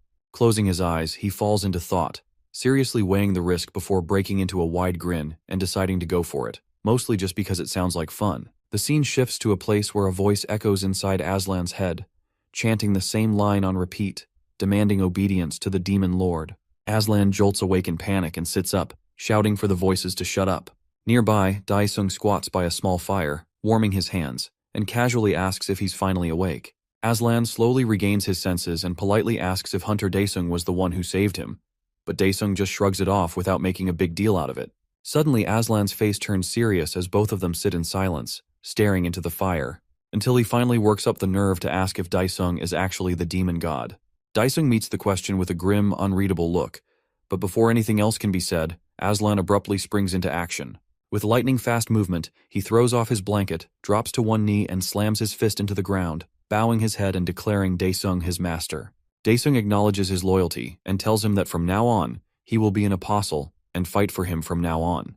Meanwhile, at the Celestial Castle, everyone stands at attention in the main hall in front of their leader sitting on his throne. His eyes are closed as he asks a question to his subordinates if it was a celestial who broke the divine law. One of his lackeys steps up with his hand over his chest and comments that since all their lives are connected, it is impossible to tell who the culprit actually is. The angel leader then opens his eyes as he summons a golden scroll with a flick of his hand. All the lesser angels look at him in shock as they recognize that the scroll is an extremely high-level holy relic. One of them suddenly speaks up and asks Semyaza to wait, as he comments that it will be a waste to use such a priceless item on a lowly being. However, the angel leader counters that a lowly being would not be able to break the divine law, and at the very least, the culprit would be a demon on his level. Not wasting any more time, he activates the scroll as it unfolds and starts rising into the air. His eyes start to glow too, as he declares that the demonic beast responsible will not be able to escape the judgment of the Divine Lord. Meanwhile, back with the woods, Aslan shares his surprise about the celestial realm even existing, while Daesung looks visibly irritated that they've made absolutely no progress. The monster book tries to reassure him that the end is finally in sight, but that does nothing to lift his mood, especially once he realizes he can't fly in dimensions outside of Earth. Just then, our hero freezes as a sudden flash of light pulls him out of his thoughts, and a golden scroll appears in front of him without warning. The scroll immediately starts speaking inside his mind and doesn't hold back, hurling insults at him for breaking the divine law and declaring that punishment is now inevitable. A portal forms beneath his feet while the book glows even brighter, announcing that the offender is being sent straight to the abyss of the void. The Demon King instantly tenses up as he feels himself starting to sink. Still distracted and lost in his own head, Aslan thinks out loud if they're still far from reaching the celestial village. When there's no response, he turns to look for Daesung and freezes in shock when he sees nothing but smoke where his master just stood. Meanwhile, unfazed as ever, our boy plummets into a void of endless darkness as waves of painful memories come rushing back, starting with the moment his father died. He narrows his eyes with a burning anger as the trauma from his time in hell floods back where he was forced to eat disgusting monster flesh just to stay alive. The memories shift again, showing him lying helpless on the ground, with a massive part of his body missing as he desperately cries out to go home. Then, out of nowhere, he finds himself standing at the entrance of a cave, questioning whether this is all happening again from the very beginning. But the real Daesung is still falling through the darkness, eyes closed as the memories keep pouring in, completely unable to control the flow of his thoughts. The monster book quickly pulls him back to the present with a sharp warning that something is closing in fast, snapping him back to reality. Out of the pitch black, a worm-like creature with a disturbingly cheerful smile starts slithering toward him, clearly hungry for its next unfortunate victim. The creature charging toward him turns out to be the physical embodiment of the void itself, and it darts at Daesung with terrifying speed. Mid-fall, he manages to summon his sword, eyes glowing with a dangerous light as he raises it and comments that the thing looks like it's starving for something. Without hesitation, he unleashes his demon god powers and uses his slash skill and slashes the monster into two equal halves, yelling at it to die. As the creature breaks apart into multiple pieces, countless spirits begin pouring out of its body, finally released from the torment they endured while trapped inside the void's form. Daesung looks ahead as he continues falling and suddenly tenses up when he spots something as he approaches the ground fast. The ground slowly comes into view, revealing a vast, desert-like land stretching endlessly in all directions, with nothing but barren terrain. He crashes into the ground like a meteor, sending a massive cloud of dust and rubble flying everywhere, but he lands flawlessly, unfazed by the impact. Not even slightly shaken by falling from the sky, his focus shifts immediately as he notices movement in the distance. One by one, glowing blue, lizard-like monsters begin crawling out from underground, chattering among themselves about the void's presence suddenly disappearing. The group snaps to attention as one of them announces that it doesn't really matter since the void will just respawn soon anyway, and instead demands to know who managed to defeat such a being. Without warning, a massive cat-like monster erupts from behind the lizard men, roaring with rage as it joins the group. The monsters now stand locked in a tense stare-off with the mysterious figure who just took down the embodiment of the void. Daesung meets their gaze with a deadpan look, completely unimpressed and more annoyed than anything as he quietly wonders what kind of weird creatures these even are. At that moment, a system notification appears and informs him that he's now officially in the deepest part of the dimensional beasts. The scene moves to a grand castle where a magic feather pen scribbles across a scroll, guided by Semyaza, who sits calmly in his chair with arms folded as a bulky angel stands before him. The towering angel speaks first, asking why he's been summoned all of a sudden. With his eyes closed, Semyaza addresses him as Arequiba and explains that he's being sent to Pandemonium to identify a new demonic beast that has surfaced there. Arequiba's demeanor instantly shifts to something more serious as he recalls that no being, angel or otherwise, has ever returned from the abyss, then boldly questions whether Semyaza is sending him as nothing more than a sacrificial pawn for his useless games. Semyaza's gaze sharpens as he reminds Arequiba that the remnants of the great demon god lie within that same abyss. At that, Arequiba's eyes widen with shock as he confirms if this is the same demon god who was once defeated by the Divine Lord, and the thought sparks a chilling possibility that the wretched demon who broke into their realm might be following that god's will. He lowers his eyes in shame and quickly retracts his earlier accusation. Semyaza advises him to bring along the third-rank angels, just in case the situation spirals out of control. Arequiba bows his head and vows to carry out the mission without fail. Meanwhile, somewhere deep within the abyss, a pair of hands slowly let sand sift between their fingers, which belong to Pandemonium Administrator Yen, who randomly yells into the emptiness that there's absolutely nothing here. Speaking to no one in particular, he wonders aloud if the void's sudden disappearance means a new demonic beast has arrived. Just then, a vortex begins forming in the ceiling which snaps him out of his line of thought. At the base of a massive tree stump, a puff of smoke reveals 3 sudden arrivals in a cloud of smoke, who turn out to be Arequiba, flanked by 2 twin lesser angels standing closely behind him. In front of them, a mass of vines begins to twist and form a clump, from which the Administrator Yen suddenly emerges and asks the towering angel what brings it down to the bottom of the pit. Arequiba wastes no time and addresses Yen directly and orders him to open the gates of Pandemonium immediately, explaining that there's something he needs to confirm. Elsewhere, back on the plains, a flash of light crackles in the air as a tree and 3 figures begin to take shape, formed entirely from streaks of lightning. Arequiba and his subordinates have now entered the abyss, quietly observing their surroundings until something in the distance stops them cold. Their eyes widen in shock as they spot the Demon King grinning while seated atop the same giant wolf monster from before, who now does not dare defy his master. Our hero refers to the surrounding monsters as his minions, and though none of them seem thrilled, they stay lined up in formation, too terrified to do anything but obey. Eager to grab the spotlight, they dash forward with swords raised high. The twin angels confidently assure Arequiba that they've got everything under control. Daesung doesn't hesitate for a second and summons his chains, launching them straight toward the oncoming angels. The twins are instantly trapped, completely immobilized by the chains as they lose all ability to move even slightly. Daesung charges in, sword in hand, shouting at the celestial intruders to accept their fate. In that instant, Arequiba's focus sharpens as one of his eyes transforms into gears and cogs, and he activates his celestial ability, Time Reversal. Before they even know what's happening, both angels end up trapped in the Demon King's chains as Daesung charges at them, fully ready to end their pitiful lives with a single blow. But right before our boy's attack can land, Arequiba uses a skill called Observation Reversal and instantly teleports the angels behind him, leaving the Demon King momentarily puzzled. As Arequiba quietly tells his angels that he suspects the demon beast in front of them might actually be the new Demon King, our boy locks his eyes on Arequiba's mechanical clockwork eyes, clearly wanting to claim them for his growing collection. Without holding back, Daesung unleashes his mana release and shifts into his true Demon Lord form, catching Arequiba completely off guard. He dives in with full force, aiming to finish it fast, but gets irritated when his attack misses yet again, while Arequiba calmly remains unscathed with both his angels still beside him. The Demon King starts assuming that Arequiba's eye must be some kind of advanced version of his own, and his magical book backs that up by explaining that the man has an ability allowing him to completely reverse events. Arequiba wonders why the Demon King hasn't weakened, since all demonic beings are supposed to lose half their power when they pass through the abyss. He directly asks if the king absorbed an angel's divinity, which the demon confirms with a proud grin as he casually lifts his hand, signaling his minions to charge at the angels. The monsters charge in, howling for revenge and ready to rip the angels apart, but they freeze mid-rush when Arequiba casts Resume Observation, a skill that creates a perfect copy of the Demon King who wipes out the monsters instantly and even tries to bind the original with his own chains. The Demon King slices through the chains with his swords, but gets immediately surrounded by the twin angels who both launch their attacks at once, hoping to finish him off for good. However, once the dust settles, they realize their strike wasn't enough as the Demon King emerges unscathed, having shielded himself using wings of Demon King, a powerful ability he acquired after taking down an angel. Arequiba figures out that the Demon King must have absorbed Barakiel's divinity, while our boy starts to realize that this angel isn't just absorbing his attacks, but can even mimic them completely. The Demon King can't help but wish he had apostles of his own to back him up, which immediately reminds him of the Seed of Destruction Aslan which he's capable of summoning.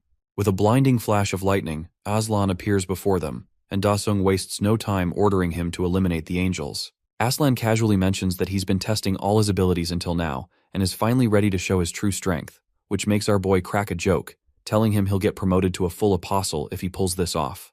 That actually catches Aslan off guard, since in his mind, he already was a full-fledged apostle. Still, he takes it as a personal challenge to prove his worth and activates his Titan King transformation, a move so powerful it leaves the angels trembling as they try to process how a demon beast could summon a Titan. The towering Titan loudly declares death to the angels and throws a massive punch, only to have it stopped cold by Arequiba's observation nullify. Without missing a beat, Arequiba follows up with resume observation and sends the punch right back at the Titan, launching him into the air. Arequiba scoffs at the Titan's foolishness, clearly amused by how confidently the beast charged in, but that arrogance doesn't last long as the Demon King swiftly drives a slick stab into his back, shattering his pride in an instant. Still coughing blood and gritting through the pain, Arequiba manages to activate his observation reversal ability just in time to break free from the Demon King's hold, and as he slips away, the king spins around only to find one of the twin angels right behind him. Arequiba wastes no time and tells Yen, the administrator of the pandemonium, to get them out of this mess immediately. But before anyone can move or speak, the demon lord casually divorces the twin angel's head from his body like it's nothing, and the sight of Shamziel's lifeless form sends the remaining twin angel spiraling into a wild panic. In a flash, Daesung marks both the angel and Arequiba, cloaking them in a sinister purple glow as he declares that no one escapes once they bear his mark. Yen freezes in horror, watching helplessly as the angel Arequiba begins to lose his divinity, the light draining from him bit by bit while Yen yells out in desperate protest, unable to do a thing to stop it. The remaining angel shouts at Yen to cultivate the void before it's too late, but the warning comes a second too late as the extraction finishes, and the Demon King successfully absorbs Arequiba's divine observation eye, corrupting it into a twisted version of its former self, his very own demonic eye. The power it grants is overwhelming, allowing him to nullify or copy enemy attacks, scan through their past actions, and even see their ranking in an instant. With a brief surge of raw power, a crimson beam blasts from the Demon King's eyes, lighting up the void with an unsettling red glow. And as the glow fades, he turns to Administrator Yen, expecting him to prove useful. But Yen completely blows it, stammering out that while he does have administrative control over the pandemonium, he will never hand it over to the Demon King no matter what. Our boy, after finding out about Yen's role as the administrator, smiles at him softly, realizing just how sensitive the information is that he carelessly let slip. Without wasting a second, our guy activates his ability to summon the Demon King, a terrifying skill that makes anyone ranked below him obey his every whim without question, and casts that influence directly onto Yen, who soon begins to crumble under the haunting voices pushing him to defend, praise, obey, and serve without resistance. Completely overtaken, Yen pledges his loyalty to the Demon King, who finds this twisted gaslighting ability surprisingly effective. Daesung casually asks Yen to hand over the authority of the pandemonium, and without hesitation, Yen agrees, offering up the key which the Demon King grabs without thinking, only to find himself instantly transported to a strange hallway filled with glowing light-tinted pink, something he clearly wasn't prepared for. He turns to his left and notices a single door waiting at the very end of the corridor. Meanwhile, over in the celestial realm, something wild starts to unfold as all 7 suns suddenly fall into eclipse, sending waves of panic across the skies. Even the steady glow in Semyaza's private room begins to dim, which catches his attention immediately, making him jump to his feet and rush out in alarm toward the Supreme Lord's palace. When he finally arrives, he is blocked at the gates by 2 angels who are firmly guarding the entrance to the chamber. Semyaza demands that the angels step aside so he can access the oracle of the Lord, but they explain that the Supreme Lord has forbidden anyone from entering the chamber. Semyaza lowers his head and sighs, accepting the Supreme Lord's plan before moving on to summon all the beings present in the celestial realm. Every being responds to his call, including Sahariel, the 3rd-ranking angel, Ramiel and Kokabiel, both 2nd-ranking angels, along with others. In a decisive moment, Semyaza declares war on all demonic beings and urges everyone to prepare for the battle that lies ahead. Meanwhile, our guy walks down the hallway of the pandemonium until he reaches the door. Using the key Yen gave him, Daesung opens the doorway and is surprised by what he finds inside. He steps into a classroom that he instantly recognizes as the one from the middle school he attended as a child. There, he notices a little girl doodling in her notebook and approaches her. She is surprised by his sudden appearance, but then smiles warmly, revealing that she has been expecting him.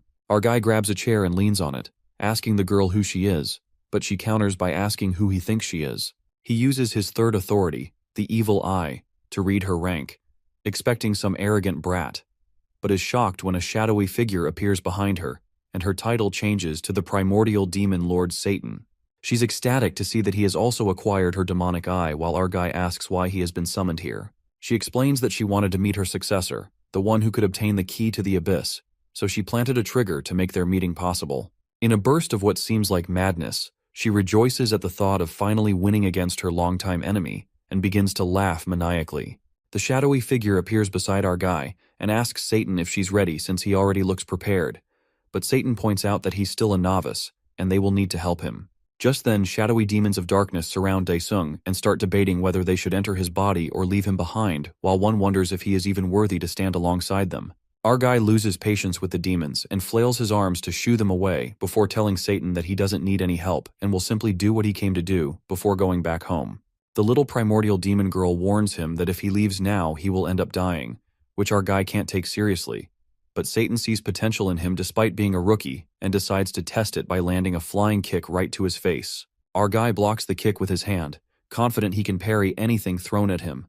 But the sheer power behind the primordial demon lord's strike overwhelms him, sending him flying straight into the wall with a harsh crash. As Daesung struggles to recover from the blow, the demons burst out laughing at his failure, so he attempts to reverse the situation by activating his first authority, observation reversal, hoping to rewind the moment. However, the demons quickly reveal that they cannot be observed, rendering his ability useless against them. Suddenly, everything changes, and our guy finds himself engulfed in a blinding white light that slowly fades to reveal a ruined city, leaving him questioning if he's dreaming or hallucinating. There he spots Changsik Appa badly wounded and held up by his teammate, both protected by a force field.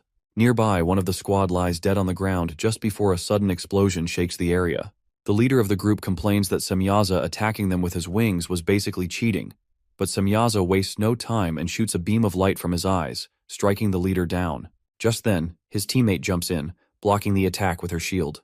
She checks on the leader's condition, but before she can react, Semyaza rushes forward and slashes her down with a single swift strike. The leader rages as he watches his teammate get killed, but Semyaza wastes no time letting him mourn and destroys him with a laser beam before naming Han Daesung as the cause of everyone's downfall. Our guy feels the weight of remorse clearly, but in the very next moment he is whisked away to a different place. There he finds Seoyeon Uni making a last stand, using her illusion veil to conceal her teammates from the angels, while one of them points out that these angels resemble the ones Daesung had gone to face. Seoyeon does not take the idea of him losing to mere angels lightly, but before she can respond, an axe crashes through her illusion veil. Ramiel bursts through the force field with a roar, expressing his anger at the crew for hiding in plain sight before swinging his axe to deliver the final strike. But suddenly Chucky jumps in, blocking the axe with his knife and shouting for his master to run while he holds Ramiel back. Ramiel grabs Chucky and crushes the life out of him as Chucky screams his final plea for his master to escape while she still can. Watching her friend get destroyed, Seoyeon is consumed by a fierce, frenzied rage and unleashes her ability Instant Death on Ramiel. Absolutely furious after watching her little boy get the life squeezed out of him, Seoyeon casts the curse of Instant Death on Ramiel, which sends intense pain ripping through his body and makes the majestic beard angel nearly drop to his knees. Still, he flashes a smug little grin and says he's not some run-of-the-mill inferior angel who would flop onto the ground after a silly curse like that. Right after that, he lunges at her with his hulking body and his knee aimed straight for her belly, but what actually ends up hitting her is his massive axe, which slices her cleanly into two perfect halves.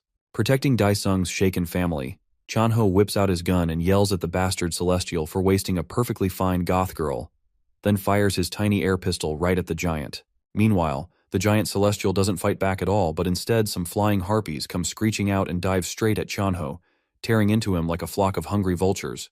That whole horrific scene leaves Jisoo and her mother completely traumatized as they cling to each other in fear.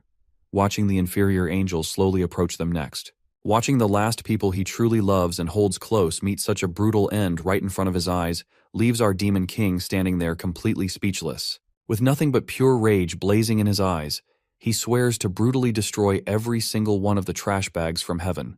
Right then, the shadows start swirling around him again and remind him this is the fate waiting for him not too far down the line if he keeps ignoring what they're trying to say. On the other hand, the ruler of hell tells the creepy little ghosts to shut their ugly mouths, but then Satan's sugary voice slips into his ear and softly asks if he's truly seen what's coming for him.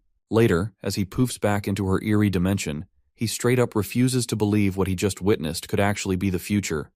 But she gives him this smug little smirk and says things will go down exactly like that without her divine-level wisdom guiding him. The shadows jump in and start roasting his sad excuse of using his full potential as the demon lord. But Daesung isn't some fool and demands they drop whatever scheme they're trying to run on him. With a cutesy little grin, Satan says she'd love to help him out, which immediately makes him raise an eyebrow and wonder what exactly she's getting out of it. After that, she explains she'll let him borrow one of her shadows, and it'll help fight Rudra's annoying angels so he can destroy them all and get back to his family safe and sound. One of the shadows throws a fit and reminds her she's forgetting their deal, which makes Daesung instantly suspicious of whatever game she's playing. Thinking hard, the senile girl strokes her chin like she's trying to remember what she even promised, and when one of the shadows jogs her memory, she finally reveals his actual job is to use that power to recover her body. Seeing him all confused and thrown off, she casually explains that during her last showdown, Luthra tore her body apart like it was cotton candy, and now she can't leave this creepy dimension without a physical vessel to hold her soul together. Since our demon king already plans to wipe out all of Rudra's minions anyway, she says it's basically a win-win deal, but he's got a way more burning question on his mind.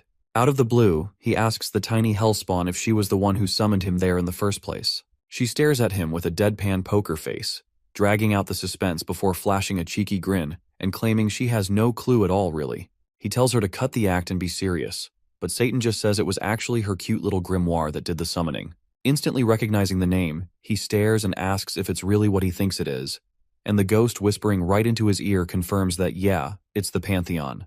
It starts cracking jokes, saying those weird quest pop-ups he keeps seeing like he's in some game are all part of the Demon Lord growth system created by the original Pantheon. The little demon casually adds that she sent the grimoire out under Luthra's big dumb nose to find a new successor, since she couldn't do it herself. With that, she throws the question back at him, asking if he's down to take the deal, and honestly, our boy admits it's actually a pretty solid offer. Just then, he spins around after hearing the voice of his own grimoire, and that's the moment it hits him that technically, he's supposed to be a fragment of the original Pantheon too. The book yells that even if the Pantheon made it, it's definitely not some evil spawn of Satan, and Daesung instantly clowns on it by saying it's just a crappy bootleg knockoff. But he quiets down when the book politely asks him to just hear it out for a second. While he quietly chats with his bootleg fake Theon, the shadows start swirling around all confused and try to pressure him again, saying he's got no shot at survival without their power. But our boy just grins silently like a mastermind and seals the deal with the devil herself. Meanwhile, in the heavenly realm called Elysium, an army of monstrous angels kneels before their big boss, Semyaza. Ramiel asks if the progenitor of all demon lords might appear, since this is the biggest war between the heavens and humanity, and wonders if she's really been resurrected. The masked celestial points out that all 7 suns have eclipsed at once, clearly marking the return of the great devil. Hearing that a serious war is coming, the others begin to lose their morale, and Duriel suspects that Satan might try to retrieve their power. As the majestic bearded angel wonders what their supreme leader actually wants, Semyaza tells them to stop thinking and just follow whatever orders they get. With that, an angel blows the horn and Kokabiel kicks off the fight by firing infinity stone-themed arrows straight at our hero. He charges in, ready to wreck some enemies, and recalls Satan's plan to leave Luthra for her after he takes out the small fry and the top 5 ranks. Then he spots a volley of rainbow arrows flying at him, which are definitely not straight. Daesung stands his ground without flinching as he taps into the new powers he recently gained and shouts for time to freeze, the gears in his eye beginning to spin as a crimson glow radiates outward. Instantly, the arrows halt midair like someone hit pause on reality. But he doesn't stop there and activates yet another ability called Time Reverse and sends the arrows hurtling back the way they came, flipping the attack right back to the sender. The deadly projectiles race toward Kokabiel, who stands high atop a massive building and quickly snaps to attention as he recognizes the familiar technique once belonging to an old comrade and now clearly stolen by Daesung. Still, Kokabiel stays calm as he casually raises his hand and commands his divine power to return. Just like that, the arrows lose their rainbow glow and fall harmlessly to the ground without ever reaching him. Semyaza slams his foot down in frustration and barks out a command for all the Celestials to attack together. The creatures who barely pass for celestial beings launch themselves toward Daesung at full speed, their bloodlust obvious as they rush in with wild, hungry eyes. Completely unimpressed, Daesung lifts his sword and remarks that if they're planning to swarm him like filthy rats, then they should face what's waiting for them. With a single motion, he slices open the air itself, ripping a massive demonic rift that connects directly to the gates of hell. From within that dark void, a monstrous hand reaches through and slams into the ground, followed by the hulking body of a titan stepping out and rising to its full height. Aslan emerges, fully transformed, and plants his foot into the battlefield with enough force to send powerful shockwaves ripping through the ground, and locks eyes with the incoming celestial beasts. In the very next moment, an explosion rocks the battlefield, and smoke blows in every direction as the massive titan, despite his enormous size, launches himself into the sky with incredible force. The winged celestial creatures trail after him like annoying insects, but he uses his tremendous bulk to dive straight back down into enemy ranks, slamming into the ground with devastating impact and flattening entire squads like ants under his feet. The titan draws in a massive breath and lets out a thunderous roar, vowing to wipe out every single one of the cursed angels before him.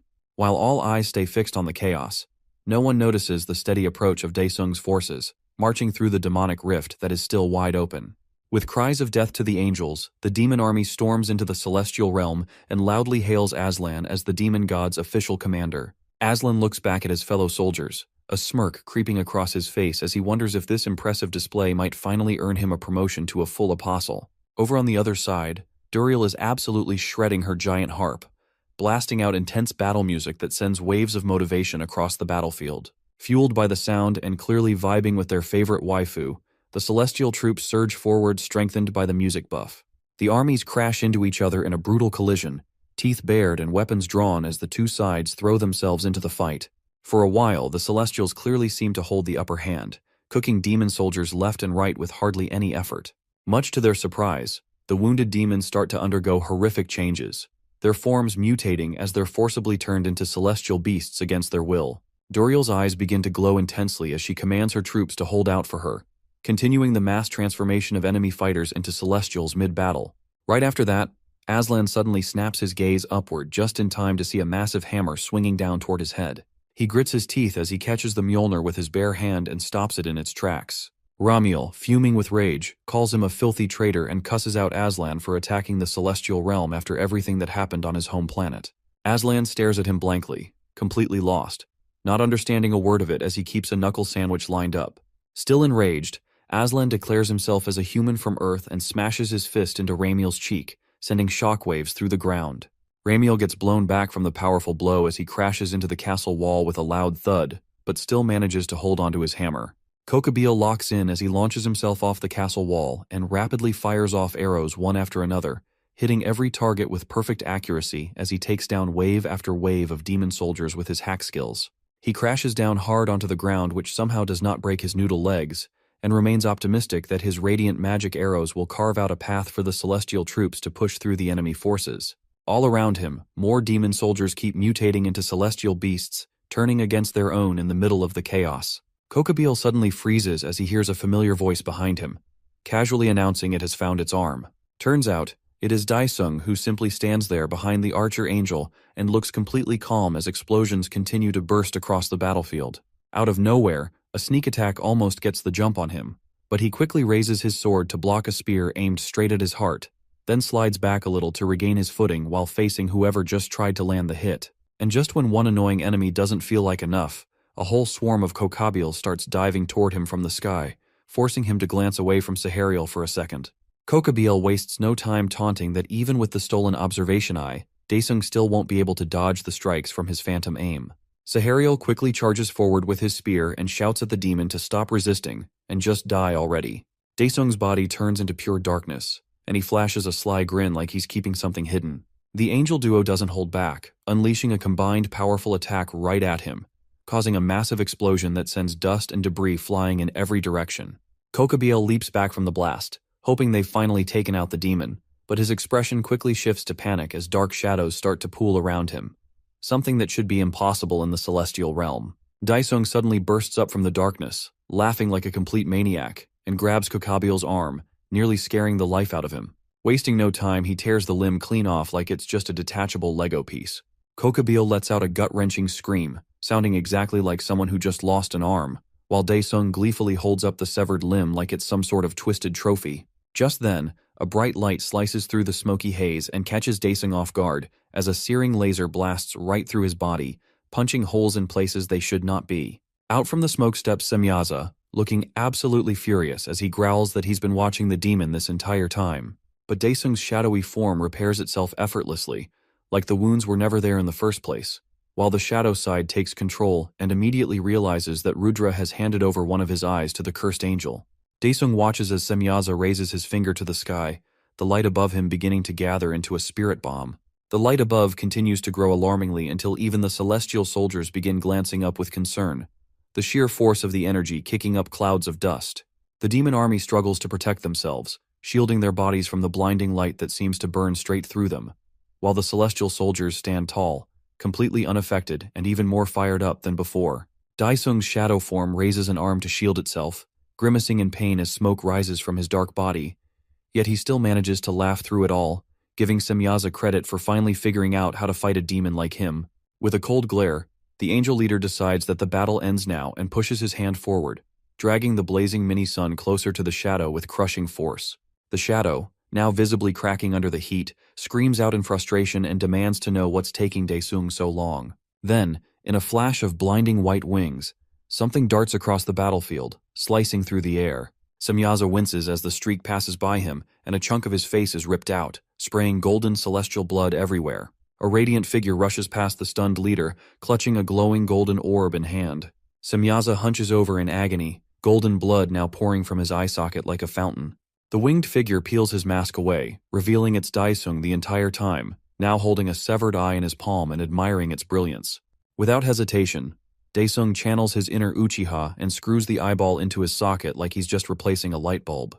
Now staring back at him with a mismatched gaze, Daesung's new eye radiates power, pulsing with two completely different types of aura at once. The system lets him know that he's absorbed Satan's right eye, officially completing the set and unlocking the ability to wield Theon's ultimate skill in the mortal realm. Satan's shadow immediately starts going off at Daesung for taking so long to get there, but he casually replies that good timing doesn't just happen on command. He remembers the moment back with Satan when she told him to bring out his chains, which had him more than a little confused. He summons them anyway, and the primordial god quickly starts poking around like a mechanic. Daesung just stares at her like she's finally lost it from being in isolation way too long, but she then spins around holding the flaming chains and tells him to attach his swords to them and says it will unlock her special skill. Still suspicious, Daesung narrows his eyes and asks what this so-called mysterious special skill even was. Back in the present, he launches his newly upgraded weapon straight at the angel and activates the special slash move, putting every ounce of strength into it. Semyaza struggles to delay the inevitable, barely managing to block with his light orb technique. The clash between the two forces sets off a massive explosion, but somehow both fighters hold their ground. Daesung's veins start bulging as he grits his teeth and throws everything he has into this final push to end the nuisance in front of him. Now running on fumes, Semyaza uses every bit of energy left just to keep the strike at bay. In the end, Daesung breaks through and slices clean through the light orb, leaving the angel leader frozen in shock without even enough time to react. His Kratos-inspired sword keeps carving right through Semyaza and officially sends him to the Shadow Realm. As the blow lands, the angel leader realizes that his death will send the entire celestial realm crashing down. After running his mouth endlessly, Semyaza finally hits the floor for good, leaving behind nothing but the demon sword standing in his place. The demon lord yells that they brought it on themselves when they dared to wipe out his family in the future, and begins making his way toward the two. Meanwhile, Sahariel shows his sorrow for his handicapped brother as he holds him close, and quickly decides they need to get out of there right away. But just then, Daesung hurls his sword straight at them, and it tears right through the spear-wielding angel's chest in one clean strike. He then calmly pulls his sword back, letting golden blood drip along the way as Sahariel vanishes in a puff of smoke, joining his leader in Neverland. Daesung then steps up to the archer angel who stares at him frozen in fear, completely still. But it's far too late for any begging now, and the archer's eyes fly wide open in pure shock the moment he feels something strike hard into his back. Yet it isn't over that easily, because Daesung immediately senses something fast approaching and turns his head. Ramiel is filled with fury after witnessing the fall of all his comrades, unleashes insults at the Demon Lord and charges straight at him. Daesung instantly recognizes him as the same steaming pile of trash who took out his friends in the future, and that memory only fuels his own rage. Ramiel storms forward, consumed by blinding anger at everything he just saw, but Daesung is equally furious and brings out his chains of Olympus once more. Using his speed and agility, Daesung whips the chains right at the bulky giant and treats him to the exact same punishment he gave to his old master, while yelling that this one's for his precious goth baby mama and Lil Chucky. That massive angel bursts into smoke as well, which rises in the sky, and stillness finally settles across the battlefield. Moments later, Daesung goes full mukbang mode, snapping up the various exotic demon god parts like a cursed Lego set, and the demonic shadow starts drooling as it declares that the body's now almost complete, laughing wildly the whole time. Daesung throws out a cocky grin and shoots back a question, asking if the body's even really his, which causes the shadow to instantly break into a cold sweat. Our Demon King crosses his arms like a grumpy girlfriend and declares that the body belongs to him now, which only makes the shadow even more nervous. He desperately starts to circle around him and brings up the deal they made, but Daesung just plugs his ears and acts like he can't hear a word. Eventually, unable to bear anymore, he waves both hands and admits he's just messing around, telling them to relax and maybe take a chill pill. The demonic shadow, now clearly furious, demands that Daesung use his real name already, but Daesung drags it out, telling him to hang on a second as he summons his grimoire. Pantheon nearly collapses from shock at such an outrageous name, but Daesung quickly claps back, pointing out that the monster book is technically just a copy anyway. With no good comeback, the book stays completely quiet. He then asks Pantheon how much time they've got left in the celestial realm, to which the book summons a glowing clock right in front of them.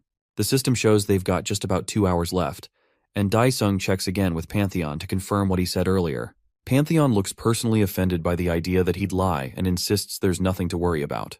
Daesung then turns back to the demonic shadow and makes sure all he has to do now is say the real name. The shadow nods and tells him to speak the true name and declare that the body is being returned.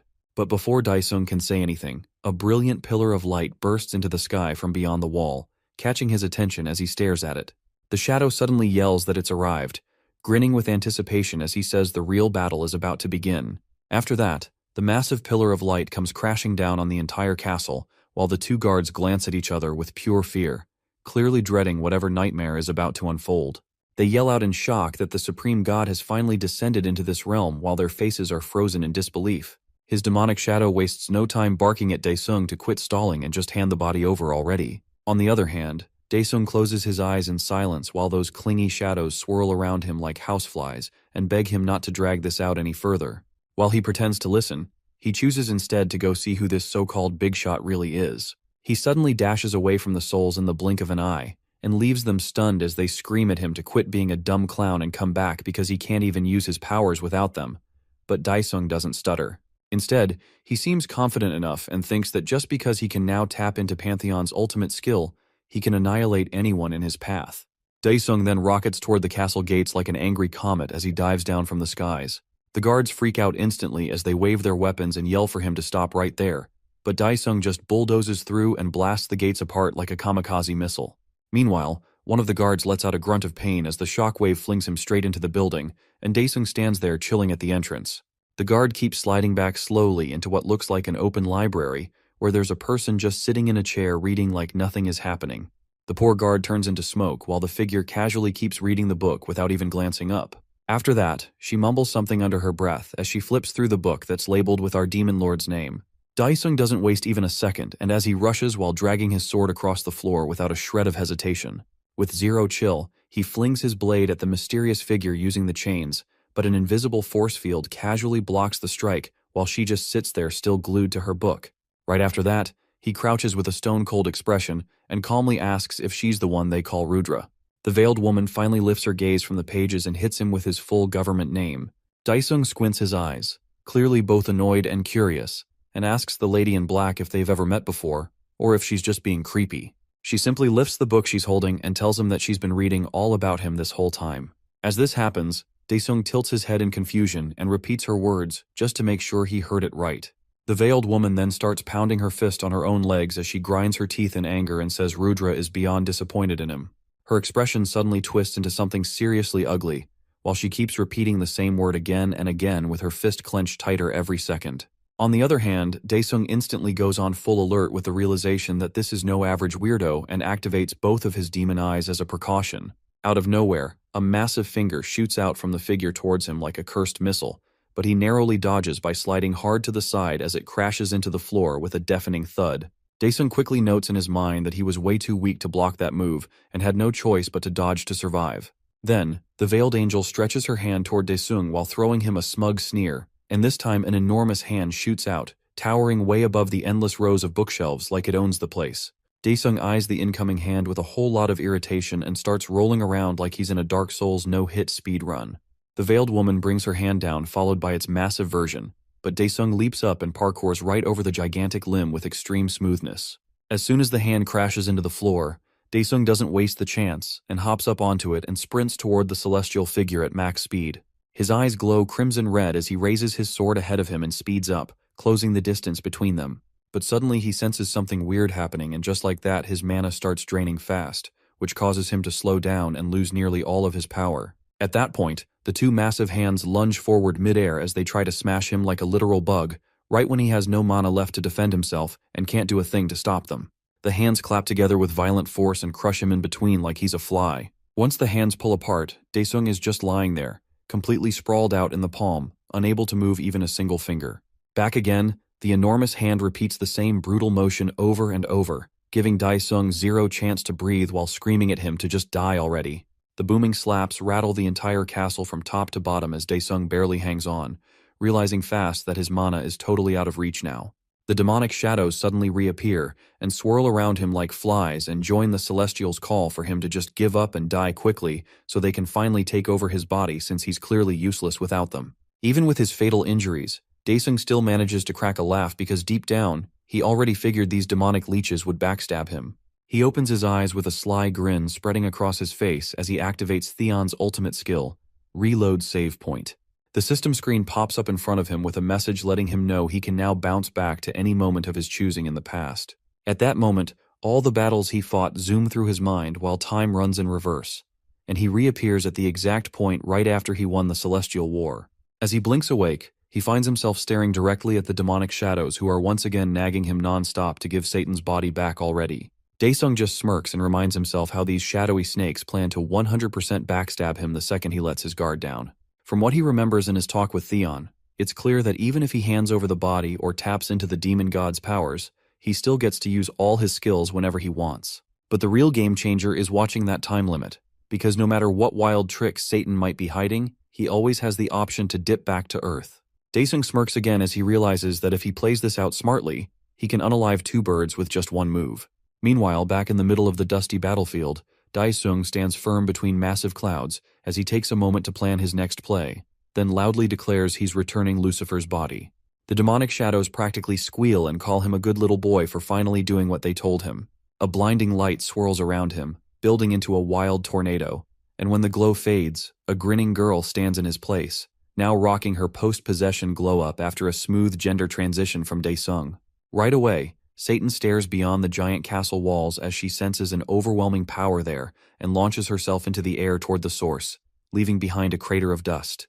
The celestial palace looms up ahead and Satan lands in the courtyard like it's a runway and grins wide as she stares at the gates. She starts to drool as she finally reaches this place after 6,000 years and calls out to Rudra to show up already. Satan stares forward with a totally unhinged look in her eyes as the smoke from her landing finally starts to clear, but her eyes stay locked dead ahead. Out of nowhere, a figure begins to materialize right in front of her like some kind of spooky magic trick. Satan narrows her eyes and calls out Luthra and mocks her for finally crawling out of her hole. The veiled lady stands her ground without saying a single word as she clearly thinks Satan's taunts aren't even worth acknowledging. At the same time, her feet slowly shift into sharp talons as raw mana starts seeping out around her.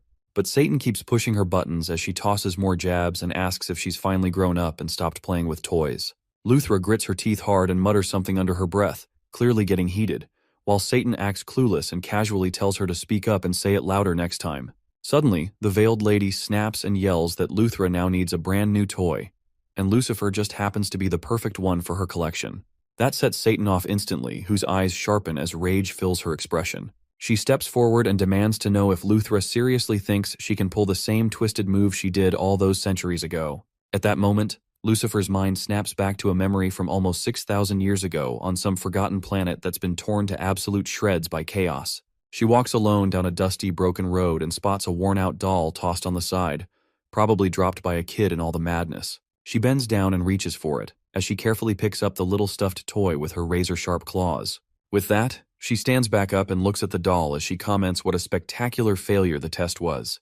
Just then, a bright light disturbs the post-apocalypse world and throws off massive waves of aura as Lucifer gets teleported against her will. She finds herself transported to an unknown place with a white landscape stretching through miles and miles. However, she's definitely not alone as the veiled lady suddenly appears and starts chastising Lucifer non-stop and says that she is pretty mad because of what Lucifer pulled. Satan doesn't even flinch and throws it right back, saying it's all on Luthra since her creature got itself disqualified, which is why it self-destructed.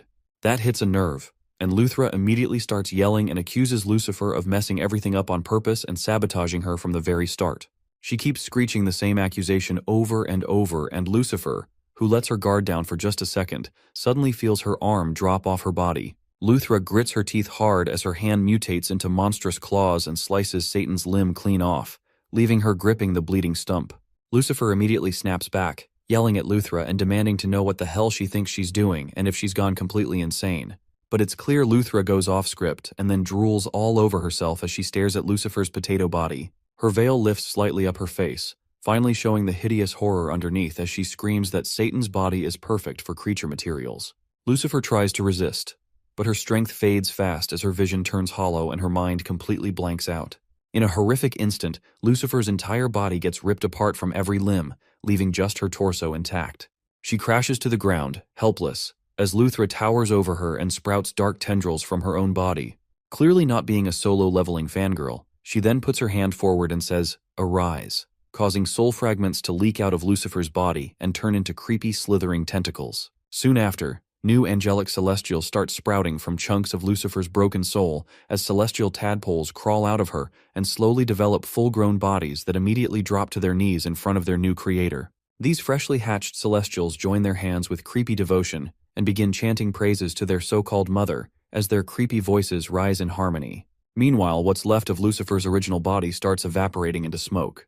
But right before she fully disappears, dark tendrils of energy explode from her remains which cut off the celestial choir as they pause to witness the chaos unraveling. At that very moment, a cursed-looking scroll shoots up into the sky with insane speed and launches itself through a blinding light portal and eventually reaches space. The scroll contains Lucifer's essence, who screams a vow that she'll be waiting for Luthra until the end of her creation and that she'll come back for revenge. Jumping back to the present, Satan is absolutely fuming from the flashbacks to the trauma she's had to suffer and summons a massive storm of tendrils. Those tendrils quickly reveal themselves as a swarm of demonic shadows swirling around as Lucifer glares at Luthra and reminds her that she would return. Luthra stays calm and unimpressed as she casually lifts her hand and activates one of her signature powers, Hands of Judgment. From beneath the ground, a flood of magical arms erupts and launches toward Lucifer. After that, Satan responds with a blast of demonic shadows to counter the oncoming limbs, which officially starts their fight. She screams that from now on, Luthra is going to be her new plaything, while the veiled lady roars back that Lucifer is going to be turned into spare parts for more celestial dolls. Satan, fully triggered, calls forth her devastating dark flame skill as massive pillars of fire rise up behind her like a second-phase animation. Luthra stands there unimpressed by such a feeble attack, and taunts Lucifer that her attack is useless with a nasty grin on her face. The veiled celestial then activates her own special skill, the Ocean of Life, and a huge flood of water gushes forward and meets the dark flames head-on. The two attacks cancel each other out, which makes Lucifer even angrier as she rushes in to attack, her mind blank with anger. At that moment, the two unhinged monsters exchange blows like it's a final boss brawl with zero intention of a ceasefire. Meanwhile, Dyson quietly chills inside Lucifer's mind like a good boy with his arms folded and wonders if they will actually be able to escape. Back on Earth, things flip over to Daesung's building, where a hilariously overly edited giant poster of him hangs behind someone's desk. Our girl at the computer doesn't just have Daesung's face on the wall, though. She also uses his chiseled Chad face as a mousepad. Choyoung's mind seems occupied with something as she searches the net and gets disappointed that her master Han is still not coming back today. Just as she's about to spiral further, her phone rings, which drags her back into reality as her secretary on the other end says there's a guest, but suddenly gets cut off as she shouts at the guest to stop. Suddenly, Seoyeon casually strolls into the office and greets her team leader with a bright, innocent smile, as if she did not dupe the secretary. Choyoung instantly starts sweating bullets as the goth girl catches sight of the enormous Daesung shrine in the background. But within a split second, all the Daesung merch magically disappears like a guilty browser tab, and Choyoung pretends to be busy on her computer. Choyoung glances up with a nervous smile and asks why Seoyeon decided to show up out of nowhere without even bothering to send a heads up.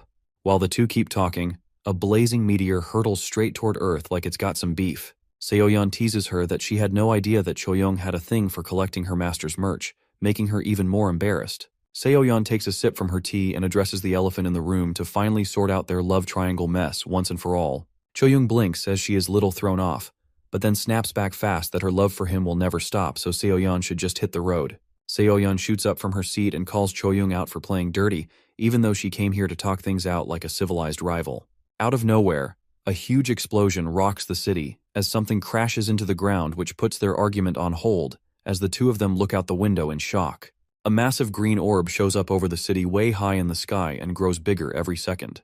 At the same time, a random news helicopter zooms in and starts live streaming the chaos as it announces that a gigantic gate has randomly popped up downtown. Apparently, the Hunter Association and some government suits are already crawling all over the place trying to figure it out. The squad of hunters gathered below just stand there lined up and look really tense as they stare up at the monster of a portal. Elsewhere in a random facility, Manager Kim walks up to one of her agents, Joe, and tells him to drop an update. She watches the screen closely and casually points out that the aura levels are breaking every scale they have, and the cyborg guy adds it's still climbing rapidly. He narrows his eyes, locking onto the data, and says this might be an S-rank gate or something even worse. Hearing the depressing news, Manager Kim just shuts her eyes like she already knew it was going to be this bad. Director Joe glances at her and asks whether they've picked which clan's going to lead the raid or not. Manager Kim adjusts her glasses, about to answer, but then just zones out completely like her brain hit a loading screen. At that moment, things switch over to Dongcheol, who looks in awe at the massive portal and says it's been forever since a gate this huge showed up. In comparison, the apostle standing there looks like an ant next to the green gate, which has the potential to throw this world into chaos. Before he can keep soaking in the view, some nagging noises yank him out of it. He turns around and finds the source, the two lady apostles bickering like little girls in the middle of an apocalypse. Dongcheol just smirks as he watches them walk up, still going at it like it's their full-time job. He tries to come off all cool and mighty while greeting the two girls. However, they just stroll right past him like he's an invisible loser. Dongcheol nearly combusts from secondhand embarrassment and grits his teeth in frustration at how they didn't even spare him a glance. The girls don't say a word as they stretch out their hands toward the massive portal and try to search for something. Choyoung yanks her hand back the second she senses something familiar, that the gate is most definitely linked to their master. Right then, Seoyeon nods in full agreement with Choyoung, absolutely sure that Daddy Daesung's mana is leaking straight from it. Dongcheol throws on a smug pose with a grin as he already knew what both the girls just confirmed with each other. He puts his arms around them, which instantly sends them into panic mode, and pulls them closer to the gate so they can finally reunite with their one and only master. At the same time, Director Joe watches the whole thing go down and turns to ask Manager Kim if our hero plans to lead the attack, but she replies that he's not available right now. Genos from Temu questions how they're even supposed to pull off a raid this big without their top-tier ace showing up. Still, Manager Kim stays calm and explains that Han Daesung promised to support the raid from the inside.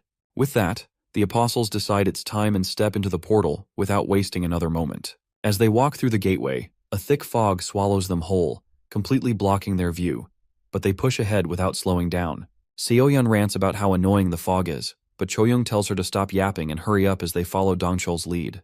Out of nowhere, Dongcheol halts and braces himself as he catches sight of something moving ahead in the mist. Then, Aslan steps out from the fog like Prince Charming and throws them a huge smile. Choyoung stares at him as she is unsure who this strangely hot guy is and tells him to identify himself. Seoyeon catches up to them and becomes surprised that it is not Daesung who is coming out, and Dongcheol takes a second to remember that this man is Small Dong Darren's brother. Aslan looks them over and straight up asks if they're his fellow senior apostles. This throws everyone completely off, so Aslan clears the air before it gets weirder and drops his full name. He then explains that he has also been officially appointed as an apostle by our demon king. Choyoung forces out a shaky smile while asking if Aslan is seriously the fourth apostle now. Dongcheol strokes his sad excuse for a beard and figures that since this guy already knows they're all apostles, then maybe he's actually legit. Seoyeon clearly does not care about any of that logic as she gets in his face and straight up yells at Aslan to tell her exactly where her precious hubby is. He figures it's easier to show them than explain, so he turns and leads them toward a cave with a massive boulder blocking its entrance. He taps into his Titan powers and casually lifts the giant boulder like it weighs absolutely nothing before hurling it to the side without breaking a sweat. He then stands in front of the entrance farming aura as the wind makes his long hair flow majestically. His expression turns serious, and he tells them to follow as they step into a tunnel lined with sparkling stones embedded along its walls. While they walk deeper inside, Aslan warns that things could get dangerous at any moment and tells them to keep their mana active as a shield. Right then, a flash of bright light speeds toward them, and Aslan reacts instantly by throwing his hands forward to block the incoming blast of mana shooting through the tunnel. Dongchul clenches his jaw in irritation, while the girls snap into focus and use their mana to shield their bodies from the impact. The mana blast finally fades out and pulls back down the hallway, and Choyung demands to know what the hell just happened. Aslan casually dusts off his shirt like nothing big went down, and says that Daesung is just going through another one of his classic mana outbursts. The apostles move further in and step into a chamber where they all freeze, shocked by the sight of a body lying motionless at the center of the room. Seoyeon can't hold back any longer and bolts toward her master's side, but before she reaches him, his hands start to twitch while glowing in a weird, ominous way that screams something bad is about to happen. Daesung's eyes shoot open with a sharp gasp as his entire body begins lighting up with blinding mana. The power surge reaches such insane levels that it lifts him straight off the bed while Seoyeon braces herself and tries to shield against the overwhelming force. Meanwhile, Choyung stays fully ready as she steps forward and activates her ultimate protection barrier that forms a tight, invisible dome around her leader. Her shield manages to trap the wild mana explosion, but it drains her fast and needs her full attention to keep it stable. Dongchul calls out for Daesung to snap out of it, and Aslan compliments Choyung on being able to suppress the blast like that. But she quickly tells him the barrier won't last long, so he better hurry up and start explaining. Aslan's expression drops into something grim as everyone turns toward him and are clearly waiting for an explanation. He reveals that Daesung saved him back when he was locked up as a prisoner in the Celestial Realm. After breaking him out, the two of them ended up going to war with the Celestials without hesitation. Aslan continues that in the middle of the chaos, Luthra caught him with her tendrils. After that, he gets force ejected out of the fight as Luthra sends him crashing down and descends to finish him. Then, as Lucifer comes in once again and approaches the ugly lady crouched over on the ground, thinking she's about to get some action from the hot blonde man, she proudly declares with a heel stomp tagged with Luthra's name that it's her victory. The stomp hits her head with a deafening echo and puts Luthra's head a foot deep into the earth, but the yokai-looking monster suddenly pops up with its long neck and starts cackling like a lunatic. The moment she yells, "Arise!" dozens of blisters begin popping up all over Lucifer's body and creep up her arm, making it look like a nasty spiked bat. Luthra keeps laughing as she reveals that she had planted seeds of her little babies inside of Lucifer's body a long time ago, and now it is fertile land for them to hatch. Meanwhile, Lady Satan makes a face befitting of her cursed title as she watches herself lose her one and only shot to finally beat the ugly supreme being after 6,000 long painful years, and starts throwing out every single swear word she memorized from the darkest corners of the dictionary at the trap-laying hoe who just ruined everything. However, even as she meets her humiliating end, a burning presence begins to violently erupt from the deepest and darkest etched layers of her scorched soul. On the other hand, our hero scoffs at the little demoness, knowing full well that even she failed spectacularly once again, which Lucifer also finally senses as she looks down and notices the crimson flames erupting from her hand, and the nasty blisters slowly beginning to disappear. Her little bird brain can't process how this maniac can possibly take over again, and she throws a tantrum begging him to give her body back. Without a single care to spare, our hero calmly brings his hand out from inside of her guts, and before she can even squeak out a word, the ruler of hell makes his triumphant return back in action. Without hesitation, he tells Luthra to start praying to whatever gods she believes in because he's about to wipe the floor with her entire existence. And then he brings out his massive black blade that's now fully charged with peak demonic energy, ready to unleash a full-powered demon lord slash that slices her ugly mug into two perfectly symmetrical halves. The wrinkly mummy monster barely even has time to react as the swirling purple void violently tears into her face, but her ear-splitting scream forces our hero to temporarily make a tactical retreat.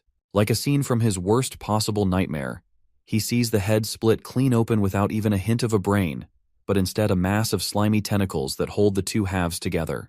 The newly regenerated monster shrieks that he's just Lucifer's little loser, which really strikes a raw nerve inside of him and makes him absolutely furious beyond belief. He barely holds himself back from flipping her off and reminds her that she's the real loser here, but the system suddenly interrupts to announce that his time in the other dimension is nearly up, and his real body will soon be rebuilt. Our boy watches in silence as his body slowly begins to simmer away into rising smoke, but on his way out he still makes sure to let Luthra know just what a filthy piece of trash she truly is, and swears he'll mess her up the next time they meet without fail.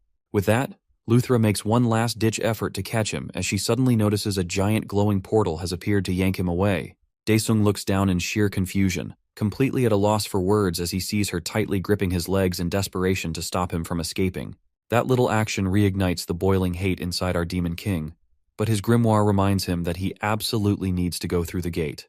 Just then, his best wingman Aslan swoops in with an elbow right into Luthra's crusty face and starts pummeling the sass out of her with his titanic fists, looking like he's about to end her right there and then. After giving her a good whooping, he turns to Daesung and says he'll cover for him and wishes his boss a safe journey. Our Demon King gives a faint smile at Aslan's loyalty and decides to repay it by throwing a chain in his direction. Aslan instinctively grabs it, clearly unsure of Daesung's intentions. That's when Daesung says he doesn't leave behind his own and welcomes him as the fourth apostle. The weight of the title hits hard, and Aslan's eyes nearly well up, and the two of them jump into the portal together. Screaming like a spoiled little brat whose parents took away her favorite toy, Luthra rushes at the gate with everything she has. But by the time she gets there, it closes right in her face, leaving her behind with nothing but blue balls. Meanwhile, in the expanse of interdimensional space, Aslan and Daesung finally see their home planet in the distance. Yet our hero feels a little more than just homesick as the insides of his body start churning due to some foreign body rampaging inside of him. After that, he tells the fake Pantheon to open up another gate where they land right as they're about to hit the ground. Then he turns to Aslan and tells him he'll open the gate and go inside once they land, and orders him to close the portal immediately if there's any sign that Daesung is turning. Hearing that, the blonde guy stares at him looking a bit lost, but seeing him floating mid-air right now makes it pretty clear what he meant. Meanwhile, Aslan explains that they cleared out all the monsters as soon as they landed, and he's been holding back our hero's berserk magic surge since then. Seoyeon lights up right away and smugly says this is her area of expertise, which makes Dongchul wonder if she's actually serious about helping. Surprisingly, Choyoung shuts her rival down and says that her technique won't work, looking super uncomfortable while saying it. On the other hand, getting cut off before she can even explain really annoys Seoyeon, but Choyoung goes ahead and reveals that the plan involves kissing her man awake like it's a fairy tale. Seoyeon argues that it worked last time, but Choyoung fires back that his power isn't sealed this time. It's literally bursting out all over the place. At that point, Aslan adds that it makes sense since he absorbed a bunch of celestial beings after taking them down, so now the power inside him is basically overflowing. That's when Choyoung suddenly suggests that all of them just help drain the extra magic power out of him together, before things get worse. Soon after, the four apostles gather in front of our Demon King, and one by one, they place their hands forward and get ready to absorb his magic power, thinking it might help ease his suffering even a little. Seeing Daesung spiral into another sudden surge, Choyoung yells that there's no better time than right now, and the whole gang jumps in to start taking in the demonic energy. Our hero grits his teeth from the pain while none of them has any clue about the war raging inside him at that moment. Deep inside that ticking time bomb of a body, he takes hit after hit from Satan and her creepy little demon lord shadows in a dimension that somehow feels worse than the hell he's been through. After both sides stop to catch their breath for a second, he asks the absolutely unhinged girl if it's really smart to keep fighting him when they clearly have a shared enemy nearby. With a deadly glare, she snaps back that no being in existence feels more dangerous to her than he does. Just then, the Celestials who've been watching from their front row seats decide to jump into the action and surround them, announcing that they'll now carry out the mission assigned to them by their supreme leader. Telling the two demon lords to give up and become nourishment for them, the snake-like Celestials, or so-called angels, launch themselves forward, but Satan barely reacts since their target is Daesung, and she casually decides to team up with the enemy to take him down. At that, our hero grows furious at the spineless cowards ganging up just to take him out. But before anything else can happen, the three angels suddenly start weakening fast as the magic energy gets drained straight out of them by some external force. Luckily for Daesung, even the little girl starts to feel her energy being pulled away like clothes drying under the sun. This opening is exactly what the ruler of hell has been waiting for, and with a sharp grin he lunges at little Lucifer, raising his massive black blade and slicing at her like a sushi chef on a mission. However, this doesn't spell the end for her, or for the Celestials trapped inside his body, and our hero suddenly jolts awake in the real world. As he sits up on the cold stone bed, he spots his apostles lying all over the floor like passed-out festival-goers, having taken in as much of his power as they could. He stares in disbelief at both his hands and notices that one of them has turned dark, which makes it unclear if he actually absorbed all their power or if something went wrong midway. Suddenly the hand starts giving off this creepy aura and a sharp pain shoots straight up his arm. So he does what any mildly sane person might in that moment and starts punching the life out of it with his other hand, like it personally betrayed him. Right after that, his possessed hand shifts into the shape of a mace and makes our Demon King spiral into panic over what move he should even try next. He quickly realizes that there's a weak seal on the guys resting in his hands, and then finally turns to the ones who helped him escape, wondering if they were the real reason he got out of that mess in the first place.